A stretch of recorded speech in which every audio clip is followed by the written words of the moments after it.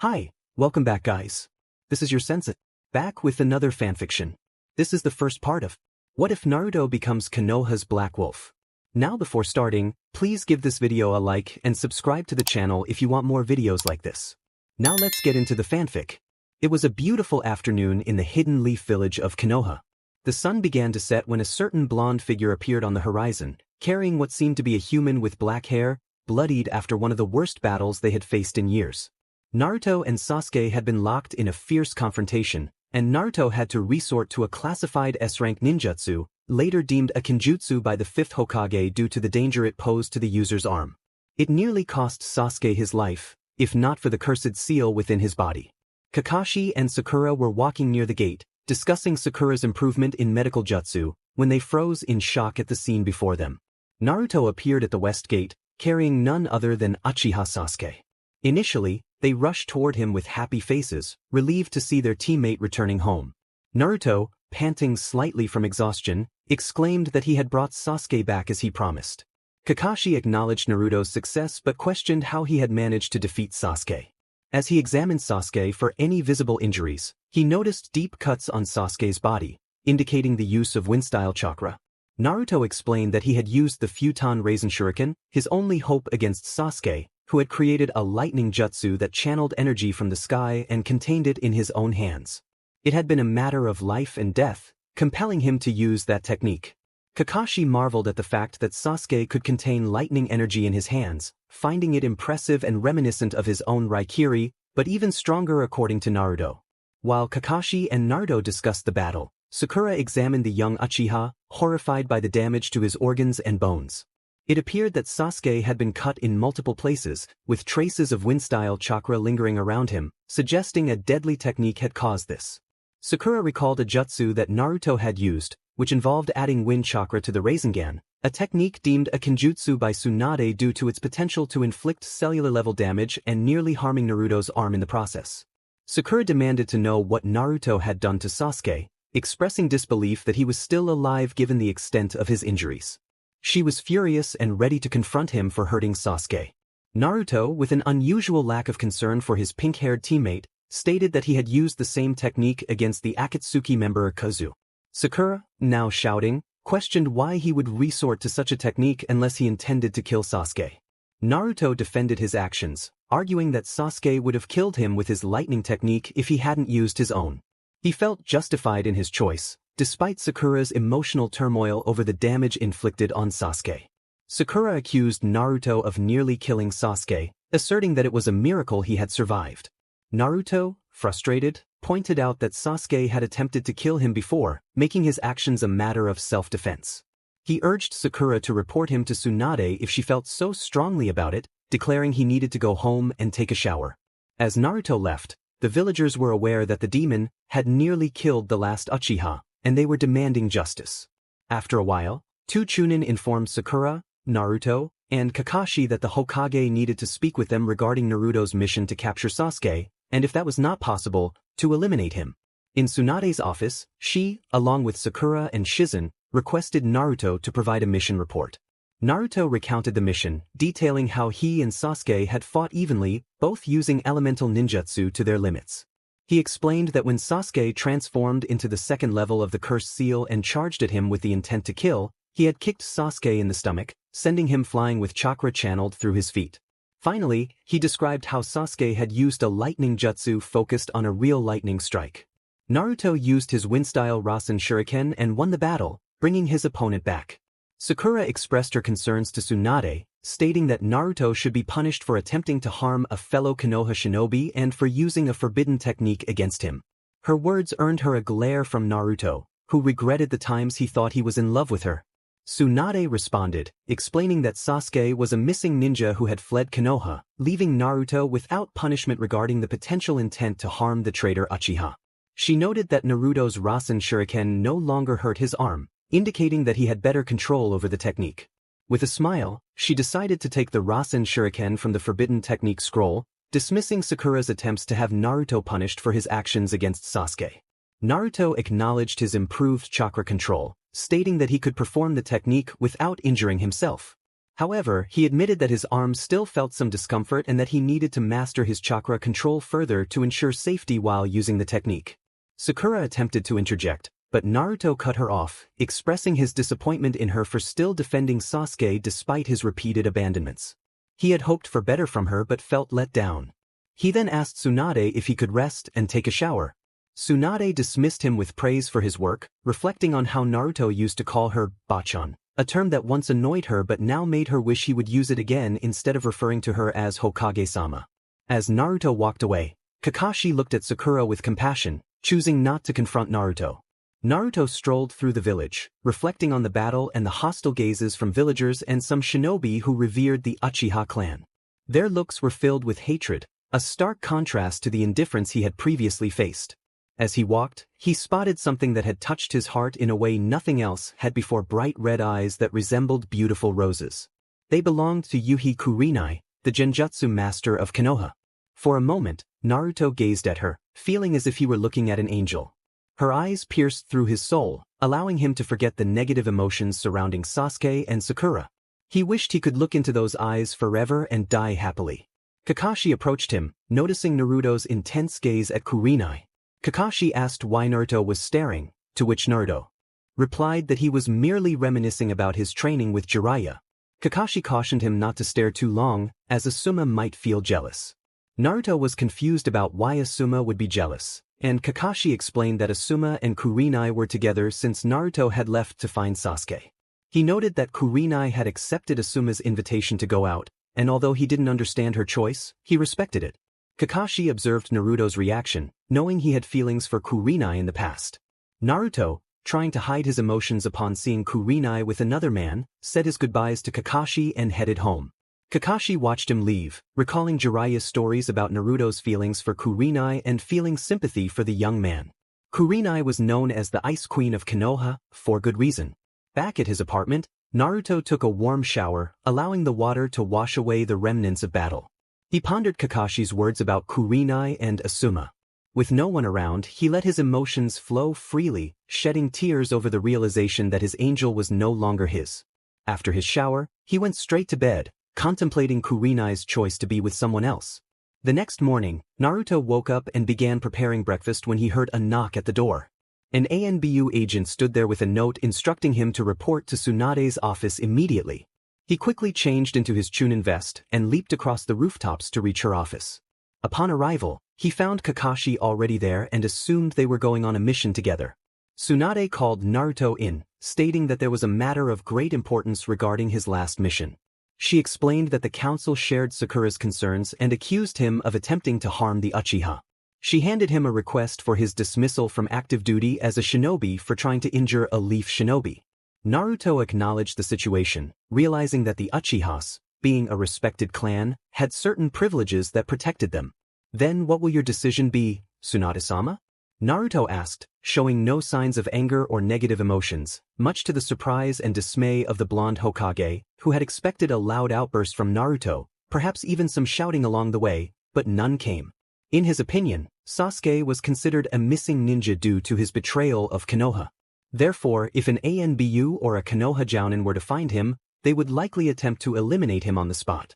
As a shinobi of Konoha, Naruto had acted with all the authority to do just that, so he bore no guilt for his actions towards the traitor Uchiha. Tsunade assured him that she would handle the council. Naruto had a request for her.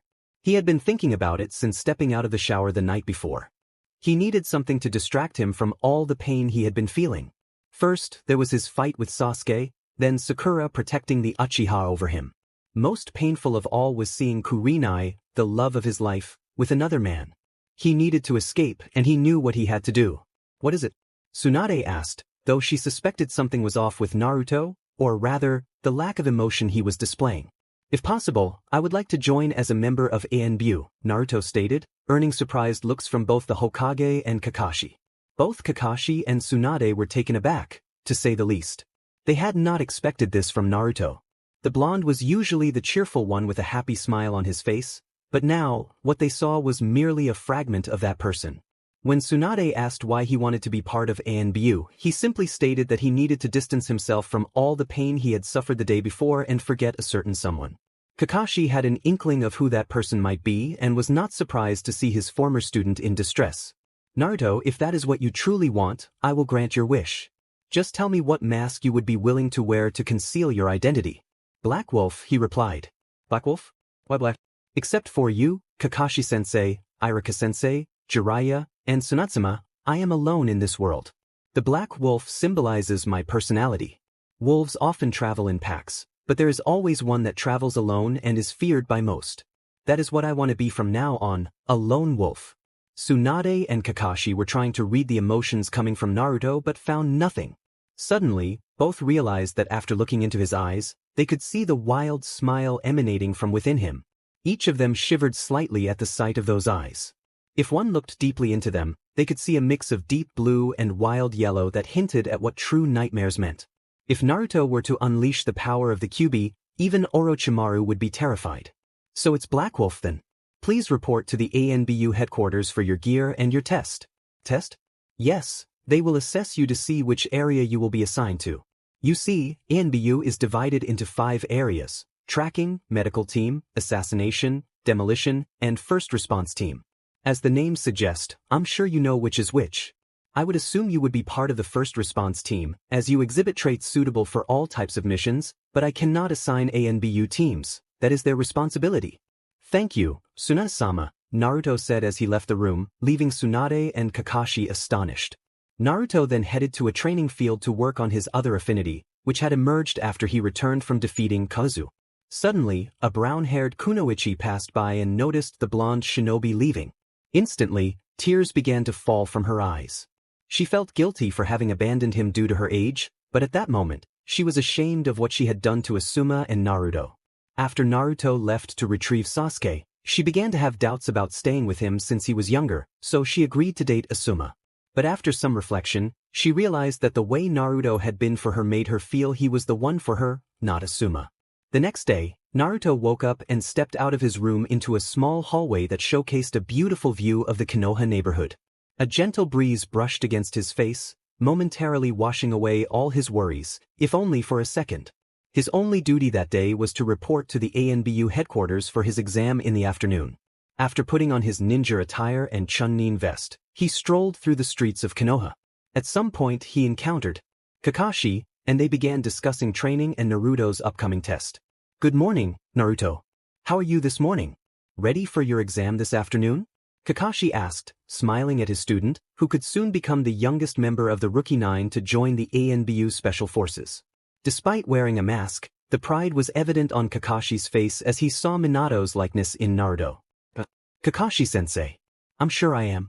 I was thinking of heading to the lake. I recently acquired a scroll on some jutsu techniques, and I'd like to practice them to see how I do, even using them to impress the ANBU judges, Naruto replied, holding up the scroll for Kakashi to see. Sounds good. I have some free time, so why don't I come along and help with your training? If I've seen those jutsu before, I can help correct any mistakes. Also, I'd like to talk about what it means to be a member of ANBU. Consider it my legacy. After all, I was a captain in ANBU. Great, let's go then, Naruto said as he and Kakashi headed toward the lake to see what jutsu Naruto wanted to learn and practice for the ANBU test. So, tell me, Naruto, how are you feeling today? Kakashi asked, earning a surprised look from Naruto, who hadn't realized Kakashi knew about his feelings and wondered if his Sharingan somehow read his mind as they spoke. What do you mean, Kakashi-sensei? I feel fine. I'm about to become ANBU. How could I not feel good? Naruto spoke softly, his gaze lowered as he thought about the girl who had once been his angel on earth, now with another man. Kakashi noticed the sadness in Naruto's eyes and asked if it was about the girl he had been watching the previous day, the one he had mentioned in relation to Sarutobi Asuma. He encouraged Naruto to share his feelings if he wanted to. Naruto expressed his belief that Asuma could offer her more than he could, citing Asuma's experience and strength as a jounin compared to his own status as a chunin aspiring to join Anbu. He felt that she had chosen Asuma over him. After discussing Naruto's feelings and Kakashi's experiences in Anbu, they trained on the jutsus detailed in the scroll Naruto had found. After an hour, Naruto had mastered the 2 jutsus and relaxed by the lake, lost in thought. He reflected on how he once thought she loved him but now believed he wasn't enough for her. She was a strong kunoichi who needed an even stronger shinobi to protect her. To change the subject, They talked about Anbu and some of the challenging missions Kakashi had faced as a captain. Kakashi explained that at some point in Naruto's career, he would encounter life-and-death situations and would need to manage his emotions. He emphasized that Anbu represented the elite, requiring power, agility, stealth, and experience. He acknowledged Naruto's resilience and skill, believing he would do well. Naruto reassured Kakashi that he was not the naive child he once was, having shed that mask after training with Jiraiya. He had learned to overcome challenges, including defeating Kumo Shinobi. Kakashi observed the true Naruto in his eyes, realizing that while he had not forgotten his dream of becoming Hokage, he understood that hope alone would not suffice. He needed to survive and surpass every ninja in the village. Eventually, Naruto and Kakashi parted ways, with Naruto heading to the Anbu headquarters and Kakashi going to a dango shop for lunch. Inside the dango shop, Kakashi spotted a kunoichi with red eyes chatting with Mitarashi Enko, a known snake lover. They were close friends, along with Yuzuki Yugugo, another member of Anbu. Kakashi greeted them cheerfully, waving his orange book, much to their dismay, as they wished he would put it down. Kurenai and Enko responded in unison, their attention still on Kakashi's book. Kakashi casually mentioned that he had spoken with a blonde friend earlier and had given him advice on Suitun Jutsus, leaning in to gauge Kurenai's reaction. After Kakashi left with his order, Kurenai and Enko resumed their conversation. Enko expressed confusion about the blonde ninja Kakashi mentioned, recalling that the last notable blonde was the yandame, who had passed away years ago. Kurenai felt a pang of sadness at the mention of Naruto's name, which Enko noticed. Enko pressed Kurenai for details about Kakashi's friend, suspecting it was Naruto. Kurenai confirmed it, her thoughts drifting to Naruto's deep blue eyes and warm smile. Enko, unaware of the true nature of Kurenai's feelings, threatened to confront Naruto, believing he had hurt her friend. Kurenai clarified that Naruto had not wronged her, but Enko could see the sadness in her expression. She inquired about what had happened between them, eager to understand the situation, but Kurenai hesitated to share her feelings. Ella was thinking about the blonde shinobi, who had once been hers but had left to be with Asuma, and now she was having doubts. Enko looked at her friend with a questioning gaze. What had Kurenai and Naruto done to make her feel this way, just at the mention of his name? Kurenai felt a wave of sadness wash over her as Enko pressed for answers. Enko insisted on knowing what had happened between Kurenai and Naruto that caused her distress at the mere mention of him. Kurenai sighed, realizing she had to share her story. The truth was that she had been the one to hurt him first. As Kurenai recounted her tale, Enko listened intently, her surprise evident. Inside the ANBU headquarters, a blonde chunin approached the reception desk and handed over a permission note from Tsunade to be delivered to a specific ANBU member who was recruiting shinobi that day. The receptionist informed the ANBU member that a chunin was present with a Hokage's permission to take the exam. The ANBU member, hidden in the shadows, was eager to meet the new recruits. Naruto was called to take a seat in front of an ANBU member wearing a bear mask. The masked figure asked why Naruto wanted to join ANBU. Naruto replied that he sought strength and a way to conceal himself. The bear-masked ANBU raised an eyebrow at his response, intrigued by the young shinobi's determination. Naruto explained that he knew ANBU was a strong group, and he wanted to enhance his skills while keeping a low profile. The ANBU member acknowledged Naruto's confidence and noted that Tsunade had spoken highly of him. The ANBU member then asked Naruto about his affinities and what he wished to learn. Naruto shared his strong affinity for wind chakra and a lesser affinity for water chakra. He expressed a desire to learn kenjutsu, genjutsu, and lightning techniques. The ANBU member was impressed and mentioned that they would need to see Naruto's abilities in action before granting him the title. Naruto accepted the challenge, confident in his skills and ready for a good fight. As they approached a hidden training field within the ANBU headquarters, Naruto and the bear-masked ANBU prepared for battle. Naruto, aware of his smaller stature, strategized instead of charging head-on. The two engaged in a taijutsu match, exchanging blows and kicks. High-ranking ANBU members observed the fight from behind a double-layered glass, along with the Godame. After a series of exchanges, Naruto evaded a strike from the ANBU member, redirecting the attack and countering with a swift low kick that nearly sent the ANBU member to the ground. The bear-masked ANBU was agile, recovering quickly, but Naruto continued to press the attack, showcasing his defensive techniques and powerful strikes. The ANBU member commented on Naruto's impressive fighting style, noting that he needed more experience but had potential. They then transitioned to the ninjutsu portion of the test, with the ANBU member initiating the fight with a fire technique. Naruto, channeling chakra through his feet, leaped into action, preparing to counter with his own wind technique. With that, Naruto sent a strong gust of wind toward the Anbu, forcing a bit of chakra through his feet to keep his body grounded as much as possible, hoping to avoid the jutsu. Feeling the wind was strong enough to make him lose control, he lost the battle and was sent flying, but he quickly regained his balance and landed on his feet. As he stood up, the Anbu threw a couple of shurikens while forming hand seals for the shadow shuriken technique.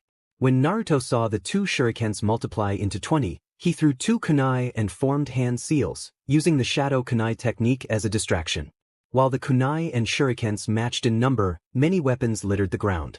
However, when the Anbu looked for his opponent, Naruto had already vanished, concealing his chakra to wait for the right moment. 5 Narutos surrounded the Anbu as he performed the shadow clone technique. Meanwhile, the Anbu was cursing behind his mask. This chunin has cornered me, he thought. Now there are 5, and any of them could use jutsu. I have to be careful. Naruto had practiced this strategy once with Jiraiya. All he had to do was make each clone appear to perform a technique simultaneously to confuse the opponent, who wouldn't know which technique was coming at him. Not even an Uchiha could escape, as they would have to focus on each enemy at once, giving Naruto the chance to decide which one would attack. Meanwhile, Tsunade was experiencing deja vu, remembering that her teammate Jiraiya had done exactly the same thing against an IWA Nukenin they once encountered. Well, it seems Naruto learned that from our perverted Sannin after all, Tsunade thought, much to the dismay of those around her. Tsunade was asked what Naruto was doing, and she replied that he was cornering the Anbu with 5 shadow clones. Each Naruto would perform a jutsu to confuse the Anbu, who would have to deal with the odds. Since Naruto had enough chakra for each clone, he could make them all release their jutsu at once or trick the opponent, who wouldn't know which one would attack. Back in the fight, each of the clones was performing different jutsus, greatly alarming the Anbu, who knew he could be hit by all 5 techniques. Suddenly, all 5 clones shouted in unison, Wind Release, Great Breakthrough, Rasengan, Water Release, Great Water Bullet Technique, Wind Release, Rasen Shuriken, and Water Release, Water Dragon Technique, earning wide-eyed looks from everyone behind the glass, as well as from the Anbu. You can stop now, Uzumaki Naruto. You have passed the test. Congratulations, the Anbu bear said, managing to maintain his composure in the face of Naruto's high-level jutsu display, which demonstrated that his stamina and chakra capacity were impressive. Thank you, Anbu-san. I am honored to be part of the Anbu forces, Naruto replied, bowing respectfully to his former opponent and now colleague. You earned it. Now, as you can see, your supplies are on that table. You will receive the standard Anbu uniform and a katana, as every Anbu has one. We have 2 options for katanas. Since you have an affinity for wind chakra, you can choose a katana forged to channel wind chakra, making your sword not only sharper but also much stronger. I will take the wind katana, Naruto decided. Very well. You can change over there. Go and return for your nomination by the Godame as a new member of the Anbu forces. Understood. In less than a minute, Naruto reappeared in the room, fully equipped in his Anbu gear, standing before the Anbu bear, Tsunade, former Anbu operations Black Hatake Kakashi, and several other Anbu members. Why am I not surprised to see you here, Kakashi-sensei? Naruto remarked, catching a glimpse of Kakashi reading his book out of the corner of his eye. Did you really think I wouldn't be here to see one of my students become part of Konoha's elite troupe? I knew it would happen, Naruto, and here you are. Congratulations. Thank you, Kakashi-sensei. Uzumaki Naruto, put on your mask and step forward, Tsunade commanded. Yes, Hokage-sama. As Naruto donned his black wolf mask, many Anbu stopped what they were doing and noticed his new addition to the group. As he walked toward Tsunade, he turned to acknowledge the surprised looks of his new colleagues. Surprisingly, a masked cat Anbu was observing the sudden change in the new Anbu, both before and after Naruto put on the mask. This Anbu was none other than Yuzuki Yugogo, one of the strongest Kenjutsu users in the Anbu forces and, of course, Konoha as a whole, as well as the best friend of a certain red-eyed kunoichi known as Kurenai. Once Naruto knelt before the Hokage, Tsunade began the nomination of the new Anbu member, Naruto, at the age of 15. By the power that Konoha has granted me, I nominate you, Uzumaki Naruto, as a member of the special Anbu forces. From now on, when you attend missions, you will be known as Black Wolf. Congratulations. Thank you, Hokage-sama. It is a great honor to be nominated for the Special Anbu Forces, Naruto said, now with the Special Anbu tattoo already placed on his left arm, between his shoulders and bicep. Tsunade, though she did not show it, felt sad because the once unpredictable and hyperactive ninja of Konoha now stood beside her with a serious face and respect, making her miss the old, blonde shinobi. As she looked at Naruto, the only aspect that resembled him was his golden hair.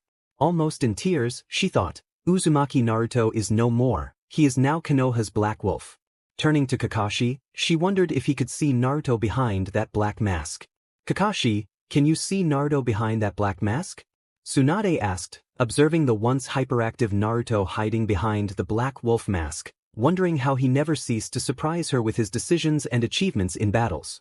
I fear not, Tokasama. The Uzumaki Naruto you know no longer exists, Kakashi replied. How can you know that? Tsunade asked, surprised by what the lazy jounin had said about the true nature of Naruto. You see, this is the true Uzumaki Naruto, Tokasama. The person she knew was merely a mask he wore, allowing others to forget, even if just for a moment. Kakashi pondered whether Minato had made the right choice in subjecting his son to such a burden.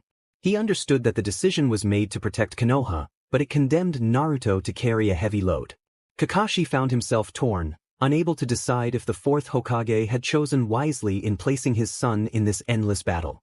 Despite Naruto's significant changes, he still vowed to protect those he loved.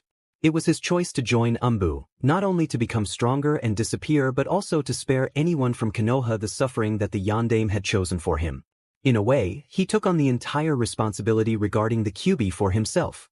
But there was more to it. Kakashi asked for clarification, curious about what else there could be. Tsunade mentioned the genjutsu expert of Konoha. Kakashi was puzzled about Kurenai's connection to Naruto. Tsunade recalled Jiraiya mentioning her relationship with the red-eyed Kunoichi. Despite the burden he carried, Naruto had suffered deeply when he returned from bringing Sasuke back, only to find his beloved with Sarutobi Asuma. Kakashi felt the weight of the situation. He expressed that Naruto was the Black Wolf of Konoha. Once Naruto reached his apartment, Kakashi went to his own, and Tsunade headed to her office, feeling sympathy for the newly designated Anbu. She couldn't imagine the turmoil Naruto was experiencing. He was so close yet felt further away than ever. Tsunade missed the old, foolish Naruto. As she recalled the moment he donned the Anbu mask, it felt as if the old Naruto had vanished, replaced by a stronger, wiser and more determined Black Wolf of Konoha. Meanwhile, at the dango shop, time seemed to stand still as Kurenai finished recounting her story about Naruto to her friend. Anko expressed understanding of Kurenai's tears, acknowledging the overwhelming feelings she experienced whenever she saw or heard about Naruto. Kurenai admitted that her heart would stop, and she struggled to breathe, with tears being a natural response to her emotions. Kurenai confessed her love for Naruto, and Anko was taken aback, realizing how deeply Naruto had affected the Ice Queen of Konoha. Anko inquired about Kurenai's feelings for Asuma, knowing their relationship was fragile. Kurenai explained that while Asuma was a nice guy, the connection she felt with Naruto was indescribable. She knew she couldn't stay with Asuma while loving someone else, as it would only lead to deceit. Anko encouraged her to follow her heart, assuring her that if Naruto was what she truly wanted, she could have him. Kurenai expressed her need to talk to Asuma without hurting him, feeling regret for leaving Naruto behind. Anko supported her decision, reminding her to listen to her heart and intuition. As the night grew late, Kurenai prepared for bed, feeling the emptiness of her apartment surround her. She chastised herself for being weak, biting her lip in frustration. Images of Naruto flooded her mind, and she felt a pang of guilt for breaking his heart. She resolved to do what was right, even if it took time. She hoped Naruto would forgive her. In her room, Kurenai experienced one of the worst nightmares of her life. She found herself in a forest near Konoha, standing beside Naruto, who spoke of the Kyuubi approaching. He urged her to run and promised to protect the village, stating that it was his burden to bear. As the terrifying vision of the nine-tailed beast loomed, Kurenai felt panic rise within her. Naruto vanished, drawing the Kyuubi away, and she heard him call out that he would always love her. Awakening with the sun on her face, Kurenai screamed Naruto's name repeatedly, realizing she had been trapped in a nightmare. In that moment, she understood what she needed to do: two things. In fact, Kurenai put on her jounin attire every day and set out to find the person she needed to speak to about the unfortunate news regarding Sarutobi Asuma. Suddenly, she spotted the tall man with a beard in front of her and called out to him. Asuma looked concerned as Kurenai approached, her demeanor unusually intense. She was known for her cool exterior, earning her the reputation of the Ice Queen of Konoha, and today, that reputation felt especially warranted. Since they had started dating, Kurenai had often felt a distance between them, as if something was amiss within her, particularly on this day. Asuma, noticing her serious expression, asked where the urgency lay. Kurenai, wanting to get straight to the point, decided to speak candidly. She led him to a secluded training field, hoping to avoid any interruptions. Asuma, puzzled by her insistence on privacy, wondered if there was a problem. Kurenai took a deep breath and expressed her need to talk. She asked Asuma to promise not to hate her or judge her for what she was about to reveal. This only heightened Asuma's concern, as he sensed the gravity of the situation. He had no idea that what he was about to hear would leave him stunned. As they stood together, Kakashi happened to pass by, engrossed in the latest book Naruto had given him. He chuckled to himself, but when he noticed Asuma and Kurenai in a serious discussion, he sensed that something significant was unfolding. Kurenai wrestled with her thoughts, knowing she had to be honest. She finally mustered the courage to tell Asuma that she had fallen in love with someone else. The weight lifted from her shoulders as she spoke, and she felt a rush of relief, as if she had unlocked a door to her own happiness. However, Asuma's reaction was far from lighthearted. He felt as if he had been struck by a powerful force. He needed to know who had captured Kurenai's heart. Kurenai revealed that she was in love with Uzumaki Naruto. The revelation left both Asuma and Kakashi momentarily speechless, struggling to comprehend her words. Asuma's mind raced with disbelief. Naruto was just 15 and a chunin. How could Kurenai feel this way about him? Asuma pressed Kurenai for an honest answer, his frustration growing. He couldn't understand how she could choose someone so young and inexperienced over him. Little did he know the hardships Naruto had faced throughout his life, which shaped him into a resilient individual. Kurenai apologized, explaining that she couldn't fully articulate her feelings but knew they were genuine. She expressed her regret for deceiving Asuma and her realization that she could no longer continue their relationship while harboring feelings for someone else. She decided to leave him for now, hoping to find Naruto again. She thought Kakashi might know where to find him, as he and Naruto shared a brotherly bond. Approaching Kakashi, Kurenai requested to speak with him about his blonde friend. Kakashi, maintaining his usual indifferent demeanor, inquired about what was on her mind. Kurenai shared that she had experienced a dream about Naruto and the Kyuubi, indicating that there was more to discuss regarding her feelings and the situation at hand. Kakashi shifted his gaze from the orange book and looked at her, urging her to share more. Kurenai began to recount her experience, explaining that she and Naruto had been in the forest of Fire Country when he warned her to run and save herself because the Kyuubi was coming. Naruto had drawn the monster's attention away from her, insisting that it was only after him and that no one else should suffer. As she fled the scene, she turned to see a bright light in his direction, and then she woke up, screaming his name, fearing he was dead and had taken the fox with him. Confused, she asked Kakashi what it all meant. Kakashi reflected on her words, recalling Naruto's burden and pondering the significance of Kurenai's dream, which had occurred almost the same day Naruto had confided in him. He explained that Naruto had once confided in him about his struggles, expressing his pain at watching those he loved being taken from him because of the burden he carried. Kakashi noted that Naruto had come to realize that if the Yondaime trusted him to bear the Kyuubi, then it was his responsibility to carry that weight alone. The memory of Naruto's expression as he spoke about it haunted Kakashi. It was as if Naruto had accepted his fate without any sadness, merely resigned to the path laid out for him. Kurenai, overwhelmed by Kakashi's insights, felt her heart ache. She longed to be there for Naruto, to embrace him, and to gaze into his cerulean eyes. She wished to share his burden and could not bear the thought of him feeling so alone. Desperate, Kurenai pleaded with Kakashi to help her find Naruto, revealing her deep feelings for him. Kakashi, however, informed her that Naruto's whereabouts were no longer common knowledge. When she pressed for clarification, he explained that he couldn't divulge details but would give her a hint, warning her that he would deny having said anything if she shared it with anyone else. He told her that what had once been Naruto's mask to hide his true self had now been replaced with another mask for war. Kakashi advised her that if she truly loved Naruto, she should not stop until she found him and expressed her feelings. Grateful, Kurenai thanked Kakashi for being a true friend to Naruto and for the clue he provided. Kakashi encouraged her to look within her heart to solve the riddle of Naruto's whereabouts. As he began to follow her, Meanwhile, at the border with Kumo, 4 ANBU members raced through the forest of Fire Country, making their way to the Kumo border. Identified by their masks, they were Hawk, Bear, Cat, and Black Wolf. This was Naruto's 15th mission as an ANBU, and he was aware that the higher-ups would be testing his loyalty to Konoha. On a previous mission he had been sent to retrieve a lost scroll from the Hokage's vault, encountering renegade ninjas and bandits guarding the stolen scroll. During his training he had learned to control lightning-based jutsus and had mastered a powerful technique known as Raitun Jibashi no Jutsu. As they arrived at their destination, Hawk, the team captain, instructed everyone to set up camp discreetly to avoid drawing attention.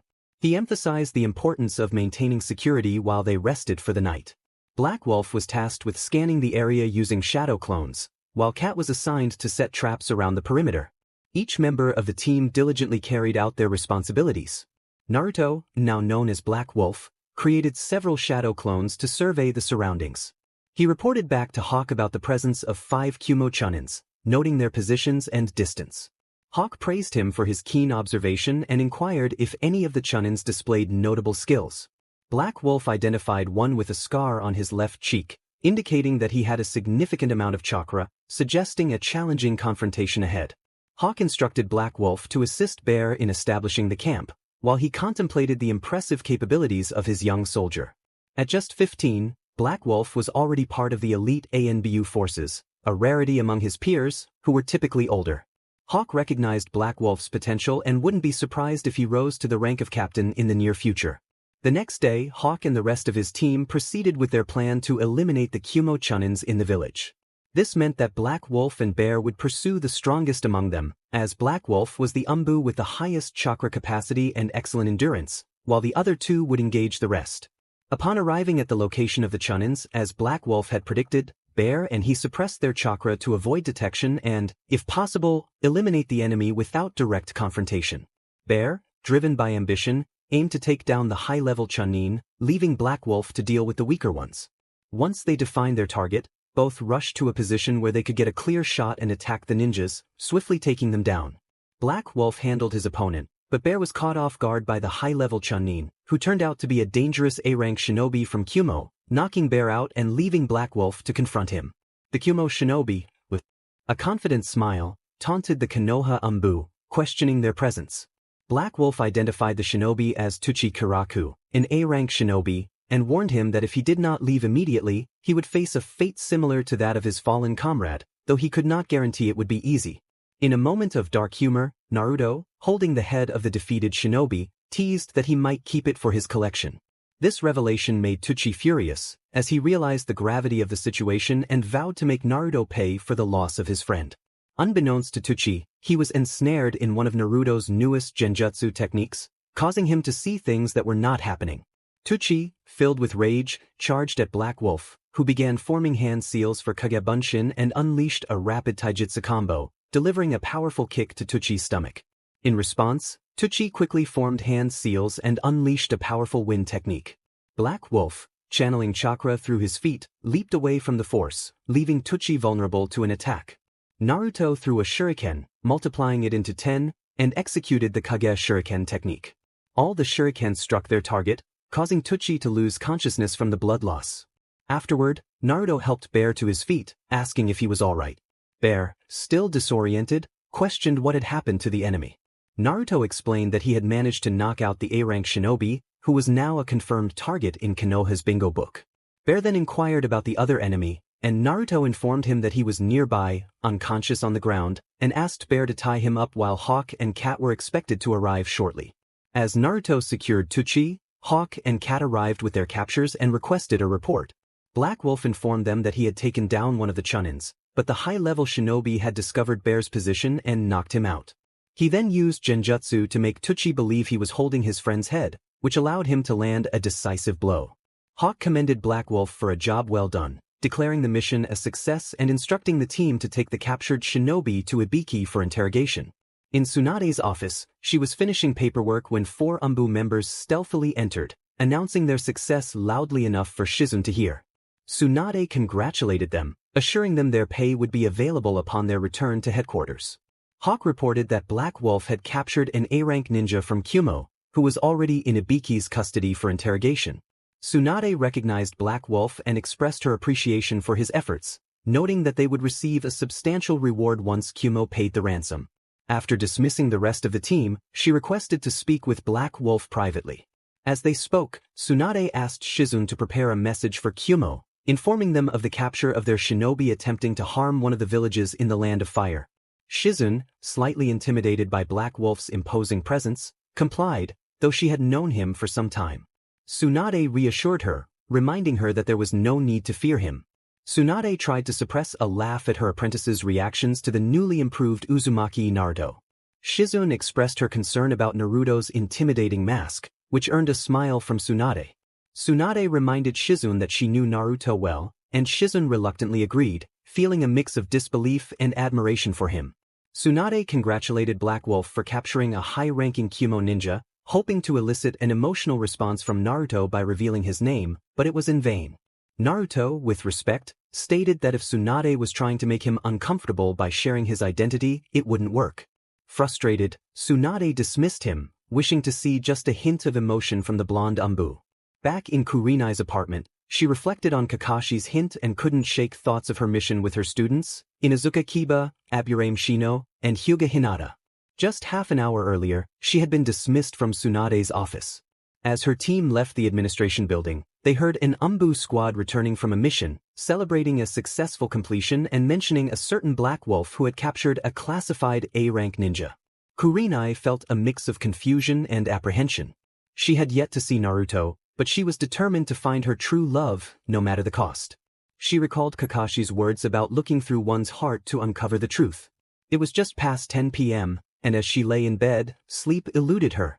She missed Naruto deeply, remembering how comforting it was to use his chest as a pillow, and she was resolute in her quest to find him. Suddenly an idea struck her. She remembered the clue about the mask that concealed his true self. In that moment, Kurenai realized her oversight. Naruto had replaced his mask with an Anbu mask, signifying his new role. Overjoyed, she jumped on her bed, knowing she was closer to finding her true love. She thought about how Tsunade would know Naruto's whereabouts since she oversaw the Anbu forces and had her friend Yugogo working there. As dawn broke, Kurenai felt a bit tired but knew she couldn't sleep yet. A knock at the door interrupted her thoughts, and when she opened it she found Hinata standing there. Hinata greeted Kurenai, informing her that Tsunade had called for them to come to her office. Kurenai quickly got ready and followed Hinata. Upon arriving at Tsunade's office, Team 8 found the Hokage asleep, drooling over mission scrolls. Kiba, wanting to wake her gently, asked his dog Akamaru to help. The large dog approached Tsunade and liked her from chin to forehead, rousing the grumpy Hokage. Tsunade warned Kiba that if his dog got too close again, it would be sent to the kennel. Kiba, startled, quickly acknowledged her. Team 8 introduced themselves for their mission briefing. Tsunade informed them about a B-rank mission at the Kumo border, which would last 3 weeks and involve gathering information about Kumo's interest in nearby villages. She explained that her last Anbu team had captured 4 chunins attempting to take control of a village near the border, and the Fire Daimyo had requested a report on Kumo's intentions. Team 8 was set to leave before noon the next day, and Tsunade dismissed them. Kurenai lingered, wanting to speak with Tsunade about Naruto's whereabouts. Tsunade, surprised by Kurenai's interest, asked why she was suddenly curious. Kurenai feigned ignorance, claiming she hadn't seen him lately. Tsunade, sensing something, pressed her for more information but ultimately decided to keep Naruto's situation confidential. She explained that he was no longer a regular ninja in Konoha and warned Kurenai to keep this information to herself. Kurenai learned that Naruto had requested a position in ANBU, passed the trials, and had already completed 15 high-level missions with his squad. Tsunade noted that the Anbu staff had grown fond of him, and he was surprisingly professional, with his squad being one of the best in the special forces. Kurenai, eager to learn more about Naruto, felt a mix of pride and longing, knowing that he was excelling in his new role while she yearned for their connection. Tsunade expressed her frustration with Kurenai's endless game of questions and answers. Kurenai, feeling embarrassed, looked down at the ground as memories of her actions towards Naruto flooded her mind, and a palpable sadness enveloped her. Tsunade, sensing Kurenai's feelings, asked if she wanted to be with Naruto. Kurenai admitted that she had strong feelings for him, revealing her vulnerability. Tsunade, taken aback, was internally astonished that Naruto had managed to melt the heart of the so-called Ice Queen of Konoha. Words escaped her as she struggled to process this revelation. Concerned, Kurenai asked if Tsunade was alright, apprehensive about the Hokage's thoughts on her feelings, as Tsunade held a maternal role for Naruto.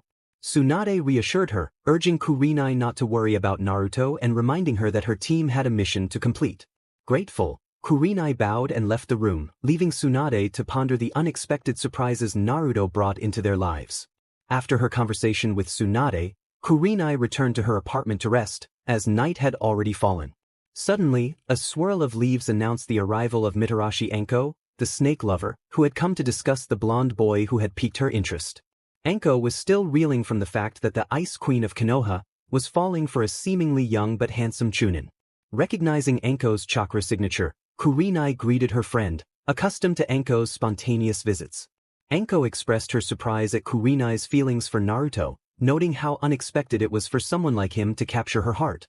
Kurenai, however, felt a wave of sadness wash over her at Anko's words. Anko pointed out Naruto's impressive qualities: 2 chakra affinities, a chunin at just 15, and striking blue eyes.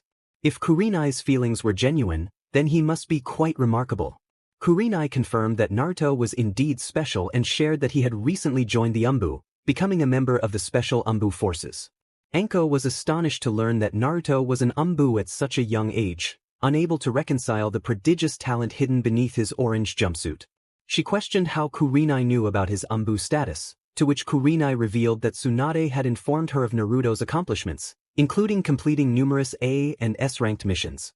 Anko expressed concern about Naruto's youth and the harsh realities of being part of the Anbu, drawing from her own experiences. Kurenai reassured her that Naruto was resilient, having faced challenges far greater than those of an Anbu. She believed he could handle himself, especially with Yugugo, a kunoichi, potentially looking out for him. Anko, however, remained skeptical, suggesting that Naruto's unique abilities meant he could easily surpass others, including Yugugo. The two friends continued their conversation, with Kurenai reflecting on her feelings for Naruto. As they talked, Kurenai found herself associating Anko's words with Naruto, which frustrated Anko slightly, but she understood Kurenai's struggles with her emotions. The next day, Team 8, consisting of Kurenai, Kiba, Hinata, and Shino, set off on their mission to Kumo. On the way, Hinata noticed that her sensei seemed unusually sad. Having rarely seen Kurenai express emotions beyond a quick smile, Hinata decided to approach her directly, hoping to uncover what was troubling her. For some time, Hinata had lost her shyness around people, and after the chunin exams, when she was promoted, she was able to show everyone that the once timid Hyuga Hinata had grown stronger. Kurenai, on her part, tried to hide her sadness behind her usual smile. She occasionally praised her student, but when Hinata unexpectedly asked about her feelings, Kurenai found herself regretting her words, realizing they contradicted her intentions. Hinata noticed Kurenai's troubled expression and felt a pang of sympathy. Kurenai was struggling with her feelings for someone she had to leave behind for a mission. As the conversation faded, Hinata shifted her focus to her surroundings, absorbing the details of their mission with her sensei. That night, in the borderlands of Konoha, a black-masked Anbu wolf was patrolling the area. Having volunteered for night patrols 3 times a week, he decided to take a moment's rest on a fallen log. His new lifestyle had elevated his skills and experience in combat. He had learned several jutsus from the Anbu library and studied scrolls from Kumo, which he obtained from a former Kumo ninja. Naruto had also picked up some wind and lightning jutsus, essential to Kumo's techniques. Currently, he was working on medium-level genjutsu and how to dispel high-level ones, having learned some impressive techniques, including one used by the second Hokage. As Black Wolf surveyed the peaceful surroundings, he noticed the full moon shining brightly. Suddenly, a noise broke the tranquility, and Naruto sensed a chakra signature he didn't recognize. His trained eyes scanned the area, focusing on the sound of footsteps approaching. He stood ready, anticipating the arrival of a potential foe.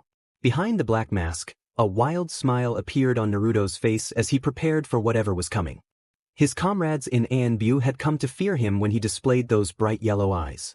However, what he encountered was not a shinobi or kunoichi but a large black wolf with golden eyes that mirrored his own. The creature seemed to assess Naruto's intentions, its gaze steady. After a moment of mutual observation, the wolf stepped forward, revealing its battle-scarred body, a testament to its fierce survival. Naruto was taken aback, feeling a connection with the creature. The wolf spoke, acknowledging their similarities. The wolf noted the determination in Naruto's eyes, suggesting they shared a kindred spirit. It expressed concern over Naruto's solitary nature, likening it to a lone wolf's journey. Naruto explained that he had chosen the path of a lone wolf, unafraid to fight alone, even when outnumbered. The wolf revealed that it had been expelled from its clan months ago and had since traveled and fought alone. Intrigued, Naruto asked for the wolf's name. The wolf introduced itself as Ace. Naruto then shared his own name, Black Wolf Anbu Uzumaki Naruto. Ace remarked on the wild aura he sensed from Naruto, feeling drawn to him. They exchanged ages, with Ace revealing he was 200 years old, while Naruto mentioned he would turn 16 soon. Ace cautioned against underestimating an opponent based on age, recognizing Naruto's potential. The conversation turned to a challenge, with Ace offering a contract to Naruto if he could defeat him in battle. Naruto accepted the challenge, and both wolves took their combat stances, ready to engage in a taijutsu match. After no one could land a hit, Ace used wind chakra and unleashed a small hurricane toward Naruto. He acknowledged the technique, noting its power. Naruto, eager to match Ace's skill, responded with his own technique, channeling wind chakra to create a powerful gust aimed at Ace. Just in time, Ace recognized Naruto's intent and mirrored the action with his claws, both creating a razor-sharp wind capable of cutting through anything, reminiscent of the wind sword technique but wielded with a real sword. Ace acknowledged Naruto's strength, suggesting that the battle need not escalate further. However, Naruto was determined to continue, pointing out that he hadn't landed a blow yet. Ace showed him a cut on his left paw, indicating that their techniques had clashed. He then revealed his contract, signed in blood, confirming their bond. Naruto offered Ace a place to stay in Konoha, to which Ace agreed, having spent too long in the woods. They decided to return, with Naruto needing to report to their leader, the Godame Hokage, before heading home. Ace was curious about the Godame, having thought the Sandame was still in charge. Naruto explained the situation briefly as they raced back to Konoha, both black wolves disappearing into the night sky. In Tsunade's office, she was finishing paperwork, feeling a bit bored. Since Naruto joined Anbu, he hadn't burst in calling her Tsunade Obachan, and she missed that. As she gazed out at the quiet village, she sensed Naruto's chakra approaching rapidly. Moments later, Naruto and Ace appeared on the roof beside her office and quickly entered. Naruto reported on their border patrol mission, and Tsunade recognized Ace as a black wolf.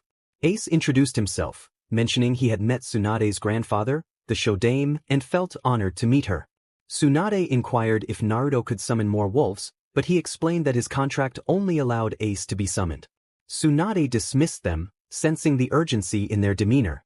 Once back at Naruto's apartment, he prepared a spot for Ace to sleep and set out food.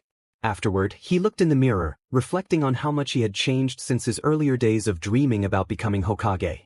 He felt a weight on his shoulders and decided to get some rest before his 7 a.m. Anbu meeting. At the Anbu headquarters, Naruto followed his training routine, focusing on Kenjutsu since he had already mastered lightning and illusion techniques. With no mission scheduled for the morning, he summoned Ace to practice some teamwork moves. Ace suggested a strategy where they could surround an enemy and unleash wind attacks from all directions. Meanwhile, other Anbu members, Hawk, Bear, and Cat, watched Naruto train with Ace, noting his relentless dedication to improving and protecting his comrades. They discussed Naruto's past experiences with Kakashi, who had been his Jounin instructor and had been impressed by Naruto's growth. Suddenly, a call came for Hawk and Naruto to report to Tsunade's office.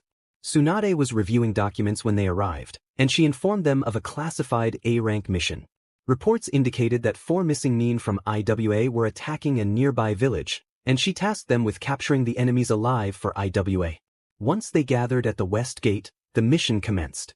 Tsunade instructed Naruto, as the one with wind affinity, to take the lead, explaining that his fire techniques would be less effective against the missing nin. Naruto proposed a strategy involving combined attacks to break through any defenses the enemies might have. Upon reaching the village, they found destruction everywhere, with large piles of rocks scattered near buildings. Just as Hawk expressed concern about the timing of their arrival, both Anbu encountered jutsu from the IWA missing nin heading their way. Hawk and Black Wolf each took different directions, successfully splitting the group of IWA missing nins. The tension in the air was palpable as Black Wolf communicated with Hawk through the newly acquired intercom. He instructed Hawk to close his eyes, preparing to use a genjutsu to blind their opponents. Naruto swiftly performed hand seals and unleashed the technique known as Kokwanjiu no Jutsu, enveloping the area in darkness. The IWA ninjas were left disoriented, unable to see as the Anbu prepared to strike. Black Wolf engaged two of them with a wind-infused katana, taking them down with precision, while Hawk followed up with Katan Housenka no Jutsu, launching fireballs that struck the remaining IWA ninjas, incapacitating them. Black Wolf acknowledged Hawk's efforts with a nod of appreciation. Following their successful ambush, Black Wolf created shadow clones to escort the captured ninjas to Ibiki. In Tsunade's office, after 4 hours on the mission, 2 Hawks and 2 Black Wolves appeared, bringing the IWA missing Nins with them. The announcement of their mission's success prompted Tsunade to pause, her frustration with the Anbu momentarily forgotten. She commended them for their work and instructed them to take the captured ninjas to Ibiki.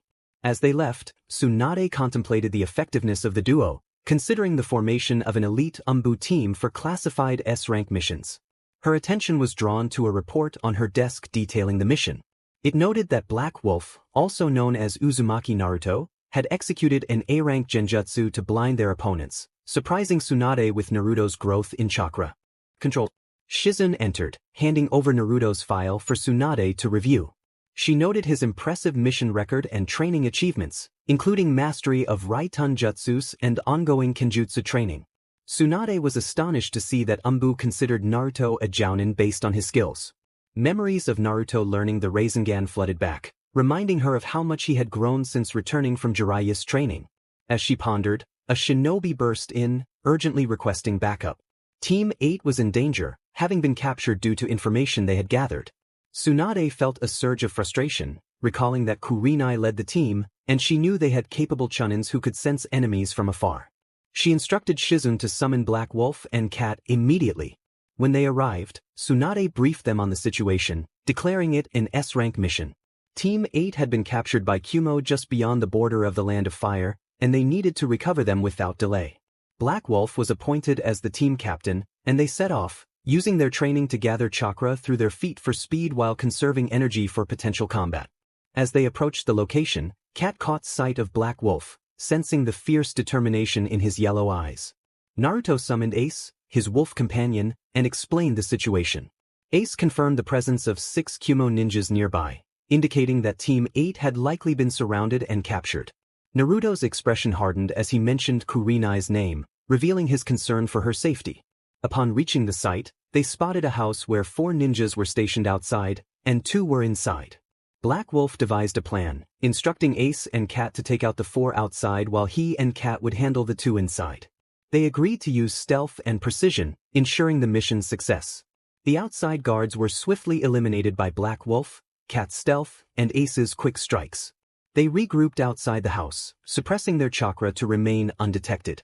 With the remaining 2 inside, Black Wolf prepared to cast a genjutsu, allowing him and Cat the opportunity to finish the mission. Ace was thanked for his assistance and instructed to rest afterward. Inside the house, Team 8 was frustrated and anxious, having been captured by Kumo shinobis. Shino had sent a call for backup to Konoha, but it would take time for help to arrive, leaving them vulnerable to whatever Kumo had planned. Little did they know of Naruto's plan outside the house when a sudden darkness enveloped them all. Kurenai wondered who had cast such a difficult genjutsu. Suddenly, they heard the sound of swords being drawn, followed by an attack. 2 bodies fell heavily to the ground. As the genjutsu was dispelled by its caster, Team 8 saw 2 Anbu standing before them, with the bodies of the Kumo ninjas lying on the floor. Team 8, Hokage-sama sent us to rescue you, Black Wolf announced. Kiba grumbled that he thought it would take them longer to arrive, but everyone in the room shuddered at the sight of Black Wolf's yellow eyes. Even Cat, who was untying the ropes and chakra suppression devices, was sweating, aware of her comrade's history in Anbu. Forgive my teammate's behavior, Anbu-san. He can be quite temperamental, Kurenai apologized. Forget it, let's go. Tsunade-sama is worried about all of you, Black Wolf replied. Kurenai continued to gaze at the masked Anbu, certain she had heard that voice before, but his eyes reminded her of her beloved blonde friend. Once outside the house, Shino approached Black Wolf to speak. You can fool anyone with that mask but not me, Shino stated confidently. Good for you, Aburame. But tell me, how did the Kumo shinobi manage to deceive you? Black Wolf challenged. They used my teammates against me, Shino admitted, feeling embarrassed that the Anbu was right. I see. You've changed a lot since the last time I saw you, Wolf, Shino observed. No, Shino, you must be confusing me with an annoying blonde kid who always got in the way, Black Wolf replied, surprising Shino with his bluntness. From a distance, Kurenai and Hinata watched their exchange.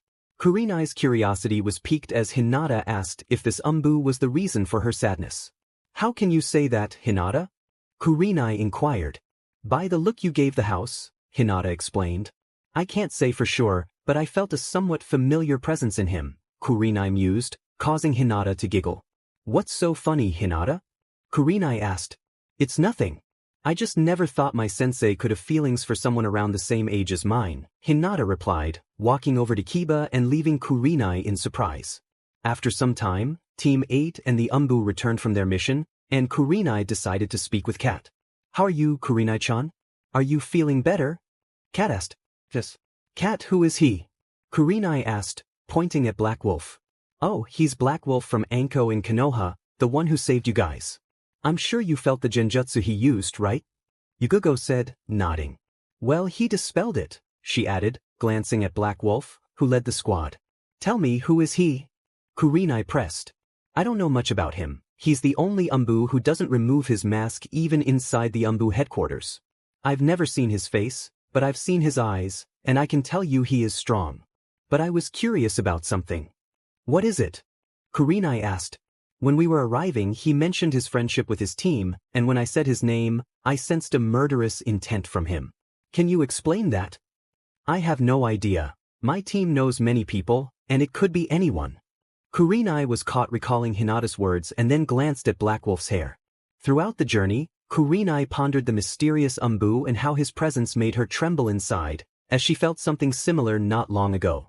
After a few hours, Team 8 returned home, and Kurenai followed the Anbu to Tsunade's office. In Tsunade's office, she was gazing out the window when the Anbu and Kurenai entered. How did it go? Tsunade asked. Mission accomplished, Tsunade-sama. We eliminated the enemies and rescued all members of Team 8, Black Wolf reported. Congratulations, both of you. Mission accomplished, Rankus. Kurenai, what about your mission? Tsunade inquired. Here is the report, Tsunade-sama, Kurenai said, handing it over. Thank you. Now, be careful explaining how a tracking team was captured. Yes, Tsunade-sama. The Kumo ninjas surrounded us and captured Kiba's Akamaru, which led to Kiba's capture, leaving everyone else vulnerable. I see. Be careful, Kurenai. Your team should thank Kat and Black Wolf for saving you. They are part of the elite Anbu. Yes, thank you, Kat and Black Wolf, for saving us. The next day, Naruto woke up feeling a whirlwind of emotions. After returning home from the mission to rescue Team 8 and seeing Kurenai again, he felt pangs in his chest that drove him crazy. When he realized Kurenai had been captured by Kumo Shinobi, he felt a surge of anger, not the rage of the Kyuubi, as he didn't want to rely on the fox anymore but a determined desire to save her above all else. If this had happened before he became Anbu, he would have charged at the Kumo Shinobi without a second thought, likely leading to their demise. Naruto recognized that in the past, his actions had been misguided. He cursed himself for not realizing sooner that he needed to change. If he had, no one would have to suffer to protect him as they had before. Rising from bed, he headed to the kitchen for breakfast, waking Ace, who had been sleeping on the couch. The wolf saw Naruto's face and eyes, understanding everything he needed to know. Naruto was sad, angry, and disappointed in himself, and Ace could read him like an open book. Over time, Ace had become the only one who truly understood Naruto. While Irika, Kakashi, Kurenai, Sandaime, Tsunade, Jiraiya, and some of the Rookie 9 were there for him, Ace was the one he could count on to share his feelings, and they both knew it. What's wrong, kid? I can see it in your eyes. Is something bothering you? Ace asked. I'm upset with myself for not realizing sooner that I was weak and not doing anything about it. Now it's too late. If I had figured it out 2 years ago when I graduated from the academy, I would be much stronger, and people wouldn't underestimate or belittle me. If I could show everyone that I didn't have to rely on their power all the time, maybe they would abandon their hatred. Not everyone can fight against the will of the demon, kid. I've told you that before. When you were in the academy, you didn't have the experience you have now, thanks to your time in the Anbu Special Forces and our battles together. You must realize that your past no longer exists, Only the present and the future matter. No one can live based on past events. You must live according to the present and the future. Ace understood Naruto's struggle but knew he needed to work on his self-reliance. He reminded Naruto that he was one of the elite members of Konoha's Anbu and should be proud of what he had achieved. Naruto acknowledged Ace's words, admitting that he often let his emotions get in the way. Ace emphasized that emotions were what kept Naruto alive. Without instinct, he would be no different from a cold-hearted killer. It was time for Naruto to confront the stress of his missions, but Ace sensed there was more on Naruto's mind. When Ace looked into Naruto's eyes, he perceived 3 distinct emotions: sadness, disillusionment, and anger. He recalled how Naruto's eyes had shone with rage the previous day when facing the kidnappers of Team Naruto. Realized he couldn't hide anything from his friend and battle companion.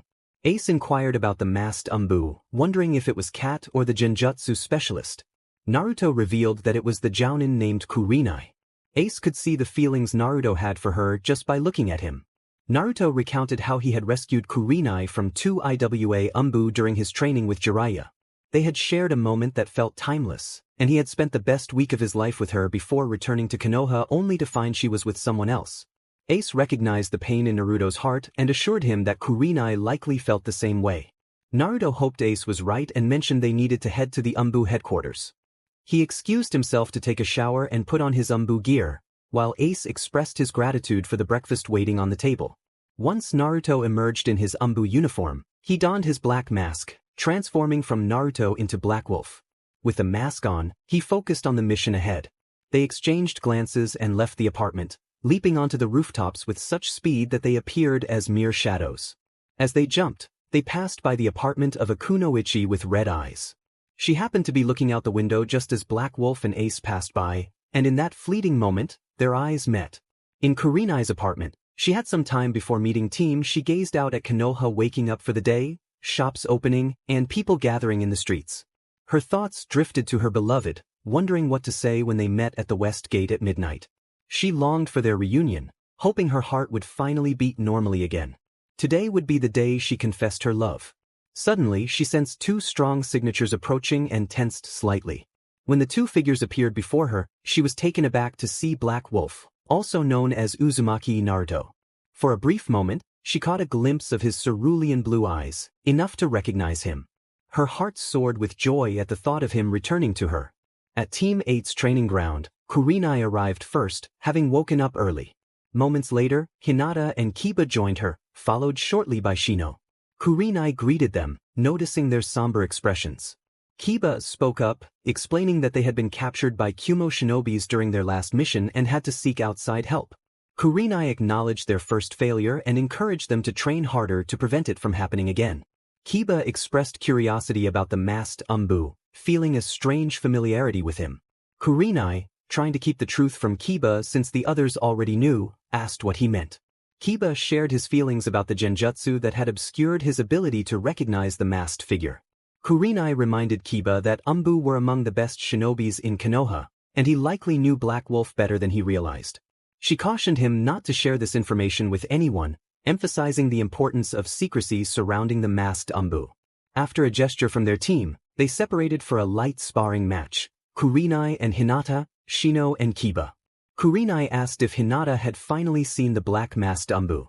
Hinata replied that she had seen his eyes while he flew past her apartment, but there was another creature with him, something like a wolf, which she found quite strange. Kurenai speculated that he might have a wolf contract, similar to Kiba's bond with Akamaru. Hinata suggested that perhaps he was both a summoner and a companion.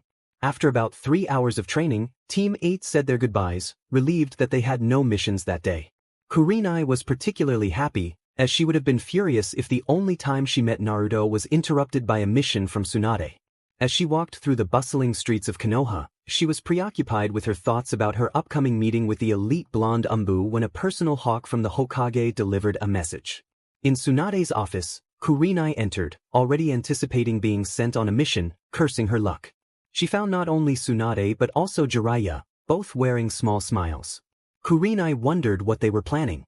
Tsunade invited her to take a seat, and Kurenai complied, asking how she could serve them. During her time in Anbu, Kurenai had grown much stronger, faster, and more daring. It was not just the mask that intimidated her, It was the first time she felt fear simply by looking into someone's eyes. Tsunade interrupted her thoughts, explaining that Kurenai would soon meet Naruto and expressed concern about what Kurenai had done to him. Kurenai acknowledged her past actions, feeling a deep sense of regret every time she thought of him. She understood how Tsunade and Jiraiya felt about Naruto, seeing him as a son, and she knew he cared for them deeply as well. Kurenai expressed her belief that Naruto was no longer a child. He had already killed and fought for the village, becoming part of the elite Anbu. Jiraiya reminded her that Naruto was fighting a daily battle with the Kyuubi and could not afford to give in to his emotions. Kurenai defended Naruto passionately, explaining that he had taken on burdens that others could not handle and had grown into a true shinobi. She felt proud to stand up for him, her heart swelling with emotion as she spoke of his strength and determination. Tsunade and Jiraiya were taken aback by Kurenai's outburst. They had known of her feelings for Naruto but had not realized the depth of her affection until now. They recognized that Naruto had become a man and a protector of the village, taking on the weight of the Kyuubi to shield those he loved. Kurenai felt relieved after expressing her thoughts, realizing that she had stood up for Naruto in front of two powerful figures. She was proud of what he had achieved and how he managed to control the Kyuubi, a beast responsible for great destruction in Konoha. As the conversation drew to a close, Tsunade informed Kurenai that it was getting late and dismissed her, apologizing for not considering how much she wanted to be with Naruto. Kurenai left with a sense of determination, confident that they would accomplish great things together. At the Anbu headquarters, it was already 9 p.m., and those without families to return to remained on standby for any emergency calls from the Hokage. In the training field, Black Wolf was engaged in a fierce spar with Hawk. The two had become the ultimate duo within Anbu, successfully completing numerous missions together, whether they were classified as B, E, or S. Each protected the other, and their combined attacks proved to be unstoppable. Black Wolf's wind affinity enhanced Hawk's fire jutsus to the point where they could decimate an army with just two techniques, the Great Fireball technique and Black Wolf's Great Breakthrough. Now, they were focused on a taijutsu contest, both slightly out of breath, as they possessed vast reserves of chakra, allowing them to endure longer than most in Anbu. They charged at each other, their chakra-enhanced arms colliding and creating a small wave of energy that shattered a few windows in the training area. Realizing the potential consequences, they paused and shared a laugh, as if they had been friends for a lifetime. Naruto had found a friend in Anbu, a colleague and rival all in one, much like Hawk. The sadness that had clouded Black Wolf's morning had vanished, and Ace witnessed this transformation. He observed their fight, impressed by their fluid movements. Ace recognized that he too had changed. He saw Naruto as a companion and a friend, no longer a lone wolf but now traveling alongside another wolf, equally deadly and strong. He had found a home in Konoha and enjoyed visiting the Hokage monument with Naruto to watch the sunset over the village. That was their special place. Hawk mentioned that it was nearly time for Naruto's border patrol mission, suggesting he should get moving. Hawk expressed disbelief at Naruto's choice to volunteer for such grueling missions, but Naruto defended his decision, appreciating the peace and tranquility they brought. He noted that it was during these missions that he had met Ace, and he had no regrets about volunteering. Hawk acknowledged the truth in Naruto's words, admitting that while they often encountered chaos, it was nice to unwind occasionally. He jokingly warned Black Wolf not to get soft, or he might regret it next time. As they prepared to part ways, Naruto and Ace made their way to the West Gate for their mission. Ace playfully vanished, engaging in a little game with Naruto. The banter continued as they teased each other about their competitive spirits. In less than 10 minutes, they arrived at their favorite spot near the West Gate, a log overlooking the river, which reflected the image of the full moon. Both wolves enjoyed the serene beauty of the moonlight dancing on the calm water. Naruto found solace in the gentle sound of the flowing river, bringing him a sense of peace. Meanwhile, Kurenai glanced at her watch, noting it was just a minute until midnight. She opened the door and began to leap across rooftops to reach her destination quietly, avoiding alerting any other Anbu. As she looked up at the sky, she noticed the full moon, its beauty indescribable. Little did she know, her beloved was gazing at the same view from his place in the forest. Her heart raced, affirming her decision to seek him out. She intended to confess her feelings, something she wished she had done long ago upon his return from training.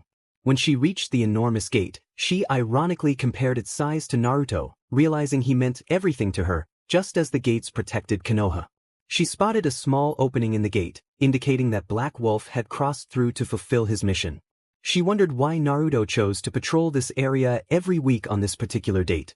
She had learned from Tsunade that he volunteered for such missions, though she was unsure why.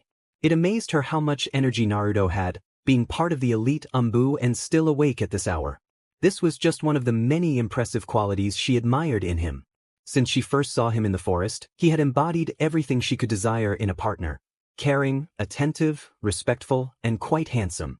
Kurenai blushed at the last thought, recalling how he had looked back then and wondering how much he had grown. As she passed through the gate, she noticed the full moon illuminating everything, casting a gentle light over the forest. It was the perfect moment for her heart's desire. Approaching a small river, she was captivated by the way the moonlight reflected on the water. However, she could not find Naruto or any trace of his chakra signature. Doubts crept in, making her fear that she might be too late, believing he had already left. But she dismissed that thought, knowing his mission would conclude in another 15 minutes, and she needed to be there. Suddenly, her eyes caught a glimpse of the moon's reflection in the river, revealing a figure seated on a log near a four-legged creature. As she drew closer, her heart raced with excitement and anticipation at the prospect of reuniting with her beloved. With each step, she could see the masked Anbu sitting there, gazing at the moon. Then, she heard two words that made her heart soar. Two words that only the blonde companion could say, knowing he was the one who had given the compliment to Kurenai when they first met in the IWA forest. Naruto whispered while gazing at the moon's reflection, or at least from Kurenai's perspective of where she would be looking. It had been a while since they last saw each other. Kurenai maintained her professional tone, a quality that had helped her earn the rank of Jounin in Konoha. She was waiting for the right moment to express her feelings for the blonde. Naruto, still on a mission and hidden behind his black wolf mask, felt free to be himself, charming and romantic with the one woman who had captured his heart like no one else ever had. Yet, he couldn't shake the thought of her dating another man, a thought he wished to push aside but found difficult, especially given his experiences as an Anbu. Kurenai noted how charming he remained, acknowledging his strength and the growing fame of his name among the shinobi, referring to him as the Black Wolf of Konoha. Naruto turned his mask slightly to see the beauty sitting beside him on the log. He was surprised to hear her mention his name in such a way, realizing she had never referred to him by the color of his eyes before. He wondered if she did it to compliment the Anbu without revealing his identity. He expressed his skepticism about rumors and gossip, believing they were often exaggerated to make stories more thrilling. He was confident that Kurenai did not believe everything she heard. Kurenai mentioned that the stories came from Tsunade, the Godame, and she doubted Tsunade would fabricate a tale just to showcase his status. Naruto reflected on how opinions had once mattered to him when he was graduating from the academy, noting how time changes a person. Kurenai recognized that the cheerful mask he wore was just a facade, and she admired the true Naruto before her: strong, charming, respectful, and determined. She loved these qualities in him, especially as he began to show more emotion in their conversation. Then, Kurenai asked about Asuma, a question that needed to be addressed for Naruto to open up further. He noticed the sudden sadness in her eyes, realizing she felt embarrassed about the topic. Kurenai admitted that she was no longer dating him, and Naruto could see the truth in her eyes. She knew she had to discuss this with him, but she couldn't hide her feelings any longer. Naruto asked why she had ended things, prompting Kurenai to take a deep breath and gather her thoughts. She explained that she had been deceiving herself, knowing her heart belonged to someone else. She could not give Asuma false hope, as he was not the one she loved. Curiosity sparked in Naruto as he asked who that person was. Behind his mask, he concealed his anticipation, for Kurenai was the only one in his heart, and he had no idea she felt the same way. His heart raced, not with anger or sadness, but with hope as he awaited her answer. Kurenai decided to show him rather than say the name, asking if that was acceptable. In a moment of boldness, she leaned in to kiss him, unable to hold back any longer. Naruto murmured for her to do what she wished, feeling as if the world could end at that moment, and he would be content as long as it was with her. In a scene reminiscent of a romantic film, Kurenai took a risk, removing his mask and embracing the now unmasked Anbu. She kissed him with such passion that it momentarily stunned him. His heart raced wildly as he realized that his beloved Kunoichi was kissing him. He returned the kiss with equal fervor, both of them framed by the full moon's glow, creating a memory they would cherish for the rest of their lives. The moment was etched in their minds. After a few minutes, they broke the kiss, both needing air, as if fate had called upon them.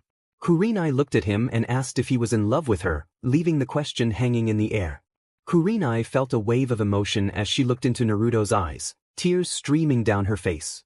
She expressed her regret for her past actions, admitting that she had been weak and had not followed her heart. It had always been him, Naruto, and he would always hold a special place in her heart. Wrapped in his embrace, she felt safe, as if he could hear her heartbeat. Naruto shared his own pain, revealing that seeing her with Asuma had hurt him deeply.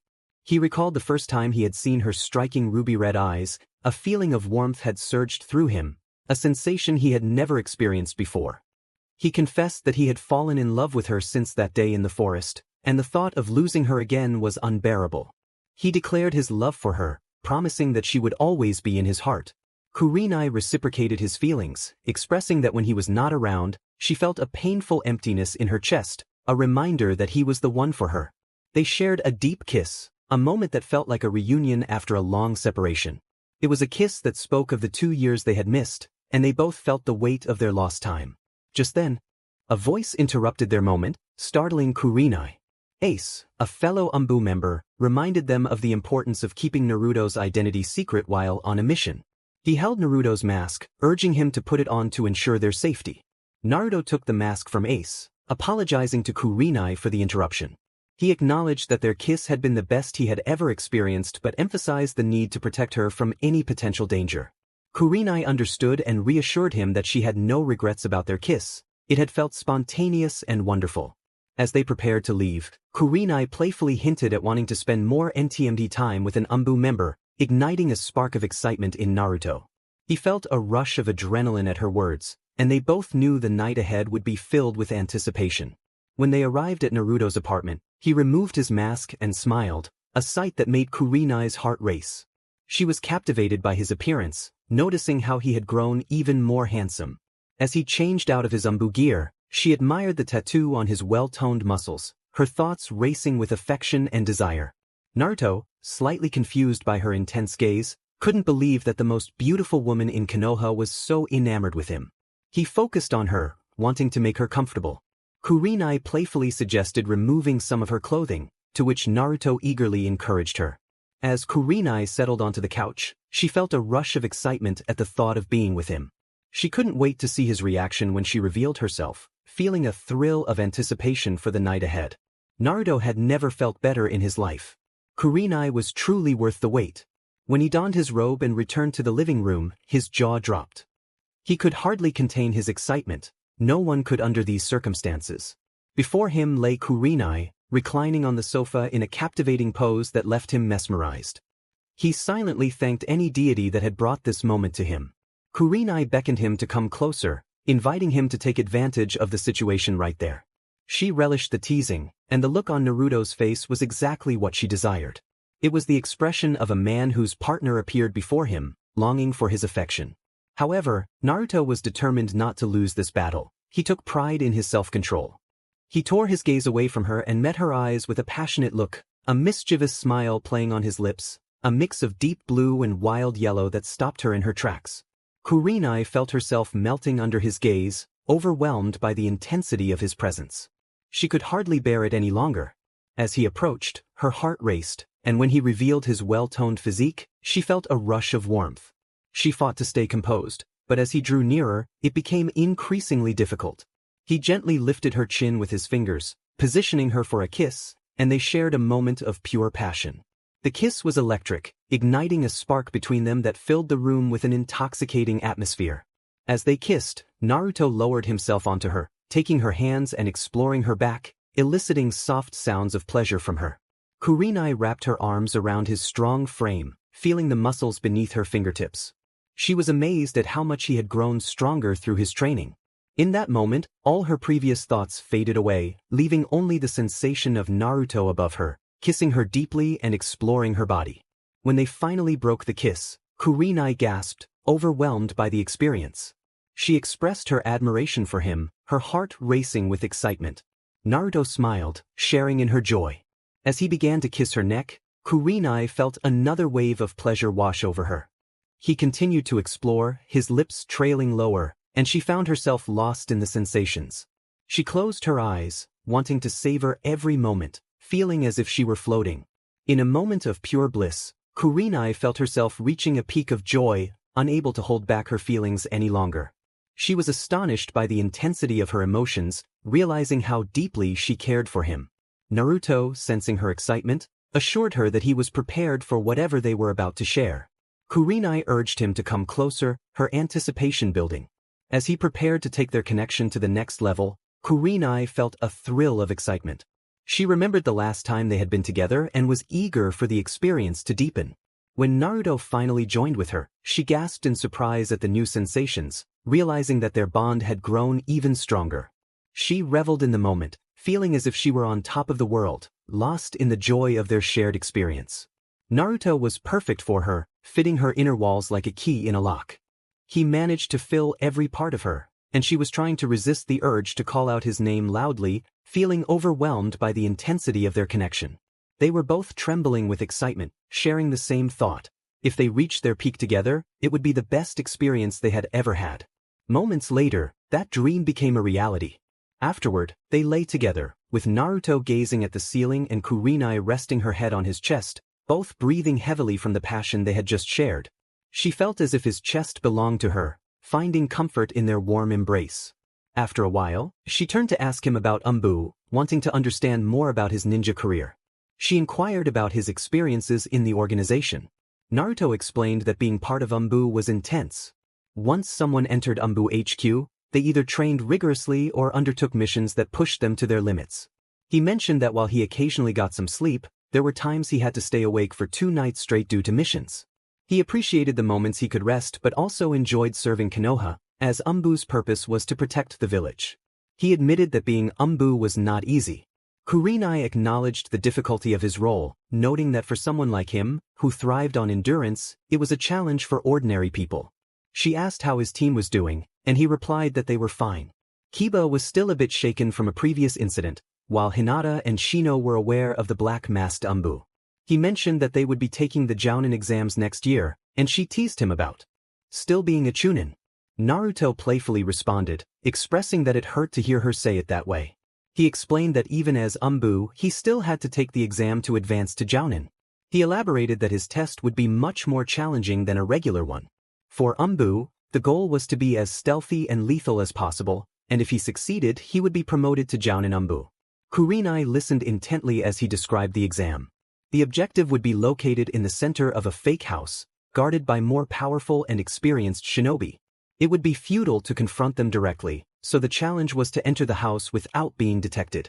If one could manage that, they would be as good as a normal Jounin, but for Anbu standards, they would need to eliminate the target. He warned her that traps would be set inside, making it even more difficult. He recounted a previous exam where a chunin had failed because he was careless and unaware of his surroundings, leading to his capture by Anbu. Kurenai was left in awe, her jaw dropping as she absorbed the intensity of Naruto's experiences. Now the target would seemingly be alone in the room, but there would be traps inside. That was the challenging part. The last time, there had been 2 Anbu in disguise waiting for an intruder to enter so they could eliminate them. The chunin had been careless and failed to notice his surroundings, leading to his capture by the Anbu, resulting in his failure. Naruto explained this while Kurenai listened, breathless and wide-eyed. If one could enter without being detected, they would be as good as a normal Jounin. However, for Anbu standards, one would need to eliminate the target. Naruto continued, sharing his insights on the rigorous nature of the Anbu tests. Kurenai was astonished, realizing just how tough the Anbu were. She expressed her curiosity about whether she could pass such a test. Naruto informed her that using genjutsu was out of the question, as any chakra usage would trigger alarms. Inside the house, one could only use a minimal amount. The purpose of the test was to see if one could accomplish the mission without relying on shinobi skills. Naruto was eagerly anticipating his own test, which was scheduled for the next month. He explained that to qualify for the Anbu test, one must complete a significant number of stealth missions and then defeat a higher-ranking officer in combat or at least engage in a fight. After his battle with Hawk, a powerful Anbu and a good friend, the Anbu chief believed Naruto was ready for the Jounin test and added his name to the list. Kurenai was excited for him, expressing her desire to attend his exam. She knew that Anbu kept things private, but as a Jounin herself, she thought she could gain access to the test. Naruto chuckled, reassuring her that all jounin in Konoha would be able to witness the exam. She then wondered if this year's test would be similar to those of previous years. Naruto confirmed that while the essence would be the same, the details would be more challenging this time. The higher-ups had reviewed his mission records and decided that a standard Anbu test would not adequately assess his skills. He recounted a recent experience at Anbu HQ, where his squad had been playing a game of hide and seek. Despite the childish nature of the game, the area was filled with rocks and hiding spots, making it difficult to find anyone. Using his newfound stealth ability, Naruto created clones to locate his squad, which startled them, resulting in a humorous moment. Kurenai was curious about this new ability of his. Naruto explained that he had learned it from his partner Ace, who had a technique that allowed him to focus chakra into his shadows, creating an aura that blended with the night, effectively hiding his form. He had replicated this technique. Kurenai then suggested they get some rest, feeling tired. Naruto nodded and gently carried her to bed like a princess. She quickly fell asleep in his arms, and he lay down beside her, both feeling comforted by their closeness. The next morning, Naruto woke up before Kurenai, as he didn't require much sleep. He began preparing breakfast for her, treating her with great care. Despite being a highly trained military ninja, he brought her breakfast in bed and kissed her gently to wake her. Kurenai had been dreaming of a perfect day with him, lost in a serene moment by a river. The aroma of eggs and bacon slowly roused her, and she opened her eyes to see Naruto beside her, presenting a delightful breakfast spread. Kurenai expressed her gratitude, marveling at Naruto's cooking skills. After enjoying their meal, they decided to take a walk through the streets of Konoha. As shops began to open and people appeared, they noticed the couple holding hands, radiating happiness. Many admired the scene, recognizing that Naruto and Kurenai were perfectly matched. Tsunade happened to pass by on her way to the administration building and spotted Kurenai embracing a tall, blonde man with striking blue eyes and whisker marks on his face. It took her a moment to realize it was Naruto, now grown and looking remarkably like his father. She couldn't help but think how handsome he had become, and she felt a pang of nostalgia, realizing how well Kurenai had captured his heart. "You can't even see the age difference. You really are something, Naruto." After a while, Naruto noticed one of his comrades hiding in an alley and informed him that he needed to present himself at Anbu HQ in 2 hours for a meeting with Hawk. After he nodded towards the shadow, she disappeared. Once they returned to Naruto's house, they began to talk. Naruto expressed his happiness about being together again, and Red Rose shared her joy, mentioning how much she had missed him. She then realized she was late, having promised her team to arrive early for practice. Naruto reassured her that it was fine, revealing he also needed to go to Anbu HQ. He suggested taking her out to dinner the next day, to which Kurenai happily agreed, asking him to pick her up at 9 at her house if neither of them had a mission. They decided on the plan, and Kurenai told him to choose the restaurant. They exchanged affectionate goodbyes, parting ways to fulfill their duties, but not before turning back to smile at each other, signaling that their future would be brighter than ever. Asuma was seen in a bar, pouring sake into his mouth like a madman. He couldn't believe for a second that the Kyuubi brat had taken Kurenai away from him. At only 16 years old, he thought he was the same age and a jounin. He had started fighting before that kid was even born. What did Naruto have that he didn't? These thoughts swirled through the bearded shinobi's mind as he continued to pour sake.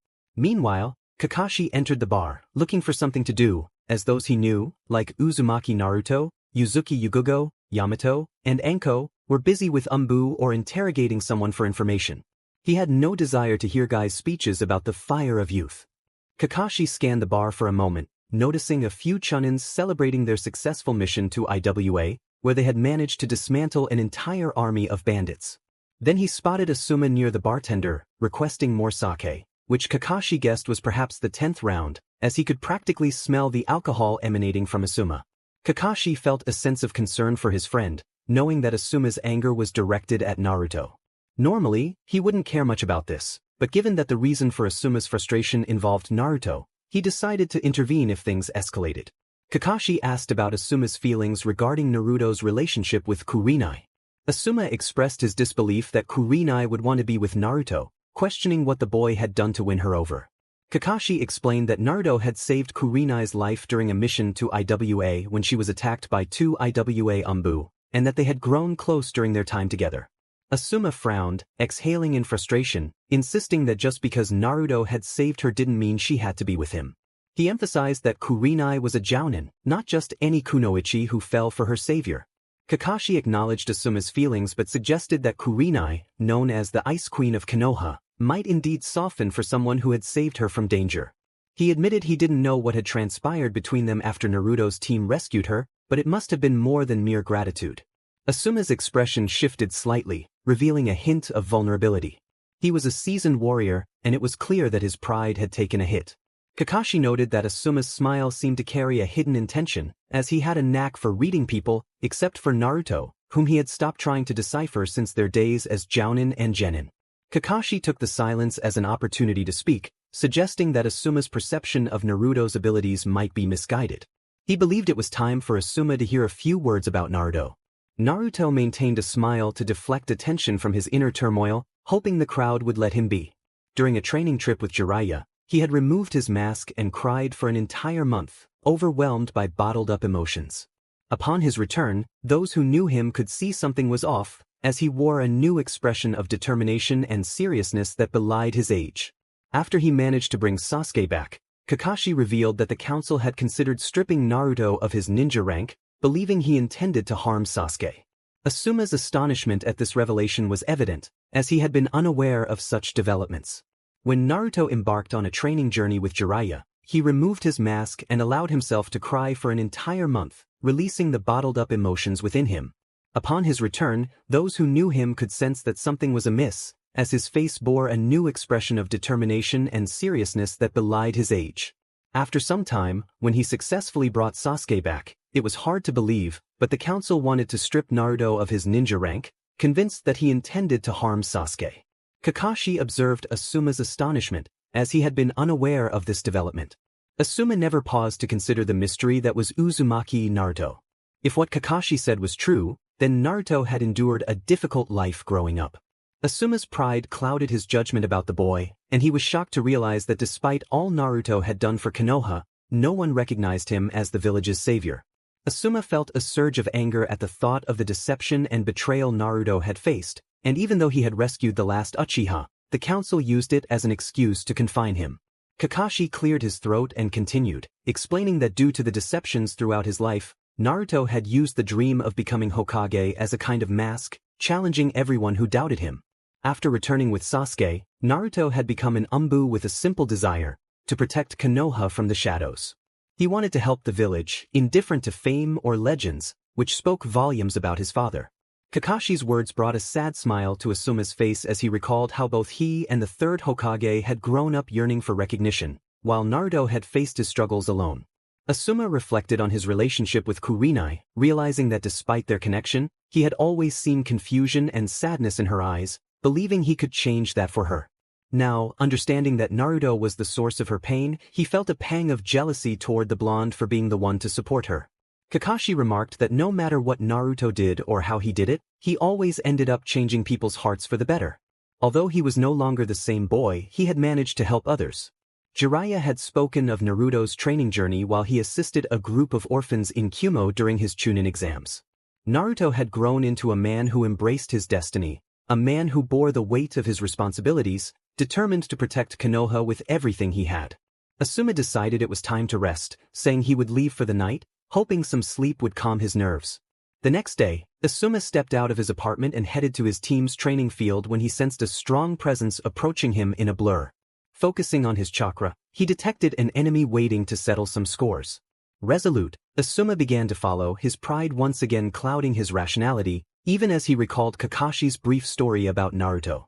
He viewed Kurenai merely as a trophy or a conquest, and his warrior side sought to claim that trophy. Suddenly, Naruto halted on the next building and watched Asuma rush past him. Realizing what had happened, Asuma found Naruto waiting for him on the rooftop where he had stopped. Anger surged within Asuma as he grappled with his doubts, and his opponent had discovered him sooner than expected.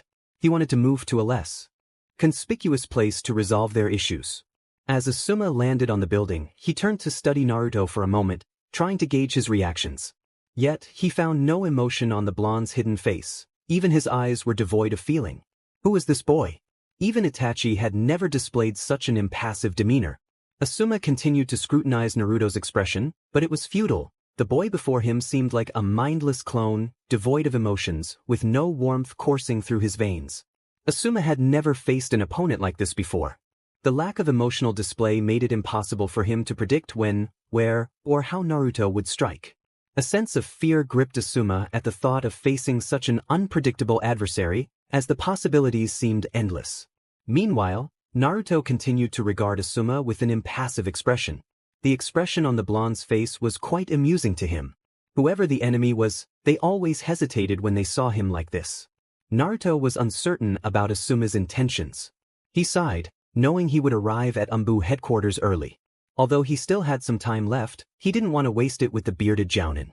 Naruto's instincts were on high alert, and he sensed that Asuma wasn't coming all this way just to say hello. Deep down, he suspected that Asuma was upset about something. He recalled a desperate thought he had about winning Kurenai's heart, but he dismissed it when he saw how happy she seemed with Asuma. Now, Naruto pondered what his life might have been like if Kurenai hadn't appeared by the lake that day. Asuma's attempts to gauge his opponent's reactions were nearly complete when he caught sight of Naruto's blue eyes. This assured Asuma that the Anbu was neither insane nor had lost his mind during his service. He decided to initiate a small conversation with the teenager, reminding himself who the adult was in this situation. He was overconfident in thinking he could easily intimidate Naruto. Asuma began the conversation, asking about Naruto's hurry. Naruto replied that he was late for work, avoiding the answer Asuma sought, which was to provoke him or to attack. Asuma expected that an Anbu would not engage in idle threats. Asuma smirked, teasing Naruto about needing to grow up. He tried to undermine the Anbu's confidence, but it was futile. Naruto remained stoic, choosing not to waste his energy on the empty threats of a fellow shinobi, much to Asuma's frustration and Kakashi's amusement as he observed the exchange.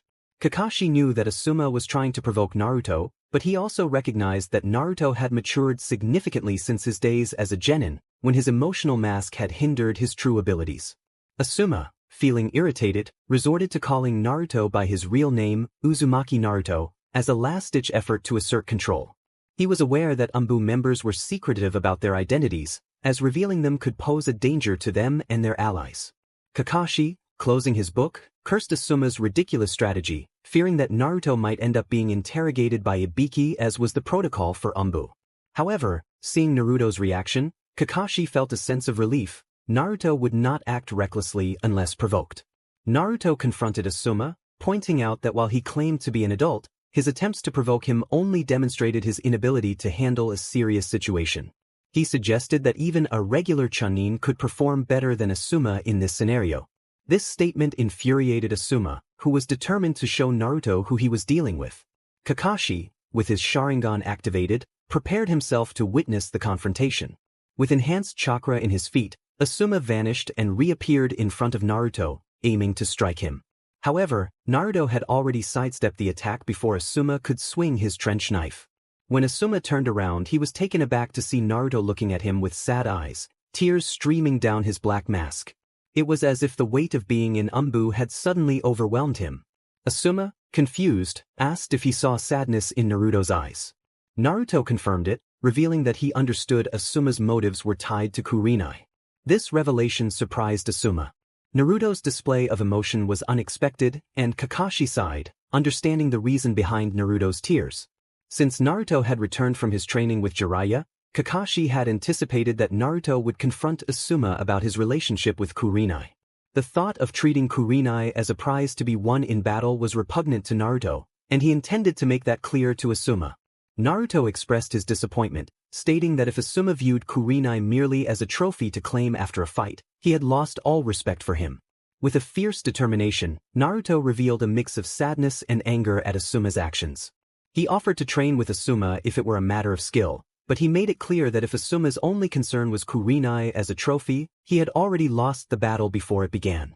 Naruto recalled his feelings upon returning from his training, devastated to see Asuma with Kurenai, but he ultimately wanted her happiness. Asuma, feeling challenged, responded that if Naruto had so much to say, he should face him and prove him wrong. Asuma freed himself from Naruto's assassination attempt and threw one of his knives infused with wind chakra at Naruto. As the knife approached, Naruto swiftly drew his katana and sliced the knife in half with a precise sliding motion. With an alternative plan in mind, Asuma charged at Naruto with his other knife, taking advantage of Naruto's momentary distraction. He pressed the blade against Naruto's neck, believing he had won the battle. He declared that he had won, smiling confidently, unaware that Naruto had free hands and was preparing a powerful wind technique aimed at Asuma's stomach. Naruto warned Asuma that he might want to reconsider his bravado and suggested he look down for a moment. Asuma, confused, turned his gaze downward to see the spiraling ball of chakra mere inches from his stomach, a move that would end the fight instantly. Panic set in as he looked back at Naruto, whose eyes reflected the determination that had made him famous in Konoha and struck fear into the hearts of his enemies. Naruto expressed that he didn't want Asuma to be angry with him, as he had done nothing to deserve such hostility. He explained that Kurenai was not a trophy to be won after a battle. He loved her sincerely and she had chosen whom her heart belonged to. Initially, he thought Kurenai would choose Asuma, given their history, and he had no intention of interfering, knowing that matters of the heart were not won through competition. Asuma acknowledged his defeat, admitting that it was difficult for him to lose again but recognized Naruto's strength. He had initially been focused on Kurenai, but now he wanted to see how strong Naruto had become. He apologized for his previous actions, admitting that Kakashi had spoken highly of Naruto, and he regretted not getting to know him better. Asuma requested to see Naruto's face, wanting to understand his opponent better. In response to Asuma's request, Naruto nodded and removed his mask, revealing his features to the bearded ninja, much to Asuma's surprise. Naruto resembled Minato and possessed the eyes of a seasoned warrior, embodying the pride of Konoha. Asuma remarked on Naruto's strength and assured him that he would no longer trouble him with the matter of Kurenai. Naruto, with a sly smile, offered to fight Asuma again if he wished to test his skills. Asuma warned him not to get cocky, reminding him that winning one battle did not guarantee victory in the next. Naruto eagerly awaited their next encounter, putting his mask back on before heading to the Anbu headquarters. Kakashi watched with pride as Naruto had not only defeated Asuma but had also managed to pull him out of his thoughts as a formidable opponent. Kakashi resumed reading his book when he noticed another figure watching. He addressed Yugugo, who had come to find Black Wolf. She acknowledged that she could now see why Kurenai was drawn to Naruto, noting that he had a bit of everything. Yugugo expressed that Kurenai was fortunate to have someone like Naruto in her life. Kakashi teased Yugugo about her feelings for Hay-8, prompting a blush from her. She insisted that she loved Hay-8 but recognized the connection between Kurenai and Naruto, believing they were perfect for each other. As she prepared to leave, Kakashi reminded her to greet Hawk for him and mentioned the friendly rivalry between Hawk and Naruto. Yugugo shared that when Naruto and Hawk trained together, they often caused quite a ruckus, breaking windows without taking responsibility. Kakashi chuckled at the memory of Hawk as the captain of Anbu. After their conversation, Kakashi returned to his book, while Yugugo hurried to the Anbu headquarters, reflecting on her thoughts about Black Wolf without his mask. She found herself embarrassed by her feelings, reminding herself that Naruto was Kurenai's boyfriend. Thoughts raced through her mind, leaving her puzzled. Ever since Kurenai shared the story of how they came together, she couldn't help but imagine the scene repeatedly. She was so lost in her thoughts that she didn't realize she had already entered Anbu headquarters until she looked up and saw Black Wolf, the one who occupied her mind constantly. Seeing Naruto with his mask on relieved her. She feared that if she saw him without it, her imagination would run wild, picturing him and Kurenai together, which could distract her from their missions. Now, Black Wolf and Cat were in the same squad, along with Bear and Hawk as the squad leader. Although Naruto was a chunin, he would soon take the Anbu Jounin exams, a mere formality given his elite Jounin level. When Cat arrived, surprised, Hawk sighed, having sent her to check on Black Wolf's well-being. Ironically, just as she left, Black Wolf arrived, and now it was Cat who was late. Hawk addressed Cat, asking where she had been and noting that Black Wolf had arrived 10 minutes earlier. Cat apologized, explaining that she had run into Kakashi-senpai and lost track of time. She saluted, nervous under Black Wolf's scrutinizing gaze. Hawk reassured her, instructing the squad to wait while he assessed the situation for a mission.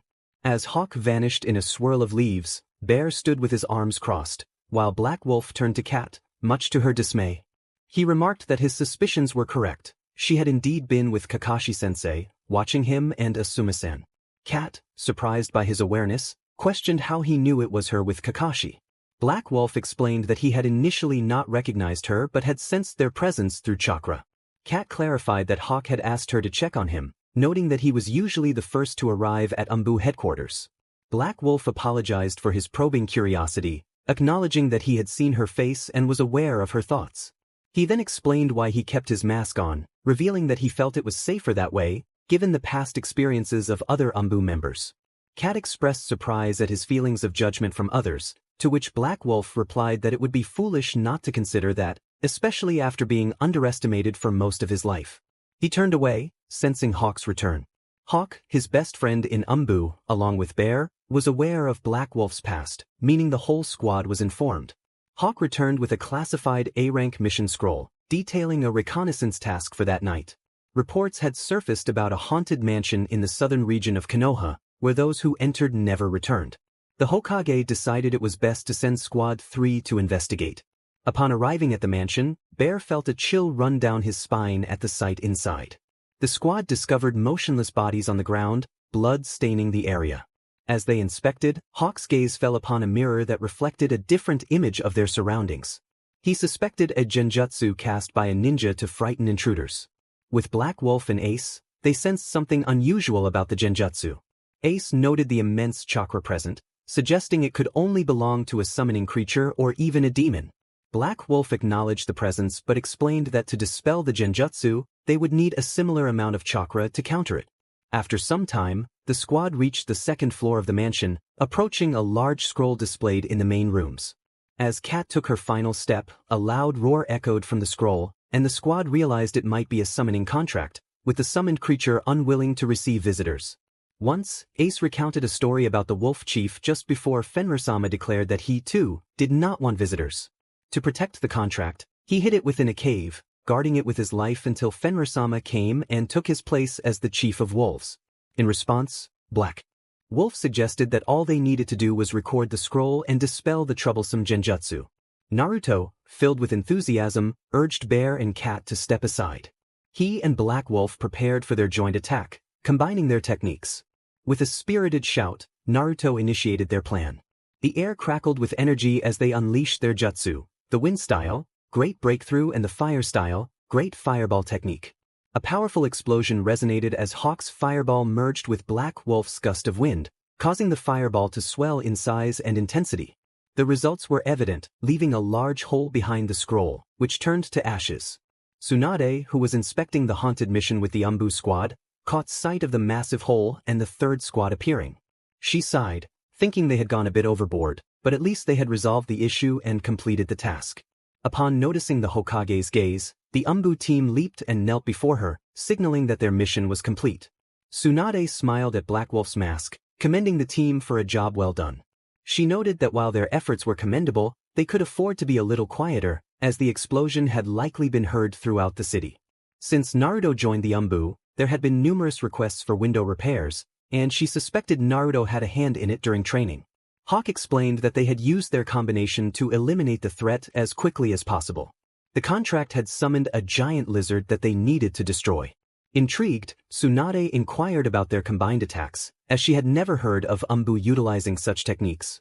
Hawk elaborated that he and Black Wolf had developed combined attacks to maximize their jutsu's power, explaining how their techniques work together to amplify the fireball's impact. Tsunade acknowledged their success, congratulating them before witnessing various shunshin techniques performed by the team members. Hawk executed the fire style, body flicker technique, Black Wolf performed the wind style body flicker technique, Cat used a regular shunshin, and Bear executed the earth style, body flicker technique. As Tsunade made her way home to rest, she reflected on how Naruto's Anbu team managed their missions and considered giving them a small commendation. Since Kakashi and Itachi's team, no other group had been as successful, and she felt proud that Naruto was part of such a team. She realized that he and Hawk could potentially take down an entire army with their combined jutsu. Sighing, Tsunade mused about how Kurenai had fallen for Naruto, thinking he was a truly remarkable person. She felt a twinge of jealousy toward the genjutsu user, wishing she were younger. After settling in with Asuma, Naruto made his way to Anbu HQ in record time, while Ace approached him. Meanwhile, in the Uchiha compound, Sasuke was cursing his luck. A year had passed since Naruto had nearly defeated him with his wind shuriken jutsu, and the scars on his chest still reminded him of that day. Despite being in his cursed seal's second level, he recalled how Naruto had trapped him in a cutting tornado, leaving him unable to move. When Naruto landed the blow, he thought he might not survive, But something had felt off about Naruto. He no longer saw the familiar, smiling face he once knew. A week after Tsunade saved him, Sakura wanted to punish Naruto for attempting to harm Sasuke. Sasuke felt frustrated with Sakura because while he viewed Naruto as a rival, he also recognized him as the only one who could understand his pain and save him from Orochimaru's overwhelming power. However, he could not find Naruto anywhere. It was as if he had vanished from Konoha. When he sought Tsunade's guidance, she informed him that Naruto was no longer part of Konoha's regular shinobi program. Tsunade chose not to punish Sasuke harshly, considering that it was Naruto who had nearly defeated him and brought him back. Shortly after his return, Sasuke was promoted to chunin and joined a new team under the guidance of a jounin named Yamashiro Aoba. Tsunade made Sasuke vow, in the name of the Uchiha, that he would no longer run away. She explained that since Naruto had grown so strong, he realized that the village could indeed become powerful. Sasuke was surprised by this revelation. He acknowledged that while the village produced exceptionally strong shinobi, Naruto had trained alone to reach his current level. After discovering his affinities, Naruto had spent his time in the library and training grounds until exhaustion set in. Eventually, Sasuke convinced Anko to help him control his cursed seal. With Kakashi's assistance through a few ninjutsu, he learned to manage his emotions during missions. Nowadays, he lived a normal shinobi life in Konoha, completing missions and honing his affinities for lightning and fire. However, Sakura's constant presence was becoming increasingly bothersome to him. He had never liked her. He still remembered Team 7 and how she had asked him out countless times. Sasuke was determined to revive his clan at all costs, but he also needed to find someone who shared his passion. This person had to be a strong kunoichi. At that moment, he stood in the main garden of the Uchiha compound, gazing at the sky when his Sharingan caught sight of two signatures approaching rapidly. As they flew past his garden, Sasuke could only see a masked Anbu in black and a large wolf adorned with a forehead protector. Although the Anbu had blonde hair, Sasuke dismissed the idea of Naruto being part of Anbu. However, what Tsunade had told him made sense. The regular shinobi program consisted of genins, chunins, and jounins, while Anbu were special, part of an elite force. He couldn't believe Naruto had joined Anbu, how strong he had become, and how fast he was now. Sasuke struggled to comprehend how Naruto had improved in such a short time, unaware that the Naruto he once knew would never return, as that was merely an emotional mask.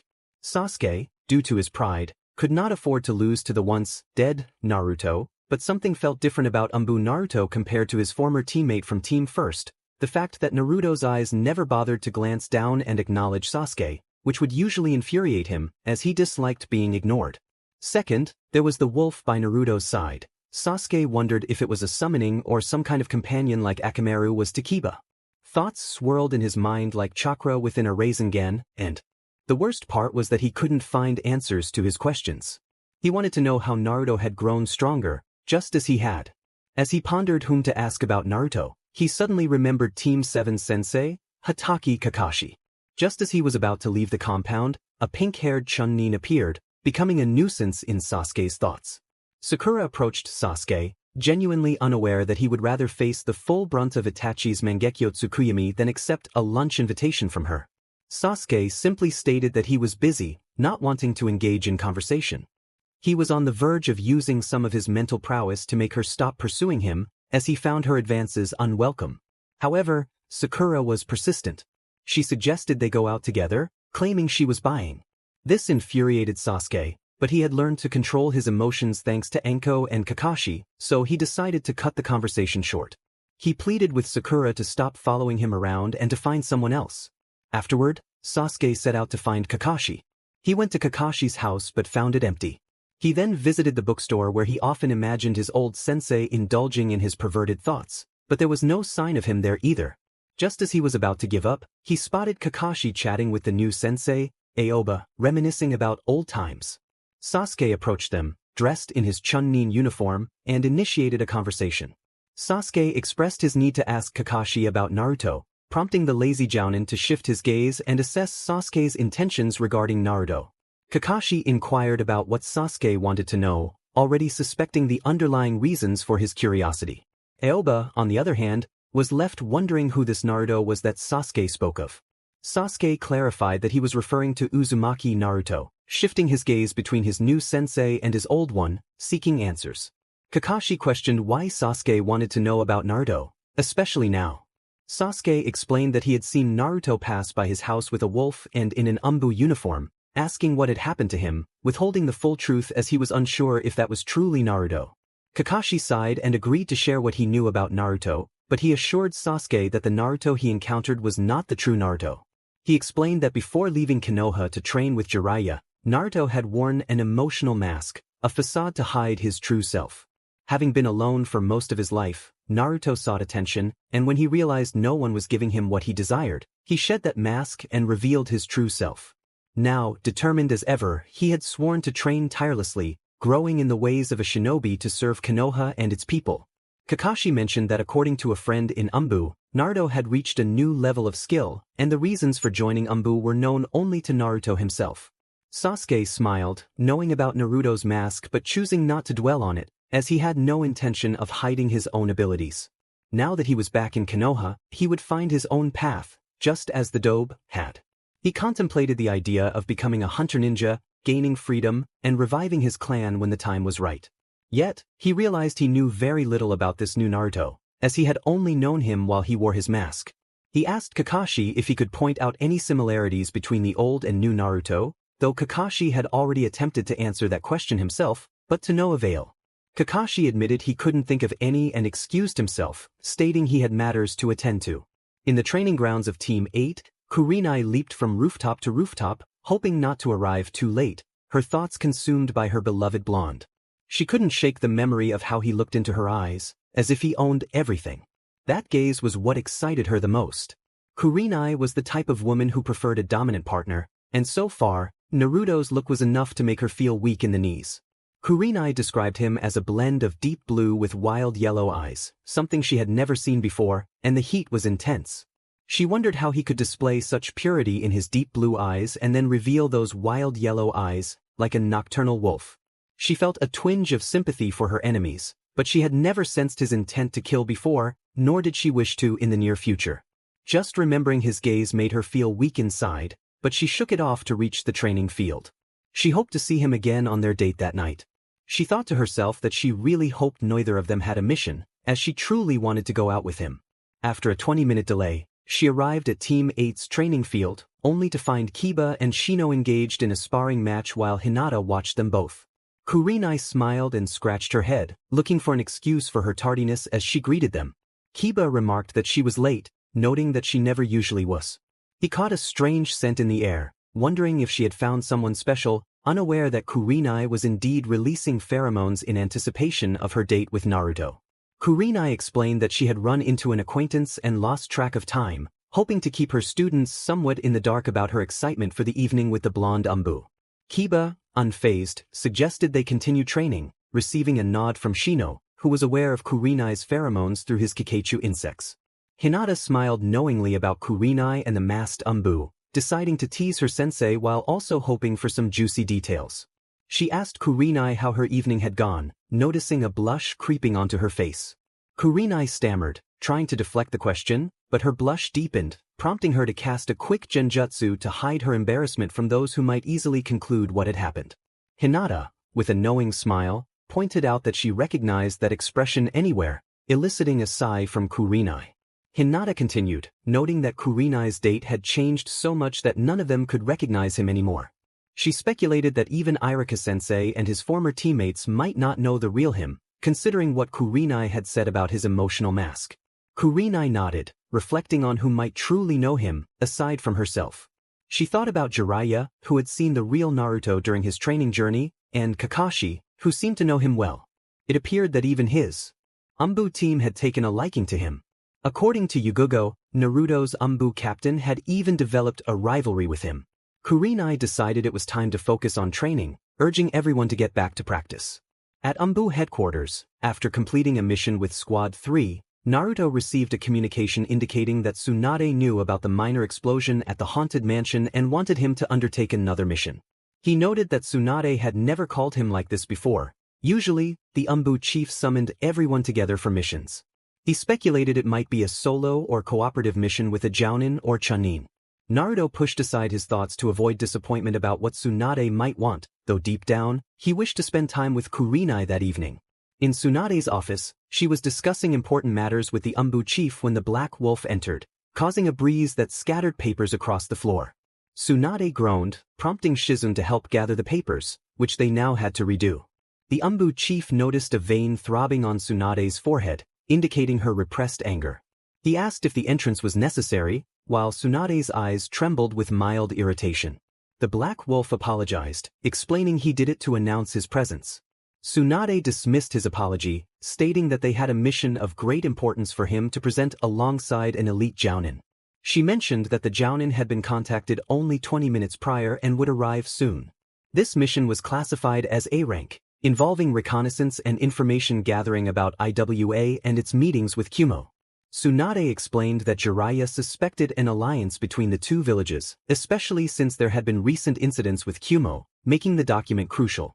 She added that the reason for Naruto's summons was twofold. Jiraiya requested his presence, and there was a high chance that enemy ninjas would attempt to seize the document. Naruto had two questions: why Yamato was present and what skills his partner possessed. He was not particularly excited about missing his date with Kurenai, but he understood that missions came first.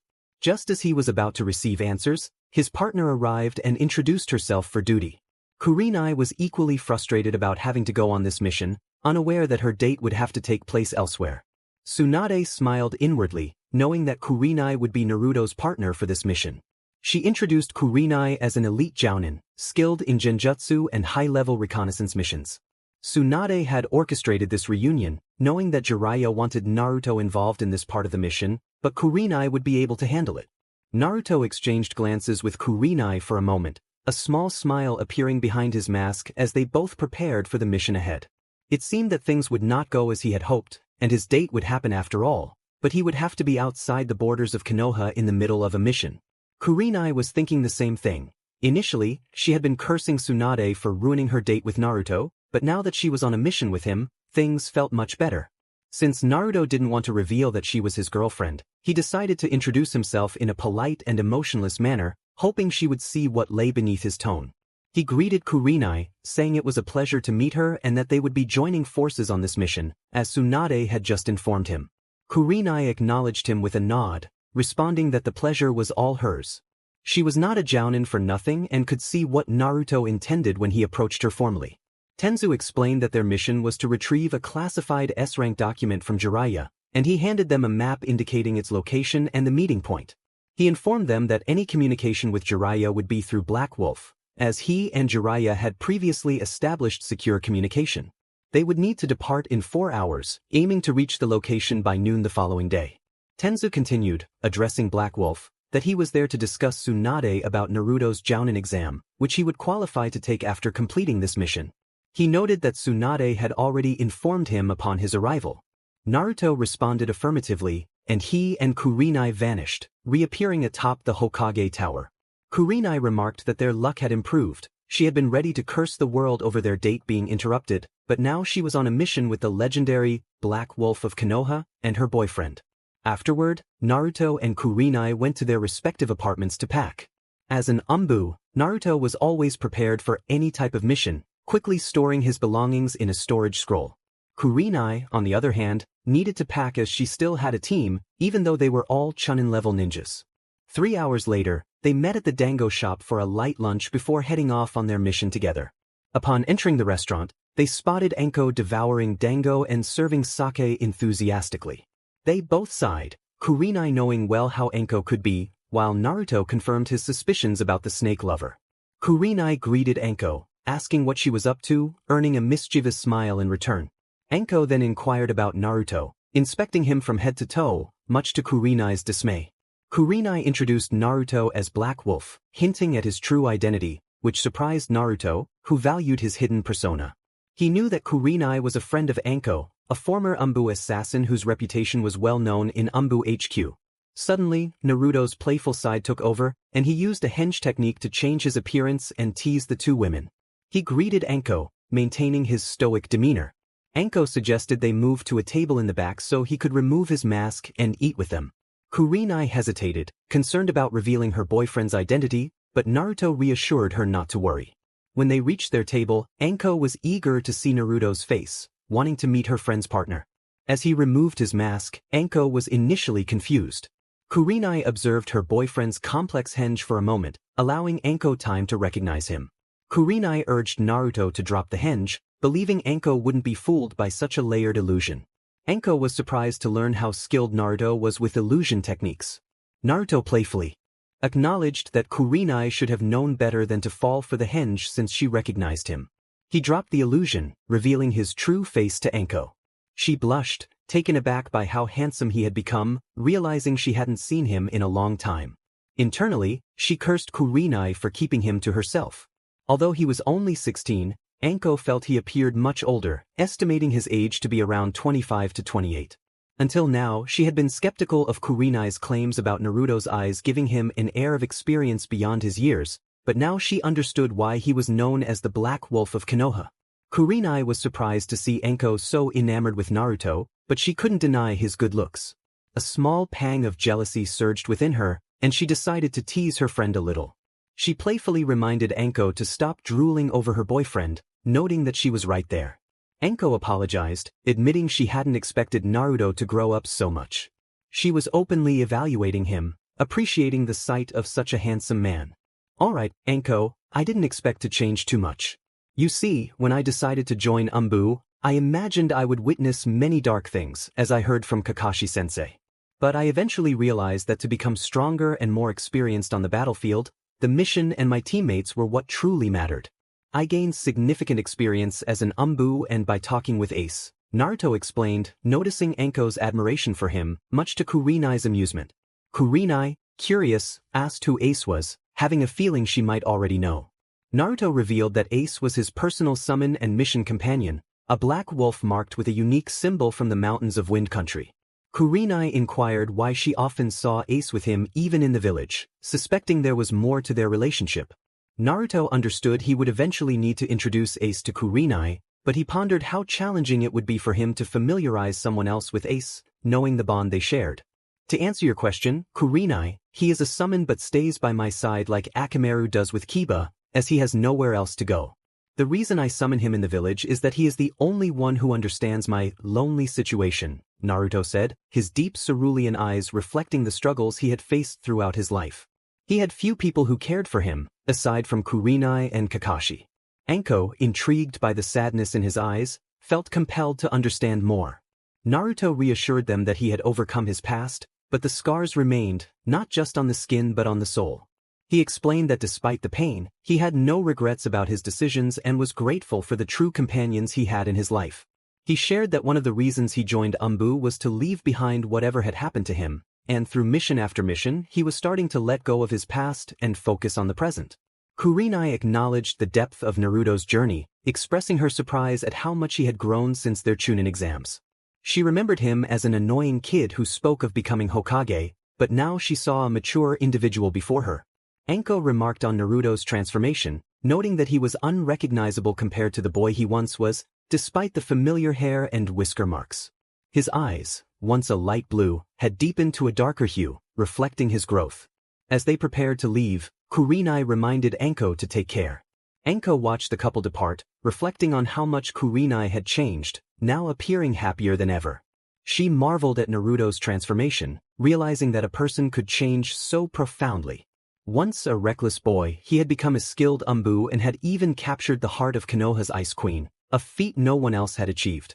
Outside the walls of Konoha, Kurenai and the Black Wolf leaped gracefully from tree trunk to tree trunk, moving as if they were on solid ground. They were heading to the meeting point where they would meet the Sannin near the border between the Land of Fire and the Land of Rice. Naruto, now wearing his mask, traveled with his girlfriend Kurenai, who was intently gazing at her masked boyfriend. She recalled the first time she saw him wearing the mask when he rescued Team 8 along with Yugugo. They had been traveling for a good 3 hours when the full moon appeared, revealing some stars in the sky. Seeing this, Naruto, also known as Black Wolf, signaled to land and rest until morning. Once they stopped, Naruto's shadow clones prepared the campsite, set up the tent, and started a small fire for warmth. After that, one of the clones ventured into the jungle to keep watch, as they could alert Naruto to any potential threats, covering more ground than a single ninja could. When they entered the tent, Kurenai saw Naruto remove his mask and seized the opportunity. She kissed him and playfully pushed him down, landing on top of him. After a few moments, they broke the kiss for a brief pause, but soon resumed, both lost in the moment. Kurenai then expressed her concern about their safety, wondering if Naruto's shadow clones would be able to protect them in such a dangerous area. Naruto reassured her, explaining that he had coordinated strategies with his clones, which would keep them safe. He removed his Anbu vest and mask, settling in comfortably beside her. Kurenai then mentioned that she wouldn't mind falling asleep on his chest.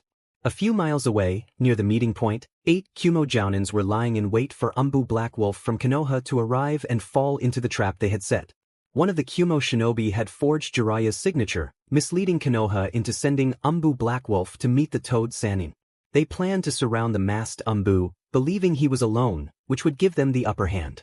Kumo had already marked Black Wolf as a B-rank shinobi in their bingo book, indicating a kill-on-sight order. Having lost 20 high-ranking shinobi to the masked Anbu, they sent a small army of mid-level Jounins to deal with the new threat, intending to eliminate him and send his head back to Konoha as a warning. The next day, Black Wolf and Kurenai traveled faster to reach the meeting point, but Naruto felt uneasy. Normally, Gamakichi or Gamatatsu would appear to inform them that Jiraiya was on his way. Concerned about the lack of communication, Naruto summoned 2 shadow clones and transformed them to look like himself and Kurenai. He explained to Kurenai that something felt off, as Jiraiya should have sent a frog summon to locate them and provide an update. Kurenai, intrigued by Naruto's technique, asked why the clones were disguised as them.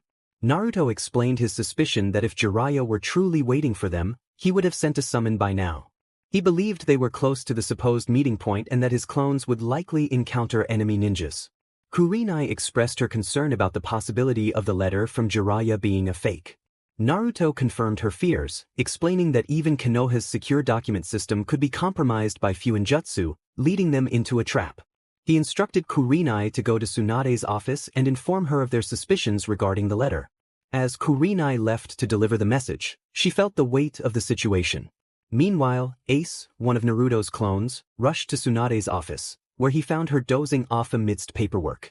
Startled, he barked loudly, waking her up. Ace relayed Naruto's message, emphasizing the urgency of the situation. Tsunade listened intently as Ace conveyed Naruto's concerns about the forged letter and the lack of contact from Jiraiya's summons. She realized the gravity of the situation, understanding that if Naruto was correct, the enemy was plotting against him. Shizen was instructed by Tsunade to bring the letter from Jiraiya immediately, while Ace was tasked with delivering a message to Naruto. In the forest, Naruto and Kurenai were hidden behind some bushes, waiting for the memory of the shadow clone to reach Naruto, as Ace delivered the message to Tsunade. Suddenly, Ace appeared out of nowhere, handing the message to Naruto. The message warned that the situation was serious. If it involved another village, it could pose a political danger. Naruto was advised not to go to the meeting point, as he had a new mission and investigation to find out who the enemy was that was expected to ambush them. The message emphasized not to engage the enemy, as evidence would be revealed by the newspaper. Jiraiya had already been informed, but no response had come yet. Tsunade urged caution. Kurenai, unable to see the message, asked what Tsunade had said. Naruto explained that their mission had changed to an investigation, and they needed to find out who was planning to ambush them. He chuckled, already eager to use his shadow clones for the task. Kurenai frowned at his apparent lack of seriousness, reminding him that the investigation would be challenging and they needed to avoid being caught. Naruto reassured her that his shadow clones were already on their way to gather information, but then realized they had been discovered by Kumo. He urged Kurenai to hurry and focus her chakra on her feet, as they needed to run.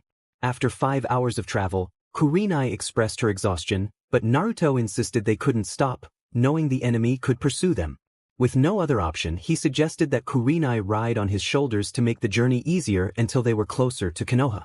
Kurenai hesitated, questioning how Naruto could still have energy after running for so long. However, after some convincing, Naruto promised to take a soldier pill during the journey, and they continued toward Konoha. Kurenai enjoyed the ride, watching Naruto's hair flow in the wind and marveling at how he landed so softly on the branches.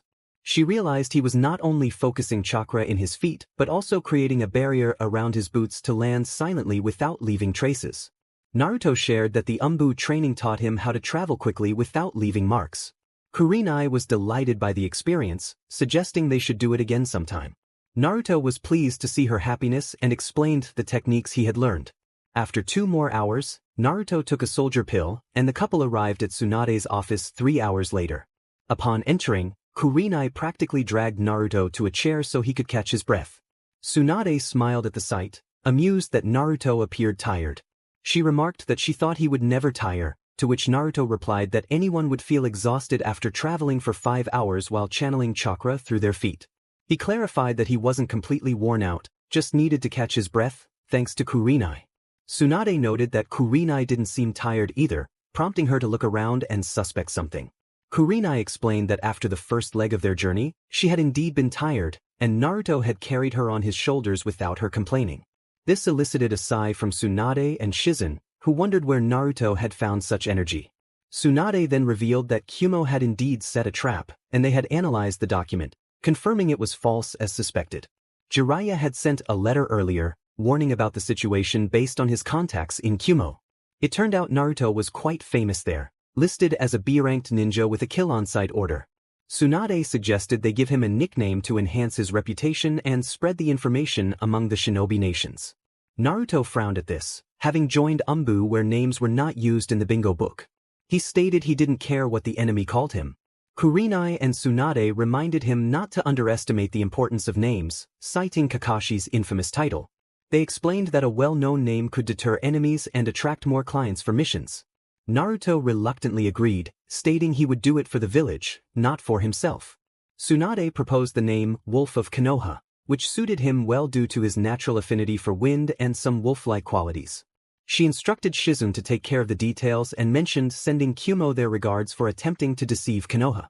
A smirk could be heard from behind the Anbu mask, acknowledging the cleverness of the plan. Your father was feared in IW, you will be feared in Kumo. After Naruto and Kurenai submitted their mission report, the pair left the Hokage's office.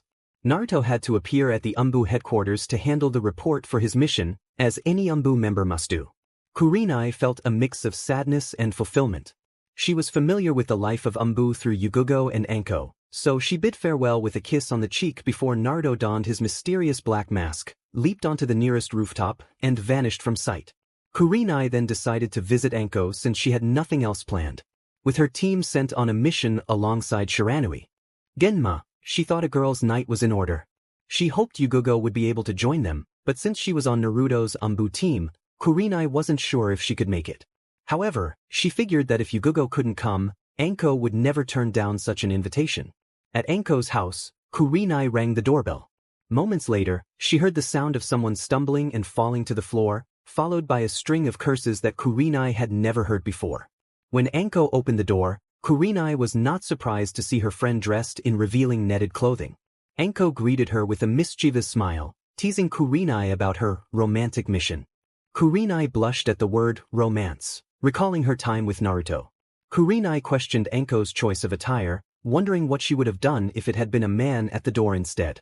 Anko, relishing the moment, teased Kurenai about Naruto potentially preferring her over Kurenai. Kurenai dismissed the idea, insisting that Naruto would never do such a thing, and joked about how they had been so sweaty together that it felt like he was performing a jutsu to create a suit. Anko, eager for details, urged Kurenai to come inside and share everything, especially since Yugogo was expected to join them soon. Kurenai hesitated, wanting to wait for Yugogo before repeating the story. Anko was slightly annoyed at not hearing it firsthand but shrugged it off, knowing she would eventually learn the details. As Kurenai and Anko searched for a bottle of sake, Yugogo entered, shaking off the chill and greeting her friends, who were already opening the bottle.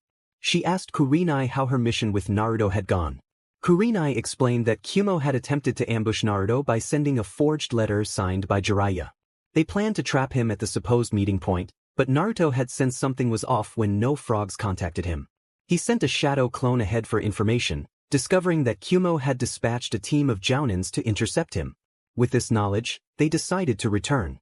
Anko interjected, curious about Kumo's intentions with Naruto. Kurenai explained that Naruto had thwarted several of Kumo's missions as Anbu and had recently rescued her and her team from some Kumo shinobi. The Hokage had even given Naruto a reputation to deter Kumo from further attempts, as he was now listed in their bingo book as an A-ranked shinobi. Yugogo expressed her disapproval, questioning why Tsunade would do such a thing, given that Anbu members wore masks for a reason. Kurenai defended Tsunade's decision, stating it was meant to enhance the village's reputation. She felt there was no harm in including an Anbu in the bingo book, as it wouldn't reveal his true identity. She proudly mentioned that Kumo would think twice before attacking her boyfriend, the Hurricane Wolf of Konoha. Anko smiled at Kurenai's pride, while Yugugo felt frustrated, recognizing that it was Tsunade's decision and respecting it. Yugugo then asked how Naruto had reacted to being placed in the bingo book. Kurenai revealed that he had expressed his anger towards Tsunade, not only for that reason but also for disrupting his life behind the scenes. Anko was surprised, noting how different Naruto seemed from the boy she had known during his early chunin exams. Kurenai acknowledged that Naruto had matured and shared that he had mentioned his burden, and how some Anbu members would remember what had happened 16 years ago. Yugugo reflected on how she sometimes heard villagers whisper about the demon being gone, prompting Kurenai to sigh, contemplating the struggles Naruto faced growing up. Kurenai wondered if people would ever truly forget. After all, Naruto couldn't wear a mask forever. Anbu service lasted 3 years, and after that, the minds of ninjas began to break from what they had witnessed. Anko felt a wave of sadness for Naruto, prompting Kurenai to intervene, knowing how strong her boyfriend was both physically and mentally. Kurenai reassured Anko that Naruto would succeed, believing in his potential. She shifted the conversation, reminding Anko that she had something she wanted to know. This immediately captured Anko's attention. Meanwhile, Yugugo sensed that she needed some time with Hayate. After parting ways with Kurenai, Naruto made his way to the Anbu headquarters. As he traveled, he cursed Tsunade for her decisions. While he understood her desire to protect the village, he was tired of drawing attention to himself. This constant scrutiny made people look down on him, perceiving him as weak and incapable of handling threats. With Kumo now targeting him, he felt uneasy. As he leaped across rooftops, a woman's shout pierced the air, causing him slight discomfort. Turning to see who it was, he found Yamanaka Ino yelling at Nara Shikamaru for being lazy. Grateful not to be on the receiving end of her voice, which could easily intimidate the entire Inuzuka clan, Naruto quietly disapproved of his former classmates. Shikamaru was fine, perhaps Shino and even Chuji, but the rest seemed lost causes. Ino and Sakura were the loudest, using their voice-enhancing jutsu. After watching them for a moment, he noticed Chuji approaching with a bag of chips. This reminded Naruto of his time as a genin on Team 7 with Kakashi, and the thought made him anxious. Too many egos to contend with, he mused, but he sighed and moved on, realizing it was pointless to dwell on the past. He straightened up and headed directly to the Anbu headquarters. Shikamaru, on the other hand, sensed someone watching his team but shrugged it off when Asuma arrived with a B-rank mission near Iwa's territory.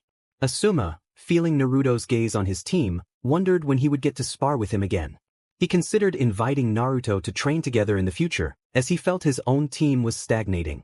Asuma lamented that his team hadn't encountered missing nin like Kakashi's team had on their first C-rank mission.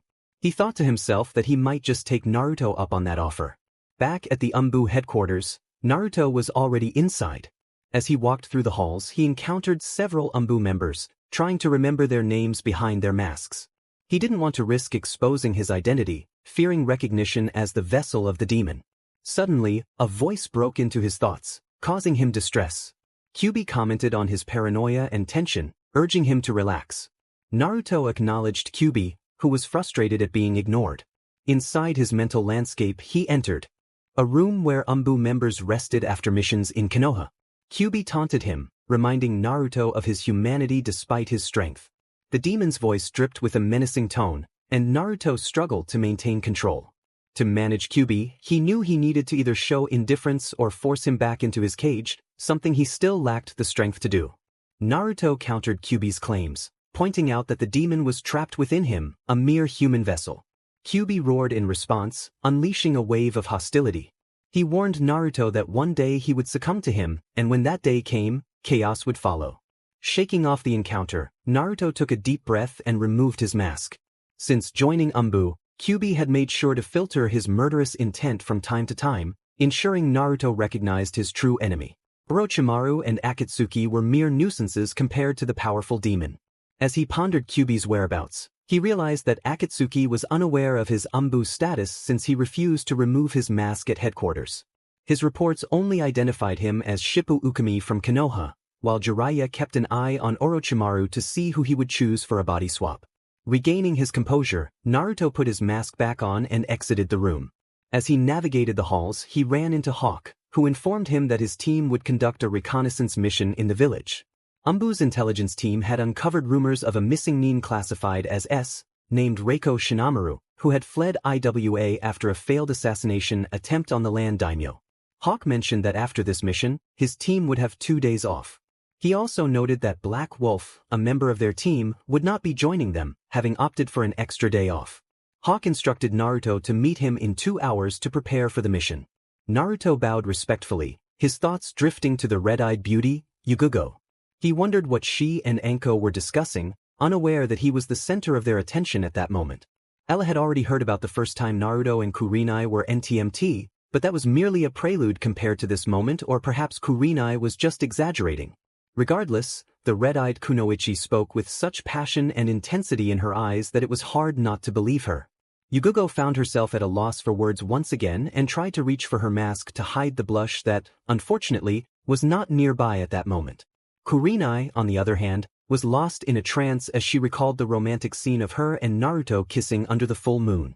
She began to describe the enchanting atmosphere, detailing how they shared a tender moment. After a while, Kurenai finished her description, wondering about the sudden warmth she felt in that area. Anko and Yugugo had a strong desire for male company at that moment, but since Anko was still single and they had heard that Hayate was on a mission, neither of the girls could relieve the sudden tension that arose after Kurenai's vivid recounting, which had certainly tarnished the reputation of a certain orange book. Somewhere, a certain white-haired man felt an urge to laugh. Yugugo called out for Anko to hand her a bottle, gaining a nod from the snake lover and a blush from the red-eyed kunoichi, who was just coming back to her senses after being momentarily entranced. Kurenai apologized, admitting she had gotten carried away. Anko chimed in with a teasing remark, noting how Kurenai had been practically miming Naruto's name at times. Yugugo, trying to cover her mouth to stifle a laugh, accidentally let slip her thoughts, which Kurenai overheard. Kurenai was taken aback, mentally cursing her friend for such a comment and herself for being the cause of it.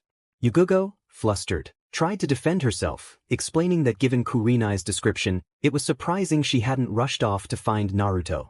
Kurenai, feeling protective, insisted that Naruto was hers and hers alone, while also reminding Yugugo that she had Hayate. Kurenai sought reassurance from Yugugo, only to find her still blushing and lost in thought. She called out to Yugugo, snapping her back to reality. Yugugo, confused, asked if Kurenai had said something. Kurenai, now irritated, thought her Anbu friend was considering Anko's idea, which only fueled Anko's amusement. Anko remarked that Naruto was quite capable and could handle multiple women at once, which prompted Kurenai to react dramatically, preparing to unleash a jutsu on Anko. Before Anko could react, she found herself ensnared by a tree, caught in Kurenai's illusion. In the Anbu library, with nothing to do while waiting for his scouting mission, Naruto decided to explore the Anbu library to learn a new technique. Browsing through the Wind-style ninjutsu section, he discovered a scroll containing an A-rank jutsu called Futon Kaimushipu no Jutsu, Wind-style, Fierce Hurricane Technique. He settled at a nearby table to read the scroll. As he studied, he learned that to perform this technique, a ninja must expel wind chakra from their body and then rotate to create the hurricane. The scroll also noted that the most challenging part of the technique was controlling the hurricane once formed. It was no wonder this was an A-rank technique. The chakra required to manage the hurricane would be substantial. Grateful for his high chakra capacity, Naruto finished reading the scroll and made his way to a training field after registering his name and the scroll with the librarian.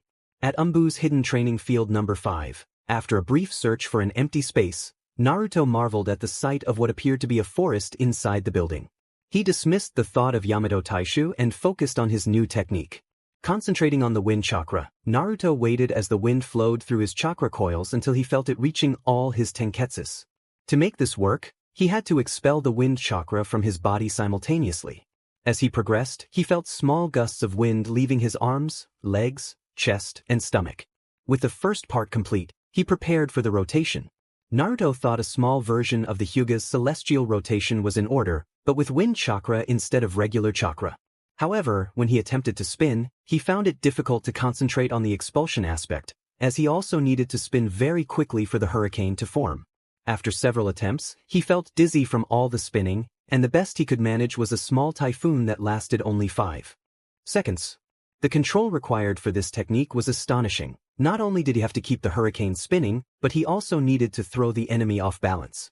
Naruto learned from the scroll that this technique could also be used defensively, requiring only control over the hurricane's rotation. He remembered Jiraiya explaining how much chakra was truly needed for each technique. The old pervert had told him that to determine the required chakra, one must attempt the technique with a specific amount of chakra to see if more or less was needed for it to work. Knowing the technique was classified as an A rank, Naruto decided to pump in more chakra, hoping it would help form the hurricane. As he spun again, he focused on expelling the wind chakra, this time using much more chakra than before, causing the hurricane to swirl around him as he stopped spinning and controlled its speed. Naruto enjoyed the sensation of controlling the wind chakra. He felt like a god of the wind as he manipulated the hurricane's speed. But now came the real challenge. Making the hurricane spin was one thing, but moving it at will was another. Since the scroll didn't mention how to reposition the hurricane, he thought he needed to maintain the rotation while also forcing the large tornado. However, to control wind ninjutsu, one must not use force but instead go with the flow of the air. If Naruto could use another current of air to push the hurricane, he could complete the technique. He could perform the great breakthrough without hand seals, but this required a lot of chakra. Perhaps he could use hand seals now that the tornado was already created. He just needed to push it. Determined to test his theory, Naruto reviewed the necessary hand seals for the great breakthrough and managed to send the hurricane forward.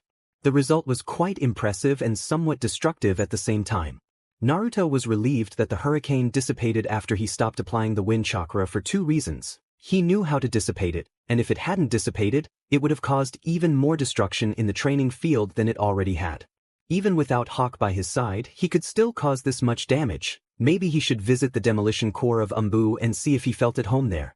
Feeling the need to leave the area to avoid responsibility, Naruto left the training field and headed to the library to return the scroll he had borrowed. Little did he know that Anbu had several hidden cameras around the training fields to allow both the Anbu chief and the Hokage to monitor the training of their members. Tenzu was not surprised to see the hurricane, as he was aware of the Black Wolf's unnatural resilience and chakra capacity, but Tsunade was left speechless by the image being transmitted. Naruto had literally created a hurricane. An hour later, atop the Anbu headquarters, Hawk and Bear were waiting for Black Wolf to arrive. They were engaged in a conversation about an Anbu member who had caused significant damage in one of the training fields, with the only clue being that the member used a lot of wind ninjutsu, which they had sensed upon arrival. Deep down, they already knew who the Demolisher was, as the only one they knew who used wind ninjutsu was Black Wolf. Speaking of which, a small tornado appeared before them, and Black Wolf made his entrance.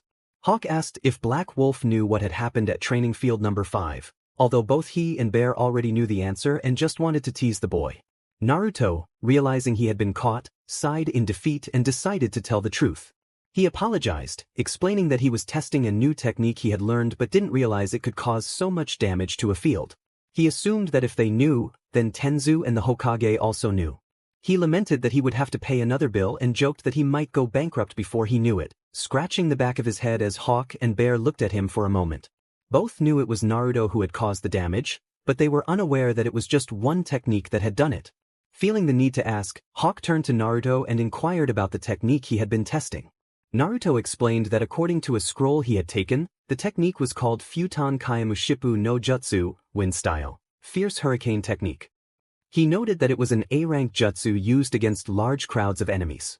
While it wasn't very useful unless they were fighting in a war or against a large number of rogue ninjas, he added that using it against a single enemy would be like signing a death warrant.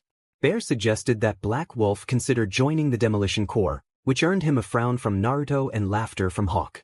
Hawk then directed the team to proceed with their scouting mission, reminding them that if they encountered Shinamaru, they should not engage alone, as he was a missing nin classified as S-rank and should be considered at least on par with the Sannin. After half an hour, the team had scoured all of Konoha's territory but found no signs of the missing ninja or any indicators of his presence.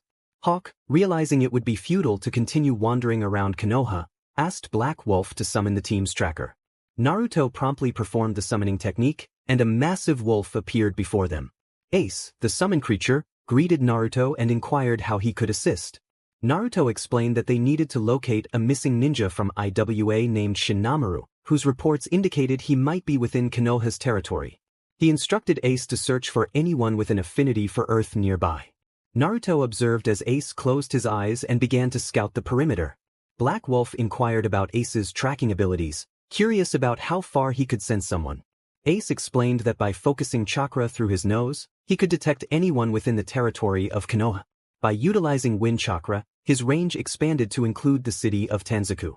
Black Wolf then sensed a presence that matched their target's description, although he couldn't confirm it was the right one.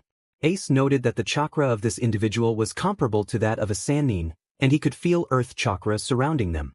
This immediately captured the team's attention. Hawk commanded Ace to lead the way, instructing Black Wolf and Bear to follow closely. The team moved swiftly, as Ace was accustomed to the pace required when Naruto was in pursuit. Hawk and Bear had to channel chakra through their legs to keep up. Bear expressed his concern about the speed, mentioning he could barely see where they were landing. Naruto explained that Ace couldn't control his speed like they could, as he utilized wind chakra for movement. Black Wolf warned the team to be ready, sensing they were nearing their destination. Upon arriving, the Anbu team encountered the intruder. Shinamaru stood at 6 feet 4 inches with blonde hair and black eyes. Known across the shinobi nations as the Diamond Fang of IW, he had an impressive reputation. A rogue ninja from the S rank, his earth abilities rivaled those of the Tsuchikage. He had grown weary of the way the Earth Daimyo operated without informing the Tsuchikage, leading him to take drastic action against the Daimyo, which resulted in his being stopped by the guards. Shinamaru greeted the Anbu with a mocking tone, expressing his anticipation to face them. Hawk quickly devised a strategy with his team, acknowledging Shinamaru's danger level and Sannin status. He instructed Bear to engage in taijutsu but to avoid direct confrontation, reminding him that Shinamaru earned his nickname for a reason. Bear was to wait for an opening to counterattack. Ace and Black Wolf were to follow up with a wind technique once Bear distracted Shinamaru, and Hawk would be ready to intervene if necessary. Bear was the first to charge, channeling chakra through his legs to propel himself toward the enemy. Shinamaru, surprised by Bear's speed, attempted to counter his attacks but found himself struggling. Hawk's strategy was evident as Bear focused on evading and countering, infuriating Shinamaru. The rogue ninja taunted Bear, who remained silent, a smile hidden behind his mask as he observed Shinamaru's growing frustration. After dodging a final strike that caused Shinamaru to lose his balance, Bear moved aside just as Black Wolf and Ace began to circle the enemy, forming hand seals to initiate their attack.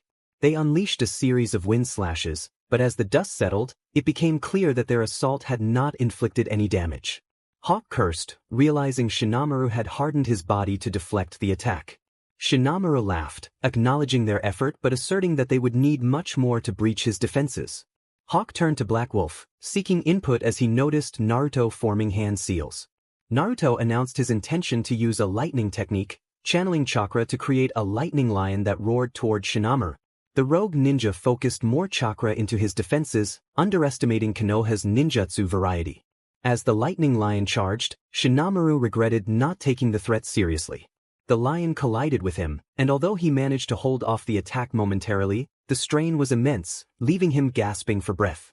Realizing he would need to recover some chakra, Shinamaru distanced himself from the Anbu team, aware that he was at a disadvantage. Hawk and Bear exchanged glances at Black Wolf, recognizing the gravity of their situation. Hawk noted that Shinamaru was likely weakened but warned that he might have taken a chakra pill. He instructed Black Wolf to prepare for a combined ninjutsu attack, signaling when the moment was right. As they reached a clearing, they found Shinamaru visibly fatigued, indicating he had indeed taken a chakra pill. Hawk declared their intent to bring him down, urging Black Wolf to initiate their sequence of attacks. Bear and Ace stepped back, wary of being caught, as they were aware of the technique. However, Shinamaru was eager to witness the power of this jutsu. He confidently declared that he could withstand it, asserting that even lightning techniques could not penetrate his defense.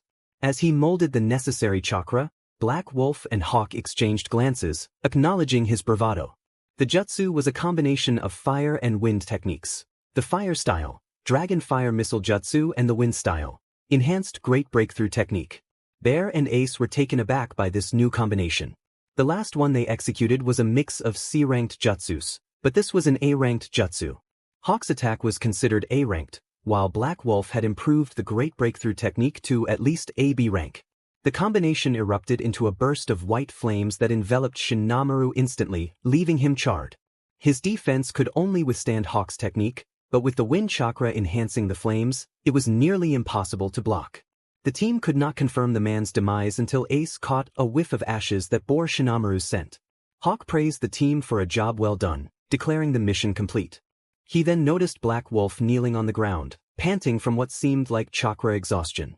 Hawk and Bear nodded in understanding, recalling that Black Wolf had expended some chakra on his new wind technique prior to the mission. Hawk suggested they return to the Anbu headquarters to complete their paperwork and take their small machine home. He remarked that he never thought he would see Black Wolf suffer from chakra exhaustion, which elicited laughter from Ace, Bear, and Black Wolf. Black Wolf recalled that Tsunade had said something similar not long ago, expressing that perhaps these little breaks would be beneficial after all. Hawk encouraged the team to head back, assuring Black Wolf that they would discuss his skills after they finished their reports. They made their way to the Anbu headquarters, completely unaware that they had defeated the second most powerful opponent from IWA. Meanwhile, Kurenai had calmed down and released Enko from her genjutsu before bidding farewell to her friends. She reflected on Enko's teasing and Yugugo's flushed face after hearing about her feelings for Naruto. Kurenai wondered how Yugugo could be so excited about the story. Rationally, she blamed herself for emphasizing certain details too much while recounting it. She realized she could have omitted some parts, like not mentioning Naruto's name so explicitly. Once home, Kurenai searched for her keys, only to remember she had left them at Naruto's apartment after their mission together. Hoping he would be inside, she hurried to his place and knocked several times, but no one answered. She thought he must be on an Anbu duty, pondering how they never seemed to rest. To her surprise, when she turned the doorknob, the door opened. Perhaps she could surprise him when he returned. At the Anbu headquarters, Hawk and Bear left Black Wolf in the infirmary to recover some chakra before. In what could be described as a perfect moment, both Naruto and Kurenai shared a deep sense of connection. Afterward, Naruto lay back with Kurenai's head resting on his chest, a smile gracing his face like never before. Kurenai, curious about his plans for his 2 days off, asked what he intended to do. Naruto, having never taken a vacation before, suggested the idea of a picnic by the lake the next day, to which Kurenai smiled and nodded in agreement. She expressed her excitement but mentioned she needed to meet with her team in the morning first. Naruto then proposed that they sleep together, feeling he would rest better with her by his side. Kurenai happily obliged, wrapping her arms around him and smiling, saying that his chest was far more comfortable than any pillow she had ever used. With that, they drifted off to sleep together. The next day, as sunlight filled Naruto's room, the couple awoke from a wonderful dream. Since Kurenai had to meet with her team, they prepared breakfast for her, shared a shower, and then left the house, parting ways with the promise to meet at the lake at noon. While Kurenai went to see her team, Naruto headed to Ichiraku to meet Kakashi for breakfast. At Ichiraku, a silver-haired jounin waited patiently for Naruto's arrival, engrossed in his favorite orange book, much to Iam's annoyance. The daughter of the stand's owner, along with many women from the shinobi nations, had heard of the infamous Ika Ika series written by one of the legendary Sannin. Although Iam knew Kakashi through Naruto, she couldn't help but feel irritated by his choice of reading material, a fact that did not go unnoticed by the silver-haired shinobi. Unbeknownst to everyone, Kakashi enjoyed provoking reactions from women by reading such books in public. He found amusement in their expressions of irritation as they glanced at him. However, there was another reason for his behavior. He hoped to observe women who were unaffected by the book, but so far, he had not encountered anyone like that. He mused that if a woman were unaffected, it might suggest she shared a similar mindset to his own. After a while of observing Iam's frustration, Kakashi was pulled from his thoughts when Naruto sat down beside him. Naruto ordered 2 bowls of miso ramen, and Iam nodded, proceeding to prepare the order while Naruto turned to Kakashi. He mentioned that he had heard from Hawk about Naruto's team handling the Diamond Fang from IWA, to which Naruto responded that it had been quite a challenge, requiring their best teamwork to defeat the opponent. Kakashi remarked on the rarity of wind users in Konoha, noting how such strength would be both recognized and feared. They ate in silence for a moment, and Naruto contemplated sharing his experiences with the murderous intent he sometimes felt since joining Anbu. He wondered if Kakashi, being present during the Kyuubi's attack, could provide some insight. He asked Kakashi if he had been there during the attack, prompting Kakashi to look up from his book, surprised by the sudden shift in topic. Kakashi confirmed he had been there and inquired why Naruto was asking. Naruto explained that he had occasionally felt murderous intent coursing through him, especially during battles. Kakashi recalled the overwhelming aura of the Kyuubi, describing how it had immobilized everyone around it. He advised Naruto that while it was commendable to bear such a burden, he should not hesitate to seek help if it became too difficult to manage. Kakashi then stood up, leaving Naruto to pay the bill. Meanwhile, Kurenai arrived at her team's training field, only to find she was the first to arrive. She sighed, wishing she could have enjoyed a bit more time resting on her favorite pillow Naruto's chest. The warmth and comfort he provided were unmatched, and she could still feel the tranquility that came from being close to him. 15 minutes later, Shino was the first to arrive at the training field, noticing that Kurenai was the only one present. As he approached her, he sensed an unfamiliar aura around her, as if she had been in contact with someone she knew well. He greeted her, waking Kurenai from her thoughts, which had drifted back to the comforting moments spent with Naruto. Kurenai asked Shino where Kiba and Hinata were, to which Shino shook his head, indicating he didn't know their whereabouts. As Kurenai began to express her frustration about their tardiness, a large white dog landed heavily on the ground, causing a slight tremor. To her surprise, Kurenai saw that Kiba was atop Akamaru, with Hinata wrapped around his waist. Shino raised his eyebrows in surprise, while Kurenai smiled at the seemingly new couple. Kurenai's smile widened as she noticed that, despite their arrival, the pair were engrossed in conversation, with Hinata beaming at Kiba. This reminded Kurenai of Hinata's past crush on Naruto when she graduated from the academy. Hinata had once claimed it was merely a crush, holding on to a respect for Naruto that never faded. However, it seemed the couple was oblivious to Kurenai and Shino's presence. Kurenai thought about teasing them, saying that while she didn't mind their affection, they had training to attend to. This caused the couple to turn towards their sensei, blushing at her implication.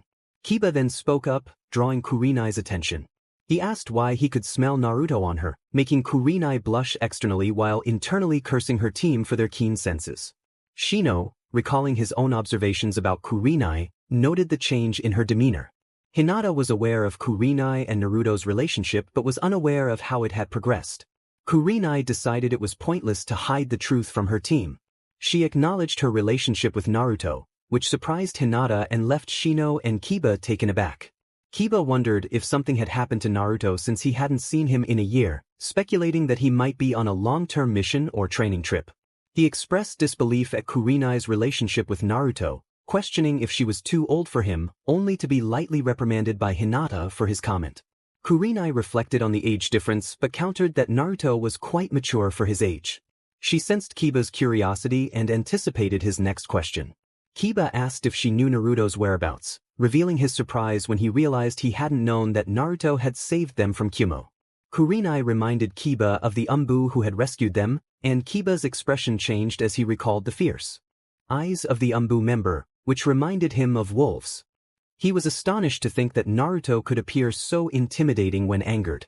Kurenai remembered Naruto's words after he saved her, realizing that their relationship had been strained. She chose to keep some details private, simply stating that they weren't on the best of terms.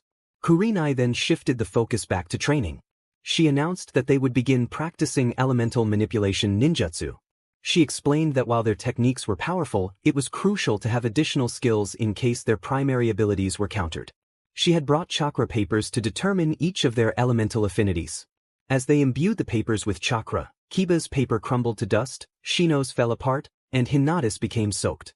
Kurenai noted that while Kiba was less than thrilled with his single affinity, she reassured them that having multiple affinities was advantageous but did not necessarily make one stronger. She then assigned them a task to research the theory behind each element and select at least 2 techniques from level C to be for practice. Unfortunately, as she chose to be a genjutsu user, Kurenai felt unqualified to teach elemental ninjutsu. However, she offered to ask Asuma or Kakashi for additional help if needed. Just as she was about to dismiss the team, Kiba turned to ask her if she happened to know Naruto's affinity. He recalled that the blonde had won his only match and considered him a worthy rival, even now that he was part of Anbu. Kurenai wondered why Kiba was so curious about Naruto but remembered that Naruto had defeated him in their early chunin exams. She smiled and decided to share not only Naruto's affinities but also his other skills. She explained that Naruto was an exception, possessing affinities for water and wind, as well as a notable mastery of lightning. Although she felt a twinge of guilt for boosting Kiba's confidence, she hoped that Kiba might see Naruto as a model to strive for, motivating him to become stronger. Kiba was impressed, realizing that Naruto was not part of Anbu for nothing. He turned to his dog, Akamaru, and declared that they needed to reach Naruto's level. He then asked Hinata if she would like to join them, and she happily hopped onto Akimeru, leaving Shino and Kurenai behind. Kurenai realized she had forgotten to explain the cycle of elements and smacked her forehead in frustration.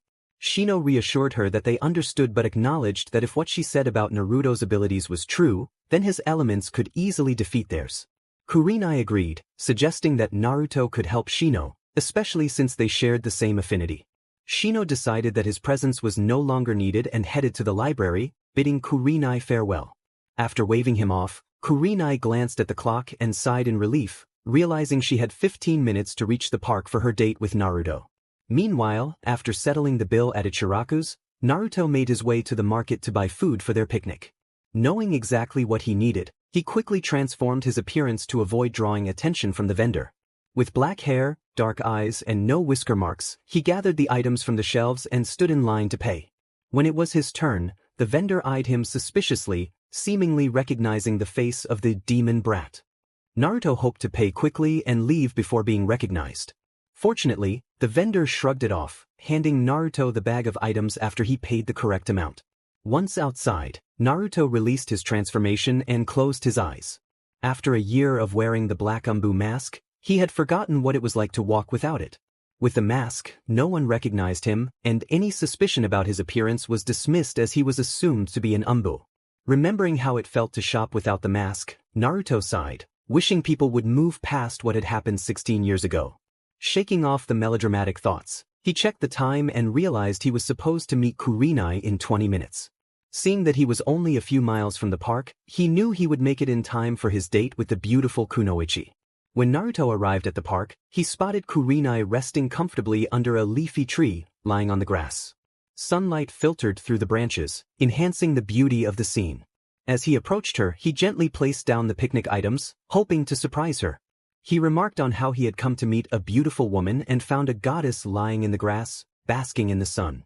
Kurenai smiled at the compliment, pleased by his arrival and warmth. She noted that being Anbu meant punctuality, so she wasn't surprised he had arrived on time. After that, Naruto set up a small picnic for them, unpacking fruits, cheese, sushi, sashimi, and some tea. Kurenai was pleasantly surprised by the thoughtful items he had chosen, having worried about letting him go shopping, knowing that men and shopping often didn't mix well. As they enjoyed their meal, the couple discussed missions, ninja training, and genjutsu techniques, which were Kurenai's favorite topic. After a while, Naruto inquired if Kurenai knew of any genjutsu that could alter an enemy's perception. After a thoughtful pause, Kurenai recalled a C-rank genjutsu technique called false environment technique, which aligned perfectly with what Naruto described. She was pleased to see her boyfriend showing such interest in genjutsu but felt compelled to ask why he needed this particular technique. Naruto explained that he wanted to create a new taijutsu style called Illusion Fist, which would involve disorienting the enemy with genjutsu while attacking with taijutsu or even kenjutsu. Kurenai was impressed by his creativity, realizing that such a feat had not been accomplished before. She became intrigued by her boyfriend's project. After finishing their lunch, Naruto lay back on the grass, with Kurenai resting her head on his chest, both of them relaxing deeply. As they closed their eyes, two teenagers passed through the park on their way to the hospital. On their way, the girls spotted a couple beneath a tree, captivated by the romantic scene before them, unaware of the couple's identities. Haruno Sakura and Ino Yamanaka, both proud members of the Konoha Gossip Club, decided to investigate who the new couple was. As they approached, they saw their teacher, Yuhi Kurenai from Team 8, lying next to a strikingly handsome blonde man, with distinct whisker-like markings on his cheeks. Sakura found the man's appearance oddly familiar but couldn't place it. Ino remarked that the man resembled Naruto, causing Sakura to gasp as she realized who he was.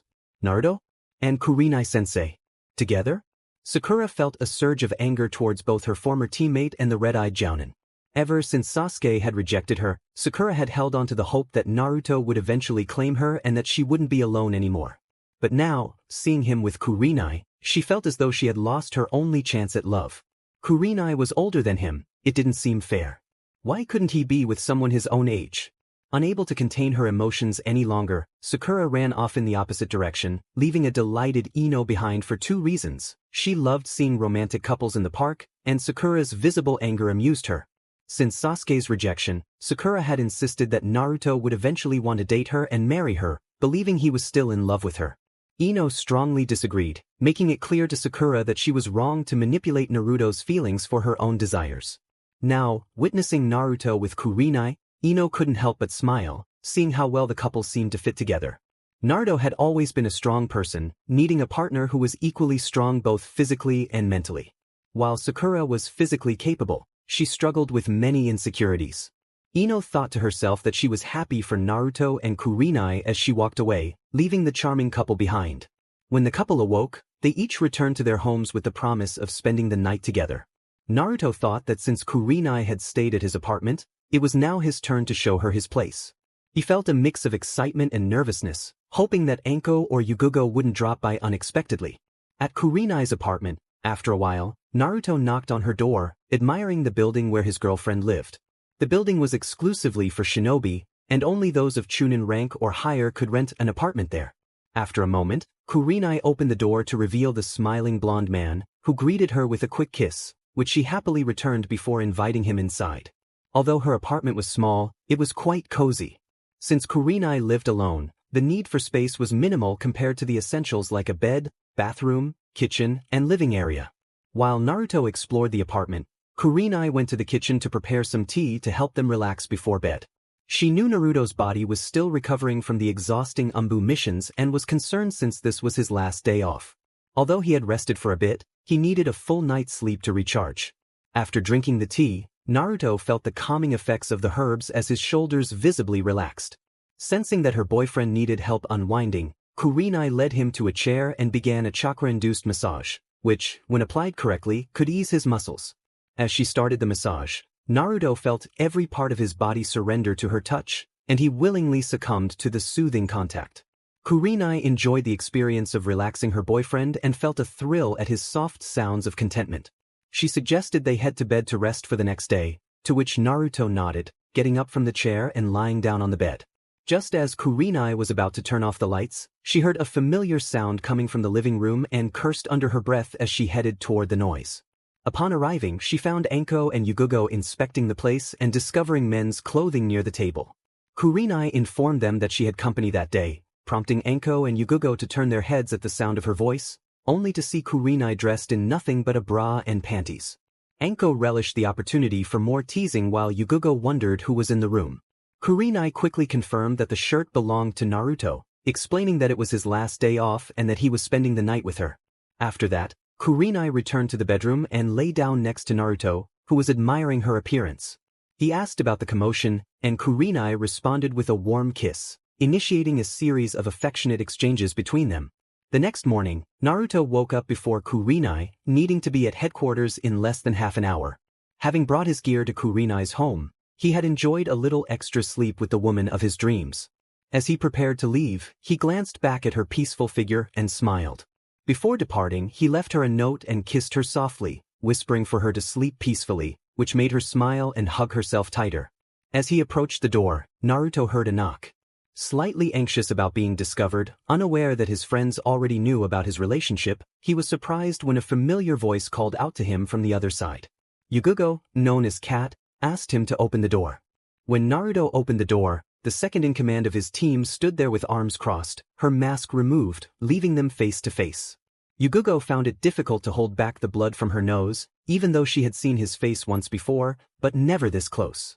Lately, Yugugo had been feeling quite lonely, as Hayate always made excuses about missions or spending time with his friend Genma. Truthfully, Yugugo felt jealous of Kurenai for having a boyfriend like Naruto, who was not only an Anbu, constantly on missions day and night, but also made time to see Kurenai. Not to mention, he was incredibly attractive.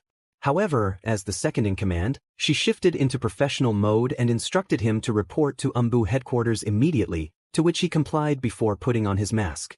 At Anbu HQ, it took almost 5 minutes for Black Wolf and Cat to arrive, only to find that their team had not yet arrived. Wanting to get to know Naruto better, Yugugo turned to him and suggested they introduce themselves since they were not only on the same team but also had a mutual acquaintance.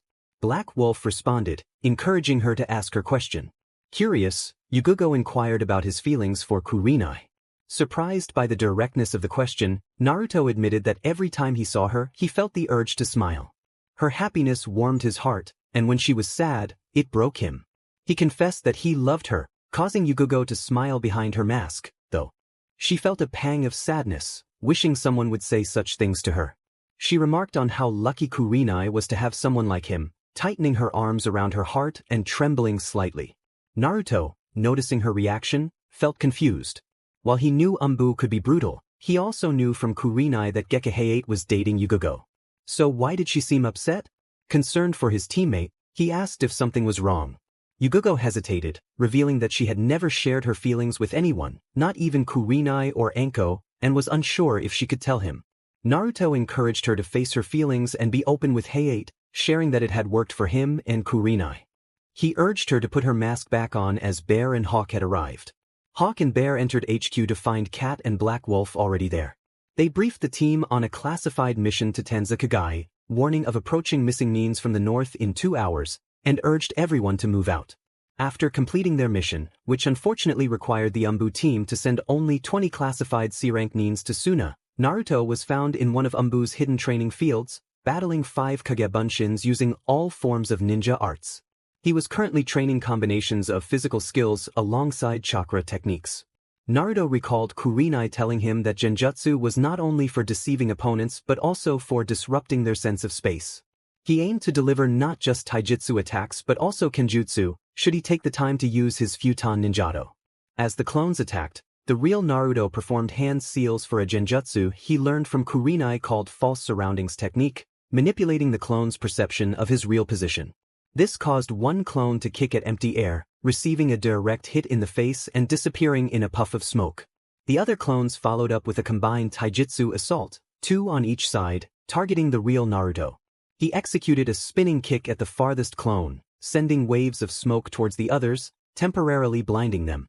One of the clones attempted to clear the smoke using a wind technique, but it was ineffective as the real Naruto had already moved behind them, delivering powerful blows that dissipated the clones and allowed him to gather valuable experience on his new fighting style while using genjutsu as a supplementary technique. Meanwhile, Tenzu observed Naruto's training from behind his mask. He had a message for Naruto, but upon arriving at the training field, he witnessed the genjutsu being used effectively to trick the clone into thinking it had struck the real Naruto, leaving it open for a counterattack. Tenzu undertook a mission with the now black-masked Anbu to retrieve the last Uchiha, but he never expected to see Naruto fighting like this. Yamato, the head of Anbu, spoke with authority, prompting Black Wolf to appear instantly before him and bow. Naruto introduced himself, stating that he was ready for duty. Tenzu informed him that his Jounin exam was in 2 days and instructed him to report to the hidden training field number 2 at noon.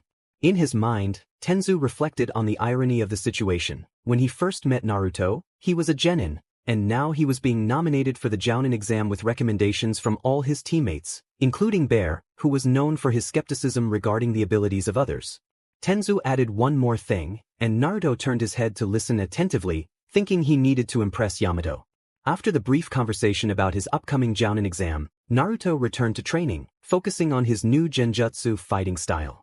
He felt satisfied knowing he could create techniques that not only disoriented his enemies but also delivered significant blows. Summoning more clones, he attacked them using offensive genjutsu, aiming to confuse the enemy about his true position. As he approached a clone, Naruto employed the Hekishukai technique, causing the clone to turn its head towards an imaginary opponent charging from the left, distracting it just long enough for the real Naruto to strike. Once he had dealt with the clone, Naruto decided to head home, aware that his team would not have missions that day. However, he was expected to report at dawn for his final mission as a chunin Anbu. After completing some paperwork due to Anbu's bureaucracy, he left the headquarters and made his way home. On the way, he contemplated how nice it would be to have a good night's sleep and wondered about his Jounin exam. Naruto had spent time reading about Anbu's Jounin exams and knew they should not be taken lightly. After all, the last person who underestimated the exam ended up regretting it. As he walked, he caught sight of a familiar and welcoming face. To his left, a beautiful girl with red eyes was looking in the mirror, brushing her hair with a deep smile on her face. This sight filled Naruto's heart with warmth, making him smile and thank Kami for allowing them to be together. He realized that while a good night's sleep was necessary, spending time with Kurenai would be far better. With that thought, he changed his course toward her house, intending to surprise her with his sudden presence. Inside Kurenai's home, she smiled at her reflection, thinking of the blonde boy from her dreams and how much she enjoyed looking beautiful for him. She took care of her shiny hair and striking appearance, recalling how pleased she felt when Naruto admired her. Kurenai remembered what Yugogo had told her after returning from a short vacation. Naruto's team had dealt with a missing ninja from IWA, using high-level Raiton ninjutsu and coordinated techniques with a masked ally. Knowing that her boyfriend was doing well for Konoha made her proud. Kurenai recalled how Kakashi had expressed doubts about Naruto's abilities when they shared the role of Jounin senseis. Although she had been concerned for him as a genin, she could only sympathize with Kakashi. When Naruto had defeated Kiba in the preliminary exams, even with his unorthodox methods, Kurenai recognized his potential. She was surprised by his exponential growth, being part of the special Anbu forces while still just a chunin. A smile crossed her face as she remembered Naruto's playful complaints about being called just a chunin. She realized that while he had remarkable skills, he still needed to show humility. Kurenai felt incredibly happy knowing she had such a relationship with Naruto. He was feared by his enemies but loyal to those he cared for. And his village, serious yet sometimes humorously sarcastic, constantly making her laugh. However, she worried that he didn't make friends his age. While it wasn't a problem now, in the future, as many of Naruto's new friends would retire, he would still be active, leaving him without anyone to share stories with. She thought perhaps Shino and Shikamaru could relate to him, as Shikamaru also had a slightly sarcastic sense of humor. Setting those thoughts aside for now, Kurenai stood up from her chair and headed to her bedroom to get some rest.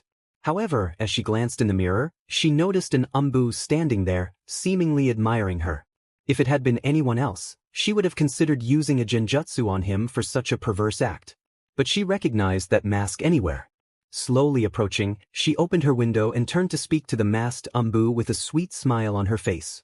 She mentioned that she once had a dream like this, and the masked figure nodded, bowing slightly as if asking to enter her apartment. After a nod from the red-eyed woman, the Anbu entered the room and removed his mask. Without saying a word, Kurenai embraced Naruto, now unmasked, and they shared a deep kiss, which Naruto returned instinctively. When they finally separated to catch their breath, Naruto smiled and turned to speak. He asked Kurenai to tell him more about her dream, causing her to blush slightly, but she decided to play along. Kurenai teased that if she told him, it wouldn't be as good as showing him. Her sultry voice sent a shiver of anticipation through Naruto, making his heart race. Naruto complimented Kurenai's beauty, wrapping his arms around her and gently caressing her skin, which made her close her eyes and let out a soft sigh. Kurenai playfully remarked on his boldness, acknowledging that it was hard for him to resist her. Naruto found it difficult to argue with her, knowing she was right, but he chose to respond with a hint of sarcasm. After a moment, Kurenai placed her hands on his shoulders and began to explore his toned physique, tracing her fingers over his muscles. Naruto admired her touch, expressing how soft her hands were. As Kurenai prepared for bed, she wore only her undergarments and a loose shirt, making it easy for Naruto to remove his shirt and lean in closer. Understanding his intentions, Kurenai welcomed his advances, enjoying when he took charge and pleased her in ways that made her lose herself. Once on the bed, Naruto tenderly caressed Kurenai, sending waves of pleasure through her. She marveled at his ability to satisfy her, wondering where he learned to do such things. He confessed that he only thought of ways to bring her pleasure, and hearing her sighs motivated him even more. As their connection deepened, Kurenai felt overwhelmed with anticipation, admitting she wasn't sure how much longer she could hold back. Naruto, sensing her excitement, continued to explore her body, heightening her pleasure. Kurenai pleaded for more, and without hesitation, Naruto responded to her request, moving slowly yet deeply. The rhythm of their movements intensified, and Kurenai felt herself nearing a peak, overwhelmed by the sensations. After a while, they lay together, embracing and exchanging sweet words. Kurenai rested her head on Naruto's chest, sharing that she had been thinking of him before he arrived. She explained how she couldn't resist visiting him after seeing him brush his hair. Naruto smiled at her admission, feeling grateful for her presence. When Kurenai asked about his day, Naruto reassured her that nothing important had happened. He mentioned that their team had dealt with a few missing persons near Otafukugai and that he had been training. He proudly revealed that he was developing a new taijutsu style with the help of genjutsu. Kurenai's eyes widened in excitement, and she eagerly asked if he could teach her, expressing her enthusiasm for learning. Naruto agreed, promising to teach her while also inquiring if she knew any other disorienting genjutsu techniques. He explained that his style focused on confusing opponents during taijutsu attacks, eager to share his knowledge with her. With the Hekishukai, the opponent suddenly finds themselves unsure of where to strike. Naruto moves in for a counterattack before the opponent can dispel the genjutsu. Kurenai considers this for a moment. She knows some techniques, but doubts they would suit Naruto's style since they require a significant number of hand seals to function. However, she plans to be in the library with her team tomorrow and offers to look for one. Naruto expresses his gratitude, curious about why Kurenai is taking her team to the library. She explains that she will be teaching them elemental ninjutsu, having given them a test to determine their elemental affinities. Kiba is earth, Hinata is water, and Shino is lightning. Naruto notes that it's an interesting combination, suggesting that Shino and Hinata could combine their elements since water conducts electricity, while Kiba could use his earth affinity to defend them during their attacks. Kurenai acknowledges that her team doesn't yet know how to use their elements, which is why they will be practicing tomorrow. She wonders if Naruto could help Shino and Hinata with their elemental techniques. Naruto hesitates, recalling that it has been years since he last spoke with them, and wonders if Kakashi could assist instead. Kurenai insists that Naruto would be perfect for helping them, given his knowledge of 3 elements, while she specializes in genjutsu and knows a few fire techniques but is not a ninjutsu expert. Naruto sighs, realizing Kurenai is quite determined for him to assist her team. He agrees but expresses concern about Kiba, who might complain about not receiving help. Kurenai admits she still needs to find someone to assist Kiba with earth ninjutsu and asks if Naruto knows anyone. He chuckles, revealing that he has an earth user on his team. He imagines the user's reaction when he asks them to teach Kiba, which causes Kurenai to shudder, aware of the user's reputation. Kurenai asks how the user would react, hoping to confirm her suspicions. Naruto reassures her that the user wouldn't be violent towards a fellow Konoha ninja, but it would be amusing to see their face when asked to teach a chunin. Kurenai feels relieved to learn that the user may not be the best teacher. Naruto explains that while the user is one of the best earth users in Konoha, they have issues with teaching others, having learned their techniques. Through hard work and believing in self-learning. Naruto suggests that Kiba's situation might be different. The user has a grudge against the major clans of Konoha for not teaching other types of attacks beyond their clan techniques. If Kiba could convince the user of his desire to learn earth ninjutsu, they might be willing to teach him. Kurenai contemplates whether Kiba would be interested in earth ninjutsu, as she was thinking in terms of teaching him other skills in case his clan techniques prove ineffective. Naruto assures her that he can tell Kiba wants to learn earth ninjutsu, leaving the rest up to Kiba. Kurenai nods, recognizing that Kiba is already an adult and quite tough alongside Akamaru. She then remembers to inform Naruto that her Jounin exams are in 2 days, which brings a smile to her face. Excited, she asks if she can attend, and Naruto confirms that all Jounins, including the Hokage and their apprentices, will be present, which includes Shizune, Sakura, and Ino. Kurenai's expression changes at the mention of Sakura and Ino. Far from Konoha, within a cave, 5 figures gather to discuss matters related to their next target. Pain, the leader of the group, addresses the assembly, noting that they still need to capture the next 2-tailed beasts, the 8-tails and the Kyuubi, who are proving to be more complicated than he initially thought. He turns to Zetsu, asking for an update. Zetsu informs them that the Kyuubi Jinchuriki has suddenly disappeared. After recovering Uchiha Sasuke from Orochimaru, everything about him in the village has become a closely guarded secret, and their spies have been unable to locate him. Itachi suggests that Konoha may have exiled him, as the council never approved of his career as a shinobi. Kisame expresses concern that the longer they wait to find the boy, the worse it will be, noting that Sasuke has become significantly stronger with the help of his cursed seal, while Naruto nearly defeated him with his new wind techniques. Zetsu adds that the Futon Raisin Shuriken has become a nuisance for their plans, recalling that Kakuzu was defeated by it some time ago, and the Jinchuriki may have grown even stronger since then. Pain contemplates their next course of action, feeling strongly that the Kyuubi Jinchuriki is still within Konoha.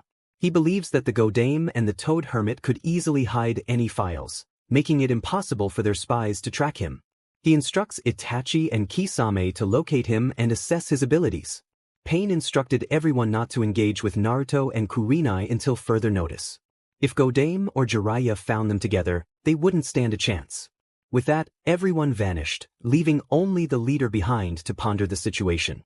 He considered the implications of Zetsu's information. If this Naruto had indeed defeated Kakuzu, they could not underestimate him. Pain had never seen a futon attack penetrate Kakuzu's defenses, but if Naruto had improved his skills, he would need to intervene. Kisame might not return if his assumptions were correct, and Itachi relied heavily on his Sharingan. Perhaps Itachi could contain the Kyuubi Jinchuriki with his Manjikyu Sharingan technique, Tsukuyomi. In the Hokage's office, Tsunade was buried in paperwork when she stumbled upon an unusual invitation from Anbu to attend Black Wolf's Jounin exam in 2 days. After reading it, she stood and gazed out at Konoha, reflecting on how much Naruto had grown during his training with Jiraiya. However, Jiraiya had not mentioned that Naruto had mastered various elemental ninjutsu, including Raiten. She wondered how much he had kept hidden from them all this time. Now, he was set to become a Jounin at just 17 years old. Proud of him, she resolved to attend the exam. As Tsunade read the invitation, Sakura and Shizune entered the room. Tsunade noticed that Sakura appeared quite upset about something. Although she wasn't eager to pry into her apprentice's feelings, she knew Sakura would eventually share what was bothering her. Tsunade asked what had happened to cause Sakura's distress, and Shizune silently thanked the heavens that Tsunade had shifted the focus away from her. Shizune explained that Sakura had seen Naruto on a date with Kurenai in the park and was complaining about the age difference, feeling it was unfair. Sakura was upset because she believed that Naruto should not be dating someone so much older than him. She felt compelled to voice her concerns, hoping Shizune would support her. When Shizune expressed her reluctance to get involved, Sakura decided to take her grievances to Tsunade. She argued that Kurenai was twice Naruto's age and questioned why he couldn't date someone closer to his age. Tsunade reminded Sakura that Naruto's personal life was his own business. She pointed out that Sakura had previously shown little interest in Naruto's whereabouts when he was with Uchiha, so why the sudden concern? Sakura tried to explain that she was worried about Naruto, but her stumbling words revealed her true intentions. Tsunade noted that Naruto had previously dated Kurenai during his journey with Jiraiya, and she believed they made a great couple. She and Jiraiya, along with Shizune, had even placed bets on their relationship. Sakura was taken aback, realizing that her sensei had been aware of her feelings. Embarrassed, she lowered her head and left the room. Once Sakura was gone, Shizune and Tsunade exchanged glances, both recognizing that Sakura was developing a possessive attitude. Shizune expressed her concern, suggesting that being the Hokage's apprentice might have inflated Sakura's sense of authority. Tsunade reflected on this, realizing that perhaps granting Sakura such a position had been too much for her to handle, especially since Naruto had brought Sasuke back. Shizune proposed that a lesson in humility might be beneficial for Sakura. Intrigued, Tsunade asked what she had in mind. Shizune mentioned that their medical ninjas had been undertaking missions in nearby villages, and it was time for Sakura to experience the realities of such work. Tsunade agreed, deciding to send Sakura to assist a village that needed medical help due to their own healer's illness. The next day, Naruto awoke to find Kurenai peacefully sleeping beside him. He reflected on the time he had spent training with Jiraiya and how much stronger he had become since joining Anbu. Despite his newfound strength, he remained aware of the challenges posed by Akatsuki and Orochimaru. He knew that his victory over Kazu had only been possible with the support of Kakashi, Yamato, and the rest of team. The thought of facing Itachi or Kisame alone filled him with apprehension. Concerned about the impending threat, Naruto quickly donned his Anbu armor, realizing he had only 20 minutes to reach the Anbu headquarters. Before putting on his mask, he glanced at Kurenai one last time, smiling at the sight of his girlfriend, who was not an early riser. Before leaving, Naruto approached Kurenai and gently kissed her on the lips, whispering sweet words near her ear. This made Kurenai smile and embrace him, revealing that she was having a dream. Unbeknownst to him, he was being watched. Yugugo was passing by Kurenai's apartment on her way to the Anbu headquarters when she saw Naruto leaning over Kurenai, who was sleeping. A wave of jealousy washed over her. She couldn't tell if it was because Naruto was showing affection to the red-eyed kunoichi or if it was because she wished someone would do the same for her. When Naruto kissed Kurenai softly, Yugugo felt her heart sink, wishing that kiss was meant for her. She realized she was envious of Kurenai for having Naruto's affection, and no matter how much she wanted to deny it, she couldn't. Oblivious to Yugugo's gaze, Naruto left the apartment and summoned Ace to head to the Anbu headquarters. When Ace appeared, he greeted Naruto, now wearing his black mask, and they set off. Ace asked if there was a reason Naruto hadn't come home the previous night, to which Naruto replied that he sometimes slept at Kurenai's place, not bothering to look at his friend. This made Ace chuckle at the comment. Naruto raised an eyebrow at Ace's casual reference to Kurenai as a partner. He clarified that she was not just a partner but his girlfriend. Ace smiled, cornering Naruto with his teasing. He pressed on, asking if she was just a girlfriend, prompting Naruto to sigh, knowing Ace enjoyed teasing him. Naruto mentioned that in the future, she might even be his wife. He then playfully challenged Ace to share a story about the time Naruto caught him sneaking around the Inuzuka complex looking for one of Hana's dogs. Ace turned red and dismissed the inquiry, which made Naruto smirk. He warned Ace not to joke with a natural joker and expect to get away with it before they arrived at the headquarters. Suddenly, Cat arrived just before them, and both Ace and Black Wolf regarded her with suspicion. Ace remarked that Black Wolf might have been followed by the kitten, receiving a growl from the Anbu Kunoichi. Naruto sensed something was off and noted that his second-in-command seemed nervous. Cat instructed Black Wolf to keep his mutt in check before they entered, expecting a response that never came. Naruto had never shown that kind of respect to anyone except the Hokage and the Anbu leader, but as he and his wolf walked calmly with her, it was clear that while he was loyal, he would never bow to anyone. Once inside, Yugugo chose to walk behind Black Wolf and Ace, which made Naruto uneasy, but he shrugged it off, not in the mood to question her behavior. Yugugo intended to scrutinize Naruto from head to toe, admiring his physique. She thought to herself how well-built he was, but she knew she couldn't express her thoughts without Ace noticing. Ace could sense Yugugo's interest and wondered how humans acted when they desired what they couldn't have. He sighed, realizing that due to Naruto's mask, he couldn't read his emotions or expressions. As the lights suddenly illuminated the room, everyone gasped as Black Wolf, who had been taking the exam on the stairs, appeared out of nowhere. Only his own team was accustomed to the masked Anbu's sudden appearances. Tsunade watched Naruto with a mix of pride and apprehension, recognizing that with his wolf jutsu, he could infiltrate almost anywhere undetected, which explained his performance in the Anbu Jounin exams. While Tsunade evaluated Naruto's potential for assassination and document retrieval missions, the others in the room studied the Anbu member with a mix of fear and a strange sense of familiarity. Aside from Asuma, Kurenai, and Naruto's Anbu team, none of the chunins present knew Black Wolf's identity. The only familiarity came from his blonde hair, as they knew no one else with such a trait except Naruto, making it a significant advantage for him to remain undiscovered. Tsunade, wanting to break the silence due to her position, asked where the document was. Naruto tossed the scroll to her, which she caught effortlessly. She congratulated him on successfully completing the mission, stating that since neither the guards nor the hidden cameras had detected his movements, he had passed the exam with flying colors and was promoted to Jounin. Meanwhile, the Jounins present, who had watched Naruto grow, shared quiet cheers of joy for him, albeit for different reasons. Kakashi was pleased to see his former genin thriving, with 2 chunins and 1 newly promoted Anbu Jounin. Kurenai felt happiness for her relationship with Black Wolf, also known as Uzumaki Naruto, but was saddened that she couldn't tease him about his new rank. Asuma smiled, witnessing the first generation of Naruto becoming Jounin, noting that Niji was a year older than him. Naruto bowed to Tsunade in appreciation for the promotion and then spoke up, expressing gratitude but also inquiring about the decision to place hidden cameras in the complex, noting how difficult it was to navigate around them. Just then, a tall man in a lion mask and a long coat entered the room, revealing that it was his idea to install the cameras. Tenzu was the one who had placed the cameras inside, and he asked if there was any problem with that, trying to maintain a serious demeanor despite Naruto's recent promotion.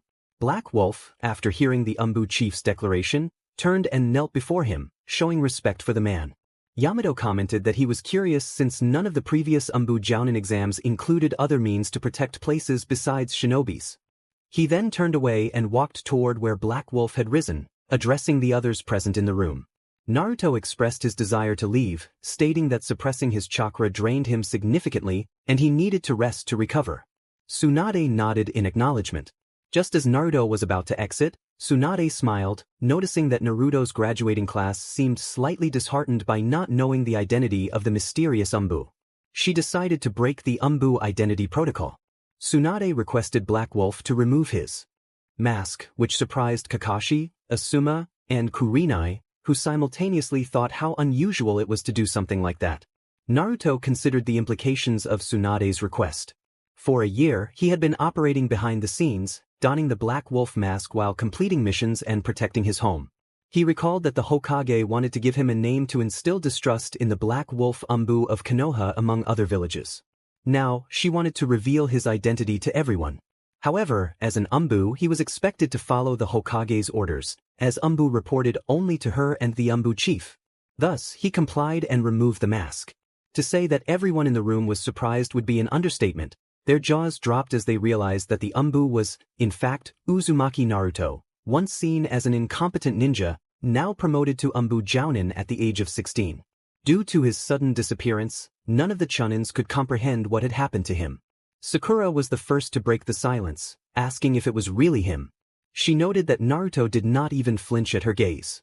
She questioned why he had abandoned their team, her voice trembling with emotion, not just because of Naruto's promotion but from the loneliness she felt, memories of Kurenai's conversation flooding her mind. Naruto chose to remain silent, pondering the tears she shed. In nearly a year, he had not heard her voice asking him anything, nor had he been waiting for it. Now, she stood before him, expressing her frustrations. Tsunade observed Naruto's refusal to speak, understanding that Sakura's tears were not solely directed at him but were a reflection of her own life choices. However, she was surprised that Naruto did not attempt to console her. The other chunins present avoided getting involved in comforting Sakura. They all knew she blamed Naruto for hurting Sasuke a year ago, yet none expected to see Naruto's face devoid of any emotion. After a moment, Kurenai approached Naruto, asking if he was alright. He smiled and nodded in response, reassuring her that he had tried to befriend Sakura, who had blamed him for hurting Uchiha. He noted that Sakura was only thinking of herself, and her current state suggested that Uchiha had rejected her. Shikamaru then inquired why Naruto had disappeared for a year. Naruto looked at him, unperturbed. He expressed regret but explained that, aside from personal reasons, he was forbidden to disclose details. He offered to share his personal motives at another time, stating that he needed to rest after suppressing his chakra, which required a lot of control. With that, he donned the Black Wolf mask again and vanished in a small whirlwind, leaving everyone inside. After a while, Sakura calmed down and left with Tsunade, who wanted to speak with her. The Jounins and Anbu also departed. However, the chunins decided to stay for a while to discuss the surprising revelations about their enigmatic classmate. Shikamaru remarked on how no one would have guessed that Naruto had been undertaking missions as Anbu all this time. He recalled Asuma-sensei mentioning Naruto's growing strength, but this revelation felt surreal. Ino agreed, expressing happiness for him and noting that he and Kurenai-sensei had a wonderful date in the park, surpassing everyone in a short time.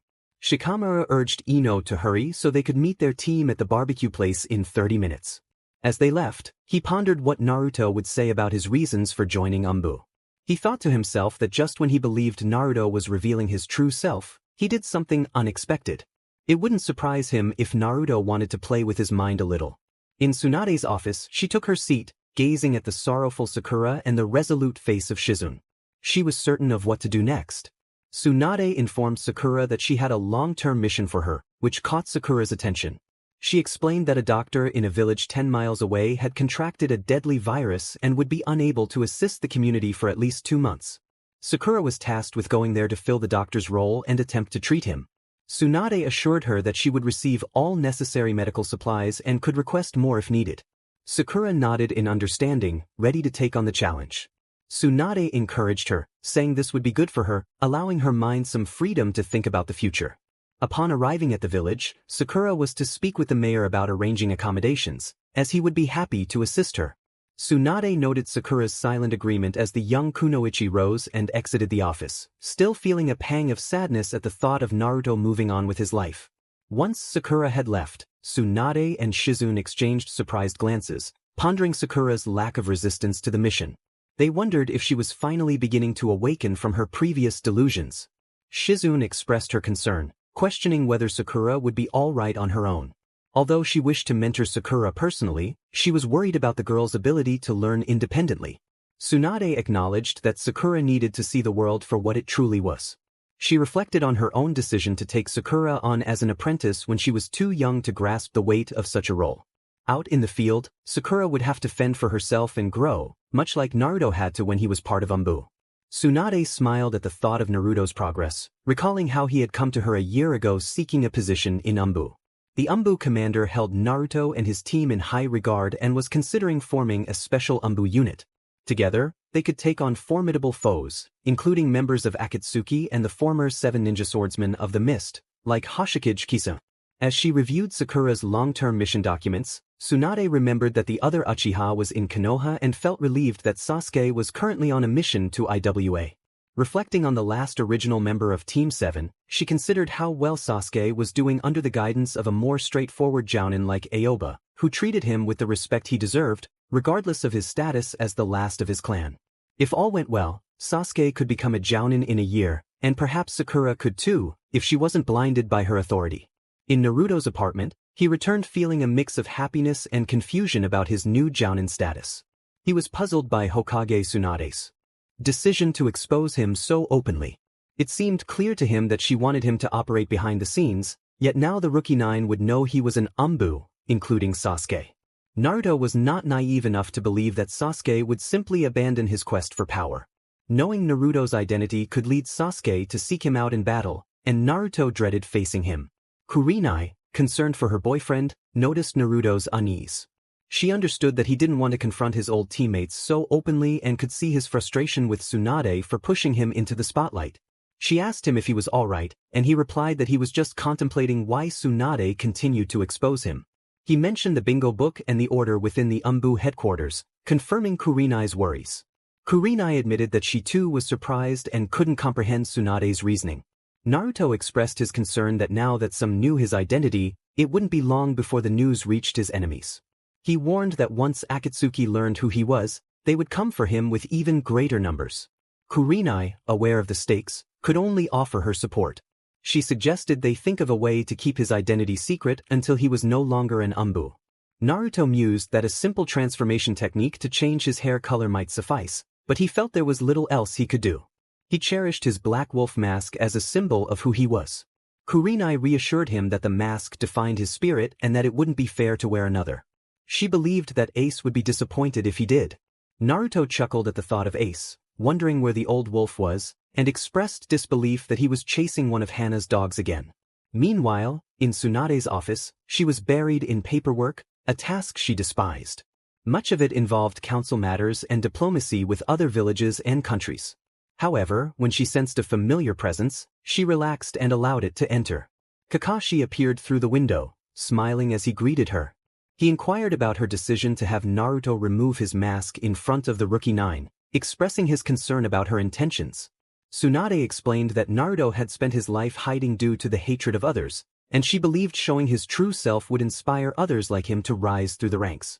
Kakashi, however, pointed out the risks involved, emphasizing that revealing Naruto's identity could lead to dangerous consequences. He reminded her that their previous success against Kisame was partly due to the fact that the enemy did not know Naruto's whereabouts. If they learned he was an Anbu, they would be prepared to capture him, possibly using his loved ones against him. Realizing the gravity of her actions, Tsunade sighed, acknowledging that she had not considered the implications. She decided they needed to gather everyone who had witnessed Naruto's reveal and instruct them to keep the information confidential.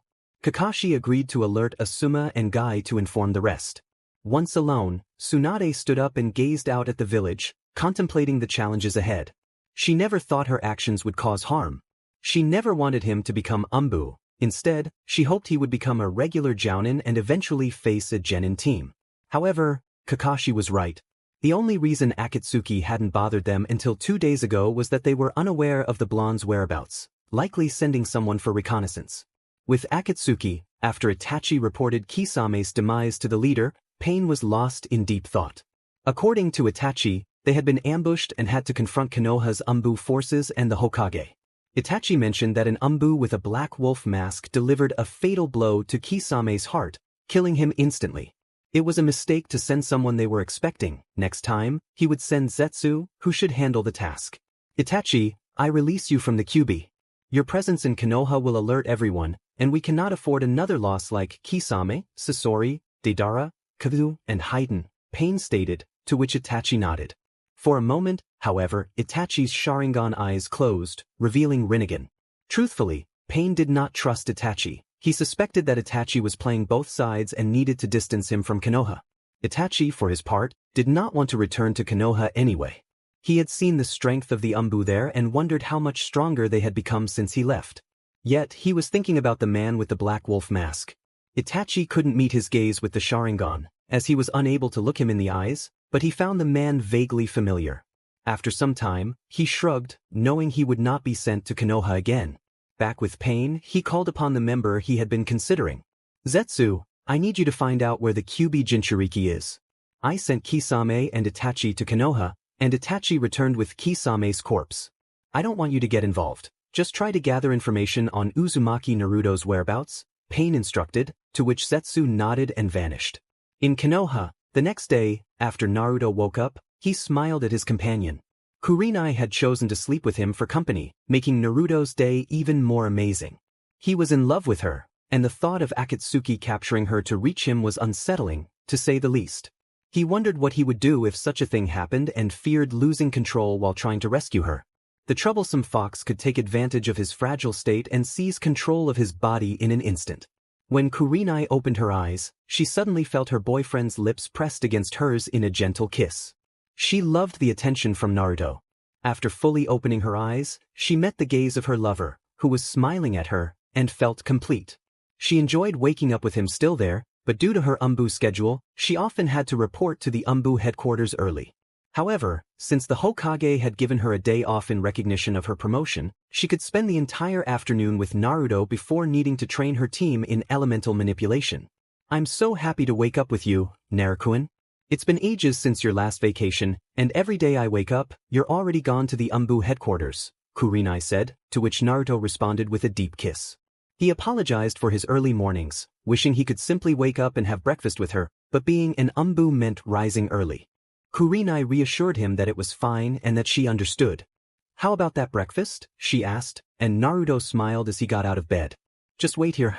I'll prepare it for us and bring it back, he said as he headed to the kitchen, leaving a smiling Kurenai, who had never had anyone bring her breakfast in bed before. After the wonderful breakfast, Kurenai and Naruto prepared to relax in the park for a while before she had to train her team.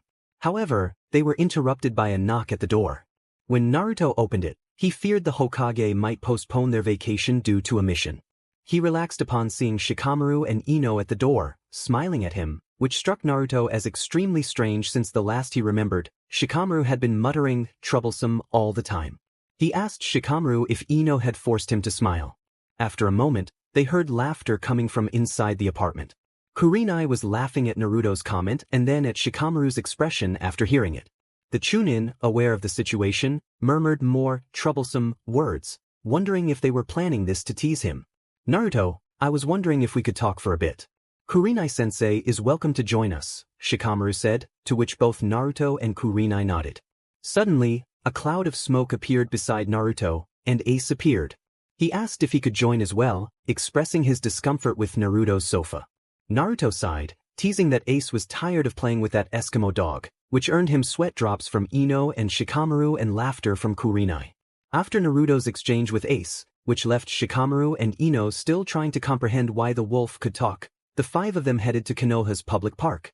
Upon arrival, the group split up, with Kurenai and Ino approaching the lake while Shikamaru, Ace, and Naruto found a tree to hang out under. As they walked, Shikamaru tried to understand why the blonde was acting so peaceful and calm. He himself preferred not to utter a single word, yet when he saw the once hyperactive genius now behaving as if he had not a care in the world, it puzzled the chunin. So, how has life been treating you? Shikamaru asked, watching Ino and Kurenai dip their feet in the cool water while enjoying their conversation. Naruto smiled, recalling everything that had happened up to that point. I can't complain, Shikamaru. You know, I'm with the girl I love. She just got promoted to Anbu Jounin, and I can learn a lot from my fellow Anbu comrades. The only downside to all of this was the lack of sleep and the limited time to spend with Kurenai. However, aside from that, life had been excellent. Naruto shared this with Shikamaru, who nodded in agreement, seemingly on the verge of a smile.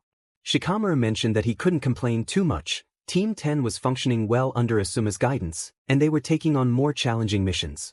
Ino had become less troublesome, and Chuji remained his usual self, which Shikamaru believed would never change. His mother was still a handful, but he felt grateful that Ino had managed to calm her nerves. Naruto, catching Shikamaru off guard, remarked on how it seemed Shikamaru was starting to develop feelings for Ino. He pointed out that Shikamaru always seemed to be talking about her and how she had saved him from his mother's wrath countless times. This sounded like the beginning of a relationship to Naruto. Shikamaru initially rolled his eyes but then smiled, glancing at Ino. He admitted that perhaps this relationship wasn't as problematic as he had thought. Curiosity piqued, he asked Naruto how he and Kurenai had gotten together. As Naruto recounted their first meeting, Shikamaru was surprised to hear how Naruto had to close off his heart upon seeing Kurenai with Asuma. He learned that during Naruto's first year as an Anbu, he had to rescue Kurenai from danger, and at that time, he had struggled to look at her without recalling how it felt to embrace and kiss her passionately. When Naruto finished the story about their encounter by the river, Shikamaru was left astonished. While he wasn't a romantic, he found himself smiling at the thought of experiencing something similar. Meanwhile, after parting ways with the boys, Ino and Kurenai engaged in an animated conversation about the NTMT details of their relationships and how their respective partners treated them. Ino felt a pang of jealousy as Kurenai shared what Naruto had done for her, wishing that Shikamaru would reciprocate her feelings. She was captivated by Kurenai's storytelling, which held her attention until the end. Ino couldn't believe that Kurenai had kissed Naruto during a mission. Kurenai explained that it was a spontaneous act, a fierce kiss that conveyed her desire to be with him despite their differences. She described how Naruto had compared that kiss to a beautiful painting under the moonlight, and Ino could see the affection radiating from Kurenai as she spoke. Ino, who often dreamed of fairy tales, realized that Kurenai and Naruto's story was quite enchanting. Kurenai then asked Ino if Shikamaru had returned her affections, catching Ino off guard since she had never mentioned it. Kurenai had noticed Ino's lingering glances toward Shikamaru, which gave her a clue. Ino blushed and looked down, feeling embarrassed to be caught. Kurenai reassured Ino that it was nothing to be ashamed of and inquired if she had told Shikamaru how she felt. Ino admitted that she hadn't, although she had been trying to send him signals. However, she was uncertain if he felt the same way. Kurenai, recalling her own struggles to express her feelings for Naruto, encouraged Ino to be brave and share her emotions. She shared that her hesitation had kept her from being with Naruto for a while, but once she faced her feelings, everything turned out well, and they were happier than ever. Back with Naruto and Shikamaru, the two relaxed under a tree until an Anbu arrived with orders from the Hokage for Naruto. The Anbu informed him that he needed to gather his team immediately. Naruto acknowledged the message and stood up, eliciting a frustrated response from Shikamaru, who commented on the downside of being an Anbu. Naruto nodded, then disappeared to inform Kurenai about the unexpected mission call. Shikamaru found it odd how Naruto's expression shifted from peaceful to upset, but he shrugged it off, understanding that he would feel the same way if called in on his day off. Naruto hated to break the news to Kurenai, especially since it was their day off, and he had wanted to spend quality time with her. However, duty called and he had to respond immediately. When he approached Kurenai, he didn't need to say much. She could already see the sadness on his face and understood the reason for the Anbu's arrival. Naruto began to apologize, but Kurenai interrupted him with a reassuring smile, telling him there was no need to apologize. She understood his position and knew that the Hokage wouldn't summon him on his day off unless it was urgent. Naruto nodded, gave her a small kiss, and then vanished. Ino, noticing Kurenai's sigh and her gaze toward the ground, began to worry about her new friend. Ella was surprised by the Hokage's consideration of Naruto's skills, calling him in on his day off. However, noticing Kurenai looking downcast, she realized that the couple had plans for the day, which were disrupted by Naruto's mission call. Ino asked Kurenai if she was okay, to which Kurenai, still looking down, replied that she was not. She expressed her love for Naruto and lamented that his work as an Anbu had left them with almost no time together. It wasn't his fault. The Hokage regarded Naruto's Anbu team as one of the best, alongside Kakashi's and Itachi's. Kurenai was on the verge of tears, unable to be with her boyfriend even on his day off. At that moment, Shikamaru arrived and noticed Kurenai's distress. He smiled at Ino and turned to the Jounin, whose tears were beginning to fall. Kurenai apologized, saying it wasn't supposed to be this way but she couldn't help it. Ino and Shikamaru knelt beside her to offer comfort. Shikamaru tried to lighten the mood by mentioning that Naruto had nearly lost his temper with the messenger about the mission, assuring Kurenai that he would let the Hokage know his frustrations. Kurenai smiled at the thought of Naruto speaking with the Hokage, grateful for Shikamaru's support. She resolved to be strong for Naruto, knowing he was a powerful shinobi. Ino and Shikamaru shared similar thoughts, wishing for the same bond with their own partners. Kurenai silently wished for Naruto's safe return as they left the park together. Meanwhile, Naruto was furious with Tsunade for putting him and Kurenai in this situation. He longed to spend time with her and knew she felt the same. Upon reaching his apartment to gather his gear, he decided he would request at least 2 days off after this mission as compensation. As he prepared, he paused to look at his black wolf mask, a companion for nearly 2 years. He remembered Kurenai's words about the mask representing his spirit and how giving it up would be unfair to both him and Ace, his wolf companion. Ace looked at Naruto with understanding, sensing the turmoil within him. He knew how much Naruto loved Kurenai and could see the doubt in his eyes, which was entirely reasonable given the circumstances. Naruto had dedicated his life to protecting Konoha as an Anbu, but that commitment often meant more missions than other teams. Putting on his mask, Naruto charged toward the Hokage's office, moving with a speed that made Ace smile, knowing that Naruto wanted to speak with Tsunade before his team arrived. In the Hokage's office, after issuing the order to call Naruto's team for a mission to Suna, Tsunade anticipated Naruto's displeasure at being summoned on his day off, but she had no choice. This mission was classified as S-rank, and only Team 5 of the Anbu had the skills to handle it. Suddenly, she was surprised by a presence entering her office. Recognizing the mask, Tsunade knew who it was and felt a twinge of concern at seeing him 30 minutes early. It clearly wasn't a good sign. Naruto asked if he could speak with her, not bothering to remove his mask. Tsunade acknowledged him, stating that she understood he didn't like being called in on his day off and promised him 3 days off once he returned. However, she explained that this mission required his team's abilities. Naruto nodded but expressed that his frustration stemmed not just from the day off but from wanting to spend time with Kurenai. It pained him to tell her he couldn't be with her. Tsunade smiled at Naruto's emotional display, something she hadn't seen from him in nearly 2 years. She assured him that he would have 3 days off after his return but suggested they wait for his team to arrive before discussing the mission details. Naruto nodded and moved to lean against the nearest wall to wait for his team, while Tsunade returned to her paperwork. Shortly after, Bear and Hawk arrived, followed closely by Yugugo, who once again grabbed Naruto, causing him to feel frustrated at not being able to be with Kurenai. With Team 5 present, Tsunade began the mission briefing. She explained that she had received a request from the Kazekage for a Jounin-level team to assist with some disappearances terrorizing a village in the Wind Country. Some of the missing individuals were from Konoha, making it a Hunter Ninja mission. Team 5 was to depart immediately for Suna to meet with the Kazekage, with Hawk designated as the mission leader. The team nodded in understanding and vanished through the door. Meanwhile, Kurenai had regained her composure and went to meet her team for elemental ninjutsu practice. Kakashi joined her, as he was well-versed in all forms of elemental ninjutsu. Hinata had already begun to manipulate water chakra thanks to her excellent control, while Kiba had managed to create small tremors, and Shino had successfully channeled lightning chakra through his spirals. Kakashi and Kurenai were impressed by Team 8's rapid learning, though they weren't surprised to hear that it was due to Naruto's influence. They smiled, knowing how much Naruto inspired those around him. Suddenly, both Jounins turned to see 5 figures approaching at high speed. However, only Kakashi knew who they were just by the way they moved. As the Anbu team approached, Kurenai recognized a chakra signature and smiled. True to her senses, Naruto waved goodbye, showing 3 fingers to Kurenai, which made her smile even more. Kurenai understood the Anbu signals and recognized Naruto's message to her. 3 days, Naruto-kun. I will be waiting for your return. We will travel together to a hotel, she thought before turning back to her team.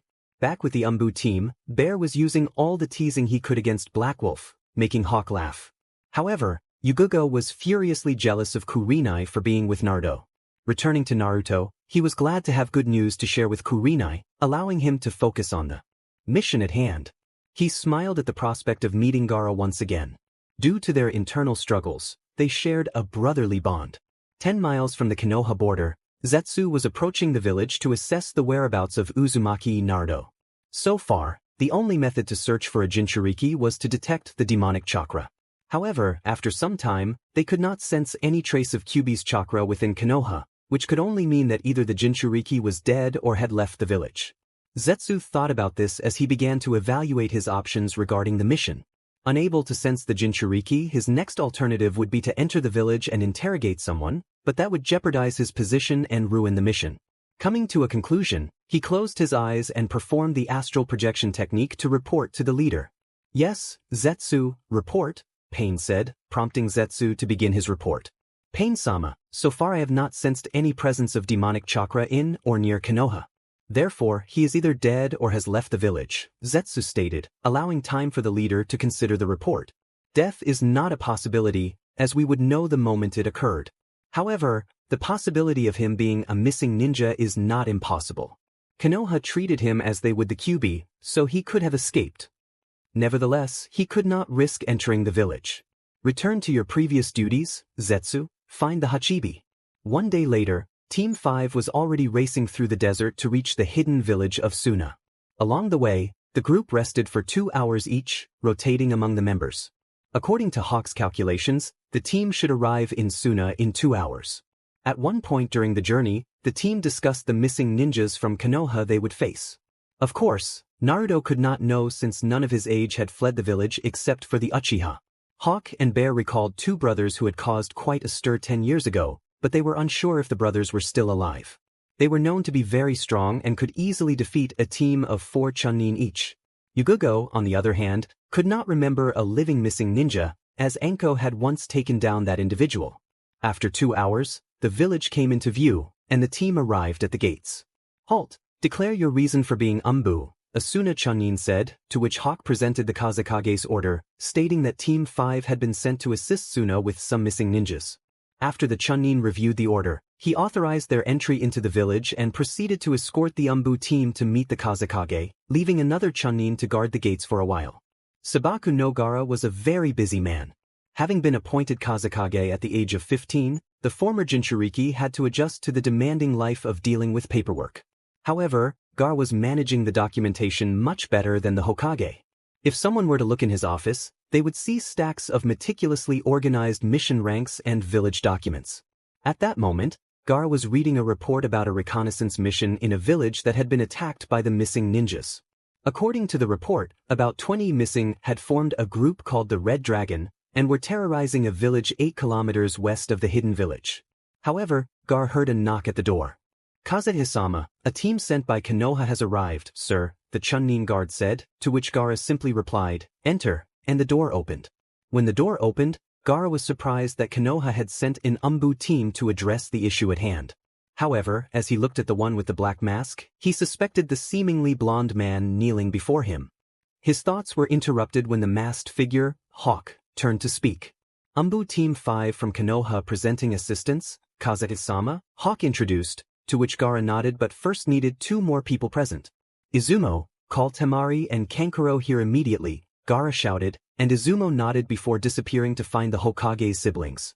After Temari and Kankuro arrived, murmuring about being interrupted while performing their duties in the village, they approached the 2 to teach the next generation of Suna shinobi so that no one could slip past them in the future.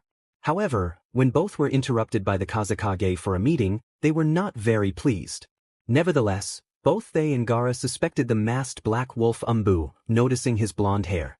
"Now that the team is complete, I will report the mission," Gaara said as he began to share the details. When he finished the report, Gaara dismissed the Anbu team and provided each member with a key to a hotel room for rest before starting the mission the next day. Now at the hotel, each team member entered their respective rooms and removed their gear. Naruto at least appreciated the break after the journey. He wondered if Kurenai were there with him to relax. As he entered the bathroom for a quick wash, he thought about how much he missed her. As the water enveloped Naruto's body, he released the tension he had been holding since leaving Konoha. It made no sense to dwell on it. After a long bath, he changed into comfortable clothes and decided to lie down for a bit. Having seen the Sabaku brothers again, Naruto preferred to keep his presence hidden. He knew that if he revealed himself, there would be a long interrogation about his life since the One-Tail had retreated, and to be honest, he didn't want to share that. Little did he know that the Kazekage planned to visit him soon. With Yugugo, after a long shower, her mind wandered to thoughts of showering with the blonde, sending a shiver of pleasure through her. She blamed Kurenai for being such a good storyteller, and now she found herself imagining every part of the story, replacing Kurenai with herself alongside Naruto. She envisioned Naruto taking advantage of her in the wildest ways, and soon she found herself lost in those thoughts. However, her better judgment reminded her that Naruto was her best friend's boyfriend, and trying to act on her feelings would be a mistake. Yugugo felt devastated seeing her ex kiss another woman, and truthfully, she couldn't bear the thought of Naruto and Kurenai together.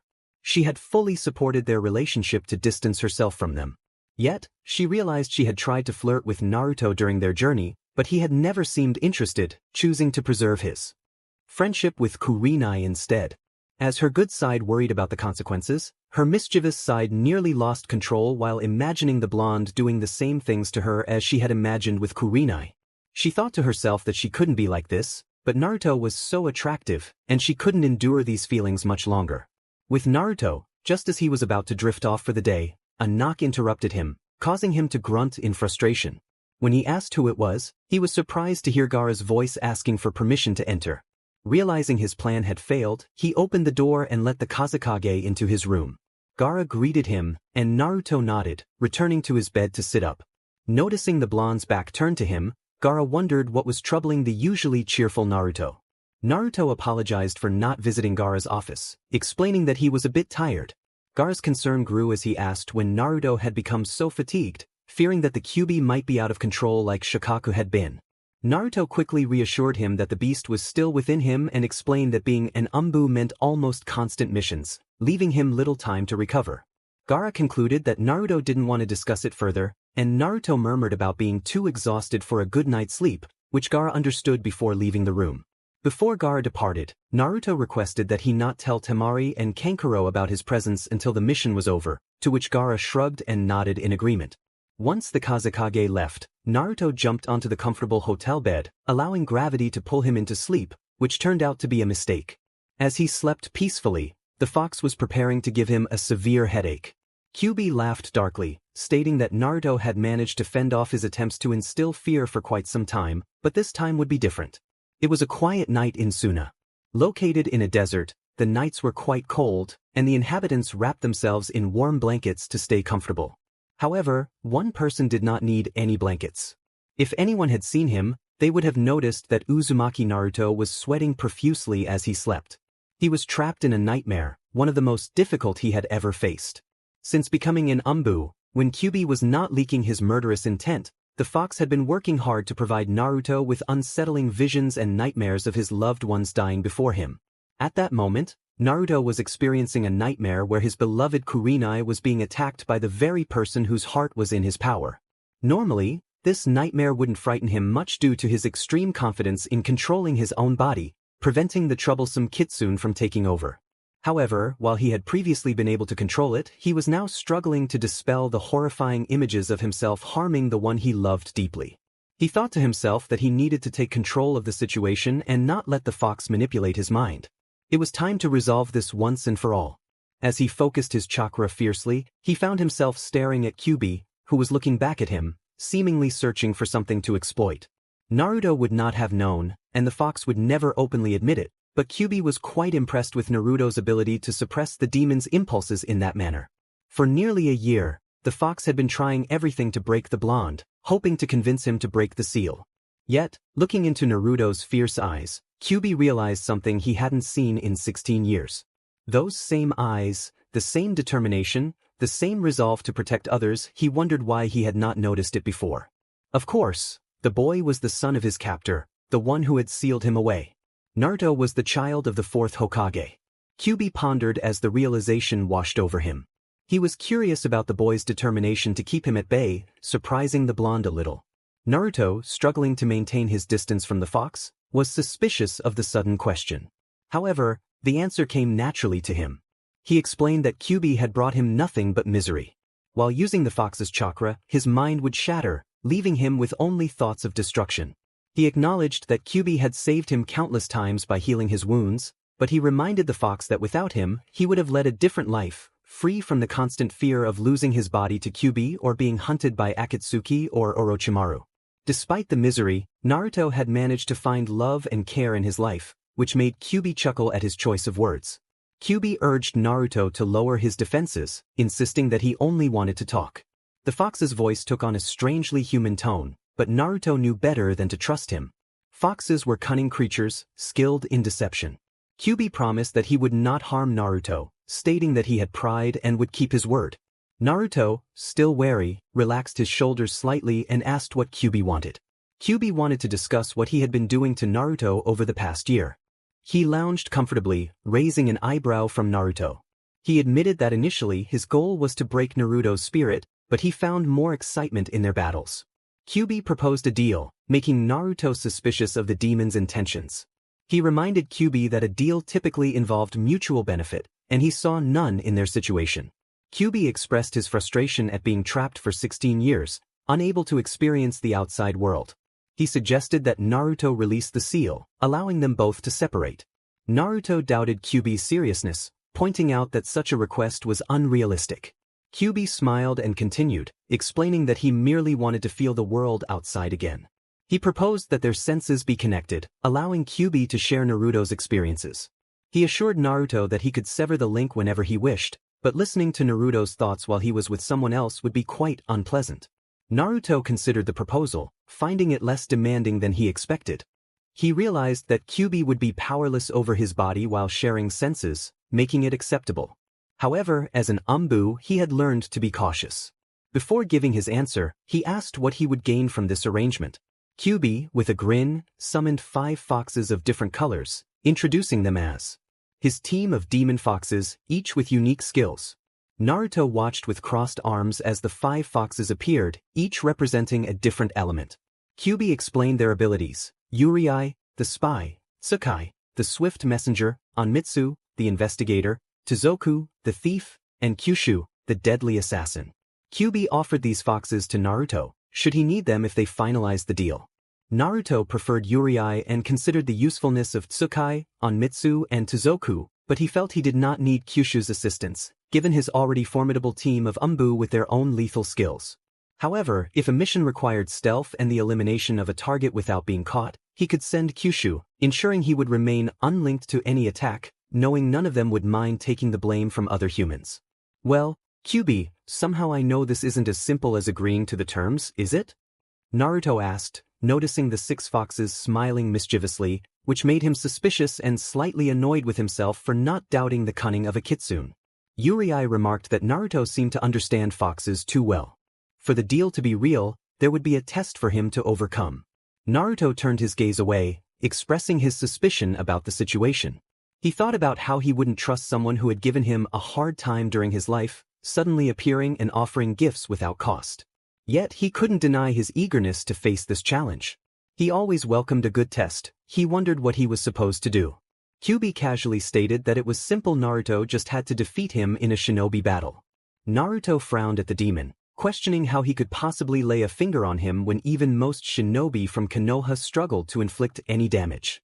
Kyuubi dismissed Naruto's concerns, explaining that he didn't expect him to defeat him with all his strength. In fact, no human could. Instead, Naruto would be fighting against a fraction of Kyuubi's power, specifically 1/9, meaning 1 tail's worth of strength. Naruto recalled a day when he had used just that amount of Kyuubi's chakra after the Uchiha had defected from the village. If his memory served him correctly, 1 tail's worth of chakra was equivalent to a high-level Jounin's power. He admitted he was stronger now but wasn't sure if he was at Kakashi's level. However, if he could accomplish this, perhaps the troublesome fox would stop tormenting him in dreams nearly every day. He wondered what Kyuubi meant by fighting in a shinobi battle and if he could use jutsu. Kyuubi smiled slightly, revealing that for someone who had lived for thousands of years, learning shinobi arts was a mere hobby. However, using Yuki instead of chakra had mixed up some concepts. For instance, his version of the Great Fireball technique was called the Hell Fireball technique. Kyuubi had only bothered to learn fire techniques for obvious reasons and hadn't explored what he could do with the other elements. Naruto accepted the challenge, expressing his love for a good fight. However, since he was currently on an important mission, he suggested they continue the battle after he completed it. Kyuubi considered this for a moment and acknowledged knowing about Naruto's mission, which involved dealing with some criminals and assisting the former host of Shikaku. They agreed to postpone their fight until after the mission, with Kyuubi looking forward to witnessing Naruto's skills. Naruto accepted and declared he needed to get some sleep before disappearing from his mental landscape. Meanwhile, in Konoha, Kurenai was waking from a delightful dream about Naruto. She recalled spending the day with him, showing the number 3 with his fingers, and she was already imagining a lovely trip to a hotel 10 miles from Konoha. She smiled at the thought of all the things they could do together. Massages, sharing a public onsen, relaxing in bed, and more. Kurenai didn't consider herself a pervert, but she found that the idea of intimacy with Naruto was quite appealing. He was kind and patient when necessary but could also be wild when the moment called for it. With his stamina, she thought he could last all night and still have more to give. Unbeknownst to her, another girl had also chosen to sleep in her apartment. Anko had enjoyed a few drinks that night and realized she had forgotten where she was supposed to be, so she ended up hiding in Kurenai's home. At that moment, Kurenai was still asleep, allowing Anko to lie down on the couch. After hearing some noise from the bedroom, Anko went to check on her friend. She greeted Kurenai, who was surprised to see her. Kurenai asked what Anko was doing there and if she had slept over. Anko simply scratched her head and smiled, confirming Kurenai's question. Kurenai sighed at the situation but suddenly remembered something important she needed to discuss with Anko. Anko, while I don't appreciate you sneaking into my apartment, I'm glad you're here. Kurenai expressed her concerns about Yugogo to Anko, recalling the troubling signs of affection Yugogo had shown towards Naruto after discovering Hayate's betrayal. Kurenai felt uneasy, uncertain about Yugogo's intentions. Anko, however, seemed more focused on her own frustrations with Hayate, wishing she could take matters into her own hands. Kurenai reminded Anko that the real issue was Yugogo's feelings for Naruto, which might not be purely physical. Anko teased Kurenai about her jealousy, suggesting that Naruto was quite appealing. Kurenai, aware of Anko's playful nature, countered with a light jab about Anko's own private life. Anko reassured Kurenai that Yugogo likely wouldn't act recklessly during a mission, but once it was over, she might pursue her feelings for Naruto. Just as Kurenai was about to respond, Shizune entered the room, informing Kurenai that the Hokage wanted to see her. Kurenai quickly prepared to meet Tsunade, leaving Anko to her own devices. In Tsunade's office, Kurenai found the Hokage surrounded by paperwork, taking a brief nap. Kurenai wondered why Tsunade had taken on such a demanding role if she struggled to keep up. Remembering who had convinced Tsunade to accept the position, Kurenai smiled and decided to wait for her to wake up. While waiting, she noticed some photographs on the desk and began to look through them. One photo caught her attention: a young Sandaime Hokage with his Genin team. Kurenai smiled, recalling how Naruto had spoken fondly of the Sandaime who had cared for him during his childhood. Kurenai pondered whether the Sandaime would approve of her relationship with Naruto, feeling a tear slip down her cheek as she thought of his legacy. Unbeknownst to her, Tsunade had awakened and watched Kurenai with a smile, curious about her thoughts. When Kurenai realized Tsunade was awake, she apologized for her distraction. Tsunade dismissed her concerns, noting Kurenai's interest in the specific photo. Kurenai explained how much Naruto admired the Sandaime and how important his blessing would be for her. Tsunade smiled at Kurenai's determination to be with Naruto, teasing her about the depth of her feelings. Kurenai admitted that she missed Naruto, especially when he was away on missions. Tsunade recalled a conversation she had with Naruto before assigning him a mission to Suna, where he had expressed his priorities clearly. Kurenai listened intently, eager to hear what Naruto had said. Time spent with her. After hearing this, Kurenai felt a wave of tranquility wash over her. She imagined herself floating in that moment. Tsunade remarked on Kurenai's unexpected romantic side, noting how surprises can come from those we think we know completely. Kurenai nodded, tears of pure happiness streaming down her face. Tsunade assured her that both she and Naruto would receive 3 days of leave upon his return, promising as Hokage and as family. Kurenai expressed her gratitude, smiling as Tsunade left the Hokage's office. Once the door closed, Naruto's words echoed in Kurenai's mind. She resolved to wait for him, eager to see his face again, as she made her way to the training field where her team was supposed to meet that day. With Naruto. As the sun illuminated Suna, Naruto woke up and headed to the bathroom for a shower. Upon exiting, he heard someone rustling in the room and sighed. He addressed Ace, questioning his tardiness. Ace opened his mouth to respond, but Naruto cut him off, suggesting that he had probably been sleeping. They needed to leave in 30 minutes to meet with the Kazekage. Ace nodded, waiting for Naruto to put on his Anbu armor. Naruto shared that he had finally found a way to manage the troublesome fox within him. He explained that they had struck a deal where the fox could feel, see, and hear what he did, and in return, it provided him with demon foxes, each specialized in a different field. He reassured Ace that these foxes would handle other tasks, while Ace remained his constant partner. Ace expressed relief, admitting that he would go crazy if he had to deliver another message. In the Kazekage's office. Inside the Kazekage's room, Team 5 of Anbu and Gaara discussed their mission. Gaara outlined their objective: to deal with a group of missing nin who were terrorizing a village in Wind Country. There were 15 missing nin classified from B to A level, with 10 from Suna and 5 from Konoha. Their abilities were unknown, so they would need to assess them in battle. Gaara would lead the operation and asked the team to introduce their skills for strategic planning. Hawk, the group leader, stepped forward. He introduced the team's abilities, highlighting his affinity for fire techniques, the cat's mastery of water techniques and swordsmanship, the bear's strength in taijutsu with a strong earth affinity, and the black wolf's expertise in ninjutsu, possessing knowledge of lightning, wind, and water techniques. Gaara smiled upon hearing about Naruto's skills, recognizing the reputation he was building. Gaara then instructed the team to prepare for their mission. They would travel 10 miles to the village, where he would use a jutsu to disguise their presence as a sandstorm, allowing them to ambush the missing nin when they were least expecting it. The Anbu team nodded in agreement and set off with the Kazekage.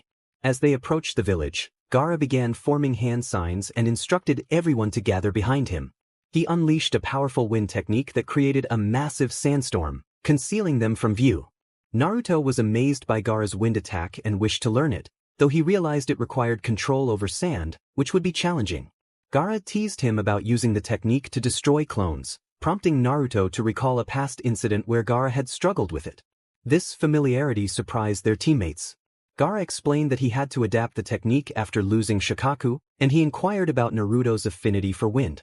Naruto admitted that he could never maintain such a technique while talking, complimenting Gaara on his chakra control. Gaara acknowledged his training since extracting Shikaku and noted that they had arrived at their destination, suggesting they continue their conversation later. In the village, unbeknownst to Gaara and the Anbu team, the 15 missing nin had taken the village's population hostage, demanding a ransom. The mayor, bound by one of the missing nin, shouted in despair, questioning their motives. The missing nin silenced him, asserting their control over the village and that the villagers would be waiting for the ransom. Meanwhile, Gaara and the Anbu team observed the village carefully, strategizing their approach. They needed to locate all the missing nin, noting that aside from the 8 in the middle of the street, the others were likely hiding inside the houses, preparing for an ambush. "Do you have good tracking skills?" Gaara asked as the wolf Ace approached and introduced himself. Ace greeted Gaara, explaining that he came from a wolf clan near the highest selection of Wind Country. He had managed to locate 5 of their targets, but the other 2 remained undetectable.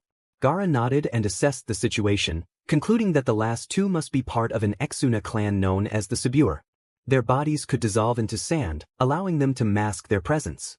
They were dangerous and unpredictable, and Gaara resolved to handle them himself. Hawk expressed concern, reminding Gaara that if what he suspected was true, his life could be in danger. He recalled that Gaara's father, the Yondaime Kazekage, had expelled the Sabure clan for their insatiable thirst for power. They would stop at nothing to get their hands on Gaara. Gaara acknowledged this, stating that he was aware of the pursuit and had suspected their involvement. He believed he could combat their sand-based attacks better than anyone else. He entrusted the safety of the village to Hawk and his Anbu team, explaining that when they attacked the 13 in the village, the other 2 would likely appear to assist their comrades. He planned to catch them off guard and imprison them with a jutsu he had specifically designed for them. Hawk gathered the team, noting that they faced 13 enemies and that lethal force was authorized. He looked to Gaara for confirmation regarding the rogue Sunanin, who nodded in agreement. Hawk outlined the plan. They were outnumbered, with 13 against 5. Black Wolf and Ace would handle the 5 hidden within the houses, as Ace knew their locations. Bear and Cat would create a distraction in the center to draw attention. Once that was accomplished, Gaara would strike from behind. When the enemies focused on him, Black Wolf and Ace would take care of the rest. Hawk requested ideas from the team, and suddenly, 4 replicas of Black Wolf appeared behind them, all asking if they had been summoned. Naruto, one of the clones, received a wide smile from his team and Gaara. Hawk instructed Black Wolf to signal once he had dealt with the 5 inside. The group split up, leaving Gaara concealed while he kept an eye on his 2 targets. He pondered the bond Naruto's Anbu team shared, appreciating their loyalty despite knowing the burden he carried. Meanwhile, Naruto and the 5 clones were discussing the locations of their targets. After Ace indicated where they were, the real Naruto invited him to stay with Hawk and prepare for a coordinated attack if needed. Ace agreed and vanished, while the 5 clones moved toward their designated targets. Once in position, they waited for the right moment to strike. As the enemies turned their backs, they swiftly executed their plan. The 5 Black Wolf clones began to mold chakra for a secret jutsu, and the light that filled the houses turned dark, accompanied by silent screams.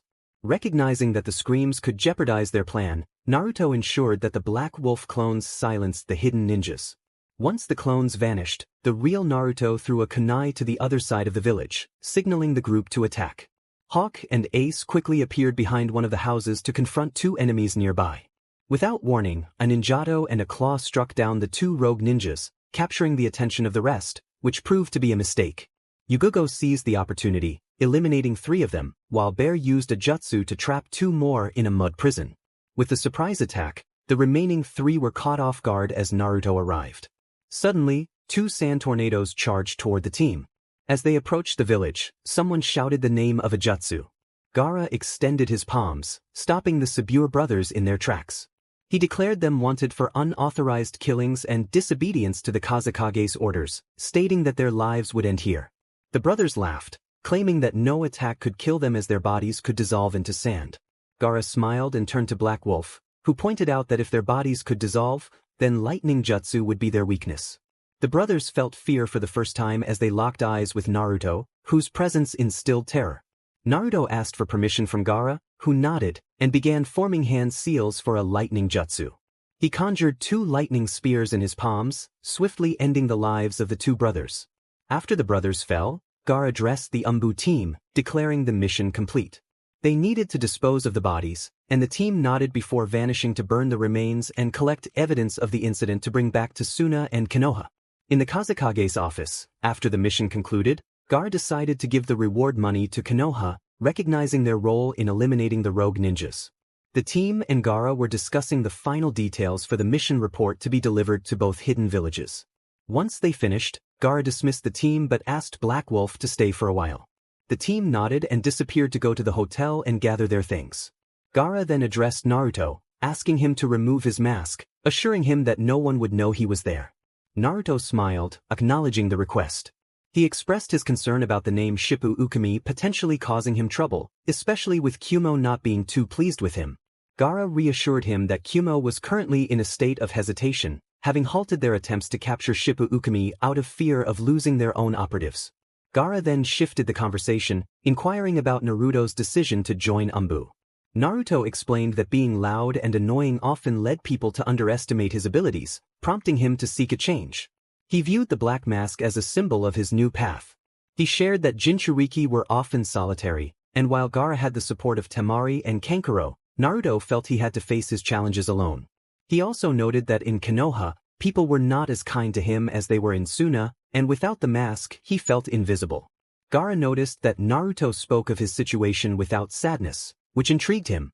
Naruto acknowledged Gaara's observation, revealing that despite the challenges, he had found true love in Konoha. Gaara's curiosity piqued, and he asked who it was, jokingly suggesting it might be Sakura. Naruto laughed, clarifying that it was not Sakura but Yuhi Kurenai, a Jounin sensei from their early chunin exams. He confirmed that Kurenai was 15 years older than him, which Gaara found less surprising given the short lifespan of shinobi. Meanwhile, back in Konoha, Kurenai felt a blush rise to her cheeks for no apparent reason, wondering if Naruto was talking about her. Returning to Naruto and Gaara, they continued discussing their lives, and Naruto was surprised when Gaara mentioned a girl he was seeing. Gaara handed Naruto a letter for the Hokage and requested that Naruto's team accompany Temari to Konoha, where she would supervise Shikamaru for the upcoming chunin exams. Naruto agreed, despite not being in charge, and told Gaara to inform Temari to meet them at the entrance in half an hour. At the gate, half an hour later, the group waited for Temari to arrive so they could return to Konoha. When she arrived, Naruto handed the letter to Hawk, explaining Gaara's intentions. Hawk felt nervous about the task but complied due to the alliance between their villages. Just then, the Kunoichi from the battle arrived, glancing at her escort team. She hoped to learn Naruto's identity to ease the tension of the journey. However, when the masked Anbu spoke, she recognized his voice and joined him for the trip. Yugogo, noticing the blonde girl accompanying Naruto, began to feel uneasy. She knew Temari wasn't in love with Naruto, but the thought of another girl traveling with him made her uncomfortable. Due to the mission, Yugogo tried to push her thoughts aside, but once it was over, she found herself glancing at Naruto more often. Unbeknownst to her, Temari was perceptive and noticed Yugogo's interest in Naruto. She wondered why Yugogo was looking at him that way, especially since he was with Kurenai. Temari reminded the group that they needed to move quickly, as the Anbu had a deadline to reach Konoha. Hawk urged them to rest briefly before resuming their swift pace. Temari felt a bit annoyed at Hawk for suggesting they take it easy, but she dismissed it, recognizing that he was also a kunoichi. In Naruto's mind, the Kyuubi spoke, eagerly anticipating their upcoming challenge to see if Naruto was worthy of his team. Naruto mentally responded, planning for their fight once they arrived in Konoha. Naruto understood that he needed to be within his mental landscape for their plan to work. The fox agreed, explaining that due to the troublesome seal, it couldn't manifest outside of Naruto's body. Therefore, Naruto had to enter this mental space for their battle. The fox offered him a choice. They could fight while he slept or while he meditated. Naruto opted for meditation, not wanting to alarm Kurenai, who might think he was having a nightmare. The fox chuckled, reassuring him that it didn't like the idea of an opponent underestimating Naruto. From what it had seen in Naruto's memories, one tail would be sufficient for them to match up well. The thrill of battle excited the fox, prompting a sigh from Naruto as he severed their connection. Back on their journey, Naruto and Temari discussed Gaara's girlfriend, Matsuri. According to the blonde Kunoichi, Matsuri was one of the few who wasn't afraid of Gaara while growing up. Naruto found it amusing to learn that Matsuri's temperament was somewhat akin to Shikaku's, making her quite intimidating. He chuckled at the thought that even Gaara was frightened at times, knowing that everyone else, including his siblings, shared that fear. However, Matsuri was different, and Naruto smiled at his friend for finding someone special. Temari listened intently as Naruto recounted how he and Kurenai met and shared stories about his life in Anbu. She was surprised to learn that his team had managed to defeat Hashikage Kisame and intimidate Uchiha Itachi, even with the Hokage's involvement. Temari had heard rumors about Itachi and Kisame being among the deadliest ninjas and found it incredible that Naruto's team had taken down one of them. She also felt a tinge of sadness knowing that Konoha had yet to accept its Jinchuriki, unlike Suna. Upon entering the village, Naruto's team and Temari headed straight for the Hokage's office. Inside, Tsunade was reading a report on Team 8's elemental training and felt pleased that the new generation of clans was adapting beyond just their family techniques. Her attention shifted when a group suddenly appeared in her office. Relaxation washed over her as she recognized Naruto's black mask, and a smile graced her face. Hawk, the team leader, presented the Kazekage's letter and a scroll detailing the 5 missing nin they had fought. He reported the mission's success, and Tsunade nodded, turning to greet the Suna Kunoichi. She acknowledged that Temari had taken advantage of the Anbu escort and inquired about her journey. In her response, Temari expressed gratitude for the immense help provided by Konoha's Anbu team. She mentioned that her spies near Kumo had detected a mobilization of their forces, though she was uncertain of their intentions. Tsunade contemplated the recent activities of Kumo, recalling how they had previously kidnapped a Konoha shinobi team and attempted to lure Naruto into a trap. Something was brewing, and they needed to be cautious. As Temari finished her story, Tsunade nodded and called a chunin to escort Temari to a hotel, which she accepted. After dismissing the Anbu team, Tsunade called for Jiraiya, who was surprisingly staying in Konoha longer than usual. Meanwhile, Team 8 observed Kiba's attempts to manipulate Earth Chakra. Unfortunately, he struggled with elemental chakra manipulation while Shino and Hinata had already succeeded and were learning their respective elemental attacks. Kurenai appreciated Kakashi's help in teaching her students some of his jutsu repertoire. Just as she was about to encourage Kiba to try again, she sensed someone laughing behind her. When she turned and saw Naruto's Anbu mask, her face lit up with joy as she embraced him tightly, expressing how much she had missed him. He nodded in return and presented her with a special flower that only grew in Suna, which made Kurenai smile in gratitude. She asked if the mission had been successful, to which Naruto confirmed that it had gone well, with Gaara assisting them in safeguarding the missing nin. As they shared a warm moment, Kakashi smiled at the reunion. The 3 chunins watched in awe, unable to reconcile Naruto's identity as an Anbu with their perception of him. They were astonished to see the couple together, oblivious to any age difference. Once Naruto and Kurenai broke their embrace, he turned to the chunins, noting the chakra usage in the area. He identified traces of lightning, water, and earth chakra, confirming their training. The chunins, feeling a bit apprehensive, nodded in response. Sensing their unease, Naruto addressed them directly, acknowledging that they seemed afraid of him. Kurenai and Kakashi exchanged surprised glances as they gauged the chunins' reactions. To Naruto's surprise, he was correct. The chunins appeared ready for a confrontation. He sighed, puzzled as to why they would fear a fellow shinobi. Kiba had always been impulsive, which made it easier for Naruto to handle him. However, he couldn't understand why Shino and Hinata seemed afraid. Surprisingly, it was Shino who began to speak. He mentioned that for some reason his insects were reacting to Naruto's presence and were cautious of his movements. Naruto sighed and turned to leave, sensing he wasn't welcome. He informed Kurenai that the Hokage had granted them a 3-day vacation, and he was heading to the Anbu headquarters before disappearing in a small whirlwind.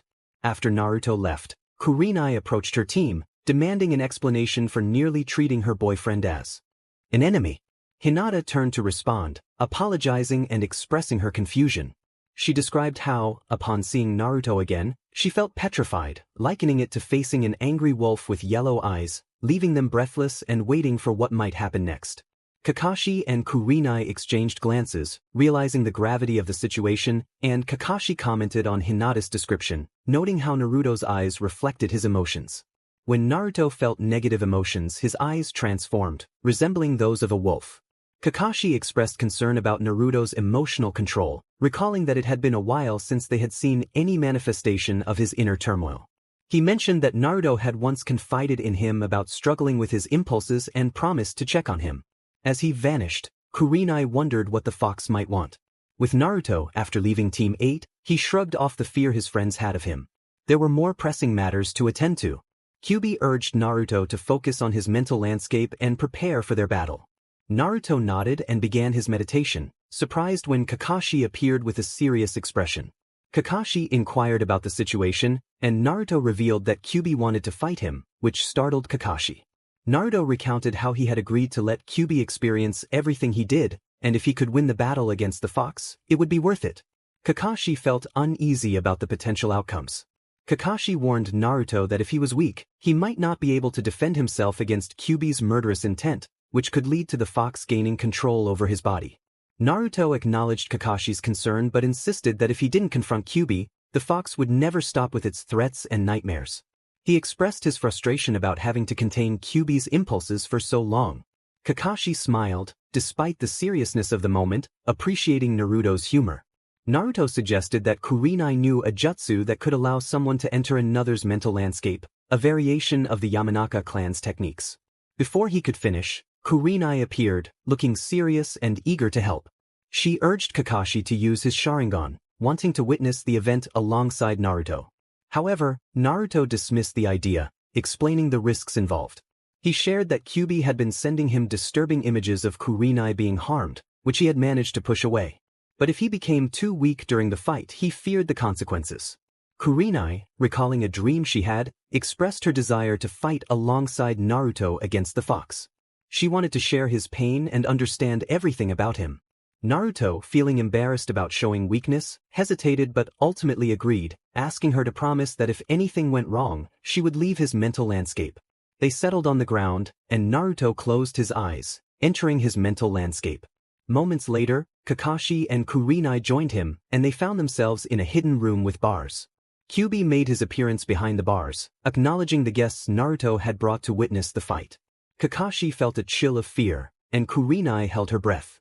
Standing before them was the creature responsible for the near destruction of Konoha, had it not been for the Yondaime. Kurenai had heard terrifying rumors about the fox but had never encountered it directly. Now, face to face, she felt a deep fear of what could happen. Sensing her fear, Naruto spoke to reassure her, stating that Kyuubi couldn't harm her there and that he wouldn't allow it. He advised her not to show fear, as it could provoke Kyuubi's instincts. The same went for Kakashi. Kyuubi assured them that he had given Naruto his word that if he won, he would cease his threats and attempts to kill. He explained that his goal was to test Naruto's resolve against stronger opponents, expressing his excitement for battle and his desire for Naruto to become as powerful as a Sannin. Kyuubi urged Naruto to come and face his opponent. As Naruto approached the door, Kyuubi's chakra began to materialize his adversary. To their surprise, Kyuubi created a second Momochi Zabuza to challenge Naruto. Kyuubi explained that he chose Zabuza because, despite the existence of stronger foes, Zabuza was a formidable shinobi. Kakashi nodded in agreement, recalling that Zabuza was a match for Kisame. He noted that if it weren't for his Sharingan, Zabuza might have defeated him, potentially leading to the demise of Team 7 and Tazuna. Kyuubi informed Naruto that Zabuza was a master of water jutsus and swordsmanship, and he would also receive a tale of power from Kyuubi. Suddenly, they found themselves atop the statues in the Valley of the End, with Naruto and his companions standing on the statue of the first Hokage while Zabuza stood on Madara's statue. Kyuubi warned Naruto that surprises awaited him during the battle and that Zabuza would be empowered by Kyuubi. Naruto nodded, displaying his determination as he leaped into Zabuza's territory. Although he had some water jutsus at his disposal, he acknowledged that facing a master in his domain was daunting. With Kyuubi's shout, the battle began. Zabuza quickly formed hand seals for water style, water dragon jutsu, summoning a massive dragon that surged forward, threatening to overwhelm Naruto. Anticipating Zabuza's use of large weapons, Naruto waited patiently for the dragon to strike before making his move. While Kurenai and Kakashi were alarmed by the enormous dragon, Naruto, though frightened, remained composed. As the colossal dragon charged, it suddenly vanished in a puff of smoke, revealing it to be a shadow clone. Emerging from beneath the surface, Naruto performed hand seals for lightning style, electromagnetic current jutsu, directing it into the water midair, striking Zabuza since water conducts electricity. However, he soon realized he had hit a water clone. Instinctively, Naruto dodged incoming shurikens and countered with his own while executing ninja art, Shuriken Shadow Clone Jutsu. What began as 4 shurikens multiplied into 40, which Zabuza skillfully blocked with his Zanba. Kyuubi praised Naruto for his efforts as he watched the fight unfold. After blocking the shurikens, Zabuza charged at Naruto with enhanced speed, intent on delivering a lethal blow. Naruto barely ducked and used a smoke bomb to evade the attack, forming hand seals for wind style, Fierce Hurricane Jutsu. A massive tornado materialized, engulfing Naruto as he focused on controlling it. Zabuza stood still, waiting for the technique to strike so he could gauge its power.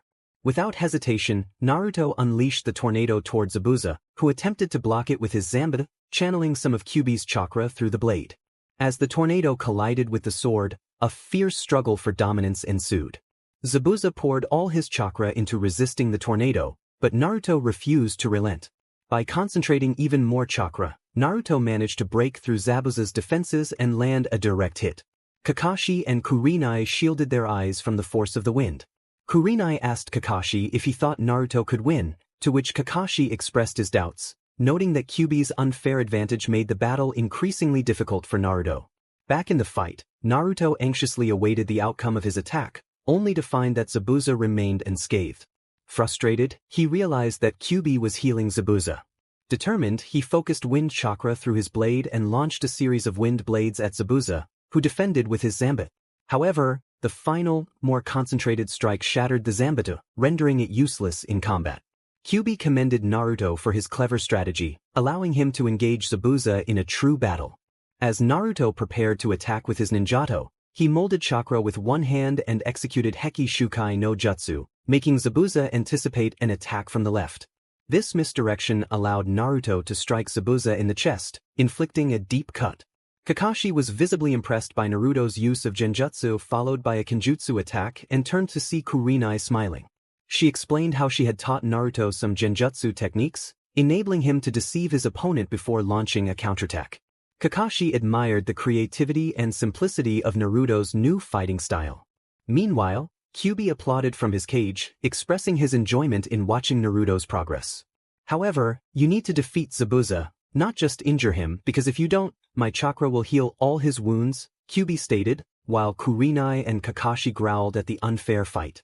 Meanwhile, Naruto stood there, measuring his next attack. It was time to end this. He would put everything into this final move. He began the sequence of hand seals for the lightning roar jutsu. As he finished molding the necessary chakra for the attack, his body became enveloped in electricity from the chakra's use. Up in the stands, Kakashi stared intently at the jutsu, wondering if Naruto had created it himself. With all the battles he had fought against the ninja from the cloud, he had never heard of this technique. When Naruto unleashed the technique, a massive lightning lion charged at Zabuza with such speed and force that Zabuza couldn't react in time, taking the full brunt of the attack. Soaked from the rain, the impact was even more devastating. Thousands of bolts struck the body of the mist demon, and the sounds of pain and agony filled the air.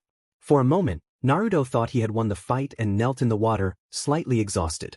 However, when he looked up, Zabuza was rising from the attack, battered but still capable of fighting. Frustrated, Naruto realized he had no choice but to use a jutsu he had been saving for later, even though it was not perfected. He had to use it, consequences be demanded. Kyuubi acknowledged Naruto's effort, noting that the damage was significant, but Zabuza still had enough strength for one jutsu. Kyuubi suggested they finish this or wondered if Naruto was out of chakra. Kakashi expressed concern about Naruto's chakra levels, stating that he had used a lot in the last lightning jutsu and doubted Naruto had enough to match Zabuza's grand waterfall jutsu. Kurenai worried for her boyfriend's well-being. Back with Naruto, he stood up, taking deep breaths to assess his options. If his memories served him right, Zabuza would use the grand waterfall jutsu, so he believed his technique should work, but timing was crucial. He summoned a clone to walk alongside him as Zabuza began his hand seals while Naruto started forming the Rasengan. Zabuza focused all his energy on his technique when he saw Naruto holding what appeared to be a windmill shuriken made entirely of wind, with the Rasengan in the center. It was time to finish this, Zabuza declared, sending his attack toward Naruto, who closed his eyes for a moment. He needed the right moment and place for this to work. When he opened his eyes, he knew he had to strike the attack to split the waterfall in half. Leaping directly into the attack, Naruto struck his wind-powered Rasengan, literally cutting it in half as he dove toward the now vulnerable Zabuza, who was waiting for the technique to hit him. He shouted as he struck Zabuza's chest, creating a dome of destruction around them. Kakashi had already activated his Sharingan, trying to count the number of hits Zabuza was taking but lost track. Minato-sensei, your son is something entirely different, Kakashi thought as he turned to see Kurenai smiling at her boyfriend's victory. Suddenly, a weak voice from behind them caught their attention. When they turned to look, they were surprised to see Naruto barely moving. Kakashi was trying to understand what had happened, but Naruto spoke first. The Futon Rasen Shuriken hurt his arm a lot, so the fight wasn't over yet. He had left the clone to attack in his place, but he had to channel all his chakra to keep the clone from disappearing upon contact with the waterfall technique. Although he didn't feel the pain in his arm this time, the memory of the pain from the clone returned to him, and it was a strange sensation, to say the least. He recalled nearly breaking his arm, yet he felt it. Kyuubi chuckled, acknowledging that Naruto had managed to tap into a portion of his power. Now, he was free to use the fox's abilities. However, Kyuubi would measure Naruto's level and have him fight occasionally to improve. There was no need to worry about chakra exhaustion. He would be tired, but by tomorrow, it would feel as if nothing had happened. After the mental landscape of Naruto faded, he opened his eyes to find Kurenai and Kakashi relieved that they had escaped unscathed. However, upon looking at Naruto, they discovered he was asleep. Kakashi smiled and lifted the blonde to carry him to his apartment for some rest. Kurenai nodded and smiled as she followed Kakashi. A little later, Ace appeared and traveled with the group to Naruto's apartment. The wolf had been informed of the events and smiled at his companion. After arriving at Naruto's apartment, Kakashi gently placed him on the bed and left, leaving Kurenai and Ace to look after the blonde. Kurenai thought about how wonderful Naruto had been that day. He deserved to rest, and tomorrow, they would enjoy their well-earned vacation. He couldn't help it. Just saying that someone was stronger, faster, or even smarter than him made him angry, and he asserted that the Uchiha bloodline was the best there was.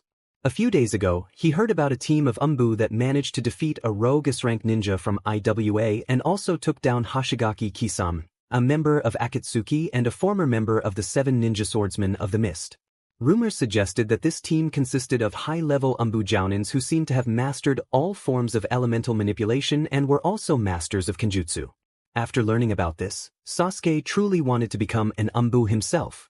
Although the missions he took were high-level for a chunin, Anbu missions were even more dangerous, and no chunin was allowed to participate. Those were the words of Kakashi, Aoba-sensei, and the Hokage when they rejected him. In truth, only Naruto had been authorized to speak on behalf of the Anbu to see if he could join their ranks. Sasuke, on the other hand, was not called for the right reasons. He craved glory above all else. Sasuke Uchiha wanted to be recognized above others. However, being an Anbu meant hiding his identity, which was why, although Team 5 had become famous throughout the village, only a few knew their true identities. Nevertheless, Sasuke smiled at the thought of becoming a jounin in a few months, after which he would receive all the glory that every Uchiha seemed to achieve in the past, except, of course, for Uchiha Itachi, who had killed his own clan. With Naruto, the sunlight woke him up, and as he looked around, he noticed someone lying beside him. Seeing who it was made the blonde smile. The Genjutsu expert was thrilled to have arrived at a hotel the previous day so that the couple could begin their 3-day vacation. For Naruto, seeing Kurenai peacefully asleep next to him was the epitome of happiness. To him, she was perfect in every way. Suddenly, Kurenai let out a soft sigh as the sunlight hit her face, earning another smile from Naruto as he realized she was not an early riser. He greeted her with a cheerful, "Good morning, Kure-chan," leaning down to kiss her cheek, which brought a smile and an embrace from the genjutsu expert. "Good morning, Naruto-kun. I can't believe we finally have some time for ourselves," Kurenai said. Naruto expressed his frustration about how being an Anbu consumed much of his time, making it difficult for him to be with her. He often wondered why all Anbu had to report so early, lamenting that he couldn't even see her wake up. Kurenai smiled and gently lifted his chin, making him face her, and then kissed him passionately. She understood how he felt and was delighted that he wanted to arrive late at the Anbu headquarters just to see her wake up. She acknowledged the importance of his role in protecting Konoha and assured him that even though they couldn't see each other often, moments like this would be even more precious. "Now, how about a nice massage, Naruto-kun? You seem tense," she whispered close to his ear, causing a rush of emotions within him. He innocently admitted that he was a bit tense in his back, prompting Kurenai to smile mischievously. She suggested he lie down, and as she began to massage his back, he surrendered to the soothing touch of her hands. "Kuren, your hands are so soft," he murmured, and she smiled, continuing the massage while leaning closer to him. Suddenly, Naruto felt something on his back that wasn't just her hands. Realizing what it was, he turned to see Kurenai, but before he could say anything, she kissed him deeply and began to explore his chest and arms. Soon, Kurenai took control of the situation, and Naruto happily allowed it. In Konoha, Tsunade was busy with her usual tasks in her office when she heard a knock. When she opened the door, she was surprised to see Yamato disguised as the Anbu captain. He greeted her respectfully, and Tsunade asked what he needed. Yamato explained that he had been observing some chunin in Konoha who were about to become jounin and wondered if they would be interested in joining the Anbu forces. He had several candidates in mind to fill the vacancies in Team 3 of the Anbu, which had recently suffered 2 losses. Tsunade considered his proposal and asked for the names of the candidates to see if they were suitable for the Anbu. Yamato mentioned that Nara Shikamaru and Aburame Shino were excellent choices. He noted that Shikamaru was a brilliant strategist and Shino excelled in battle efficiency. Both of their jounin senseis, Sarutobi Asuma and Uchiha Kurenai, confirmed their skills, and Shino was already learning elemental manipulation, while Shikamaru's shadow manipulation would rival his father's in a few years. Tsunade agreed that Shino would be a great addition to the Anbu but expressed her concerns about Shikamaru. She pointed out that he had previously rejected an offer from the Fire Daimyo to become one of his 12 guards, citing that he found it troublesome. However, he also refused because he didn't want to leave his comrades, which was a sentiment shared by Naruto as well. He felt that if he left, he would be extremely worried about them and wouldn't be able to protect them if necessary. They could ask if they wanted to join. He believed none of them were on missions at that moment, so he called them over. Tsunade inquired about the other names, prompting Yamato to take out a paper and begin reading. He noted that while they were good candidates, only Shino and Shikamaru had what it took to become Anbu. The others on his list needed to improve their skills before being considered for recruitment. He mentioned Uchiha Sasuke, who was extremely talented but overly ambitious for power and fame, which did not align with an Anbu officer. Hyuga Niji was also highly skilled but was already placed with Madogai, Rock Lee, and Tenten, making it unlikely for him to join Anbu. Lastly, he mentioned Tenten, a master of various weapons, who was in the same position as Niji. Tsunade nodded in agreement, acknowledging that the last 2 had already formed a team and therefore wouldn't be joining. She concurred with Yamato's assessment of Sasuke, particularly regarding his ambition. Shikamaru asked if they had been summoned by Hokasama, to which Tsunade confirmed. She introduced Shino and Shikamaru to the shinobi responsible for the Anbu program, known as Yamato. Tsunade explained that Captain Yamato had reviewed their personal files and was impressed with their analytical and combat skills. He offered them a place in the Anbu forces, noting that a team currently needed 2 replacements and believed both were capable of fulfilling that role. Shino, for his part, always wondered how he could be more useful to the village. Although he enjoyed the company of Team 8, he sought more training and experience, feeling that being in a reconnaissance team limited his potential. He was aware that Naruto was making a name for himself in the Anbu forces and wanted to undertake a real mission alongside him to learn more about manipulating lightning techniques. Shikamaru, however, was not as enthusiastic as Shino. He preferred to spend his time watching clouds and playing shugi with his sensei. Nonetheless, he understood that his lazy attitude could lead to dangerous situations during missions, and he didn't want that. The fact that he would be alongside Naruto made it somewhat more appealing. Just as he was about to express his thoughts, Shino interrupted him. Yamato was asked if he could provide an assessment of Naruto's abilities before he joined Anbu. Tsunade prompted Shino to elaborate on his request. Shino explained that Naruto had affinities for wind and water techniques. Yamato explained that the Anbu headquarters consisted of various training fields where members could enhance their skills without the worry of needing to go out for practice. Once someone became an Anbu, they also gained access to a specialized library containing information on all shinobi arts, except for certain family secrets that remained within the complex. He noted that Naruto had developed his lightning manipulation from scratch, starting with a few books, and had improved his affinities to the point of leveling an entire training field with a wind technique called Futon Kumashipu, wind release, fierce hurricane. Shino raised an eyebrow, while Shikamaru was left speechless. Yamato pointed out that according to Shino's files, he had a lightning affinity, but Shikamaru had not bothered to find out his own. When asked why, Shikamaru explained that shadow manipulation required extensive knowledge to improve and master, and he wanted to reach that level before focusing on elemental manipulation. Yamato nodded and handed Shikamaru a piece of paper, suggesting that it wouldn't hurt to discover his affinity, as it would only appear in his file. He instructed Shikamaru to channel his chakra into the paper to see what affinity he had.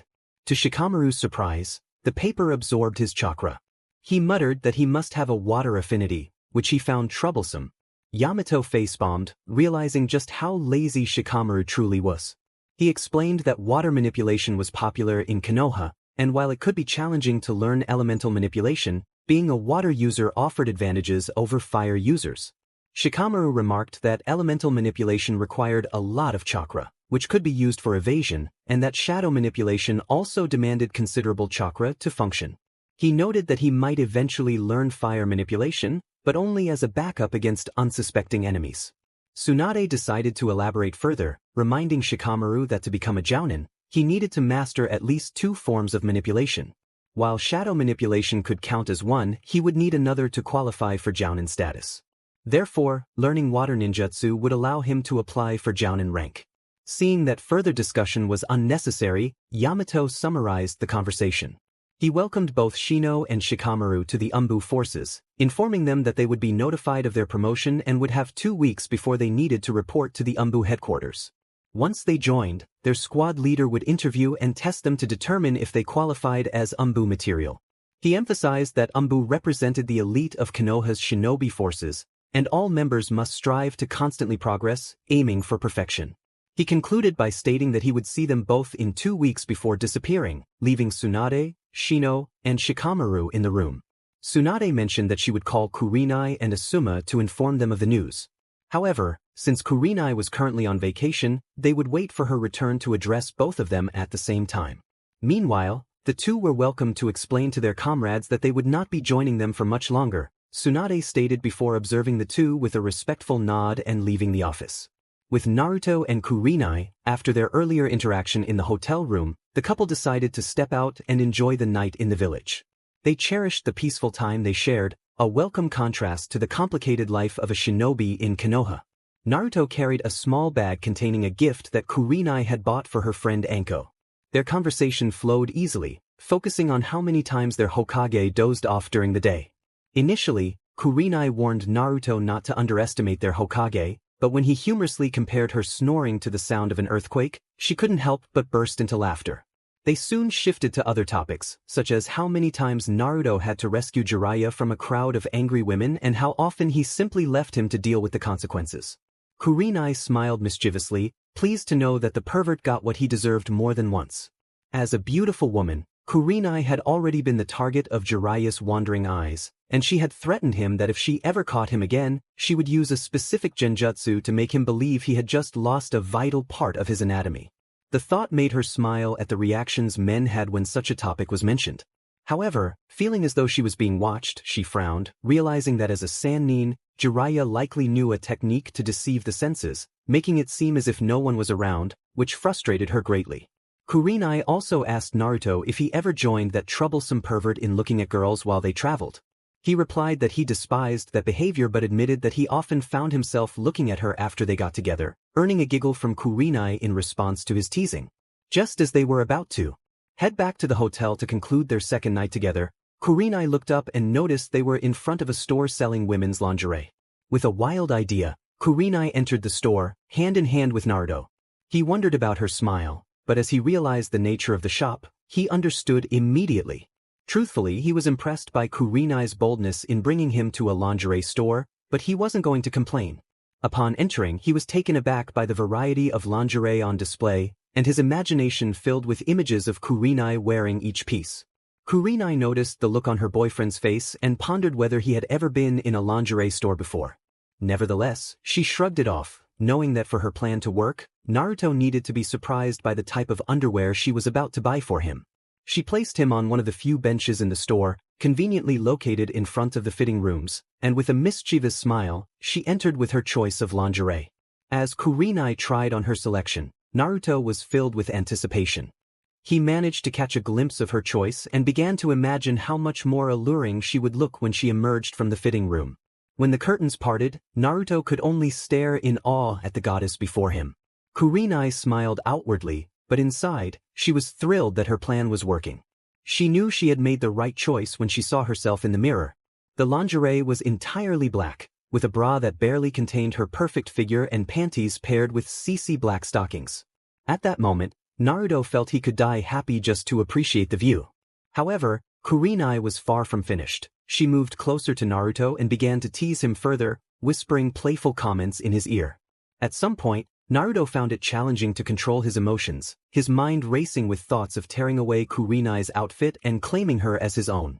In Konoha, at the dango stand, Anko was satisfying her hunger with some dango sticks when Yugogo entered.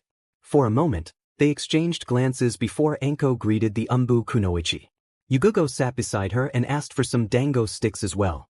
Anko cheerfully remarked how nice it was to see Yugogo.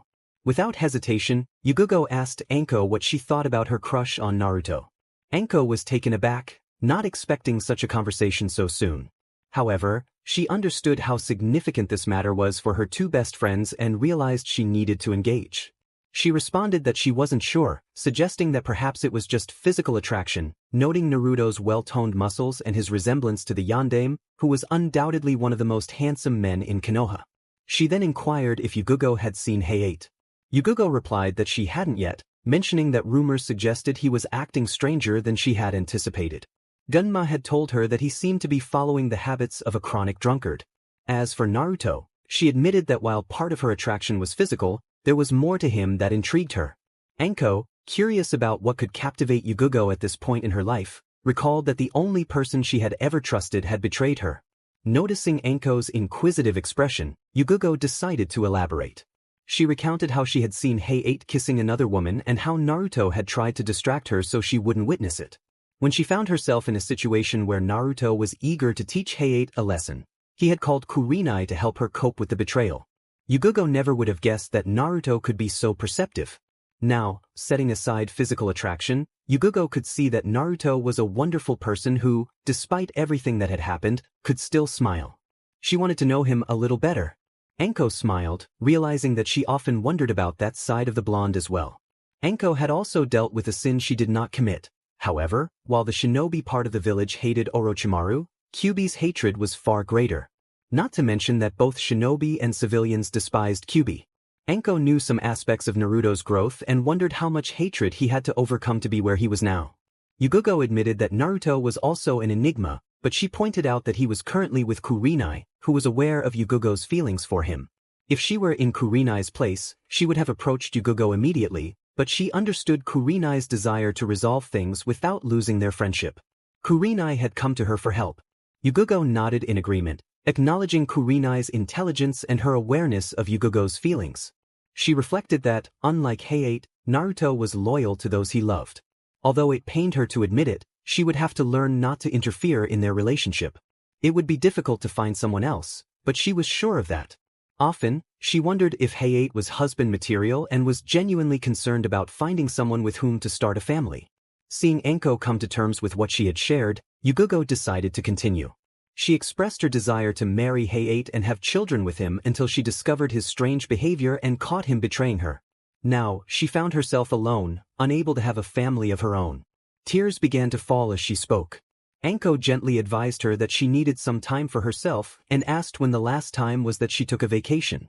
With Naruto and Kurenai on their journey, Anko encouraged Yugugo to take a break. Yugugo thanked Anko for listening and promised to think about it. The next day in Tsunade's office, after Shizun left with a stack of papers, Tsunade poured herself a drink. She was surprised that her headache was not caused by Naruto this time. It was the Sarutobi air causing trouble. Tsunade thought that the boy had learned such behavior from Naruto. Just when she thought Naruto was starting to behave better, Konomaru was following in his footsteps. Suddenly, she heard a knock at the door. Preparing for whoever was to enter, she was surprised to see Yugugo walk in, not in her usual Anbu attire. Tsunade, slightly concerned, asked what she could do for Yugugo. Yugugo inquired if she could take a vacation, explaining that she had never taken one since becoming Anbu. Tsunade nodded in understanding and offered her a week off as soon as Naruto returned, to which Yugugo agreed gratefully. However, she had another request. She wanted to become a Jounin sensei. This surprised Tsunade, who acknowledged that while Yugugo was in Anbu for a reason, she also enjoyed being part of it. Tsunade asked what had happened to prompt this decision. Yugugo looked at Tsunade with respect but found it difficult to reveal the true reason behind her choice. She realized that if she did not address it, the story would haunt her forever.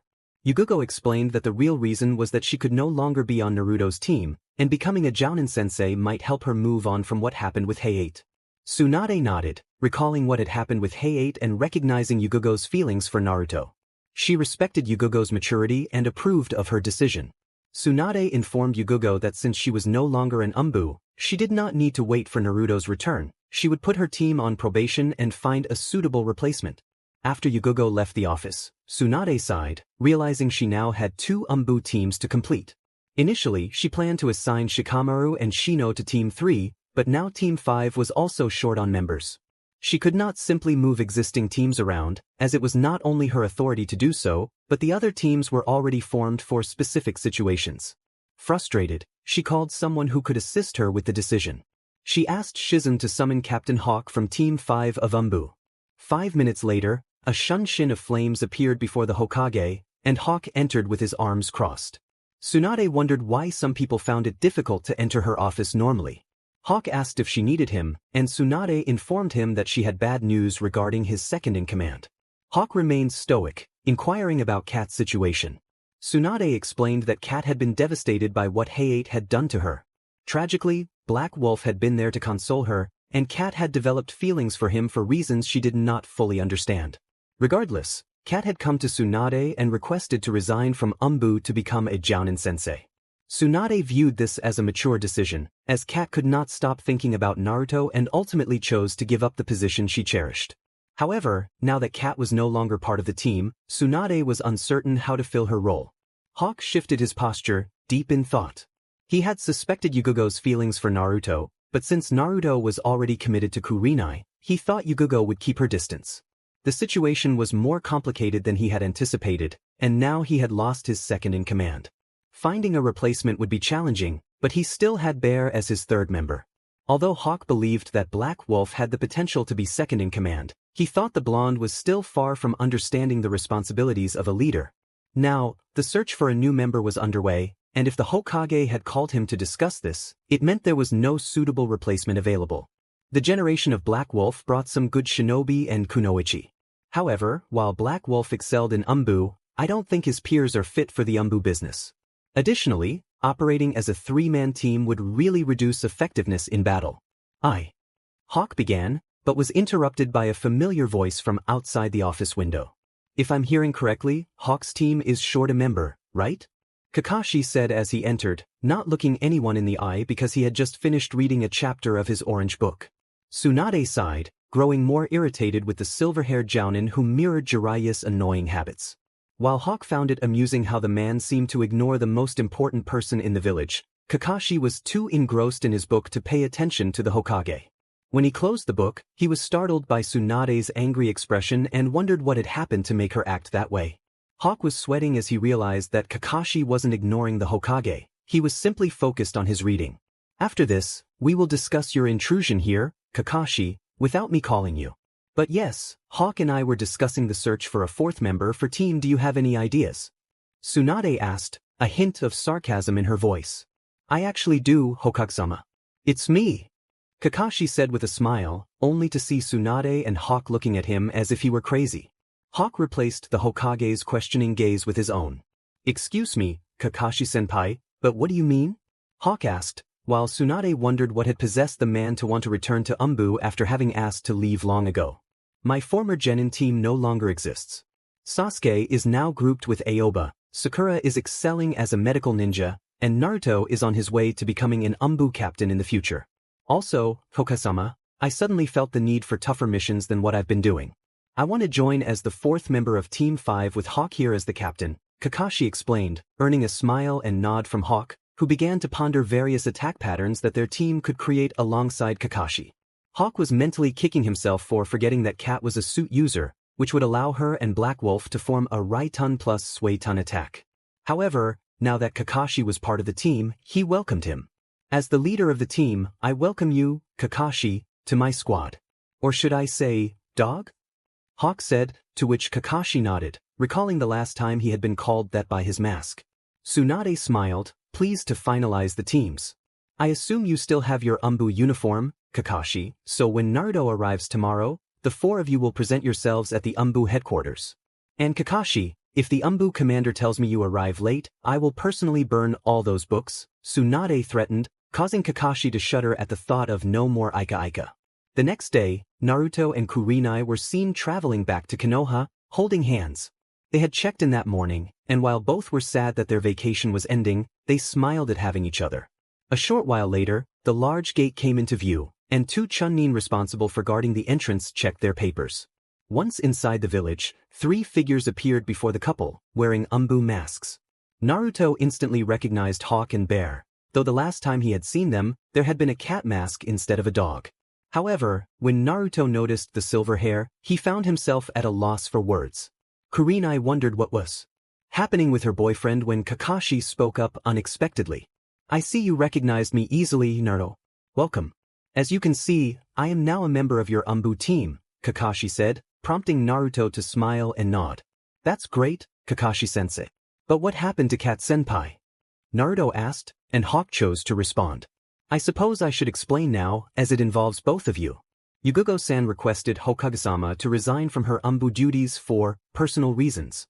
Kakashi-senpai volunteered to take her place for reasons that will be discussed once we are inside Anbu HQ, Hawk explained, earning a surprised look from the couple before them. Kurenai was shocked that Yugugo had left Anbu. She knew how much her friend valued the position and wondered why she had abandoned it. Curious to find out more, she looked at her boyfriend, who nodded in understanding. For some reason, the blonde seemed to be thinking along the same lines as Kurenai, indicating that he too wanted to speak with Yugugo first.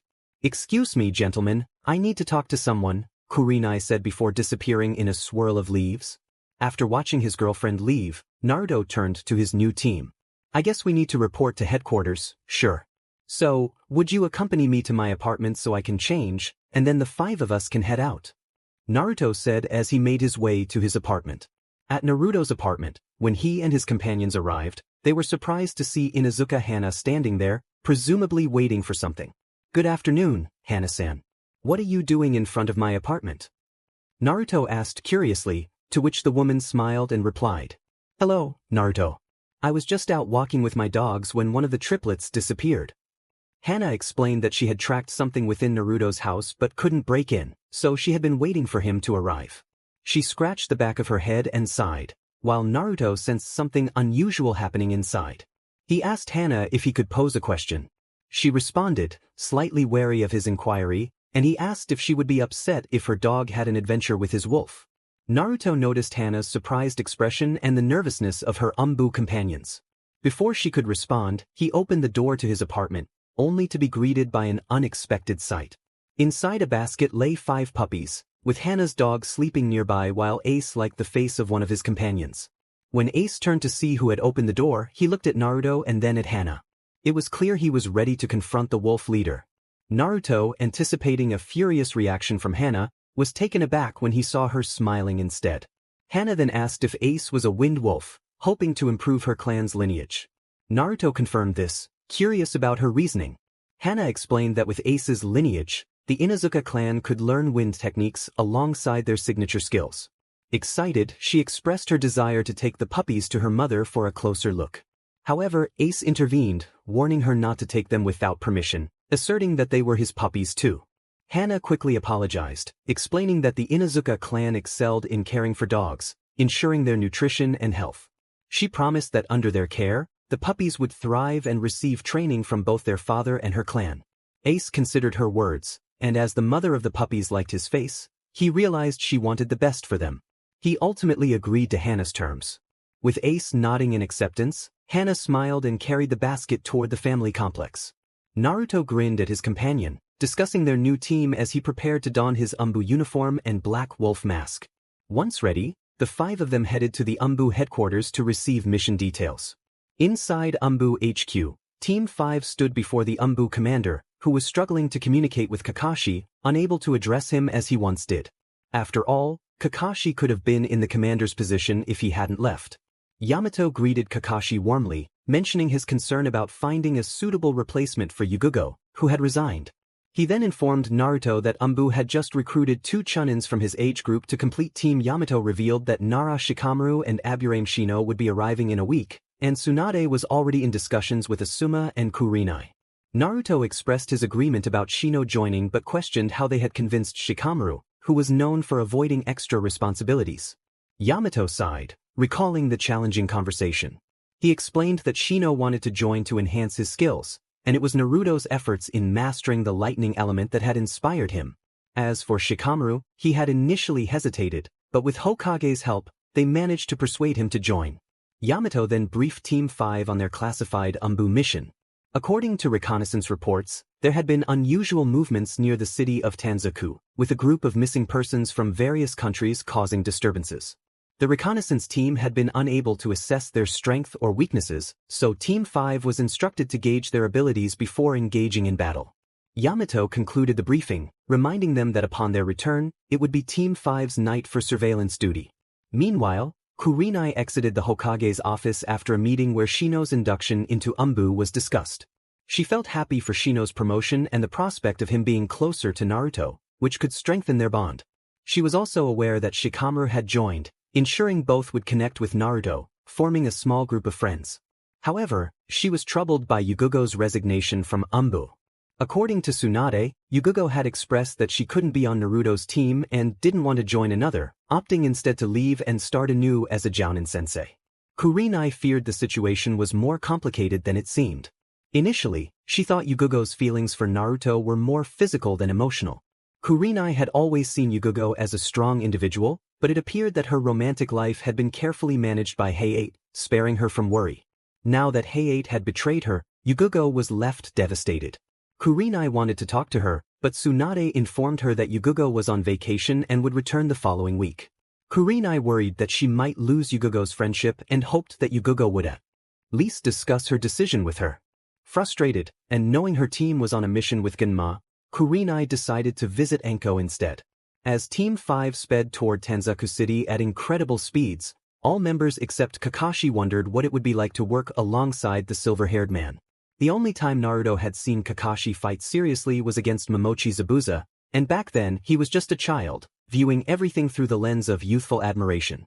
Now that Kakashi had returned to Anbu, Naruto was eager to witness the true Hatake Kakashi in action once more, especially with Hawk and Bear also present. He heard a voice mention his name, noting that Black Wolf had been recognized in the bingo book of Hidden Cloud, and congratulated him on his reputation. Kakashi felt a sense of pride as he saw one of his students featured in an international bingo book. He acknowledged Naruto's growing reputation, though he understood the mixed feelings that came with it. Naruto expressed his uncertainty about being in the bingo book, explaining that being part of Anbu meant maintaining anonymity, which was why they wore masks. Tsunade had suggested that having his name in the bingo book would help protect Konoha from attacks and boost the village's economy, leading Naruto to reluctantly accept. Kakashi reminded Naruto that while Anbu members were meant to keep their identities secret, being listed in a bingo book attracted unwanted attention. He shared his own experience, recalling how the persona of Kakashi, the copy ninja, had drawn too much focus to him during his time in Anbu, putting his team in difficult situations. However, he reassured Naruto that their team was strong and capable of handling challenges, especially since they had already defeated Kisame. As they approached Tanzaku City, Hawk, the team leader, sought information about potential enemies. Ace, using his keen senses, indicated that the missing nin were clever, blending in with the citizens to avoid detection. He suggested that Kakashi's Sharingan would be invaluable once they arrived. Hawk outlined their strategy. He, Black Wolf, and Bear would disguise themselves and search for the missing nin, while Dog and Ace would scout from above and relay information. Upon arrival, the team quickly set to work. Ace and Kakashi climbed the city walls to locate the enemy, while the others disguised themselves as ordinary citizens. Hawk, the most experienced, soon spotted a suspicious figure near a vending machine. He relayed this information to Kakashi, who recognized the man as a missing nin from the hidden Cloud Village. Meanwhile, Naruto identified another target at a sushi stand, which Kakashi confirmed was from the hidden Stone Village. They decided to follow these individuals to gather more intelligence. Ace's heightened senses led him to a hotel that seemed to serve as a base for the missing nin. He reported his findings to Hawk, who instructed Black Wolf and Bear to regroup and devise a plan for an attack. Once the team reconvened, Hawk briefed them on their adversaries, noting the presence of users from the Hidden Cloud and Hidden Stone villages. He assigned roles based on their abilities, ensuring that each member would be well-equipped to handle the challenges ahead. To enter the hotel without alerting the enemies, Kakashi used a technique to create a mist that concealed their approach. This allowed them to catch several missing nin off guard. As the mist cleared, Kakashi and his team prepared to secure the captured enemies. Hawk directed them to seal the captured ninjas in a scroll and disguise themselves as one of them to lure out the others. Naruto transformed into one of the captured ninjas, ready to draw the remaining enemies into a trap. Kakashi placed a reassuring hand on his shoulder, suggesting they discuss the situation later. Understanding the gravity of the moment, Naruto nodded and followed Kakashi, leaving Hawk and Bear to reflect on their mission. Hawk's anger simmered as he recalled the pain caused by the missing nin, but Bear urged him to focus on their mission until they returned to Konoha. With Naruto and Kakashi leading the way, they located the next group of missing nin they needed to confront.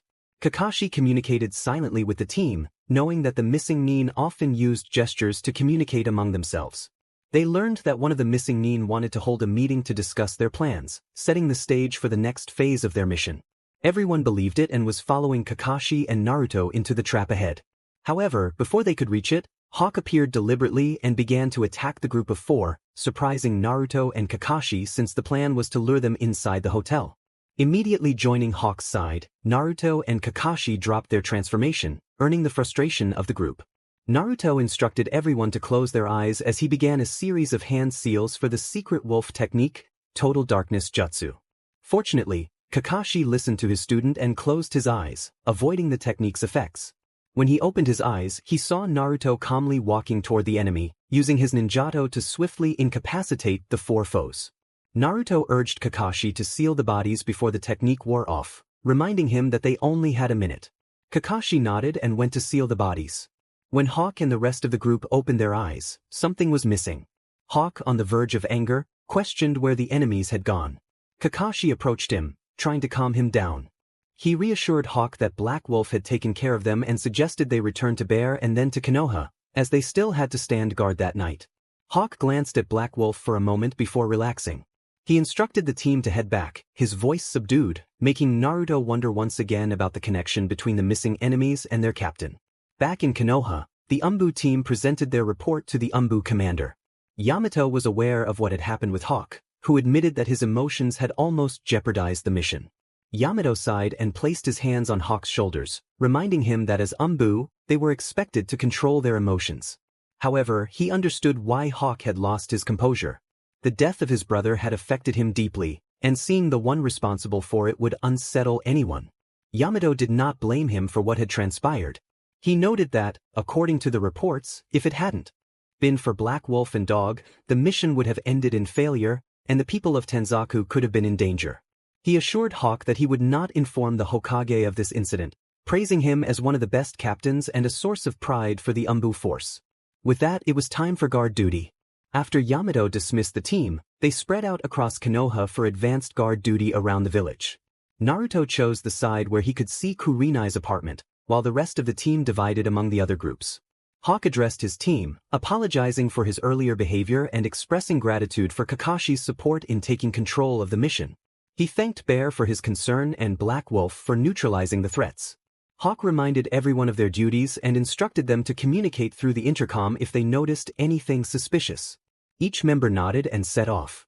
Kakashi, however, called Naruto over for a brief chat before they left. He asked Naruto how he felt after decisively taking down the enemy. Although effective, Kakashi found it somewhat unsettling and wanted to ensure that Naruto was still in control of himself. Naruto, curious about Kakashi's concern, explained that the enemies were just that, enemies. He reassured Kakashi that he was fine and that he had used the jutsu to spare others from witnessing the act. He admitted that witnessing the head's fall had unsettled him, but he felt it was necessary for the mission and to protect his team. Kakashi smiled, relieved to hear Naruto's reasoning. He apologized for questioning Naruto, explaining that he had never seen this side of him during a mission, which had taken him by surprise. With that, they proceeded to their guard duty. Higashi Takeda was regarded as one of the best members of Anbu serving Konoha. However, his upbringing was challenging to say the least. Orphaned at birth, Takeda had only his brother, Higashi Yusuke, as family. By the time of Takeda's birth, Yusuke had already graduated from the ninja academy. Growing up, Takeda idolized his older brother and aspired to follow in his footsteps. When Takeda finally graduated from the academy, he rushed home to share the news with Yusuke. Upon arriving, Takeda found the fourth Hokage inside with a masked Anbu. He was astonished to see the most powerful shinobi in the village standing at his doorstep. Growing up without parents had taught Takeda that the Hokage's presence often meant bad news. His heart sank at the thought of losing Yusuke, his only family. When he reached the front door, the fourth Hokage looked at him with a sad smile and asked him to come inside. Once everyone was settled, Minato sighed and turned to the young boy who was about to receive devastating news. He delivered the heart-wrenching message that Yusuke had been killed in the line of duty while investigating attacks alongside Kumo. Takeda's grief erupted instantly.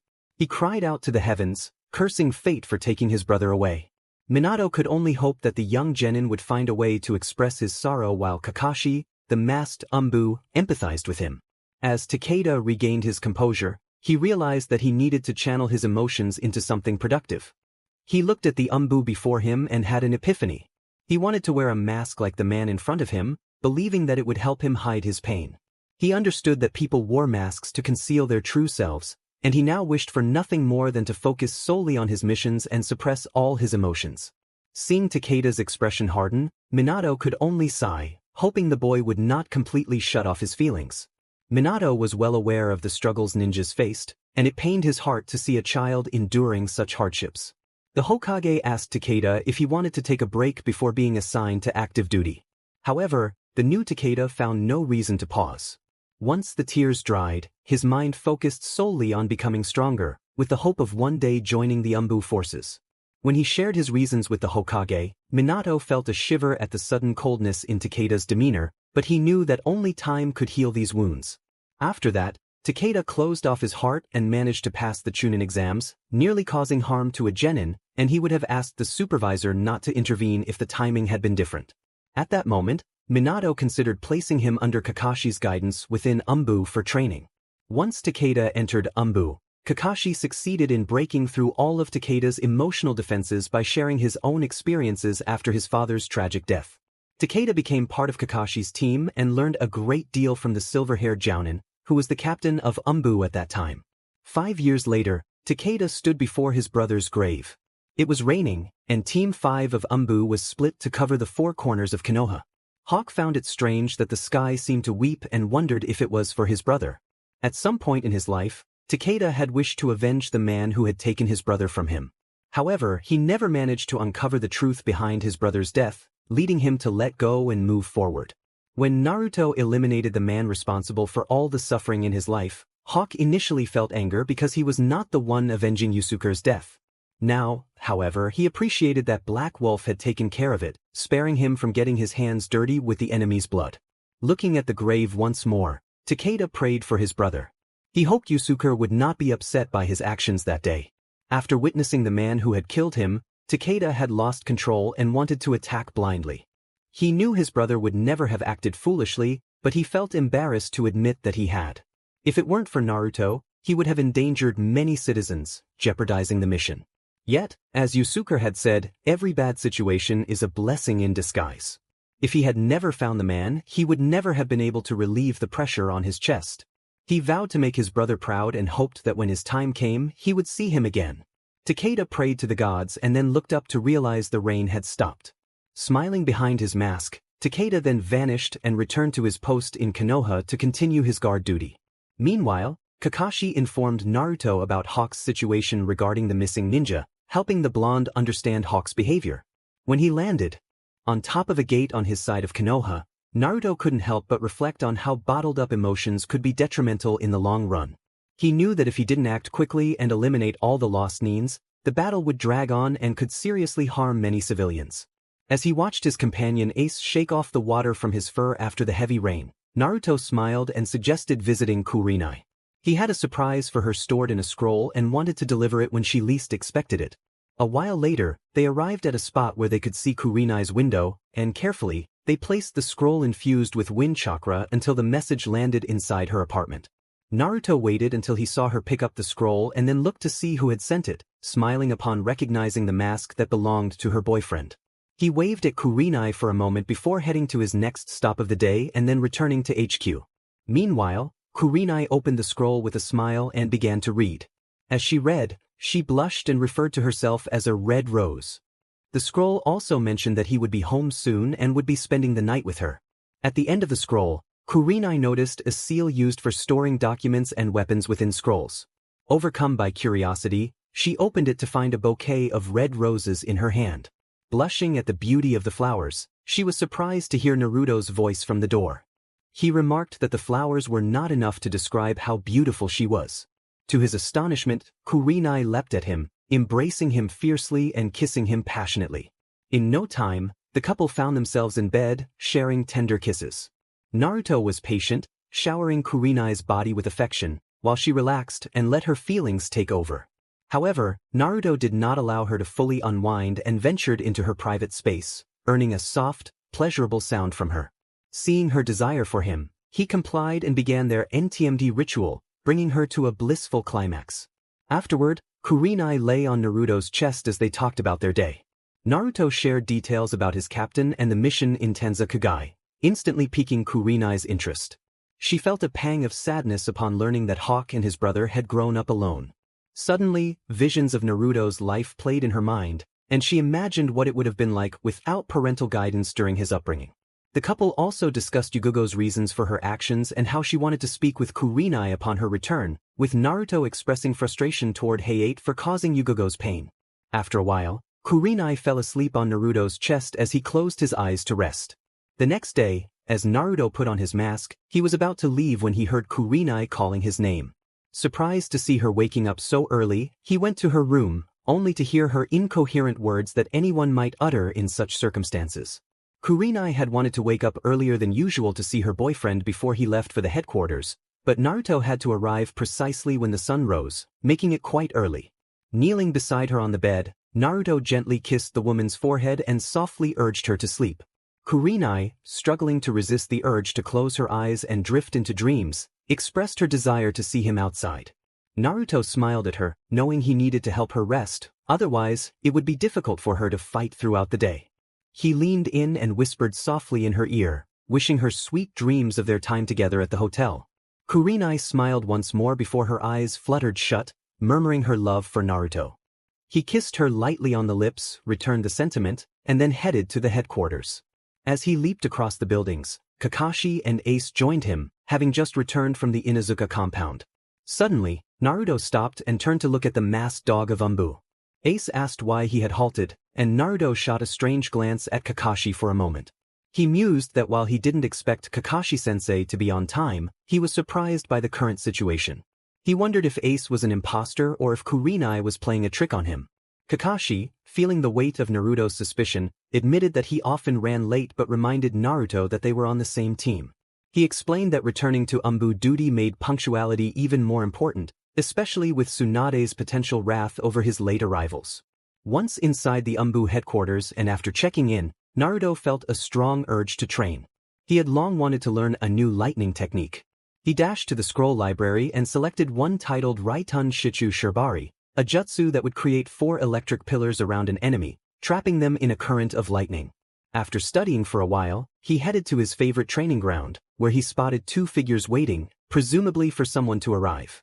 Recognizing them as Shino and Shikamaru, he smiled and made his presence known. He teased them about joining Anbu, expressing his skepticism about the news. Shikamaru, while slightly annoyed by Naruto's comment, explained that he had initially resisted joining due to Tsunade's persistence. Shino shared that he joined to better serve Konoha and believed training there would enhance his elemental affinity. After their explanations, Naruto noticed Shino and Shikamaru staring at his black wolf mask. Curious, he asked where their masks were. They exchanged glances before explaining that they had been told to present themselves but hadn't decided on a mask yet. They hoped Naruto could help them choose since he had already picked his.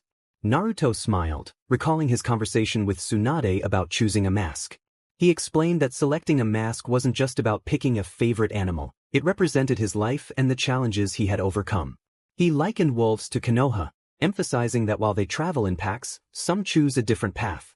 He identified himself as that lone wolf, following his own journey. His explanation left Shino and Shikamaru surprised, as they understood the analogy but were puzzled by Naruto's sense of solitude, given his relationships. Shino voiced his confusion about Naruto's feelings of loneliness, prompting Naruto to smile at the familiar question. He understood their lack of awareness regarding his status as a Jinchuriki and the struggles that came with it. He reassured them that he would share more about his experiences, but it was essential for them to come to their own conclusions. As for choosing their masks, Naruto advised them to reflect on which animal resonated with their personalities.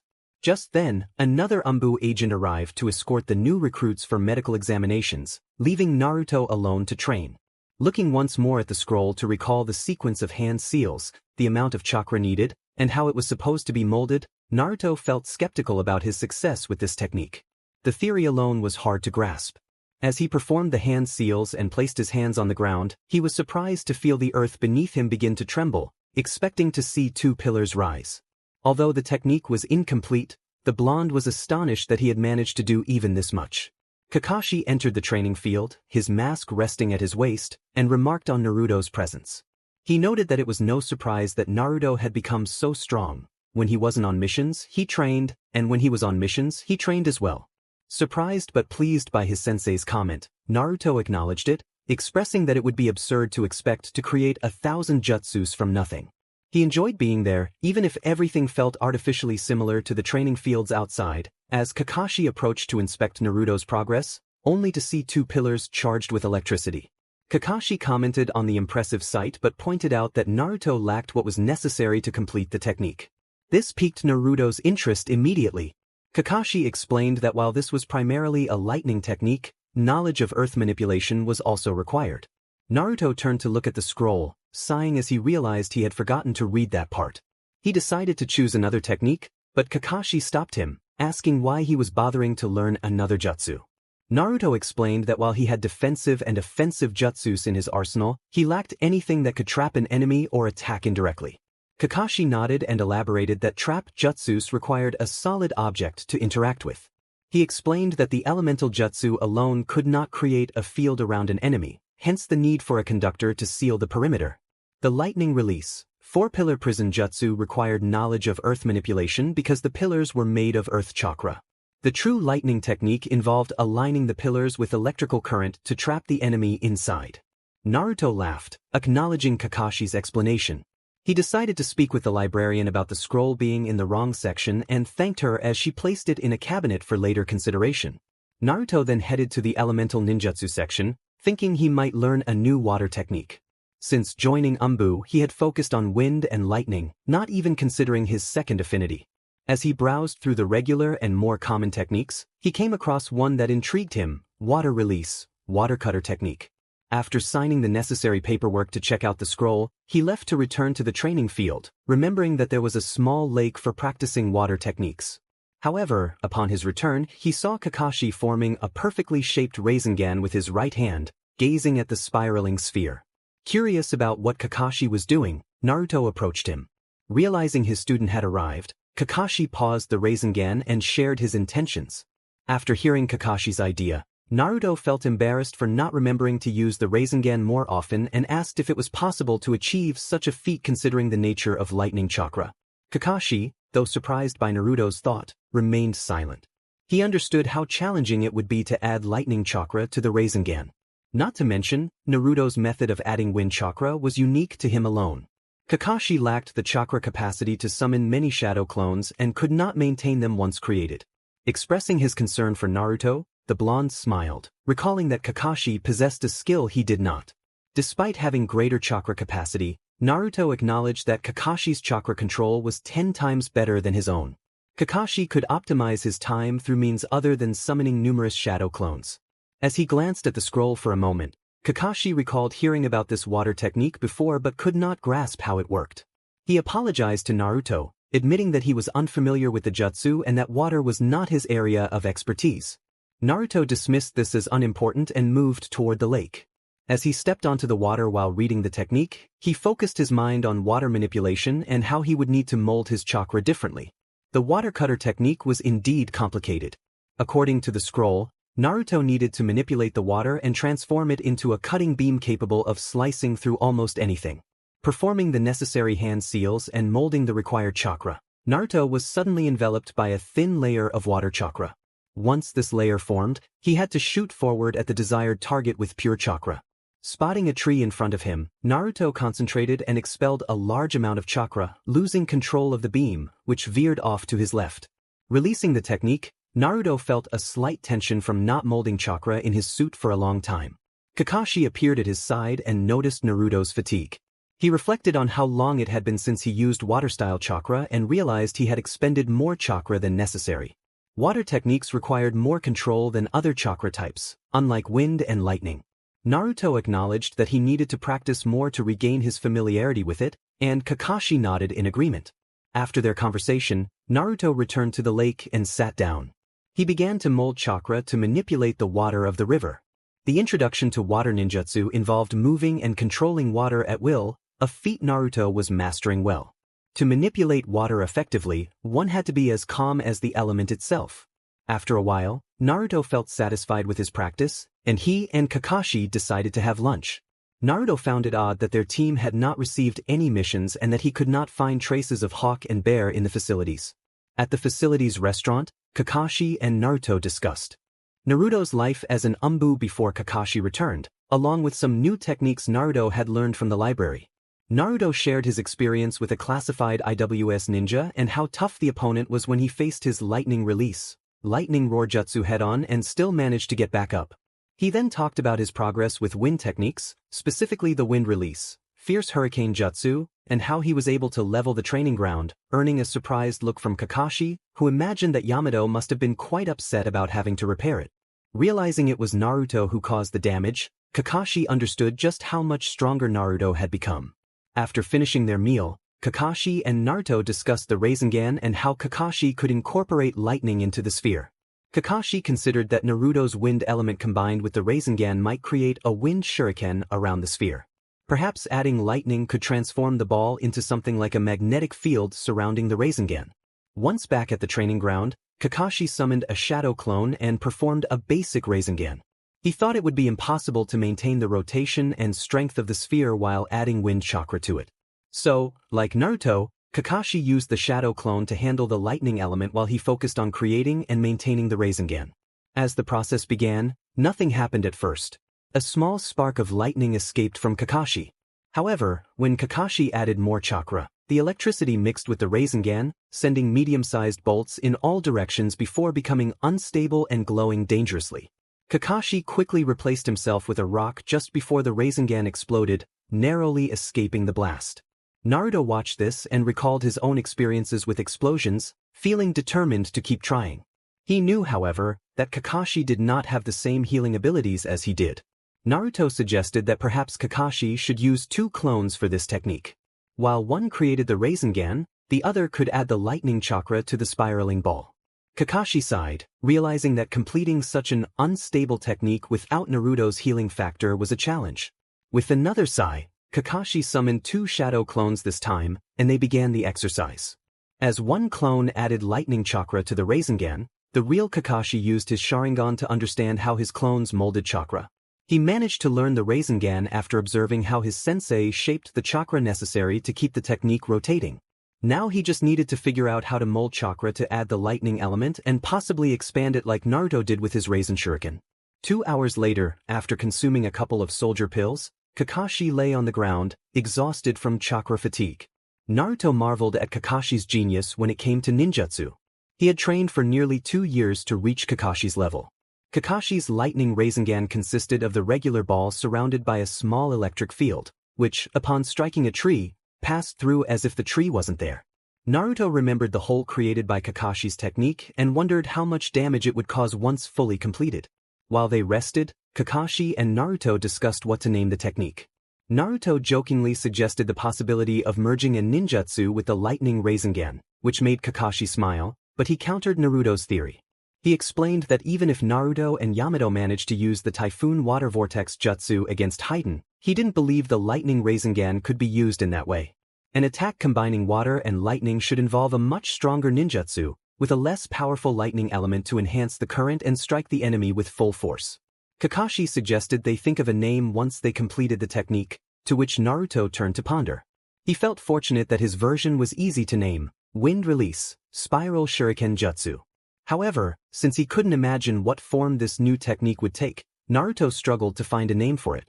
He expressed his frustration to Kakashi, noting that the Rasen Shuriken only received its name after the Wind Shuriken was created. Kakashi nodded in agreement, thinking more in terms of a spiraling electric field. However, the technique still needed to be completed to take on a different form. Kakashi hoped it would be similar to Naruto's, which started as a small shuriken and grew into a Fuma Shuriken in terms of development. Meanwhile, in a cave, the members of Akatsuki were discussing the sudden whereabouts of Uzumaki Naruto. Their last attack had been futile, resulting in the loss of one of their strongest members, Kisame. Now, with only Itachi, Zetsu, Tobi, and Pain remaining, the group faced difficulties in locating the last two bijus. Even if they succeeded, the extraction process would take much longer, and only Kisame had enough chakra to endure the procedure. The group was now deliberating on finding new recruits to assist in their cause. It seemed that the last-tailed beasts were proving difficult to locate and appeared capable of evading their detection abilities, Pain noted, to which the rest of the group nodded in agreement. Itachi observed the leader from the outside, but internally he was disregarding the man. The elder Uchiha never understood Pain's reasoning for wanting to capture the sealed demons, yet he continued to assert that battling the Jinchuriki and their protectors would be worthwhile. As an Uchiha, he was driven by the thrill of battle and the opportunity to face formidable opponents. Itachi recalled the one who managed to defeat Kisame in Konoha and wondered how strong the Black Wolf, who masked himself as Anbu, truly was. Kisame had been one of the strongest members of the 7 ninja swordsmen of the Mist, and Itachi had witnessed Anbu from Konoha take him down. His sword skills were impressive, to say the least. In truth, Itachi was contemplating leaving the organization and allowing them to search for the tailed beasts on their own. However, he needed the opportunity to do so. Perhaps he could use the Jinchuriki of 8 tails and leave enough evidence for Zetsu to believe that he had been killed by him or her. In reality, no member would uncover the truth, and Itachi could roam freely, seeking out challenging opponents to fight and, if possible, heal his eyes. Returning to the conversation, Itachi heard Zetsu mention that he sensed no demonic presence in Konoha, which meant that Naruto had once again left with Jiraiya or that the boy was dead. The latter was entirely impossible, as Itachi knew the boy had become famous in Konoha for his exploits and never gave up. So, either Naruto had left or had managed to conceal the demon's presence well enough that Zetsu could not detect it. Moreover, since he could not enter the village for fear of being discovered by Konoha, as he had with Kisame, Akatsuki was limited to sensing demonic presences. Suddenly, when Tobi suggested focusing all their hopes on finding the 8-tailed demon, Itachi saw his opportunity arise. He expressed his desire to track the 8 tails, stating that their intelligence indicated he was located somewhere in Kumo, making it likely they would encounter Kumo ninjas, thus users of lightning techniques. Zetsu was a user of earth techniques, which would put him at a disadvantage in case of confrontation. Tobi, disguised as Madara, regarded Itachi with suspicion, but upon hearing Pain's approval he relaxed and decided to wait to see what Itachi's intentions were. Bowing in acknowledgement to the leader, Itachi maintained his characteristic stoic expression and left the cave toward Kumo. On the way, he needed to devise a plan to make it appear as though he had perished following a confrontation with the Jinchuriki of 8 tails. Meanwhile, with Team 8, Kurenai noticed the expressions on Kiba and Hinata's faces after learning that Shino would no longer be joining them. Kiba felt envious of his teammate for having entered Anbu before him, and when he voiced his protest to Kurenai, questioning why he had not been accepted, Kurenai sighed and explained that although Kiba was strong for a chunin, he lacked the necessary skills for Anbu. In fact, it was challenging for an Inuzuka to join the Anbu ranks due to the nature of their ninja companions. Kiba glanced at Akamaru and then back at Kurenai, clearly not understanding her point. Kurenai continued, stating that with Akamaru by his side, it would be impossible for him to conceal his identity. Anbu wore masks for a reason, she reminded him. However, Kurenai reassured Kiba that he could still be promoted to Jounin and serve Konoha, adding that both he and Hinata had the opportunity to achieve that rank. Kurenai then directed them to continue with their elemental training, to which Kiba and Hinata nodded and began to mold their chakra. As for Naruto, he was still at the training field by the lake. Kakashi had already left, noting that his team had no missions that day. Now, Naruto was attempting his new suit technique. Focusing once more on the manipulation of the suit, he began the necessary hand seals and molded the required chakra. He unleashed a powerful stream of water, slicing through a tree in front of him. Breathing out, Naruto smiled and left the lake, heading to his favorite ramen shop, Ichiraku, for dinner. Upon arriving, he was surprised to see Sasuke Uchiha sitting alone. Naruto held no particular grudge against the Uchiha. As he approached the counter, Naruto took a seat and ordered his usual miso ramen from Ayam, picking up a pair of chopsticks from the counter.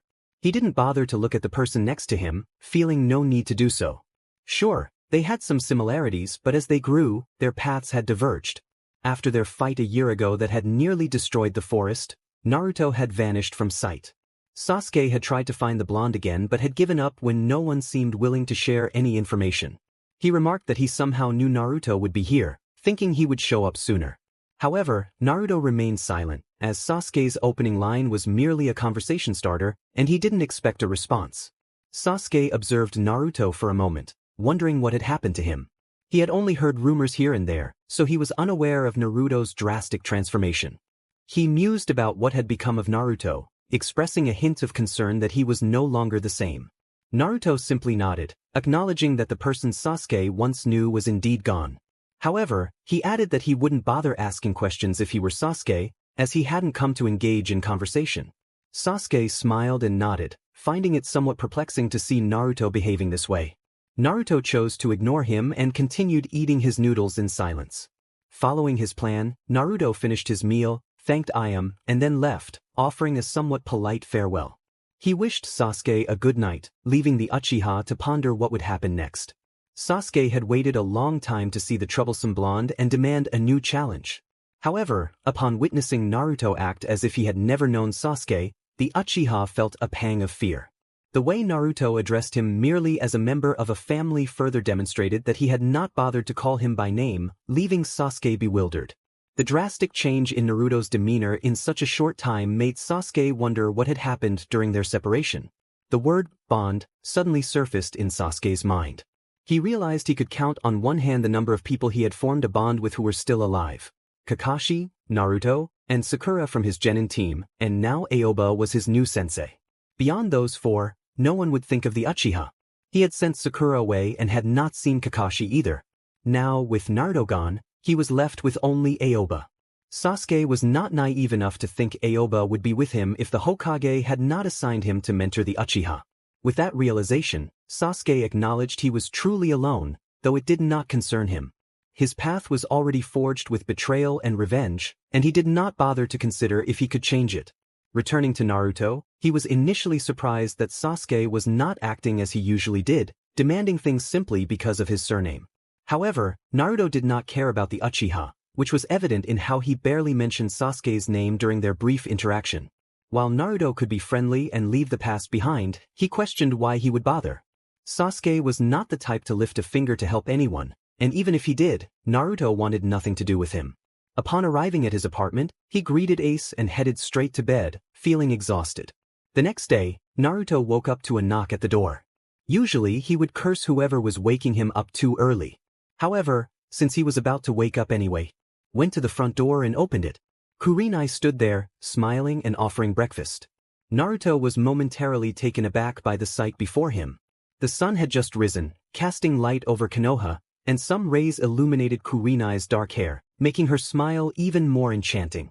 Kurenai noticed the awe on Naruto's face and wondered what had captivated him so. "You look even more beautiful than ever, Kurenai," he remarked, surprising her with his unexpected compliment. Kurenai had always known Naruto to be charming with his words, but she had never heard him say something so poetic. She stood there, astonished, looking at one of Konoha's most deadly ninjas, a classified S-rank shinobi, expressing such sentiments. "Thank you, Naruto. May I come in?" she asked, to which Naruto nodded, allowing her to enter. As Kurenai prepared breakfast at his table, she reflected on how much Naruto expressed his affection for her. When she turned to call him, she found Naruto already leaving the room in his Anbu uniform, his mask tied at his waist. "Thanks for breakfast, Kurenai," he said as he sat down, while Kurenai watched him fix a snack and pour some milk. It struck her as unusual that a 16-year-old could manage both a deep relationship and his obligations as a shinobi. 5 years ago, she would not have believed it possible. Yet, seeing Naruto balance his love for her with his demanding role in Anbu, she marveled at how he accomplished it all. In the Hokage's office, Tsunade was busy with paperwork when a jounin burst in, panting for breath. Upon seeing him, she wondered what could be so urgent that a jounin would enter her office in such a state. She recalled sending him to investigate rumors about Orochimaru's activities in a nearby village. Now, seeing the jounin, Tsunade braced herself for the worst. "Takato, calm down and report," Tsunade instructed, and the man took a moment to steady his breathing. "Tsunade-sama, with your permission, I went to a nearby village to check if Orochimaru or his henchmen were active there. When I arrived, the village was deserted. As I walked through, I found no signs of any presence. However, when the sun set, I sensed what felt like a cursed seal similar to Orochimaru's. When I went to investigate, I was fortunate to escape with my life," Takato reported, causing Tsunade's eyes to widen at his last statement. As Tsunade listened, she noticed the sweat on Takato's face. "I managed to infiltrate a hidden base that resembled the one Yamato discovered in Otogakure. Inside, I heard numerous cries for relief from pain. When I arrived, I saw Orochimaru himself operating on 5 individuals. This time, however, it was different. Orochimaru had somehow managed to apply the level 2 cursed seal directly. It seems he is trying to upgrade the cursed seal." Suddenly, Orochimaru's second-in-command, Kabuto, noticed my presence, leaving me no choice but to escape and come here, Takato explained, and Tsunade nodded in understanding. "Good work, Ta. Now that we have located another of Orochimaru's bases, we can send an advanced team to eliminate their defenses and possibly conduct a thorough search. Rest for a couple of days and then return here. A new class will graduate next week, so you can face the genin team you requested," Tsunade said, and Takato nodded in gratitude before leaving her office. Tsunade thought for a moment and called for Shizun, instructing her to summon Team Anbu 5, which Shizun promptly did by sending the request to Yamato. Inside Anbu HQ, Naruto was assisting Kakashi with his elemental Rasengan. So far, Kakashi had made some progress with the Raitun Rasengan, but it was still not as complete as the Rasen Shuriken. Once the clones dissipated, the real Kakashi and Naruto discussed how they could complete the technique. The issue wasn't chakra control, as Kakashi had mastered that aspect. The challenge lay in how much chakra was needed at the right moment. Kakashi asked Naruto how he transitioned from the Wind Release Rasengan to the Rasen Shuriken. Naruto nodded and explained that after forming the Wind Release Rasengan, the clone would gradually push more wind chakra into the technique, thereby enlarging the shuriken. Increasing the amount of chakra wasn't a foreign concept to Kakashi, it simply wasn't very common. In fact, he wasn't aware of any technique that required an increase in chakra during its execution. Looking at Naruto, Kakashi often wondered how the blonde managed to complete the Rasengan aside from the necessity of using clones. If the total amount of chakra were used at once, the new Rasengan would become unstable and difficult to control. Summoning 2 clones, Kakashi instructed them to follow Naruto's advice, and they quickly agreed. Immediately performing the lightning release Rasengan, the clone began to pump more chakra into the technique. As the electric field surrounding the sphere expanded, the anticipation of both Kakashi and Naruto grew. Suddenly, bolts of electricity erupted from the swirling sphere, forming what appeared to be a wider electric sphere just inches away. The clone controlling the technique spotted a tree and decided to test it. When it struck, the results were impressive, to say the least. The tree vanished, and a massive electric field formed in front of them, striking everything within its range, much like the Rasen Shuriken, but with a different effect. While Naruto's technique shredded everything, Kakashi's would electrocute. "Kakashi," panting on the ground, asked Naruto what he thought of his lightning release, spiral electric field technique. Naruto was amazed by the technique and expressed his admiration before helping Kakashi to his feet and offering him the last soldier pill. Taking too many soldier pills could harm the body in the long run, so Kakashi only took what was necessary to regain his chakra capacity. He smiled at Naruto, who remarked that the technique was impressive and the name was fitting. Just as Kakashi was about to respond, Hawk and Bear appeared. Hawk had come to gather the rest of his team for a Rank S mission. However, upon seeing the aftermath in the training field, he turned to Naruto and asked what technique had caused this. Naruto smiled and pointed to his sensei, explaining that he and Kakashi had managed to complete the Yondame's Rasengan by adding the lightning element. Kakashi stood up, confirming Naruto's words. Hawk and Bear observed the destruction and sighed, realizing they had another demolition expert on their team. Hawk informed the team that they had received a classified S mission and needed to report to the Hokage's office in 15 minutes. The four of them vanished and reappeared inside the Hokage's office, startling Shizen, who dropped all the documents she had managed to complete over the past 2 days. In Tsunade's office, after witnessing the arrival of the Anbu team and Shizen's chaos, Tsunade was understandably upset. However, her angry gaze made it clear to Shizen that she was in serious trouble. In record time, Shizen gathered all the documents and exited the room, leaving Tsunade and the Anbu team. Taking a deep breath, the Hokage addressed the Anbu team, stating that one of their jounins had located a hidden base belonging to Orochimaru. The team swallowed hard, sensing the killing intent, but Tsunade managed to maintain control. According to the jounin, Orochimaru had been conducting experiments with the level 2 cursed seal and might be attempting to reach level 3. They couldn't allow him to succeed. Tsunade explained that while the cursed seal granted the user a boost in power and speed, higher levels increased the risk of Orochimaru corrupting the user's mind. However, there was a weakness. With the power and speed boost came an increase in rage, making the user unstable. If they could evade the attacks, the user would eventually become furious and attack blindly. Naruto explained this to the team, who nodded in understanding and turned to the Hokage. Tsunade assigned Hawk's team to find the hideout, neutralize as many defenses as possible, and try to capture one of Orochimaru's experiments, preserving as much as they could before destroying the place. She handed them a scroll containing the precise location and the jounin's report. Dismissed, the team nodded and headed to their designated area. Once on top of the Hokage building, the team established their strategy and charged toward their destination. Just after leaving the gates, Naruto summoned a clone to inform Kurenai about their mission. Once the clone was dispatched, the information reached the real Naruto, who recognized Kurenai's concern for his well-being. He recalled how the clone had mentioned the name of the snake, causing Kurenai to shudder with visible anxiety. The clone reassured her that he would be fine and would return soon.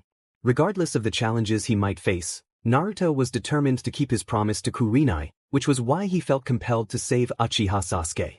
As they charged toward their destination, Hawk provided a more detailed description of the mission, including information about the jounin Takato's skills, which confused Naruto.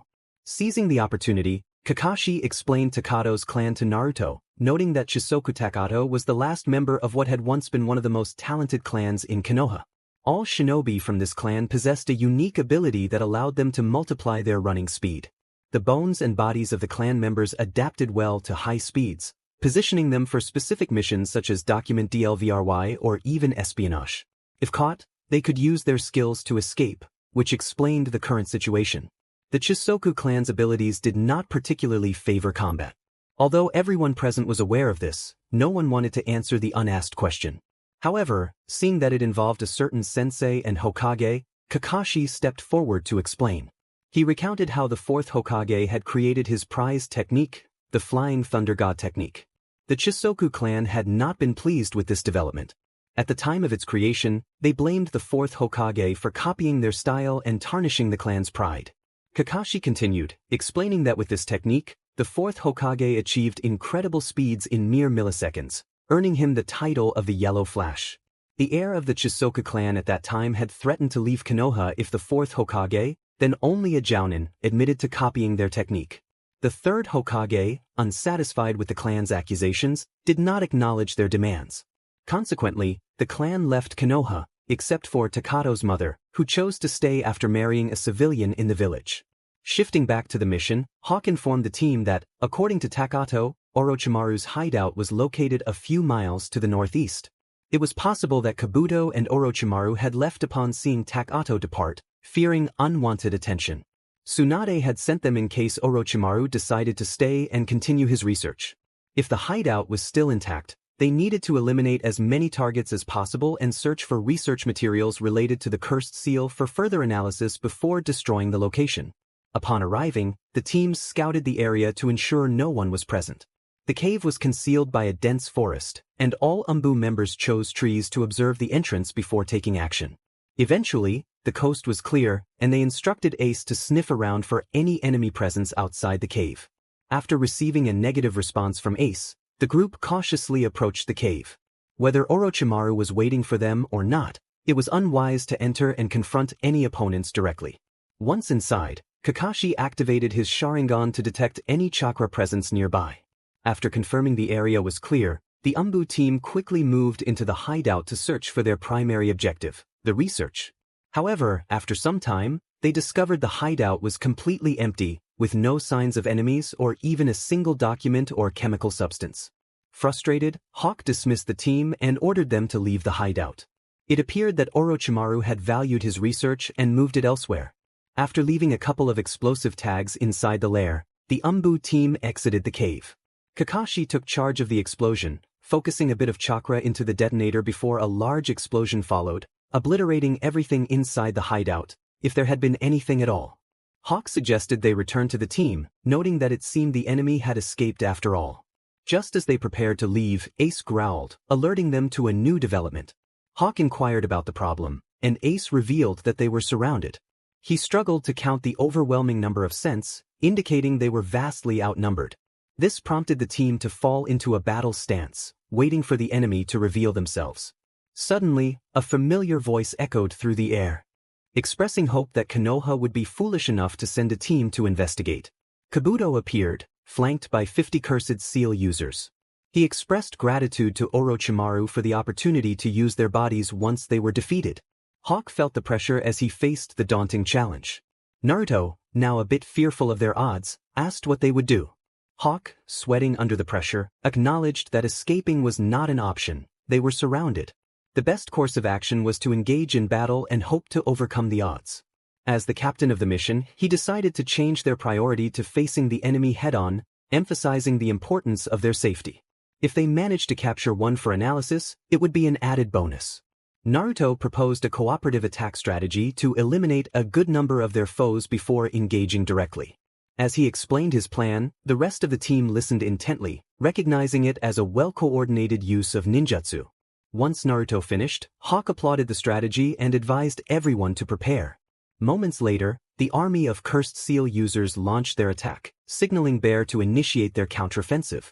Bear called upon the earth release technique, creating a corridor of earth that ensnared about 20 enemies, leaving a narrow opening for the next phase of their attack. With Phase 1 complete, Hawk and Dog began forming hand seals for a simultaneous fire release technique, targeting the gap Bear had created.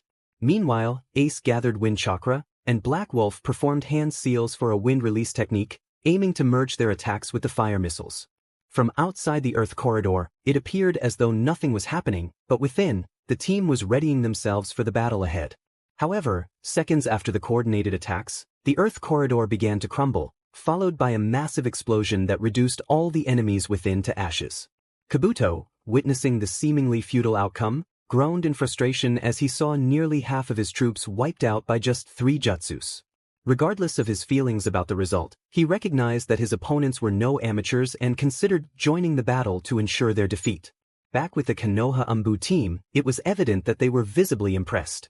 The theory was achievable, certainly, but seeing it come to fruition so perfectly astonished the entire group.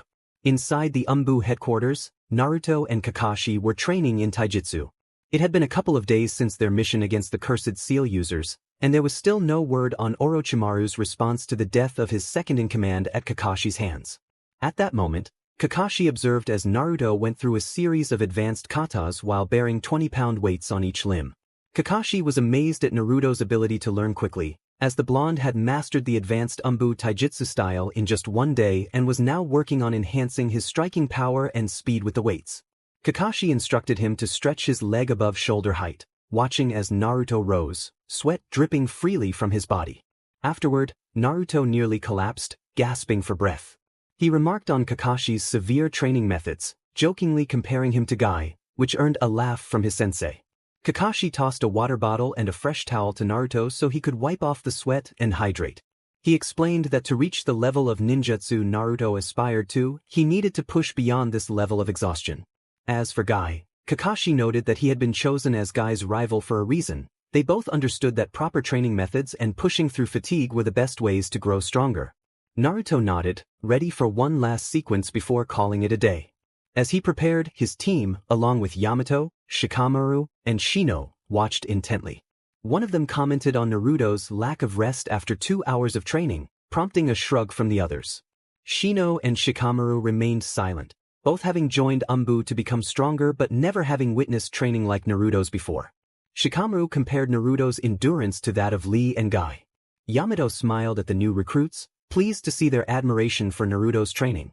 He thought Kakashi might be a bit too tough on Naruto, especially considering the information he had about the constant challenges posed by Kyuubi, which had made Naruto's training even more demanding. Back with Naruto and Kakashi, they sat on the floor discussing Naruto's improvements in taijutsu and his upcoming transition to advanced kenjutsu, as every Anbu member needed to learn how to wield a ninjato properly. Kakashi encouraged Naruto to rest for a bit, explaining that they would move on to kenjutsu practice in an hour. He advised Naruto to take this time to stabilize his chakra, noting that his Sharingan detected some instability that needed attention.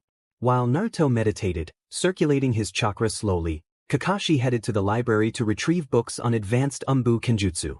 Meanwhile, Kurenai had little to do since her team was no longer under her command. She wandered around Konoha for a while. With Shino fulfilling his duties in Anbu, Kiba was training hard to pass the Jounin exams, and Hinata was following him. The young Hyuga was with her father, learning advanced forms of Jukin and striving to reach the final stage of her Byakugan. Although the Hyuga Jujutsu did not have stages, a Hyuga ninja needed to learn to use the Byakugan for various purposes, such as extending the range of vision or activating it in one eye to conserve chakra. As Kurenai walked, she passed by Yamanaka's flower shop and decided to buy some flowers to create a new vase for her apartment window.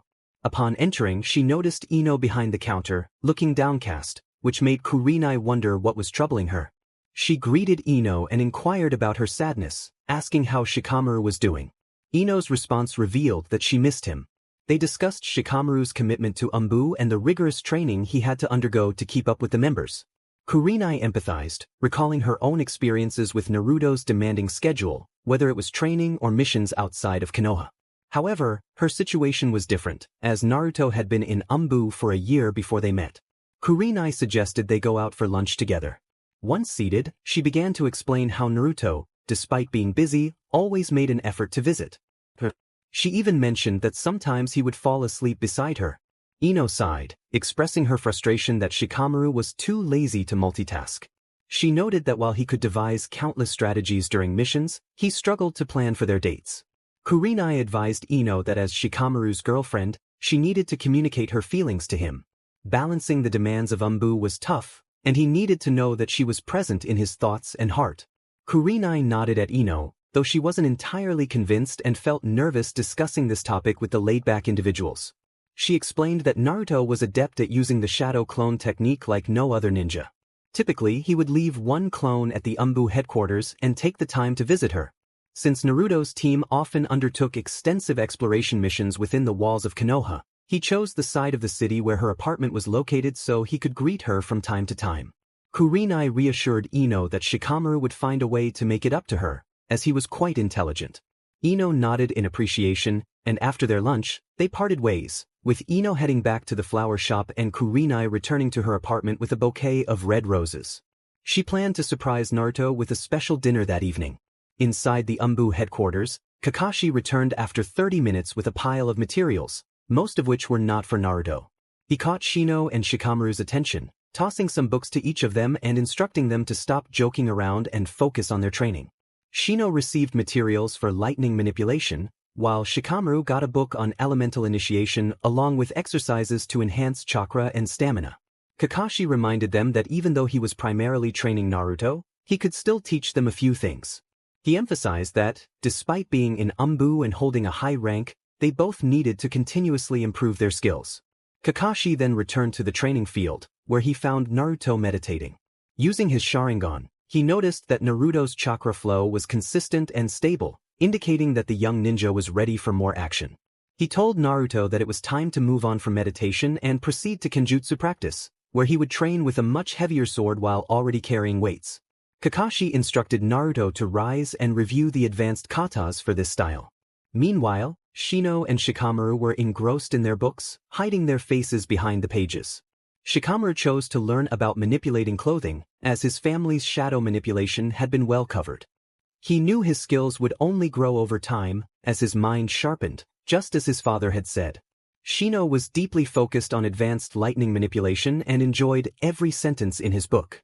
After some time, he decided to find an empty training field to practice what he had learned, while Shikamaru contemplated using the same technique as Naruto, since the blonde was not utilizing the lagoon for practice. According to his book, mastering water manipulation was essential. Shikamaru smiled as he realized that the nature of water was peaceful on the surface but powerful beneath, much like his own personality. Focusing on a single hand sign, he closed his eyes and began to mold his chakra toward the water, hoping to complete the first exercise outlined in the book. Back with Naruto, he was moving in all directions, adapting to the heavy sword in his hands. Kakashi taught him that the sword should become an extension of the ninja's body, meaning Naruto needed to become familiar with handling the sword, even if Kenjutsu wasn't his primary fighting style. Kakashi reminded him to keep his knees bent at all times and not to stretch his legs during movement. Shikamaru concentrated for a long time, but as the book stated, elemental manipulation was one of the most challenging ninja arts to learn. However, once mastered, he would be able to move water at will. Closing his eyes again and channeling more chakra into the water, Shikamaru managed to bring the lagoon to the brink, using his chakra to create an unstable flow. As night fell, Naruto found it difficult to walk after a full day of training. He turned to see Shikamaru, who had already begun to manipulate water at will. Rising, Naruto greeted Kakashi, hoping to see Kurenai that evening for dinner. Exhausted, he knew he couldn't simply walk home, so he used his last bit of energy to leap across the rooftops, reaching his lover's house in a matter of minutes. Upon arrival, he knocked on the door several times before Kurenai opened it with a smile, kissing him on the lips and inviting him inside. She mentioned that she had prepared something special for dinner. Gratefully, Naruto expressed his appreciation with a kiss on Kurenai's foot for the meal. As he enjoyed the delicious food, he and Kurenai discussed his training. After a while, Kurenai shared her conversation with Ino and how much she missed Shikamaru. Naruto mentioned that Shikamaru was training hard to begin manipulating clothing. He found it surprising that Shikamaru hadn't left the Anbu headquarters since joining and promised Kurenai that he would talk to him the next day. Their light-hearted conversation continued as they enjoyed dinner together, sharing smiles and glances that often conveyed more than words could express. Finally, Naruto took the opportunity to jokingly curse Kakashi for nearly exhausting him during training, which earned a laugh from Kurenai. She had always been curious about Naruto's limits, and now she understood that only someone like Kakashi could push him to such extremes. After dinner, Kurenai invited Naruto to take a shower with her, to which he happily agreed. They both entered the bathroom, feeling the warm water soak into Naruto's muscles.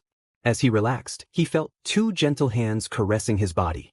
Turning around, he kissed Kurenai deeply, knowing that no matter how much his body ached, her touch always managed to soothe him. He expressed his desire to feel her soft hands forever, embracing her tightly. Kurenai smiled as she continued to caress her boyfriend's body, hoping that Naruto was enjoying it.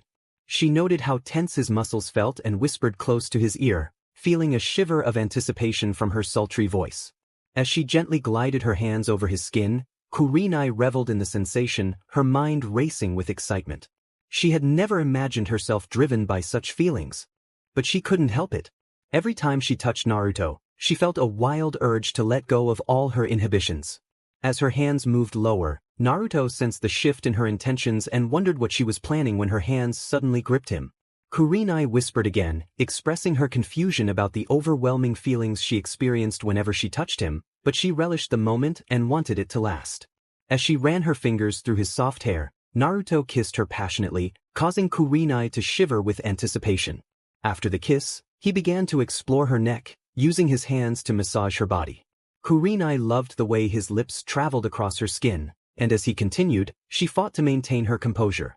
With each touch, the tension within her began to fade, replaced by a rush of exhilaration. When Naruto reached the area between her thighs, Kurenai felt overwhelmed, her legs trembling.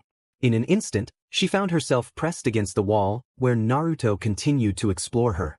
Her resolve weakened with each passing moment, and she held onto his hair tightly while using her free hand to caress her body. She expressed her desire for him to be closer, and Naruto responded gently, watching her face contort in pleasure. Their position remained unchanged, with Kurenai still against the wall. Naruto adjusted slightly to maintain their connection, ensuring they could continue their NTMT moment without tiring. After a while, Kurenai gestured for Naruto to sit as she positioned herself above him, her back turned to his face. As she moved, Naruto joined her rhythm, eliciting cries of delight from her. Kurenai felt as if she were in paradise, perfectly matched with Naruto's strength and dominance. Eventually, they both reached their peaks, concluding their shower with a sense of fulfillment. Shortly after exiting the shower, the couple made their way to bed, where Kurenai quickly fell asleep resting her head on Naruto's chest, earning a tender smile from him. Inside a cave near Tea Country. Within the Akatsuki hideout, Pain, the leader of Akatsuki, observed the statue that kept the tailed beasts at bay. He focused on the 9 eyes of the statue, which represented the 9 cages for the demons. Noticing that one cage was empty, he realized that only a few demons remained uncontained. Just as he was about to turn away, a massive earthquake shook the cave, followed by a loud cry emanating from the statue. Pain was momentarily distracted until he noticed the eye holding the sanbai glowing brightly. Suddenly, a powerful beam of light shot from the eye, and in the next moment, it was empty once again. Pain's anger flared at the thought of the bijou escaping the statue's grasp. He recalled that the sanbai was the only demon not extracted from a Jinchuriki and wondered if that was why the statue couldn't contain its power. He needed to locate the elusive turtle once more, which was frustrating to say the least. Closing his eyes to calm himself, Pain summoned Zetsu to track down the whereabouts of the tailed beast. With Naruto and Kurenai were sound asleep in their bed. However, within his mental landscape, Naruto was shielding his ears from the deafening cries echoing in his mind. Kyubi informed him that it was the sanbai calling for help. Naruto had learned from Kyubi that the turtle had been captured by Akatsuki. Kyubi speculated that the sanbai might have found a way to escape but had exhausted too much energy in the process. Its voice was faint, and they needed to track it down. Naruto understood the urgency but knew he couldn't leave Konoha without the Hokage's permission. Kyubi reassured him that there was no rush since the sanbai was skilled at hiding and its location was currently unknown. Hearing this, Naruto nodded and drifted back to sleep. The next morning, he would need to speak with Tsunade and Yamato about the events of the previous night. He feared that Akatsuki might already be after the 3-tailed beast and pondered how such a large turtle could conceal itself, given that it wasn't just hiding in deep lakes but possibly in the sea or ocean.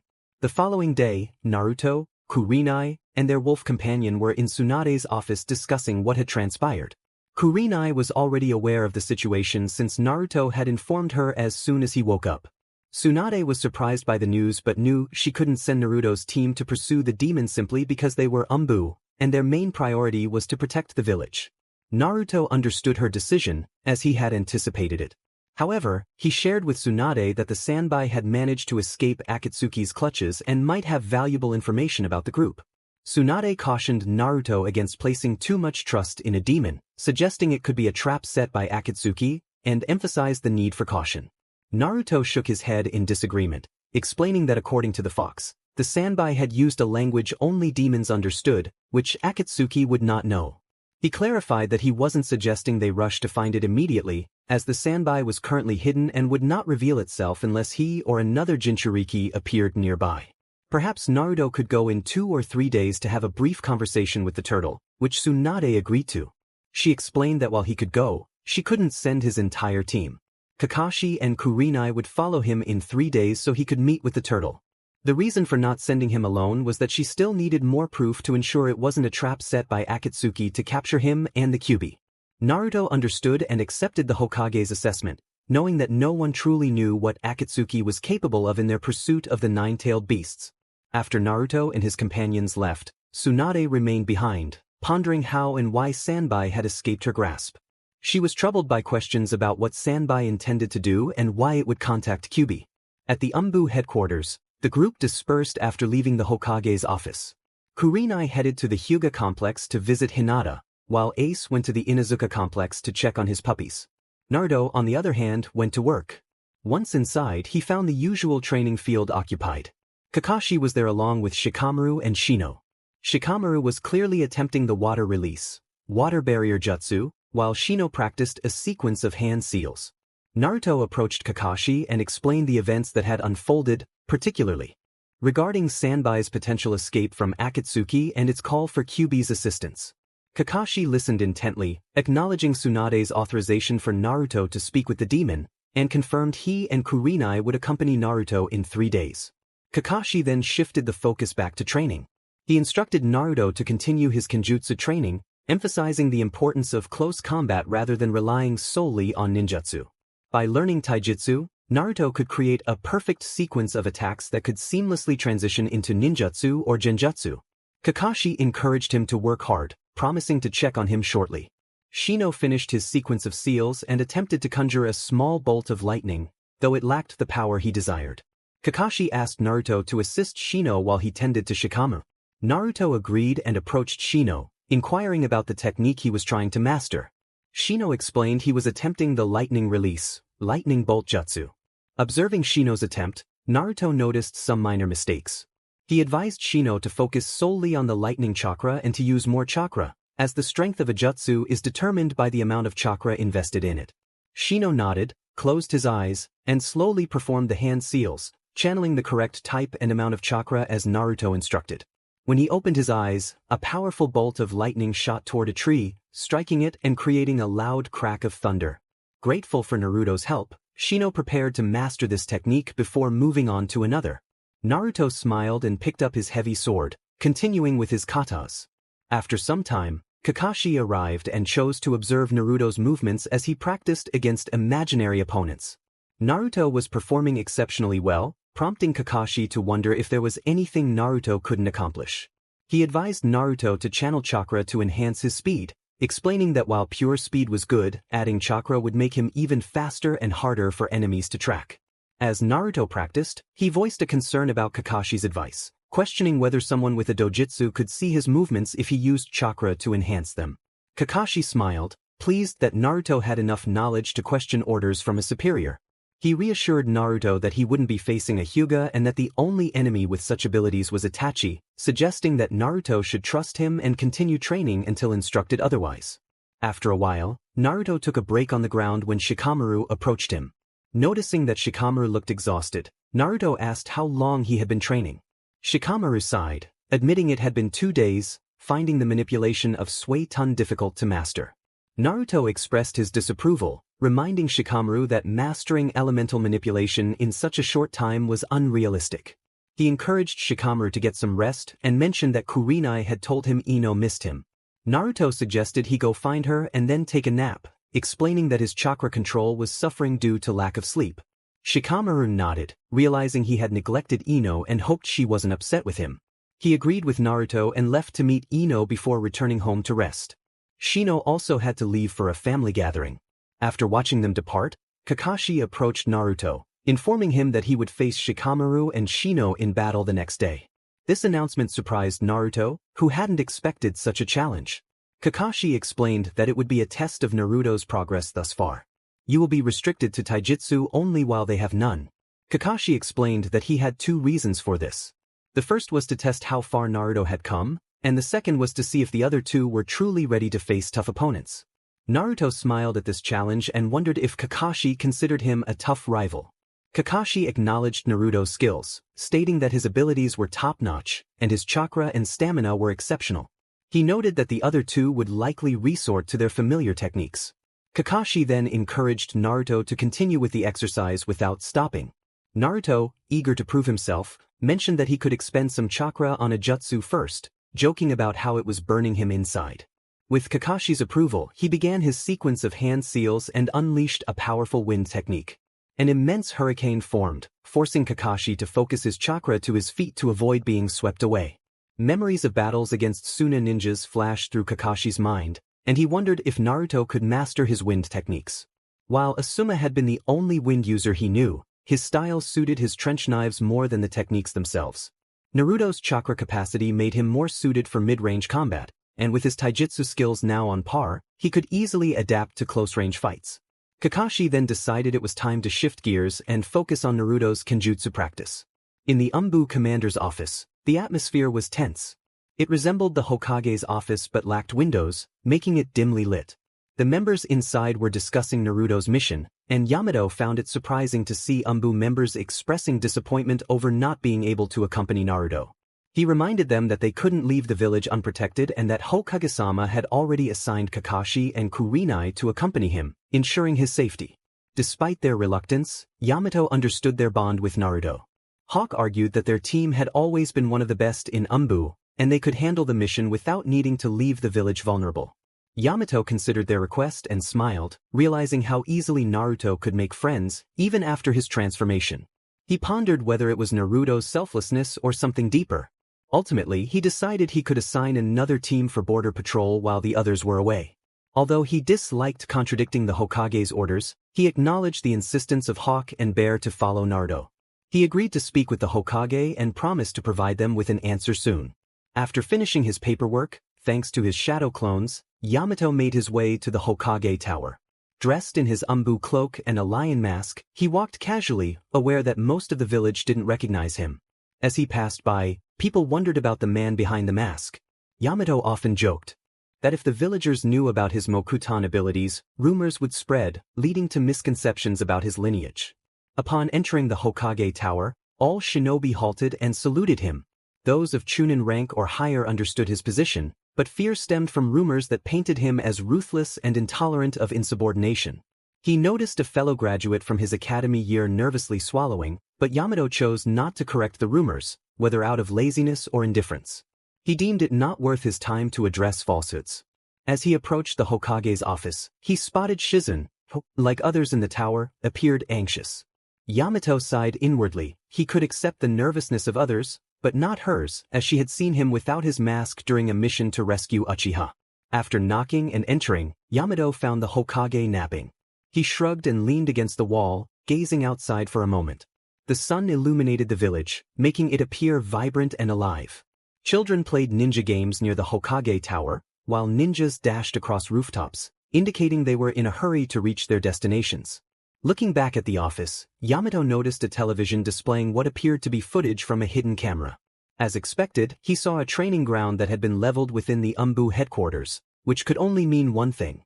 Naruto had once again used his technique, and Yamato thought about how much chakra it had cost him to fix the training ground. The wind release ninjutsu was not well known in Konoha, primarily because wind affinity was the opposite of fire manipulation, which was more common in the Land of Fire. The fact that Naruto could manipulate wind, among other elements, indicated to Yamato that Konoha could improve in this area moving forward. Just as he was about to ponder further, he heard someone getting out of bed and turned to stand before the Hokage, hoping she would notice his desire to speak with her. Tsunade's vision was blurry for a moment, but she eventually recognized someone was in front of her. Once her sight cleared, she saw Yamato standing there. Yamato explained that he had come to discuss a matter. He informed Tsunade that this morning, the comrades from Black Wolf, Hawk, and Bear had expressed their dissatisfaction at not being able to accompany Naruto on a mission to speak with the Three Tails. They had asked if he could assign another team for the border patrol while they participated in the mission. Tsunade smiled, understanding their concerns, and acknowledged that she had already explained the reasons for their exclusion. Yamato continued, mentioning that Naruto had formed a bond with those two. He had promised to send Kurenai along with Naruto, not for protection, but due to her concerns regarding the Bijou and Akatsuki. Tsunade agreed to let Hawk and Bear join Naruto, but decided to assign them to Team Guy for speed, knowing that Lee and Guy would be able to conclude the mission effectively. After confirming there was nothing else, Yamato left the office. Later, Yamato returned to the Anbu headquarters and went to the training ground that Naruto had leveled. There, he found Hawk and Bear watching Naruto train with Kakashi in Kenjutsu. He informed them that the Hokage had authorized them to accompany Naruto on his mission and instructed them to report to the West Gate in 2 days. The two nodded in acknowledgement before turning their attention back to the training. Kakashi was using his Sharingan to track Naruto's movements before he made a move. After a while, he noticed that Naruto was focusing on his arms instead of his face, which made him smile as he recalled how Guy countered the Sharingan by watching the feet.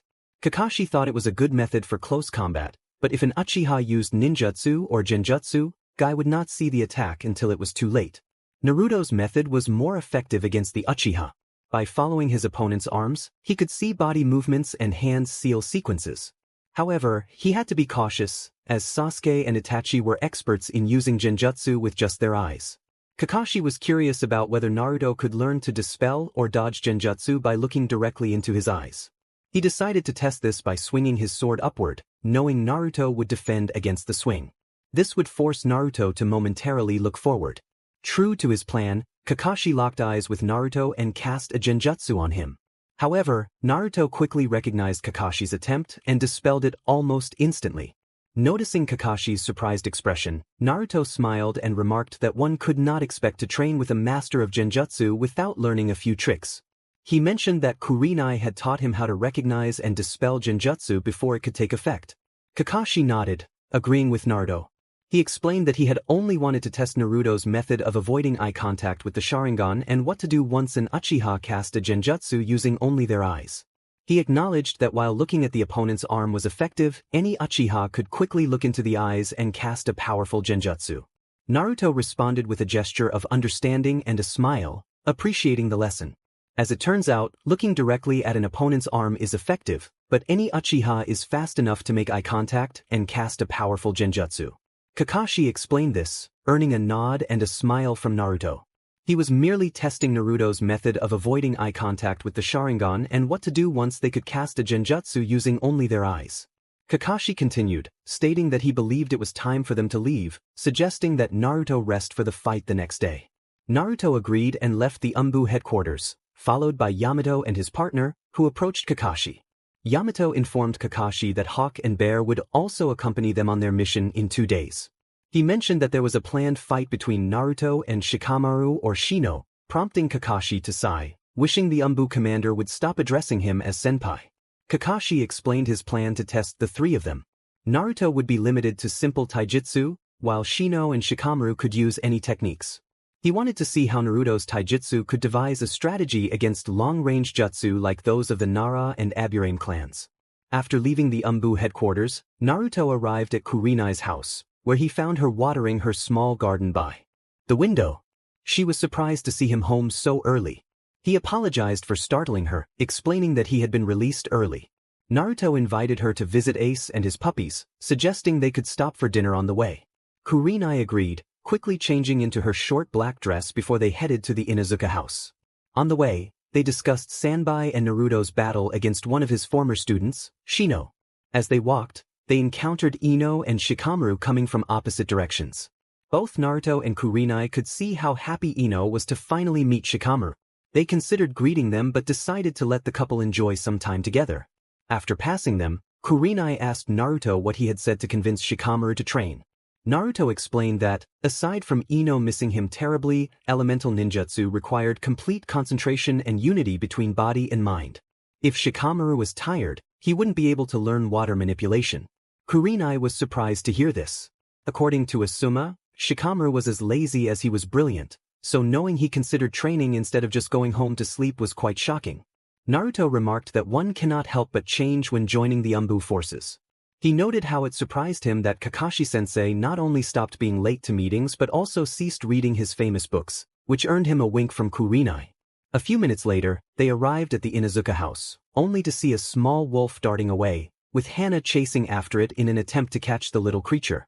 However, she was intercepted by Ace, the father of the little wolf, who was simply waiting for his pup to catch up before picking it up gently in his mouth and walking back to the complex. This earned a sweat drop from Kurenai, a sigh of exasperation from Hana, and a smile from Naruto. Taking their time without worrying about the escaping pup, Hana noticed that both Naruto and Kurenai were present. Just before greeting them, she saw Ace walking into the house with the puppy in his mouth and invited them inside before rushing after Ace to prevent any more puppies from escaping. As Naruto and Kurenai entered the main garden, they saw Kiba and Akamaru struggling to contain the puppies, but they were not having much luck. It only took Ace's bark, using wind ninjutsu, for the puppies to freeze in place like an army responding to a captain's command. Seeing this, both Kiba and Akamaru sat down on the ground, panting. Kiba wondered aloud how much energy these puppies had, while Ace stepped forward to explain that this wolf came from the ancestors of the Wind Country. After hearing the explanation, Kiba nodded in acknowledgement of his new family member. However, when he sensed another familiar presence, He looked up to see his former teacher and a blonde individual he did not recognize. Yet the presence felt familiar, stronger than before. He recalled feeling a similar aura when his team was captured by Kumo shinobis and subsequently rescued. Kiba asked if it was really Naruto. He knew that Naruto had been in Anbu for quite some time, but he hadn't spoken to him in nearly 2 years. Grabbing Naruto's arm, he felt how much stronger and more powerful he had become. Even his aura was enough to instill fear in enemies. Kiba was filled with questions about how Naruto had grown so strong and how much he had trained to reach this level. Kurenai, aware of Kiba's admiration, considered telling Naruto about Kiba's pride but hesitated, fearing nothing good would come of it. However, seeing Kiba look at Naruto in that way made her worry that Kiba might try to challenge him to test his skills. Naruto, on his part, could sense Kiba's muscles tensing, indicating that he was about to attack. When he glanced at Kurenai, he nodded, signaling that he would not lift a finger against Kiba. Kurenai understood the message and simply waited for Kiba to make his move. Without hesitation, Kiba channeled chakra into his legs and leaped at Naruto, who merely smiled. Kiba swiped with his claws, only for his arm to pass through Naruto's body as if it were transparent. After executing a backflip to rethink his strategy, Kiba attacked again, this time using both arms to strike from either side of Naruto, but just like before, both arms passed harmlessly through him. Kiba was left bewildered, questioning what was happening. Kiba shouted in blind fury, questioning why he couldn't strike Naruto. Just then, Naruto vanished, and Kiba looked around to find him standing next to a very angry Kurenai. Kiba's actions, attacking not only a fellow Konoha ninja but also a superior officer, reflected poorly on him. Naruto then remarked that Kiba was no longer a lone wolf, as he had a family in Konoha. Ace, the wolf, smiled and glanced up at his beloved partner feeding one of their pups. Ace pointed out that Naruto also had someone he loved, prompting Naruto to nod and turn to see Kurenai smiling back at him.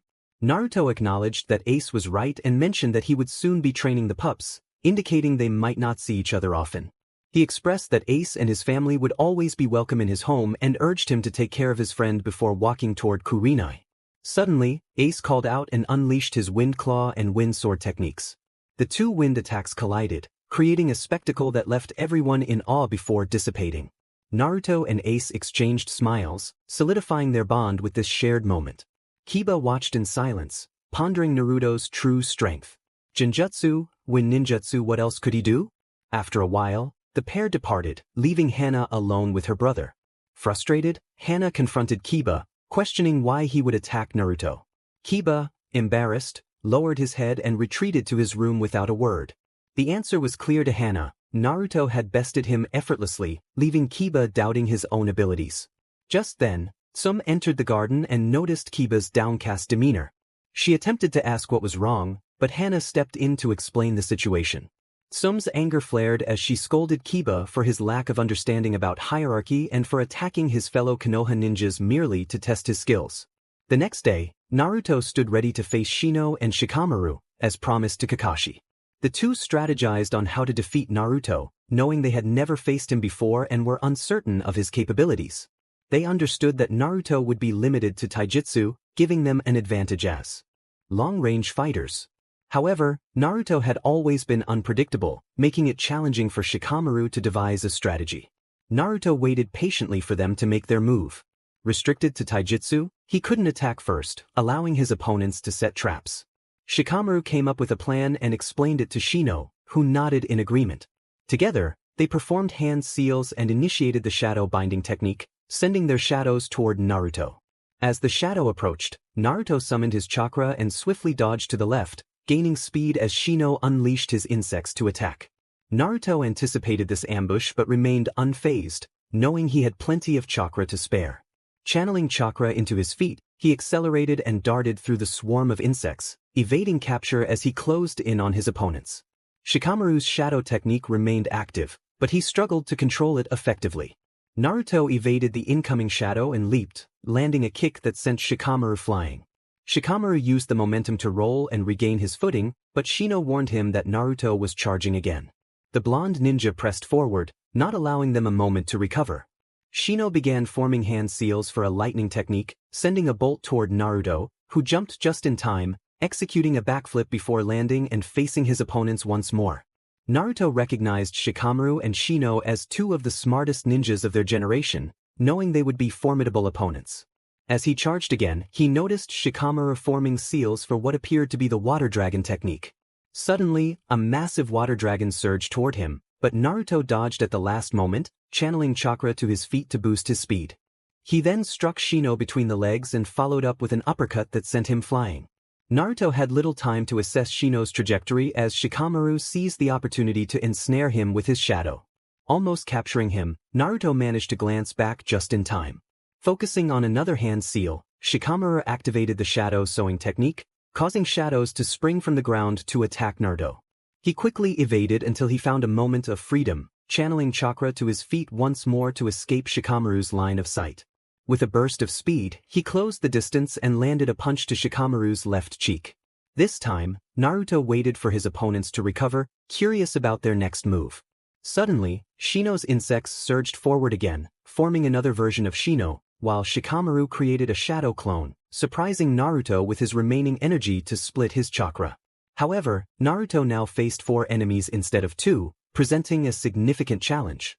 Meanwhile, the audience watched Naruto's taijutsu and couldn't help but applaud the blonde.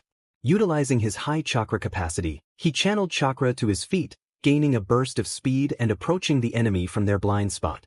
Kakashi smiled, pleased to see his student applying his training effectively. Everyone recognized the teamwork between Shino and Shikamaru against Naruto, but they were eager to see the outcome of this battle. With 4 against Naruto, they all understood it would be difficult. Once again, Naruto attacked first, prompting the 4 to disperse to different corners, and he chose to target Shikamaru, who was quickly running low on chakra and would struggle to keep up with the shadow clone. Anticipating this, Shino and his clone moved to intercept Naruto before he could land a hit on Shikamaru's clone, fearing it would push Shikamaru into complete exhaustion. The real Shikamaru was aware of the weakness in this technique, but he didn't expect Naruto to be the one to attack this time. Indeed, Naruto was a wild card. When Naruto delivered a swift kick to the clone's stomach, it vanished, and he turned to see Shikamaru panting. The fight had concluded as one of the fighters could no longer continue.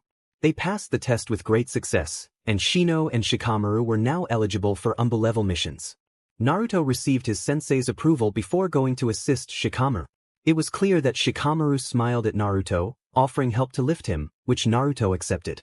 He complimented Shikamaru on his improved chakra control, noting he never expected him to perform the shadow clone technique. Shikamaru nodded, acknowledging that despite his progress, it wasn't enough to land a hit on Naruto. He suggested that they simply agree he had more time to train than Naruto, and they could leave it at that. Shikamaru then headed to the medic for a small chakra incision. On the day of the Sanbai mission, Team 5 of Anbu waited patiently for the last member to arrive. Since Kurenai would be accompanying an Anbu team, it made little sense for her to go as a regular jounin, as it would draw too much attention.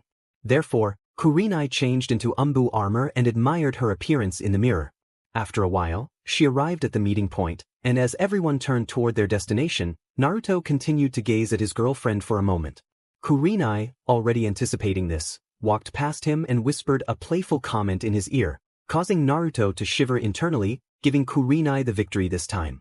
She loved competing with Naruto to see who could tease the other more. Instantly, images flashed in Naruto's mind, but he pushed them aside, hoping to focus on the mission. He smiled as he looked at Kurenai, thinking of ways to balance the numbers once more. Revenge would be sweet. The Fire Country was blessed by nature in many ways that made other countries envious. The temperature was milder than in the Wind Country, and its water supply was 10 times greater. It didn't experience the dangerous storms of the Lightning Country, with just enough rain to provide fresh air and water for the flora and fauna. Additionally, while the landscape was filled with vast forests, the Earth Country was scattered with rocks. Today was perfect. It was spring, and the temperature was pleasant, allowing a cool breeze to refresh the 5 Konohanins who stopped near a lake for a drink. Naruto and his Anbu team, along with Kurenai, had been traveling for about 5 hours, so they paused for a moment. Tracking a tailed beast was quite challenging, and the team anticipated encountering Akatsuki once more, so conserving chakra and stamina was the best course of action, especially since they knew little about what awaited them. Kakashi wondered if they would encounter new members of that organization and feared the worst. Aside from those already known, the only member Konoha was aware of was Uchiha Itachi, and if such an enemy appeared, Kakashi would find it difficult not to feel as if his group was outmatched, even if it was 5 against 1. Besides Itachi, the other members remained a mystery, and even Jiraiya couldn't uncover the rest. The silver-haired man was filling his canteen when he turned to see the masked Anbu beside him doing the same. Kakashi couldn't help but smile at the level of maturity and skill Naruto had achieved in such a short time. It felt like just yesterday he had been chosen to be the Jounin sensei of Team 7, listening to the blonde shout at the top of his lungs. At that moment, however, the blonde was anything but hyperactive. Instead, Naruto channeled his accumulated energy into chakra, enabling him to endure longer battles and rigorous training regimens. He filled his canteen before closing it and returning to check on Kurenai. The woman was breathing heavily from the exertion, but she knew following an Anbu team was hard work, so she didn't complain. She was massaging her legs while waiting for her boyfriend to return with some water. Looking up, she saw the masked Anbu approaching, and he extended his arm, offering her some water before sitting down beside her. "How do you feel?"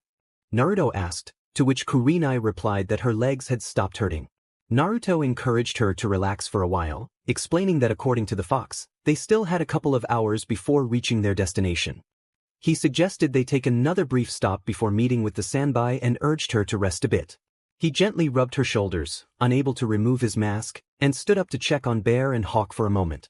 Although he was guiding the team, Hawk was the captain and was making the decisions. Naruto approached just as Bear and Hawk were discussing their mission. Bear was about to respond to Hawk's concerns about possibly encountering enemy villages when he greeted Black Wolf. Black Wolf explained that the call for help could only be heard by those of the beast type, which was how Kyuubi had heard it. He noted that it was fair to assume other Jinchurikis must have heard it too, so encountering another Jinchuriki would not be surprising. However, he warned that if that Jinchuriki had done the same as him, it was likely their village would send backup ninjas. He also mentioned that Akatsuki would be aware of the tailed beast's location, meaning they would have to face them as well. Naruto then turned to Kurenai, sensing something on her mind. Kurenai smiled behind her mask, surprised that her boyfriend knew her so well despite her masked expression. She reassured him that it was nothing to worry about, but admitted that Bijus and Akatsuki had become a difficult topic for her. She expressed her fear of losing him, prompting a sigh of concern from Naruto. He understood her worries, as the threat from Akatsuki was indeed troubling. To comfort her, he suggested they use a genjutsu so they could face each other directly. Kurenai agreed and performed a few hand seals, making them invisible and allowing them to remove their masks. As Naruto looked at Kurenai's face, his heart ached. She was looking down, and the signs of past tears were evident. He couldn't bear the thought of causing her sadness and moved to give her a strong, comforting hug. Kurenai welcomed the embrace, resting her face against his chest. After the hug, Naruto leaned in to gently kiss her lips for a moment before gazing into her red eyes and smiling. He told her that no kunai or powerful jutsu could hurt him more than seeing her cry. He took her hands and looked into her eyes again, assuring her that his enemies, no matter how powerful, could never match the strength of his allies. He promised that no matter what happened, he would always return for her, calling her his red rose, before kissing her once more under the sunlight. Kurenai was often amazed by how charming Naruto was and how his words could comfort her in ways no one else could. For a moment, she felt foolish for worrying so much and expressed this to him. Naruto smiled back, assuring her that he would be there for her whenever she needed him. "I want to be there for you, Kuren," he said, earning a nod from her before she hugged him again and stood up. Once the genjutsu faded, the group saw Naruto and Kurenai unharmed, which relieved them. Hawk and Bear turned to sense Kurenai's chakra but found she had already moved away. Kakashi smiled at the touching scene before him, knowing that his Sharingan couldn't be deceived by the genjutsu. Naruto had a way of calming Kurenai, and he wondered about the future of their relationship. After everything was settled, the group resumed their course of action. Inside a cave, Orochimaru was known throughout the elemental nations as a rather ruthless individual, so it was safe to say he had no attachments to anyone. He stared at the body of his second-in-command, Yakushi Kabuto, which was severely damaged, bearing marks from what appeared to be a lightning attack. From the spy he had sent to check on his experiments with the cursed seal, he learned that Kabuto's corpse was located within a massive crater. Orochimaru pondered what kind of attack could be powerful enough to kill Kabuto and dig so deep into the earth. However, it didn't matter, as he had some ideas on how to use Kabuto's healing abilities to finally perfect level 3 of the cursed seal. The only problem was finding a new host. The last time he had to change was over 2.5 years ago, so he needed to find someone worthy to do so, allowing him to finalize the operation to advance his ultimate creation, the cursed seal. He cursed under his breath, realizing that his main subjects had been completely destroyed by what seemed to be Konoha ninjas. After hearing the spy's information, Orochimaru seriously wondered if the Anbu were responsible. Surprisingly, Orochimaru learned that an Anbu team had accomplished many things together, including defeating the Akatsuki member, Hoshikage Kisame. He was even aware that Itachi had chosen to flee at that moment, which spoke volumes. Just thinking about the elder Uchiha made Orochimaru's serpent-like face twist in anger. He considered using Sasuke once more but recalled that he hadn't felt the effects of his cursed seal since that troublesome Kyuubi child had managed to take it away. It was as if Sasuke had somehow suppressed the will of the cursed seal and learned to control his emotions, which in turn halted the fuel for the seal. Few truly understood that the secret of the cursed seal was that it needed to be fed with negative emotions like anger, insecurity, and hatred. This was why Sasuke had been unable to rid himself of the cursed seal before, as he had been so focused on his hatred and anger towards Itachi, thus continuously feeding the seal. Even with all his wisdom, the serpent-faced man recognized his lack of options at that moment. He was now alone to do everything since Kabuto had perished, and he still had not found a suitable body to transfer into within 6 months. However, the man's drive was too strong to simply give up now. He knew it was a long shot, but if he could complete level 3 of the curse, he might find a suitable body for himself, whether to steal Itachi's or Sasuke's Sharingan. In Konoha, more precisely at the Anbu headquarters, 2 of its members were sparring against each other. Shino and Shikamaru, after their battle with Naruto, began to assess their techniques and how much they could improve them. Shikamaru recalled how Naruto had managed to slip through his shadow and went to ask his father about creating branches for the shadow possession technique. Needless to say, his father was impressed and immediately taught him how to perform such an advanced shadow manipulation technique, known as Kage Nui no Jutsu, shadow stitching technique. Shikamaru also remembered how much chakra he had to expend for the Kage Bunshin and wondered what he could do to increase his chakra reserves. Shino, on the other hand, concluded that his speed in ninjutsu needed refinement. Between the hand seals required for the technique and its execution, Shino lost precious time, allowing Naruto to see the technique being formed and giving him space to dodge it. The two were now engaged in a direct taijutsu match, hoping to increase their stamina and strengthen their strikes. Another thing about Naruto's fighting style was that every punch or kick he delivered felt like being hit by a ton of bricks, leading them to wonder if Naruto's chakra abilities were not only suited for ninjutsu and genjutsu but also for taijutsu. For once, his agility multiplied tenfold when he applied chakra for better propulsion. Shikamaru suggested that they switch to ninjutsu training, earning a nod from Shino, who began forming hand seals for a technique he had learned from the library. He unleashed Raitun Ikazuchi Nami, lightning release, thunder wave technique, at Shikamaru, who swiftly jumped to avoid the incoming wave and then formed hand seals in midair for Suetun Suigaden no Jutsu, water release, water fong technique. The attack surged toward Shino, who utilized his clan technique, Mushi Cabe no Jutsu, insect wall technique, summoning his insects to create a protective vortex around him. The technique blocked the water attack, but Shikamaru anticipated the next move and prepared for his own assault. After landing on the ground, he quickly formed a series of hand seals for Suetun Suiryuden no Jutsu, water release, water dragon technique, and sent a massive water dragon toward Shino. The insects returned to Shino just in time, but he was too late to raise a defense, resorting to an academy-level evasion technique using his bugs as decoys. After escaping the technique, Shino began forming hand seals again, this time for the first technique he had learned, Raitun Rakurai no Jutsu, lightning release, thunderbolt technique, directing the lightning attack straight at Shikamaru. The technique was too fast to dodge in time, so Shikamaru used the water barrier, allowing the lightning to strike where the barrier had formed, keeping him safe. Just after the water barrier dissipated, Shikamaru knelt on the ground, panting heavily. He had been training relentlessly in taijutsu, so even if he had only used 3 or 4 jutsus, he was understandably exhausted. Shino felt the same, as he was in the same boat as Shikamaru. His hive occasionally drained some of his chakra, so it was safe to say he felt drained at that moment. However, Shino recognized that his ninjutsu had improved and that his speed with hand seals had doubled since the last time. He suggested they take a break, noting that his chakra was nearly depleted and they had a mission in about 2 hours. Shikamaru nodded in agreement, leaning back for a moment and gazing up, only to find the ceiling instead of clouds. He missed seeing the clouds. This Anbu work was quite demanding and bothersome. He wondered how Naruto managed to do it all and still have time for other things. Shikamaru closed his eyes for a moment, recalling his fight against the blonde. Naruto had practically overwhelmed him, relying solely on taijutsu. The Nara heir couldn't help but ponder Naruto's ninjutsu capabilities. Shikamaru sighed, thinking about how challenging it must be to fight someone like Naruto, and he wondered if he could face such opponents on Anbu missions. Both he and Shino were more reserved shinobi, focusing less on brute strength and more on the art of deception. In a one-on-one fight, they were nearly unstoppable, but against a group, they couldn't do much. Naruto, on the other hand, possessed both the chakra capacity and the techniques necessary to handle not only groups of enemies but also individual battles, leading Shikamaru to believe that Naruto was one of the best shinobi within Konoha. He could only hope that things wouldn't be too difficult to manage and that his life could continue without many problematic situations. Shino, on his part, wondered about the blonde and his abilities so far. Shino believed he was on par with what the Anbu could throw at him. He had his insects to assist him, and his lightning techniques had truly helped. However, he felt that Naruto was far beyond his level, often questioning if Naruto was really the one who graduated alongside him. His power surpassed that of most jounins, and even his genjutsu skills were top-notch. Not to mention, Naruto's ninja skills, like infiltration, were out of this world.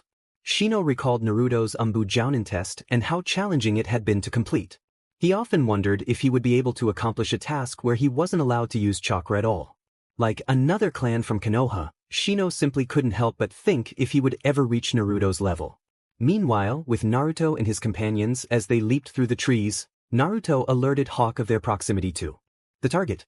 Hawk nodded and instructed everyone to pause for a moment and gather their energy to prepare for any potential opposition. The group complied, taking a moment to rest on the ground and chat to pass the time.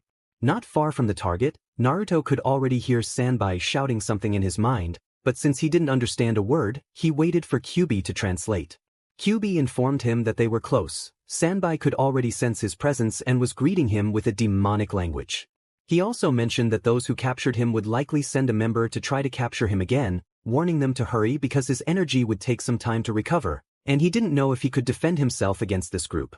Naruto pondered how much energy Sanbai must have used to take so long to recover, prompting a chuckle from Kyubi, who found the question amusing. Kyubi explained that their energy didn't need time to recover, unlike Sanbai.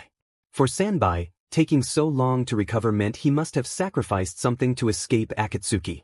For demons, their power was measured by the number of tails they had. Sanbai had 3 tails. However, he could sacrifice one of them to unleash a momentary burst of strength. Kyubi noted that Sanbai had indeed done just that. After closing his eyes and returning to the present, Naruto observed the group discussing how to approach the beast. Kakashi, thanks to his Sharingan, recognized Naruto's internal communication with the demon and asked what the fox had said. Naruto shared that they were close, with the lake just a few miles north, but he would have to approach the lake alone. This earned him concerned looks from the others, which he quickly clarified.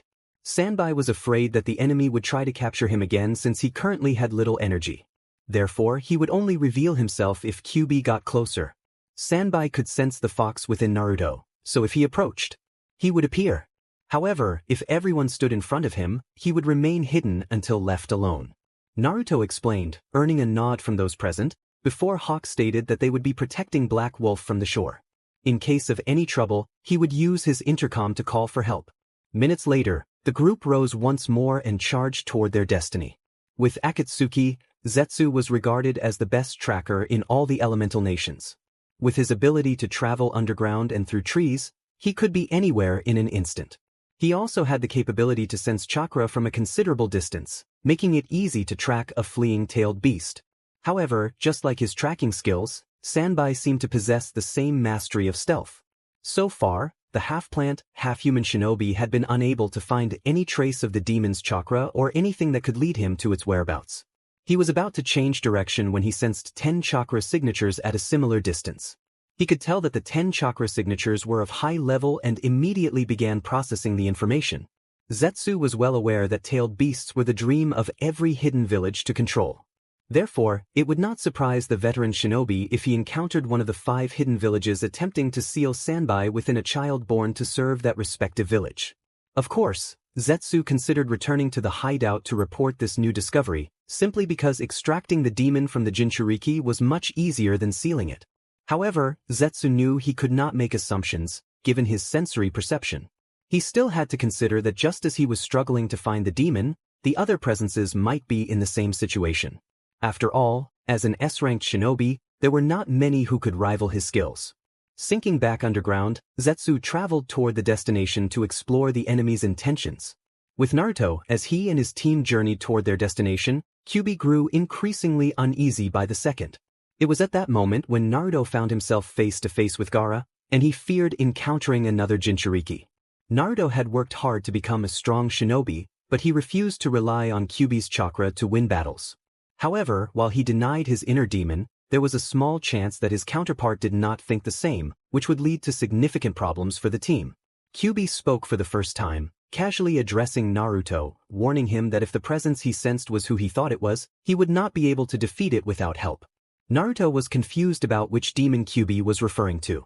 Kyuubi explained that it was the only one still free, Hachibi, who, while less powerful than Kyuubi by a narrow margin, could defeat everyone simply by raising one of its tails. The good news was that Hachibi was not as bloodthirsty as Kyuubi. Naruto was not pleased with the implications of what was about to unfold. So, you mean to tell me that 3-tailed beasts will have a little gathering? What are the chances of a full confrontation between me and the Hachibi Jinchuriki? Naruto asked, feeling a bit anxious about the answer.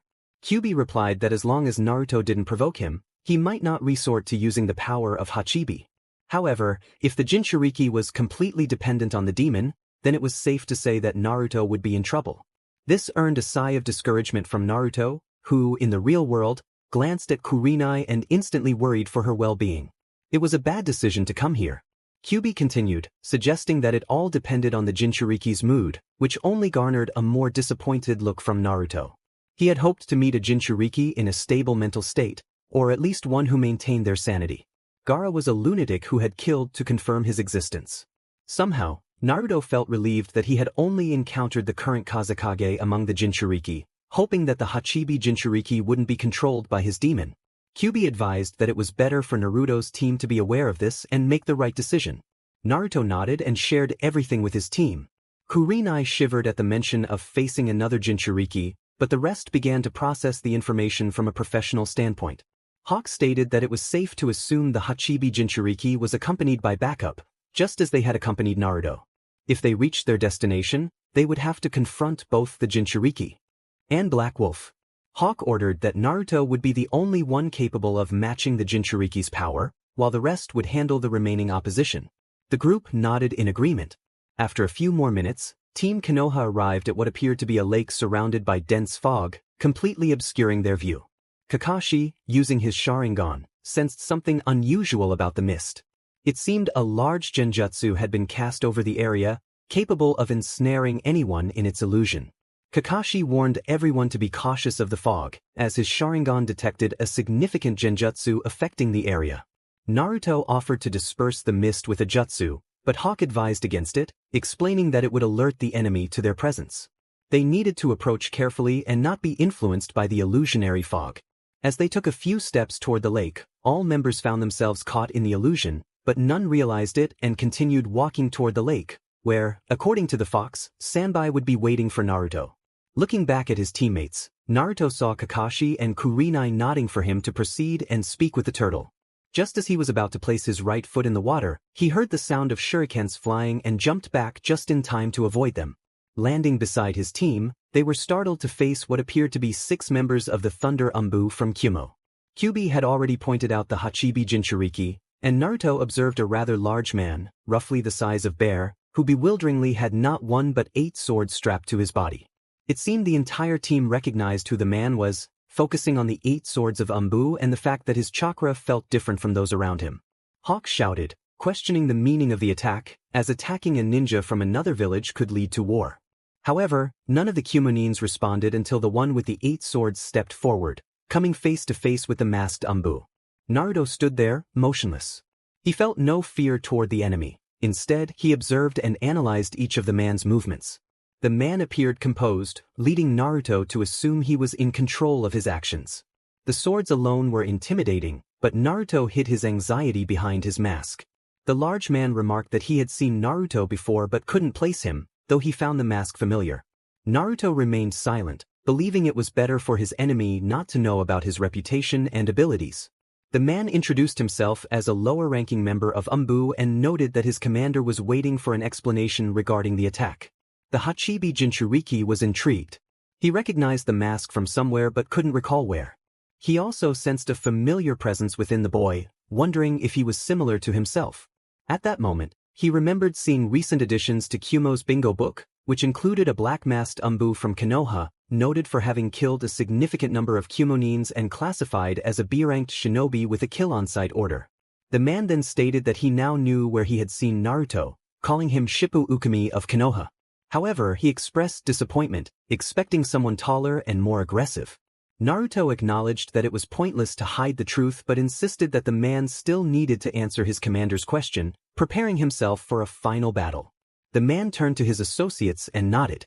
He casually dismissed the situation, stating that their objective was not a concern for Konoha and that he had attacked on a whim. With that, he spun around and launched all his swords into the air simultaneously, signaling the attack. The Kumo Anbu fell into a combat stance, ready to engage. Naruto declared he would take on the large one while instructing the others to handle the rest. He began a series of hand seals for a jutsu. The group then dispersed, each member confronting one of the opponents. The Kumonins barely had time to react before the powerful gust of wind sent them flying, except for the one who recognized the attack in time. Naruto smiled thoughtfully, realizing the man's swords were not as heavy as he was, and they too were swept away. Somehow, Naruto felt that he was the most dangerous member of the group as he took his ninjato and positioned himself for battle. The man smiled behind his mask, understanding the weight of Naruto's words. He acknowledged that only those within the village of Kumo knew of his condition, and the only one who could sense what was inside him would likely be another with the same condition, a Jinchuriki. Naruto had anticipated another would come for the Sanbai, but he never expected to face the Hachibi Jinchuriki in person. It was truly a pleasure, he thought, as he charged at the enemy with incredible speed, catching him off guard. The man managed to grab one of his swords and block the incoming attack, but Naruto quickly regained his balance, observing his opponent.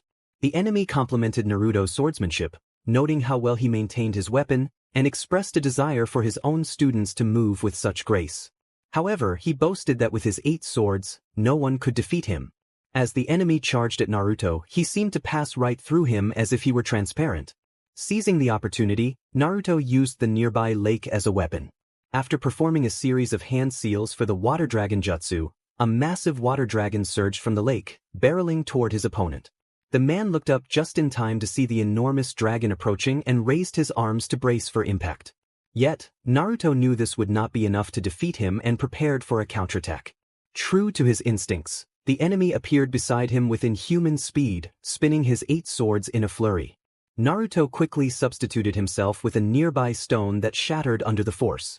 The enemy acknowledged Naruto's skills but remarked that he could not expect to defeat him without tapping into the power of his demon. Only one truly in tune with their demon could match his strength. He introduced himself as Hachikira, brother of the current Raikage and Jinchuriki of the Hachibi, declaring Naruto a target.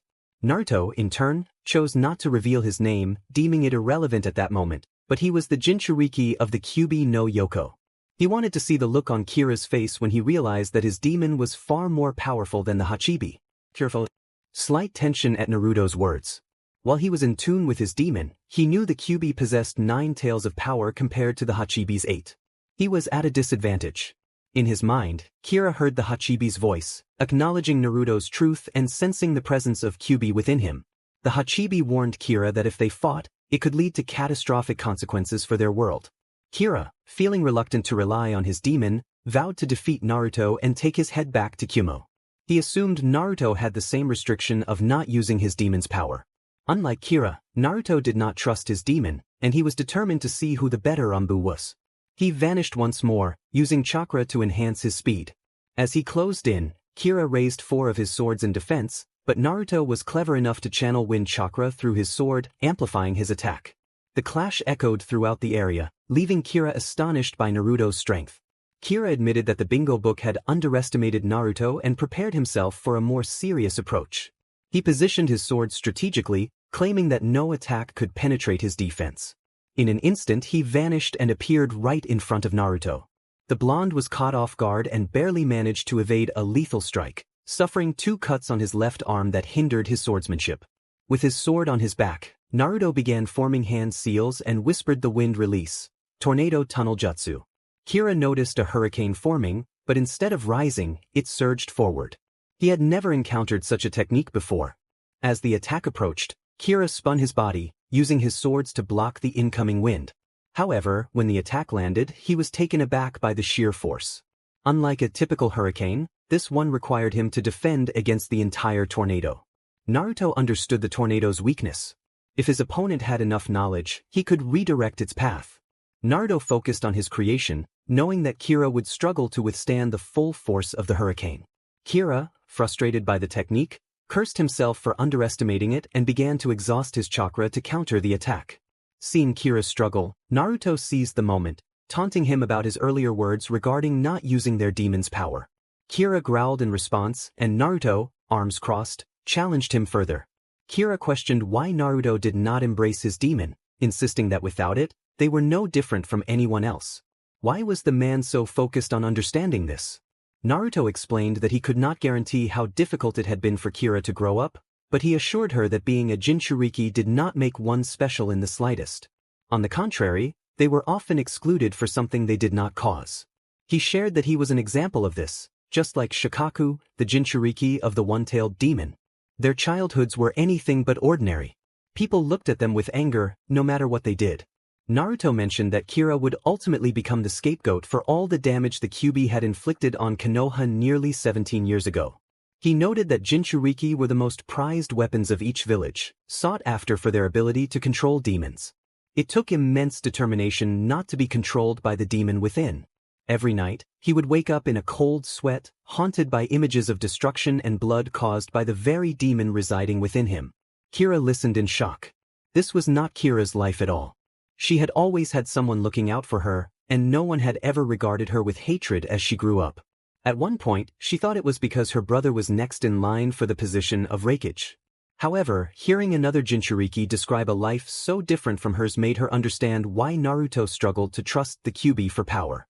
The demon fox had indeed made his life a living hell. But Naruto continued his explanation. He mentioned that even though he did not take advantage of the Kyuubi's power, it did not mean he did not hold himself accountable for what had happened to the village. Time and again he faced his own free will, enduring the punishment that the shinobi of his home wanted to inflict on the Kyuubi. He accepted it all without a second thought. The Kyuubi was, after all, a part of him, regardless of what others said. No matter what he did, the demon would always be close, making it pointless to deny its existence. Kira, intrigued, wondered why he was sharing this with her since they barely knew each other. She studied Naruto's mask closely, trying to read his eyes, but surprisingly, she saw no hint of sadness. She had expected him to open up and perhaps shed a tear, but instead, his eyes were as passive as a trained shinobi on a mission.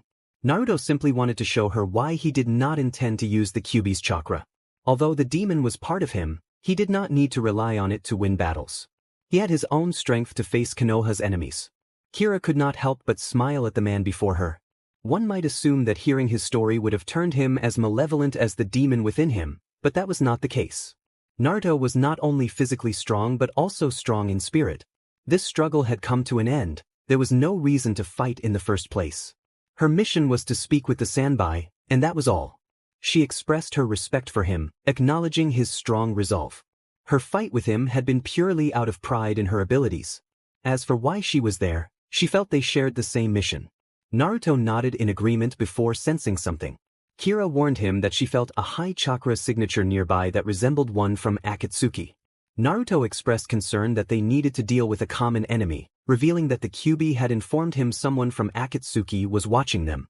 He asked Kira for help in dealing with this threat, and she agreed, using the power of Hachibi to enhance her senses.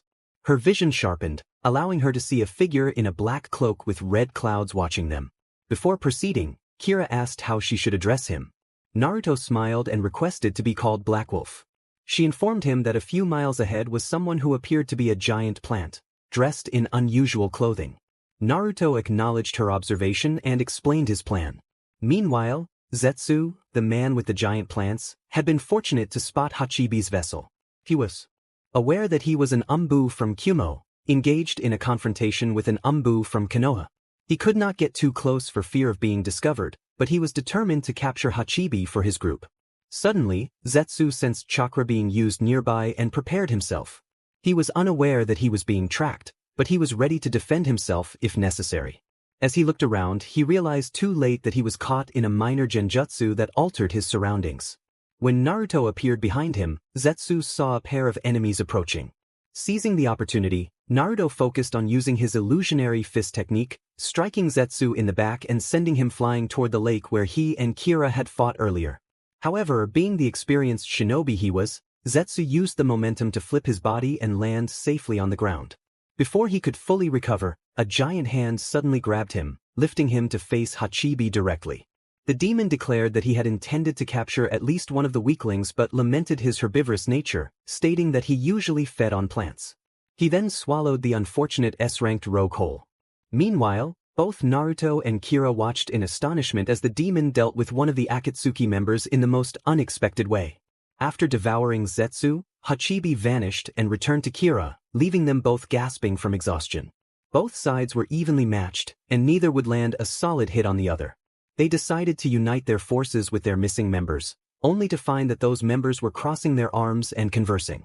Kira questioned Black Wolf about the situation, seeking clarity on what was happening. "He is our enemy," Hawk exclaimed, slightly agitated because Black Wolf was present while he and the others were fighting. However, he noticed that while Naruto's Anbu armor remained intact, he couldn't say the same for Kira. Naruto explained that they had been facing each other in battle, but Akatsuki had decided to interfere, which was why they had paused to tend to Kira. He casually mentioned that he didn't know who the intruder was, only that he seemed to be a plant and had been spying on them as a lost ninja from Kusa. He humorously added that his friend had eaten the troublesome plant and was now digesting it as they spoke, earning laughter from Kira and a look of disgust from Kurinai. After calming the group, Kira informed the Konohanins that he was there to speak with the Sanbai, as the turtle had called him for help. Naruto chose not to reveal that he was there for the same reason, fearing it would expose his position as a Jinchuriki. Instead, he explained that Konoha's mission was to scout the area, blaming the heavy fog for their presence. Naruto's team, experienced as they were, knew better than to contradict him, and Kira, having already heard Naruto's plea for discretion, nodded in understanding. The Kumonins suggested that Kira focus on his objective while they rested at their camp, which relieved Naruto since he couldn't accompany Kira to meet the Sanbai. Exchanging glances, Naruto and Kira nodded and walked toward the lake to meet the three-tailed demon, while Naruto's group stood guard at the shore. After a while, both Kira and Naruto sensed a strong presence before the entire lake began to glow a golden color. Initially startled, they were calmed by their respective demons, who assured them that the turtle was emerging from its hiding place. From above, only Naruto and Kira were visible, but a sudden shadow beneath the water appeared small and began to grow as it surfaced. It wasn't long before the turtle's body fully emerged, facing Naruto and Kira. The Sanbai greeted them, acknowledging Kyubi and Hachibi, as images of the 8-tailed ox and the 9-tailed fox appeared behind their respective Jinchurikis. Although the Sanbai was addressing Kyubi and Hachibi, the scene was more accurately described as the Sanbai speaking directly to Naruto and Kira. The demon was conversing with the two, referring to their inner demons, who could communicate freely. Thus, Naruto and Kira found themselves merely as vessels for their demons to engage in a brief conversation. When Naruto heard Kyubi speaking in a strange language he had never encountered, he immediately assumed it was what the fox referred to as the demon language. With nothing to do but wait, Naruto pondered how his team was faring against Kumo's Thunder Anbu. Kira suggested they talk a bit since they had time to kill, expressing interest in getting to know a fellow Anbu Jinchuriki, noting that there weren't many left these days. Naruto considered this, wanting some quiet time to listen to the demons, but he figured he could spare a few words for Kira. The truth was, Naruto had only met one other Jinchuriki before, Gaara from the sand. He had heard of a Jinchuriki in Kumo who was captured by Akatsuki, but that was the extent of his knowledge. Perhaps it would be nice to meet someone else who shared a similar fate. Naruto agreed to talk for a while, expressing surprise at how much the demons could communicate, which earned him a chuckle from Kira, followed by complaints from the three demons before they returned to their conversation. Kira expressed curiosity about Naruto's treatment in Konoha as a Jinchuriki, mentioning that there was another like them in Kumo who had unfortunately been captured. He noted that both she and he had not been treated as poorly as Naruto, questioning why that was. Naruto explained that the situation with Hachibi in Kumo was quite different from that of Kyubi.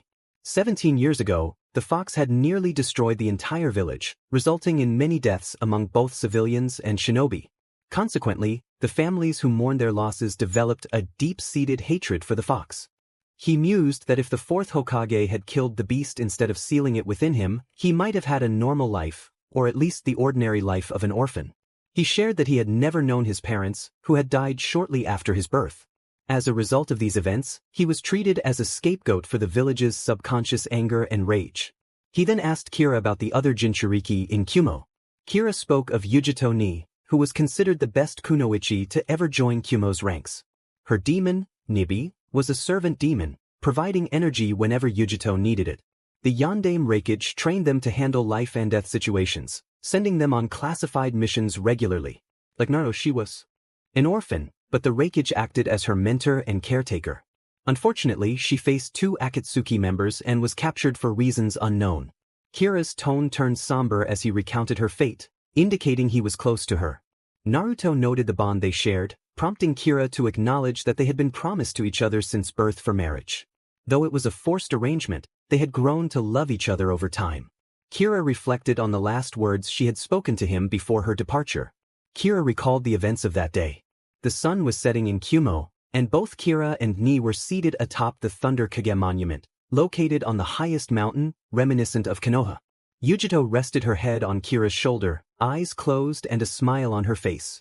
The scene was perfect for her.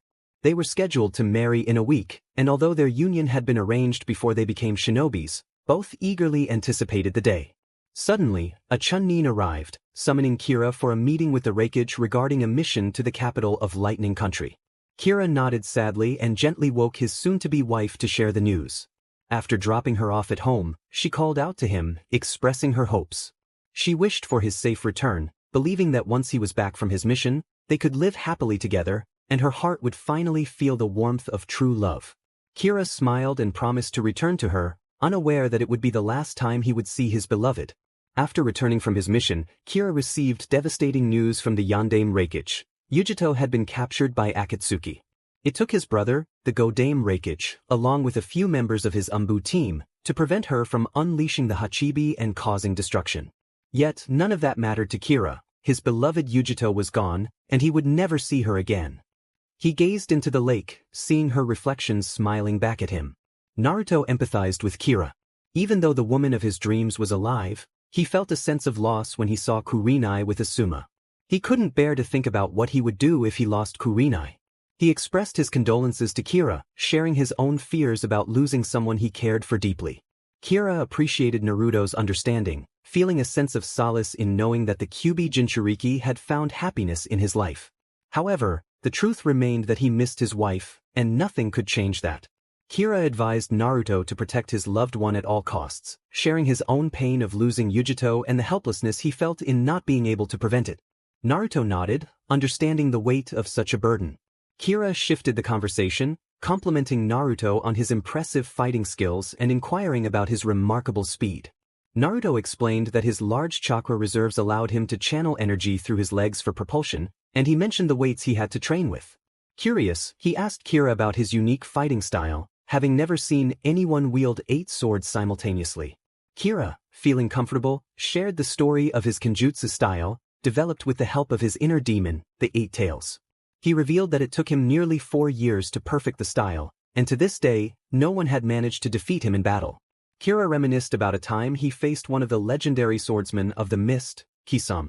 He recalled how Kisame Samehada was not powerful enough to withstand his 8 swords, though it had been a challenging fight. Naruto remembered his own encounter with Kisame and how it took him and another Anbu to bring him down. He explained how Kisame and his partner, Uchiha Itachi, had come to capture him, but they had to confront the best of Konoha's Anbu, ultimately leading to Kisame's defeat, while Itachi managed to escape.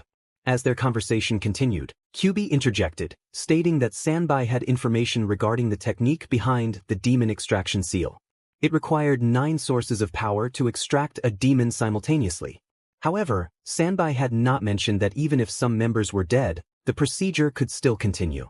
Naruto pondered this information, trying to comprehend how they could extract demons if more than half of the members were deceased. Suddenly, Kira expressed her thoughts.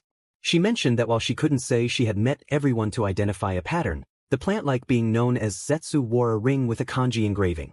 There was a possibility that each member used a different ring, and together, those rings were responsible for the technique. Kira advised this just as Naruto continued the line of thought. He believed that if this were true, Konoha could be of assistance. This caught Kira's attention, along with the curious voices of 3 demons asking what he was talking about. Naruto recalled that Kisame's body still needed to be analyzed before being sent to Kiri for the bounty on his head. Therefore, the ring should still be on Kisame's hand. He explained that one of their members had been killed by Anbu forces some time ago, and he knew it would take time to examine the body before sending it to Kiri. He was confident that Jiraiya could analyze the ring and complete the missing piece of their technique. Kira and the demons recognized this possibility, and they considered meeting again in the future to discuss new developments. Sanbai was to hide at the bottom of the lake until told otherwise, while Naruto and Kira would return to their respective villages. Naruto expressed his hope to meet again to discuss the matter and eliminate this group once and for all. As he turned to focus his chakra in his legs, preparing to leap to the shore, Kira called out to him. She asked him to share his name since they were in this together. Naruto hesitated, wanting to leave without revealing his identity, but he sensed no ill intent from Kira and decided it was fair to share. He introduced himself as Uzumaki Naruto, earning a nod of appreciation from Kira before she vanished. 2 days later, Naruto and his team reported on their mission to meet with Sanbai and explain the Fuinjutsu technique used to extract demons. Jiraiya was present and intrigued by the technique. He requested the ring, and Tsunade agreed to give it to him with the condition that he remain within the village walls while studying it, as it was now a valuable object. Jiraiya initially opposed this restriction due to his free spirit, but the possibility of preventing the group from sealing the last 2-tailed demons made him reconsider and accept the condition. Tsunade inquired about Naruto's commitment against Hachibi Jinchuriki, asking if his abilities were sufficient to avoid capture. Naruto explained that Hachikira was almost entirely dependent on the 8-tailed demon, and although he had hired Kira, for some reason, Kira had not used the demon's power against him. He had managed to defeat Kira in human terms, but then Zetsu appeared, and they had to deal with him. Naruto expressed confidence that Kira would not be captured easily, as the assassin would emit a bloodthirsty aura. He crossed his arms, but everyone noticed he was looking down. Kurenai observed this and felt concerned for her partner. Since their return to Konoha, Naruto had been acting this way, which frightened her. She was determined to ask him what was on his mind. Eventually, Tsunade dismissed the team as she had something to discuss with Jiraiya, and the group nodded before disappearing, leaving the 2 Sannin alone. Tsunade asked Jiraiya what he thought had happened, to which he pondered for a moment. Since Naruto had joined the Anbu forces, he had shown no signs of emotion. Jiraiya admitted defeat in trying to understand the enigma that was Uzumaki Naruto. What concerned him now was studying the ring and finding a countermeasure in case the group attempted to use the rings again. Tsunade instructed him to obtain the authority to view Kisame's corpse and retrieve the ring from his hand, emphasizing the need to act quickly. Jiraiya nodded and disappeared. After leaving Tsunade's office, Hawk, Bear, and Dog went to the Anbu headquarters, while Naruto and Kurenai headed to Naruto's apartment, knowing the team had a day to rest from their recent battles. Once Kurenai closed the door, she noticed Naruto removing his mask and sitting on the sofa, deep in thought. Kurenai sometimes struggled to understand her boyfriend's feelings and worried that he was trapped in his thoughts. She wanted to be there for him, but he seemed unwilling to discuss what was troubling him, possibly holding on to deep secrets. Kurenai urged Naruto to talk to her, expressing her desire to help him. Despite her closeness, he still avoided her gaze. Since hearing Kira mention Yujito, Naruto had begun to imagine what would happen if Kurenai suffered a similar fate. He didn't want to think about it, but the more he looked at her, the worse his feelings became. However, Kurenai was determined to connect with him. She encouraged him to trust her with whatever he was feeling. As she gazed into his cerulean eyes, she tried to anticipate the source of his pain before he murmured her name. Naruto hesitated before addressing her, and Kurenai smiled and nodded for him to continue. He shared his fears about Hachibi Jinchuriki and how he had been told that Akatsuki had targeted Kira's girlfriend. The thought of losing Kurenai overwhelmed him, and he confessed that he had lost his composure. Kurenai placed her fingers gently on his lips, shushing him softly to calm his racing thoughts. She embraced him tightly, feeling the warmth of his emotions and the tears streaming down his face. Knowing that Naruto cared for her filled her heart with warmth, but she needed to reassure him of her strength as a jounin. With a smile, Kurenai cupped Naruto's face to maintain eye contact before leaning in to kiss him passionately. Naruto returned the kiss and embraced her tightly, cherishing this rare moment when a ninja could let their guard down and simply be human. Minutes later, Kurenai broke the kiss and gazed into his endless cerulean eyes, filled with deep affection for her. She reassured him of her love, stating that as one of the best jounin kunoichis of Konoha, there was no way Akatsuki would attempt anything without her being able to call for backup. Aside from Itachi, no one could use genjutsu against her, which gave her an advantage in battle. Furthermore, the fierce Shippu Ukami had chosen a strong partner, which she reminded him with a smile, earning a soft laugh from Naruto, who had dried his tears. Grateful, Naruto expressed his thanks to Kurenai before losing consciousness in her lap. She was momentarily stunned but then smiled as never before. Seeing a ninja like Naruto so comfortable with her signified unconditional trust and confidence that she would always be there for him, no matter what. She sat there, gently running her hand through his golden locks and caressing his face until her fingers brushed against his whisker marks, noticing how his body relaxed. She smiled, realizing he was sensitive in that area and continued to slide his hair and face, feeling her love for him grow deeper. Inside Naruto's mind, after he fainted, he found himself facing the powerful Kyuubi no Yoko. He felt Kurenai's hands soothing his whisker marks and smiled, relaxed as he could hear her gentle voice. Kyuubi, lounging with crossed paws and swaying tails, remarked that while he wasn't very sentimental, he could see how Naruto felt about his partner and how she felt about him. After recalling Kira's story, Naruto expressed his fears that she might be harmed to reach him, but he acknowledged he should have more faith in her abilities as a jounin and trust he would be there for her. He then asked Kyuubi why he felt the need to contact him. Kyuubi, intrigued by Naruto's growth, explained that he had something urgent to discuss and considered Naruto's skills. He acknowledged that Naruto's sensei had helped him with close combat, but they needed to ensure he could handle all types of fights. Kyuubi had found a suitable opponent from Naruto's memories who could cover all combat styles, starting with a long-distance encounter with Uchiha Itachi. Naruto was taken aback, questioning how he could possibly defeat someone like Itachi, who even Kakashi-sensei and the Hokage struggled against. Kyuubi, undeterred, insisted that Naruto would have to face Itachi sooner or later, suggesting it was better to confront him in a safe environment where he wouldn't be captured. Itachi's purpose would be twofold: to see if Naruto could surpass an experienced Uchiha in battle and to understand Itachi's fighting style, potentially studying the Sharingan. Naruto was skeptical, wondering how Kyuubi could replicate Itachi's Sharingan and abilities. He realized there might be a connection between the Cursed Eyes and the fox before him. Legends spoke of the Uchiha clan being born from a Hyuga member who made a pact with a demon for a new form of Jujutsu called Sharingan. Understanding dawned on him as he looked at Itachi, sensing he was communicating with Kyuubi. Kyuubi noted Naruto's calmness upon learning the truth and asked why it didn't bother him. Naruto explained that he had no intention of returning to the creator of the Cursed Eye, so he wasn't troubled by Kyuubi's involvement. Kyuubi clarified that Itachi would fight him without using the Mangenkyo Sharingan, as that could involve techniques beyond Naruto's capabilities. Kyuubi emphasized that even without the Mangenkyo, Itachi had been superior at 13, so his skills were not limited to the Sharingan's basic form. He asked where Naruto wanted the fight to take place. Naruto chose the training field number 7 in Konoha, needing an open space to test everything they had. Kyuubi winked and used his powers to create an image of them facing each other in the same spot where Naruto's Genin team had their true test. The sun blazed overhead, a testament to Kyuubi's creativity as he recreated the scene. After observing the area, Naruto looked at Itachi, who was now clad in Anbu armor with a ninjato strapped to his back. Naruto had never seen Itachi's sword due to the dark cloak he always wore. Now, he could clearly see Itachi's red eyes with 3 tomo, indicating he was ready for Naruto's first move. As Naruto formed hand seals, he knew Itachi would use the Sharingan to anticipate his technique. He prepared to unleash Futon de Tapa, wind release, great breakthrough technique.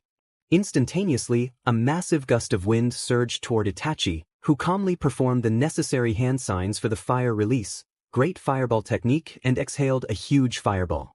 When their techniques clashed, they canceled each other out, creating a thick cloud of smoke that covered the battlefield, giving Naruto the advantage he needed as Itachi had to rely on his instincts. Drawing his sword from its sheath, Naruto focused chakra into his feet for propulsion and dove into the dense smoke. Emerging from it, he spotted Itachi halfway through a stance, holding his own ninjato in preparation for Naruto's strike. The blonde smiled and swung his sword diagonally from the right, hoping to land a hit on Itachi. However, Itachi easily blocked the attack, thanks to his Sharingan, and moved his sword to the left to target Naruto's supposedly exposed side. Naruto, who had been dodging Itachi's attacks with impressive agility, positioned his sword to block the incoming strike. Using the momentum from their swords colliding, he launched a kick toward Itachi's chest. Itachi was momentarily puzzled, as his Sharingan should have anticipated the kick. He realized that Naruto's eyes were not focused on the kick but rather on their swords locked in a stalemate, indicating that Naruto had a solid understanding of how to counter the Sharingan's abilities. Kyuubi acknowledged Naruto's skill, noting that this was just the beginning. In an instant, Itachi performed hand signs with a speed that could rival the third Hokage at his peak. After the final seal, he whispered the fire release, fire dragon missile technique. What followed was a torrent of white flames expelled from Itachi's mouth, charging directly at Naruto, who had no choice but to use a jutsu for defense. He called upon the water release, water barrier technique, and a massive wall of water appeared before him, shielding him from the explosion. Once the flames subsided, Naruto quickly performed a series of hand signs and focused on the lightning release, lightning chain technique. As Itachi concentrated on his fire technique, he did not have enough time to notice Naruto's hand signs before a dark cloud formed above him, unleashing a barrage of lightning that wreaked havoc on the field. Dodging the consecutive attacks, Itachi did not see Naruto approaching from behind, delivering a direct punch to his face that sent him flying. However, the Itachi that Naruto struck was replaced by a murder of crows, indicating that Naruto had fallen under a genjutsu. The crows then attacked Naruto with fury until he performed the famous dispelling technique, breaking the genjutsu, but not quickly enough to avoid a hit from Itachi. As he spun his body, Naruto landed safely a few meters away and observed Itachi for a moment. He realized that Itachi had managed to cast a genjutsu on him with just a glance. The reputation of the elder Uchiha preceded him, Naruto thought. After a brief pause, Naruto noticed that some of the lightning had indeed struck Itachi, as evidenced by the bruises on his arms. This meant that his best option was to stick to surprise attacks. The trick he had used with the lightning attack could be employed again, but this time with a much stronger assault. If Naruto could execute the same tactic and force Itachi to use an offensive jutsu, he could respond with a defensive one, followed by a powerful offensive technique. However, that would be a plan for another moment. Charging again, this time with direct taijutsu, Naruto moved to strike Itachi, but his attack was blocked. Itachi then aimed a mid-level kick at Naruto's stomach, but Naruto caught his foot and threw him aside. Following this, Naruto threw a couple of shurikens at Itachi. The Uchiha spun his body quickly, using a kunai to deflect the projectiles before launching the kunai back at Naruto. He performed a series of hand signs for the ninja art, shadow clone kunai technique. Instantly, one kunai transformed into 10, all of which pierced Naruto before turning into a log. Just as Naruto was about to attack again, he heard Kyuubi declare the end of the fight. Kyuubi expressed satisfaction with Naruto's skills, noting that he had overcome his previous mistakes in close combat. It was time for Naruto to awaken. Naruto opened his eyes to see his beloved looking at him. Kurenai asked if he had slept well and offered him the chance to rest a little longer, mentioning that she wouldn't mind stroking his hair again. Naruto chuckled and sat up from her lap. Although he had spent a good half hour in his mind, time in the real world had passed much more quickly, so he had only been asleep for about 10 minutes. Seeing that it was already late, the couple soon decided to go to bed. The next day, Yuzuki Yugogo stood in the middle of training field 15, waiting for her genin team to arrive. Dressed in her jounin attire with a katana strapped to her back, she gazed at 3 ninjatos stuck in the ground. Her genin team consisted of 2 girls and a boy, all from ordinary families. None linked to the prominent clans of Konoha. Yugogo had specifically requested that the Hokage not assign her any students from important clans. She wanted to develop their skills from scratch without having to share training with a clan. This was precisely why she intended to teach them the way of the sword. In Konoha, few ninjas chose to learn the art of kenjutsu, making it a nearly lost art. Most children these days were eager to learn flashy jutsu and defeat opponents, but very few understood the necessity of learning to wield a weapon. Yuzuki Yugogo was determined to change that. Today marked the official first day of their team as genin. Yugogo had the three of them undergo a small skills assessment. She didn't believe in the second exam that academy students had to pass, so this was merely a way to identify where they needed improvement and what subjects she could teach them. Just as she was pondering her next steps, she heard footsteps approaching and looked up, smiling as she saw her three genin. Yugogo informed them that 2 days prior, they had been evaluated, and she had taken notes on areas that required improvement. Aside from that, they would focus heavily on chakra control and kenjutsu. The mention of kenjutsu left her genin in awe, and Yugogo sighed, realizing they had no idea what it meant. She explained that kenjutsu was the art of the sword, using it as an extension of a ninja's body to instill fear in their enemies. Before them lay 3 ninjato that would be used in their training and missions. The ninjato were designed for precise attacks and agility in combat, and their smaller form provided the ninja with an advantage in speed and focus during both offense and defense. Over time, she would teach them to wield these blades as extensions of their bodies, along with other complementary ninja arts to enhance their abilities. Yugogo then began assessing each of them individually, starting with Yutaro. She noted that his ninjutsu was his strength and acknowledged that he was already capable of using Doton techniques. While Doton was the easiest element to learn, it was also very useful in battle for both offense and defense. She mentioned that she knew some techniques he could learn, but they would need to improve his chakra control first. Compared to his teammates, his control was minimal, but that was understandable given his larger chakra reserve. Next, she turned to Sasami, smiling as she explained that her chakra control was perfect, but they needed to increase her chakra reserves and work on her endurance. She had one of the best speeds in her generation, which they would train further. Additionally, it seemed she had some knowledge of genjutsu, so they would work on that as well.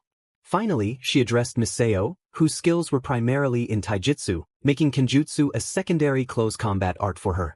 Yugogo praised her ability to channel chakra through her body, which was a fantastic skill. She believed all of them had the potential to grow strong and advance in rank. They would start with some laps around the training field, and Yugogo encouraged them to move. In Tsunade's office, she was reviewing some documents when she came across a mission request from a noble in the land of Fong. The request was for the recovery of documents stolen by missing nin from Iwa who had broken into his castle. Tsunade quickly began to draft a response, noting the type of shinobi needed for the task. The involvement of missing nin from Iwa automatically elevated the mission to at least AB rank, meaning that only jounin or high-ranking chunin would be called upon. She considered the necessary skills to track down the missing nin, defeat them, and recover the stolen documents. Given the noble's status, she was pressured to ensure that only mid to high-level ninjas were assigned to the mission. As a result, elite jounins or Anbu members would undertake the task. Unfortunately, all the jounins were currently on missions, leaving only a few lower-ranked shinobi and many chunin available. Therefore it would fall to Anbu. Tsunade took an envelope from one of her drawers and began scanning the names of Anbu operatives suitable for the mission. She noted that Hawk, Bear, and Dog had been dispatched with the Anbu commander on a mission to Kumo. Shikamaru would definitely be part of this mission due to his intellect, and Shino would join him as well. Both had impressed many with their teamwork in previous missions. Tsunade thought it unwise to send 2 Anbu-level shinobi without knowing how many missing nin they would face. She decided it would be best to include a powerhouse in the group to handle multiple opponents, and she couldn't think of anyone more suitable for that role than Naruto. She finalized the mission details and called for Shizune to gather the names listed on the paper. Within minutes, the 3 appeared in Tsunade's office and greeted the Hokage. Tsunade explained that she was issuing an A-ranked mission to the land of Fong. A high-ranking official had contracted them to recover a document stolen by Iwa for reasons not specified in the letter. Their mission was to track down the missing nin and retrieve the document. Since the number of opponents was unknown, she advised them to proceed with caution. Black Wolf would lead the team, and they were to depart in half an hour. Tsunade wished them luck and safe return as the 3 vanished using Shunshin. On the roof of the Hokage's office, Shikamaru, wearing a deer mask, turned to Naruto and looked at him for a moment. He expressed his excitement about finally working together on a mission, noting that he had felt a bit bad about being on different teams. Naruto, removing his mask, smiled back at his teammate. He mentioned his eagerness to see how they would fare against a good number of opponents, trusting that they were better prepared than before, especially given Yamato's reports. They had finally mastered Shikamaru's manipulation techniques, and Shino had succeeded with right-hand manipulation. Naruto felt confident they could capture the missing Nin and return the reward to IWA. He told them to meet at the North Gate in half an hour, ready to hunt, before disappearing in a small whirlwind, leaving Shino and Shikamaru to exchange glances, both eager to see Naruto in action. Naruto, after parting ways with Shikamaru and Shino, decided to explore Konoha in search of his beloved. If he remembered correctly, she mentioned meeting Anko for lunch at the Dango restaurant. Upon entering, he was surprised to find not only the two of them but also Ino present. The girls had different reactions upon seeing the masked Anbu. Kurenai smiled widely at the sight of her boyfriend, and Anko also smiled, already familiar with the masked figure. Ino, however, couldn't recall ever seeing such an imposing mask before and had to admit it was somewhat intimidating. Noticing Ino's discomfort, Kurenai reassured her. Ino felt uneasy but was comforted by Kurenai's words, who explained that Naruto was simply there to greet her. Kurenai approached the masked Anbu and embraced him affectionately. Naruto informed her that he was about to embark on a mission with Shikamaru and Shino to Fong Country, but it would be a short one. He leaned in to give Kurenai a gentle kiss on the cheek after pulling down his mask slightly. Kurenai urged him to be careful and to return to her, to which Naruto smiled and promised he would always come back. He kissed her once more and was about to leave when Ino called out, asking if Shikamaru would be joining him. Naruto nodded in response.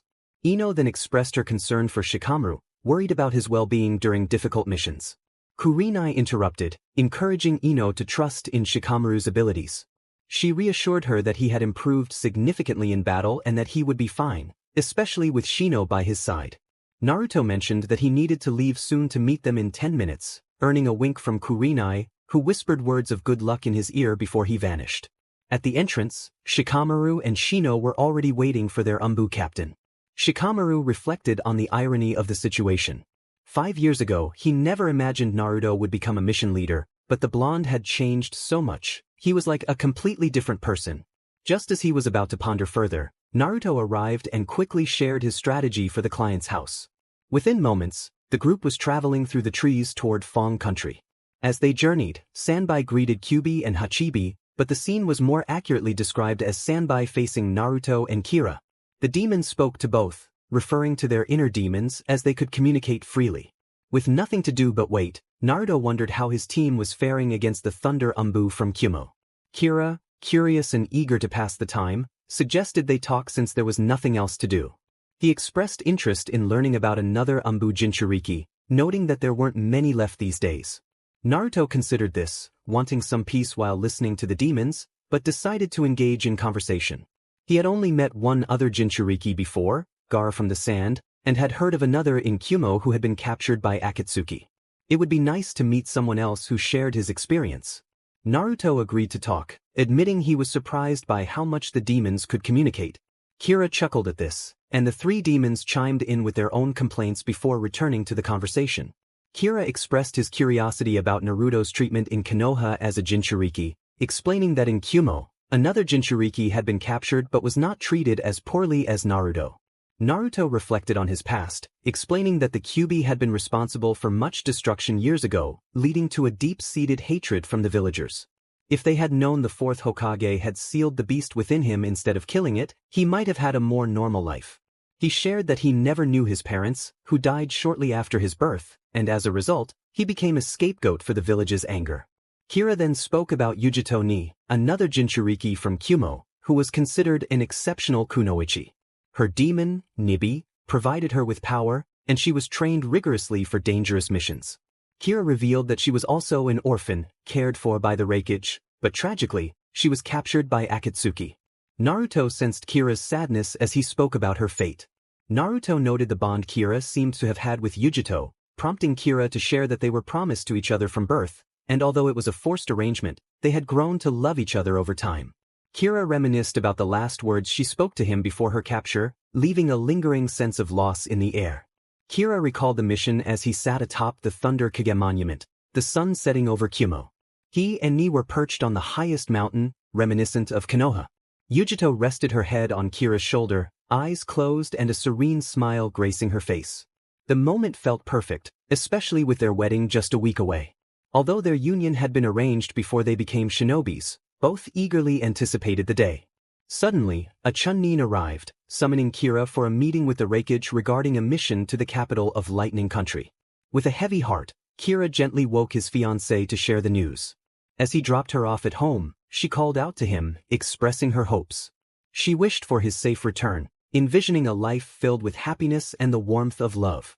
They shared a tender kiss, and Kira promised to return to her, unaware that it would be their last moment together. After returning from his mission, Kira learned from the Yondaime Raikage about Yujito's capture by Akatsuki. It took his brother, the Godaime Raikage, and a few members of his Anbu team to prevent her from releasing the Hachibi, which could have resulted in catastrophic destruction. Yet none of that mattered to Kira. His beloved Yujito was gone, and he would never see her again. He gazed into the lake, seeing her reflections smiling back at him. Naruto empathized with Kira's pain. Even though the woman of his dreams was alive, he felt a sense of loss when he saw Kurenai with Asuma. The thought of losing Kurenai was unbearable. He expressed his condolences, sharing his own worries about his girlfriend in Konoha, fearing she might meet a similar fate as Yujito. Kira nodded appreciatively, grateful for Naruto's understanding. Hearing Naruto's words brought a small smile to Kira's face, knowing that at least the Kyuubi Jinchuriki had found happiness. However, the void left by Yujito's absence was irreplaceable. Kira advised Naruto to protect his loved one fiercely, sharing the depth of his own sorrow over losing Yujito. He explained that the pain of losing someone he couldn't save was a burden he would carry for a long time. Naruto spoke of the heavy toll that came with their powers, the inability to save those they cared about being the harshest punishment. He reflected on the few who bore no grudge against the demons within them, admitting that if he couldn't save even a few, he would prefer to end his own suffering. Kira felt his emotions rising but quickly pushed them down, still grappling with the loss of Yujito. He shifted the conversation, complimenting Naruto on his impressive fighting skills and inquiring about his speed. Naruto explained that his vast chakra allowed him to propel himself with great force, and he had trained hard to master it. Curious, he asked Kira about his unique fighting style, having never seen anyone wield 8 swords simultaneously. Kira shared the story of his kenjutsu style, developed with the aid of his inner demon, the 8 Tails. He revealed that it took him nearly 4 years to perfect it, and to this day, no one had managed to defeat him in battle. Kira recounted a past encounter with one of the legendary swordsmen of the mist, Kisame, recalling how he had managed to defeat him despite the challenge. Naruto remembered his own battle with Kisame, noting the formidable opponent he had been. They exchanged stories of their encounters, both acknowledging the strength of their adversaries. As their conversation continued, Kyuubi interrupted, stating that their discussion had reached a critical point. Sanbai had information regarding the technique behind the demon extraction seal, which required 9 sources of power to function. Kyuubi pointed out that even if some members were deceased, the procedure could still proceed. This revelation left both Naruto and Kira deep in thought, contemplating the implications of such a technique. Suddenly, Kira expressed her thoughts. She mentioned that she couldn't say she had met everyone to identify a pattern, but a plant type named Zetsu wore a ring with a kanji engraved on it. There was a possibility that each member used a different ring, and together, those rings were responsible for the technique. Kira advised this just as Naruto continued the line of thought. He believed that if this was true, Konoha could be of help. This caught Kira's attention, along with the voices of 3 demons questioning what he was talking about. Naruto recalled that Kisame's body still needed to be analyzed before being sent to Kiri for the bounty on his head. Therefore, the ring should still be on Kisame's hand. He explained that one of their members had been killed by the Anbu forces some time ago, and it would take time to examine the body before sending his head to Kiri for the reward. He was confident that Jiraiya could analyze the ring and complete the missing piece of their technique. Kira and the demons recognized this possibility, and they considered meeting again in the future to discuss new developments. Sanbai was to hide at the bottom of the lake until told otherwise, while Naruto and Kira would return to their respective villages. Naruto expressed that they would meet again to discuss this matter, hoping to eliminate the group once and for all. As he turned to focus chakra in his legs, preparing to leap to the shore, Kira called out to him. She asked him to share his name since they were in this together.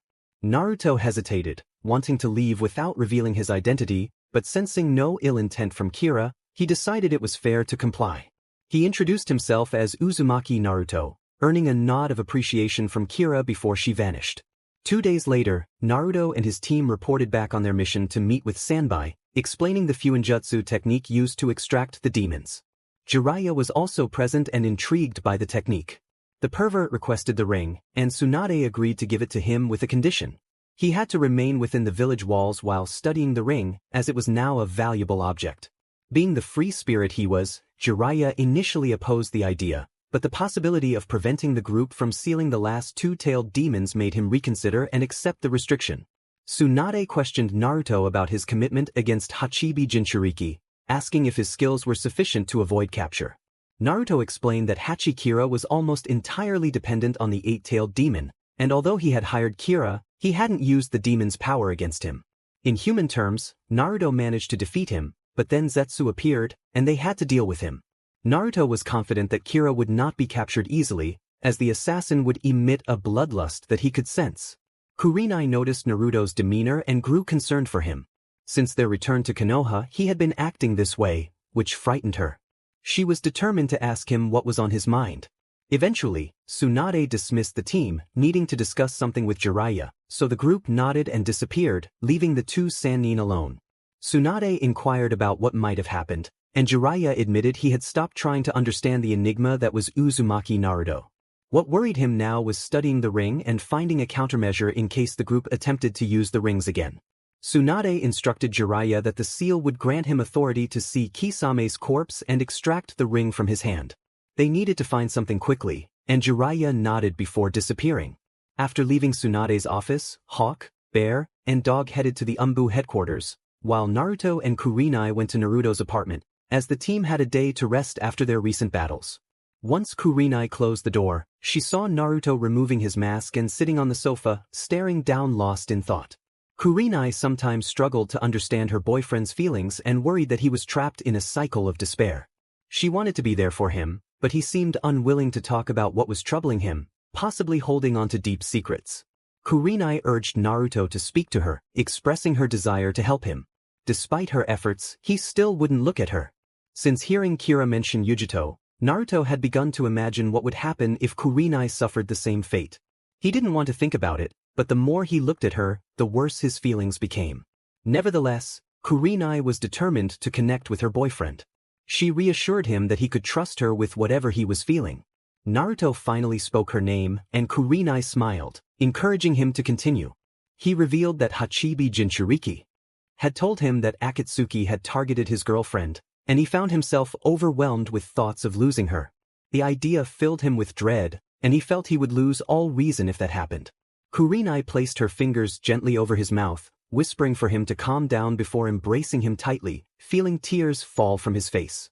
Knowing that Naruto was thinking of her filled her heart with warmth, but she needed to reassure him of her strength as a jounin. With a smile, Kurenai cupped Naruto's face to maintain eye contact before leaning in to kiss him passionately. Naruto returned the kiss and embraced her tightly, cherishing this rare moment in a ninja's life when one could let their guard down and simply be human. Minutes later, Kurenai pulled away from the kiss and gazed into his endless cerulean eyes, filled with deep affection for her. She reassured him of her love, stating that she was one of the best jounin kunoichis in Konoha. There was no way Akatsuki would attempt anything without her being able to call for backup.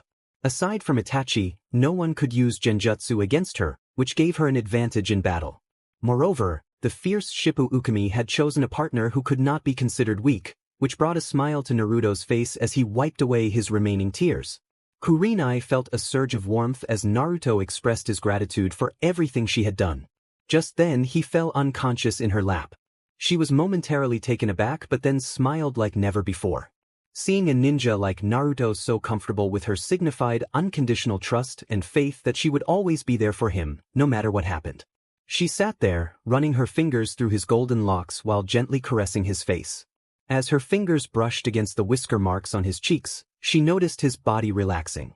She smiled, realizing how sensitive he was in that area, and continued to slide his hair and face, feeling her love for him grow deeper, knowing he had captured her heart forever.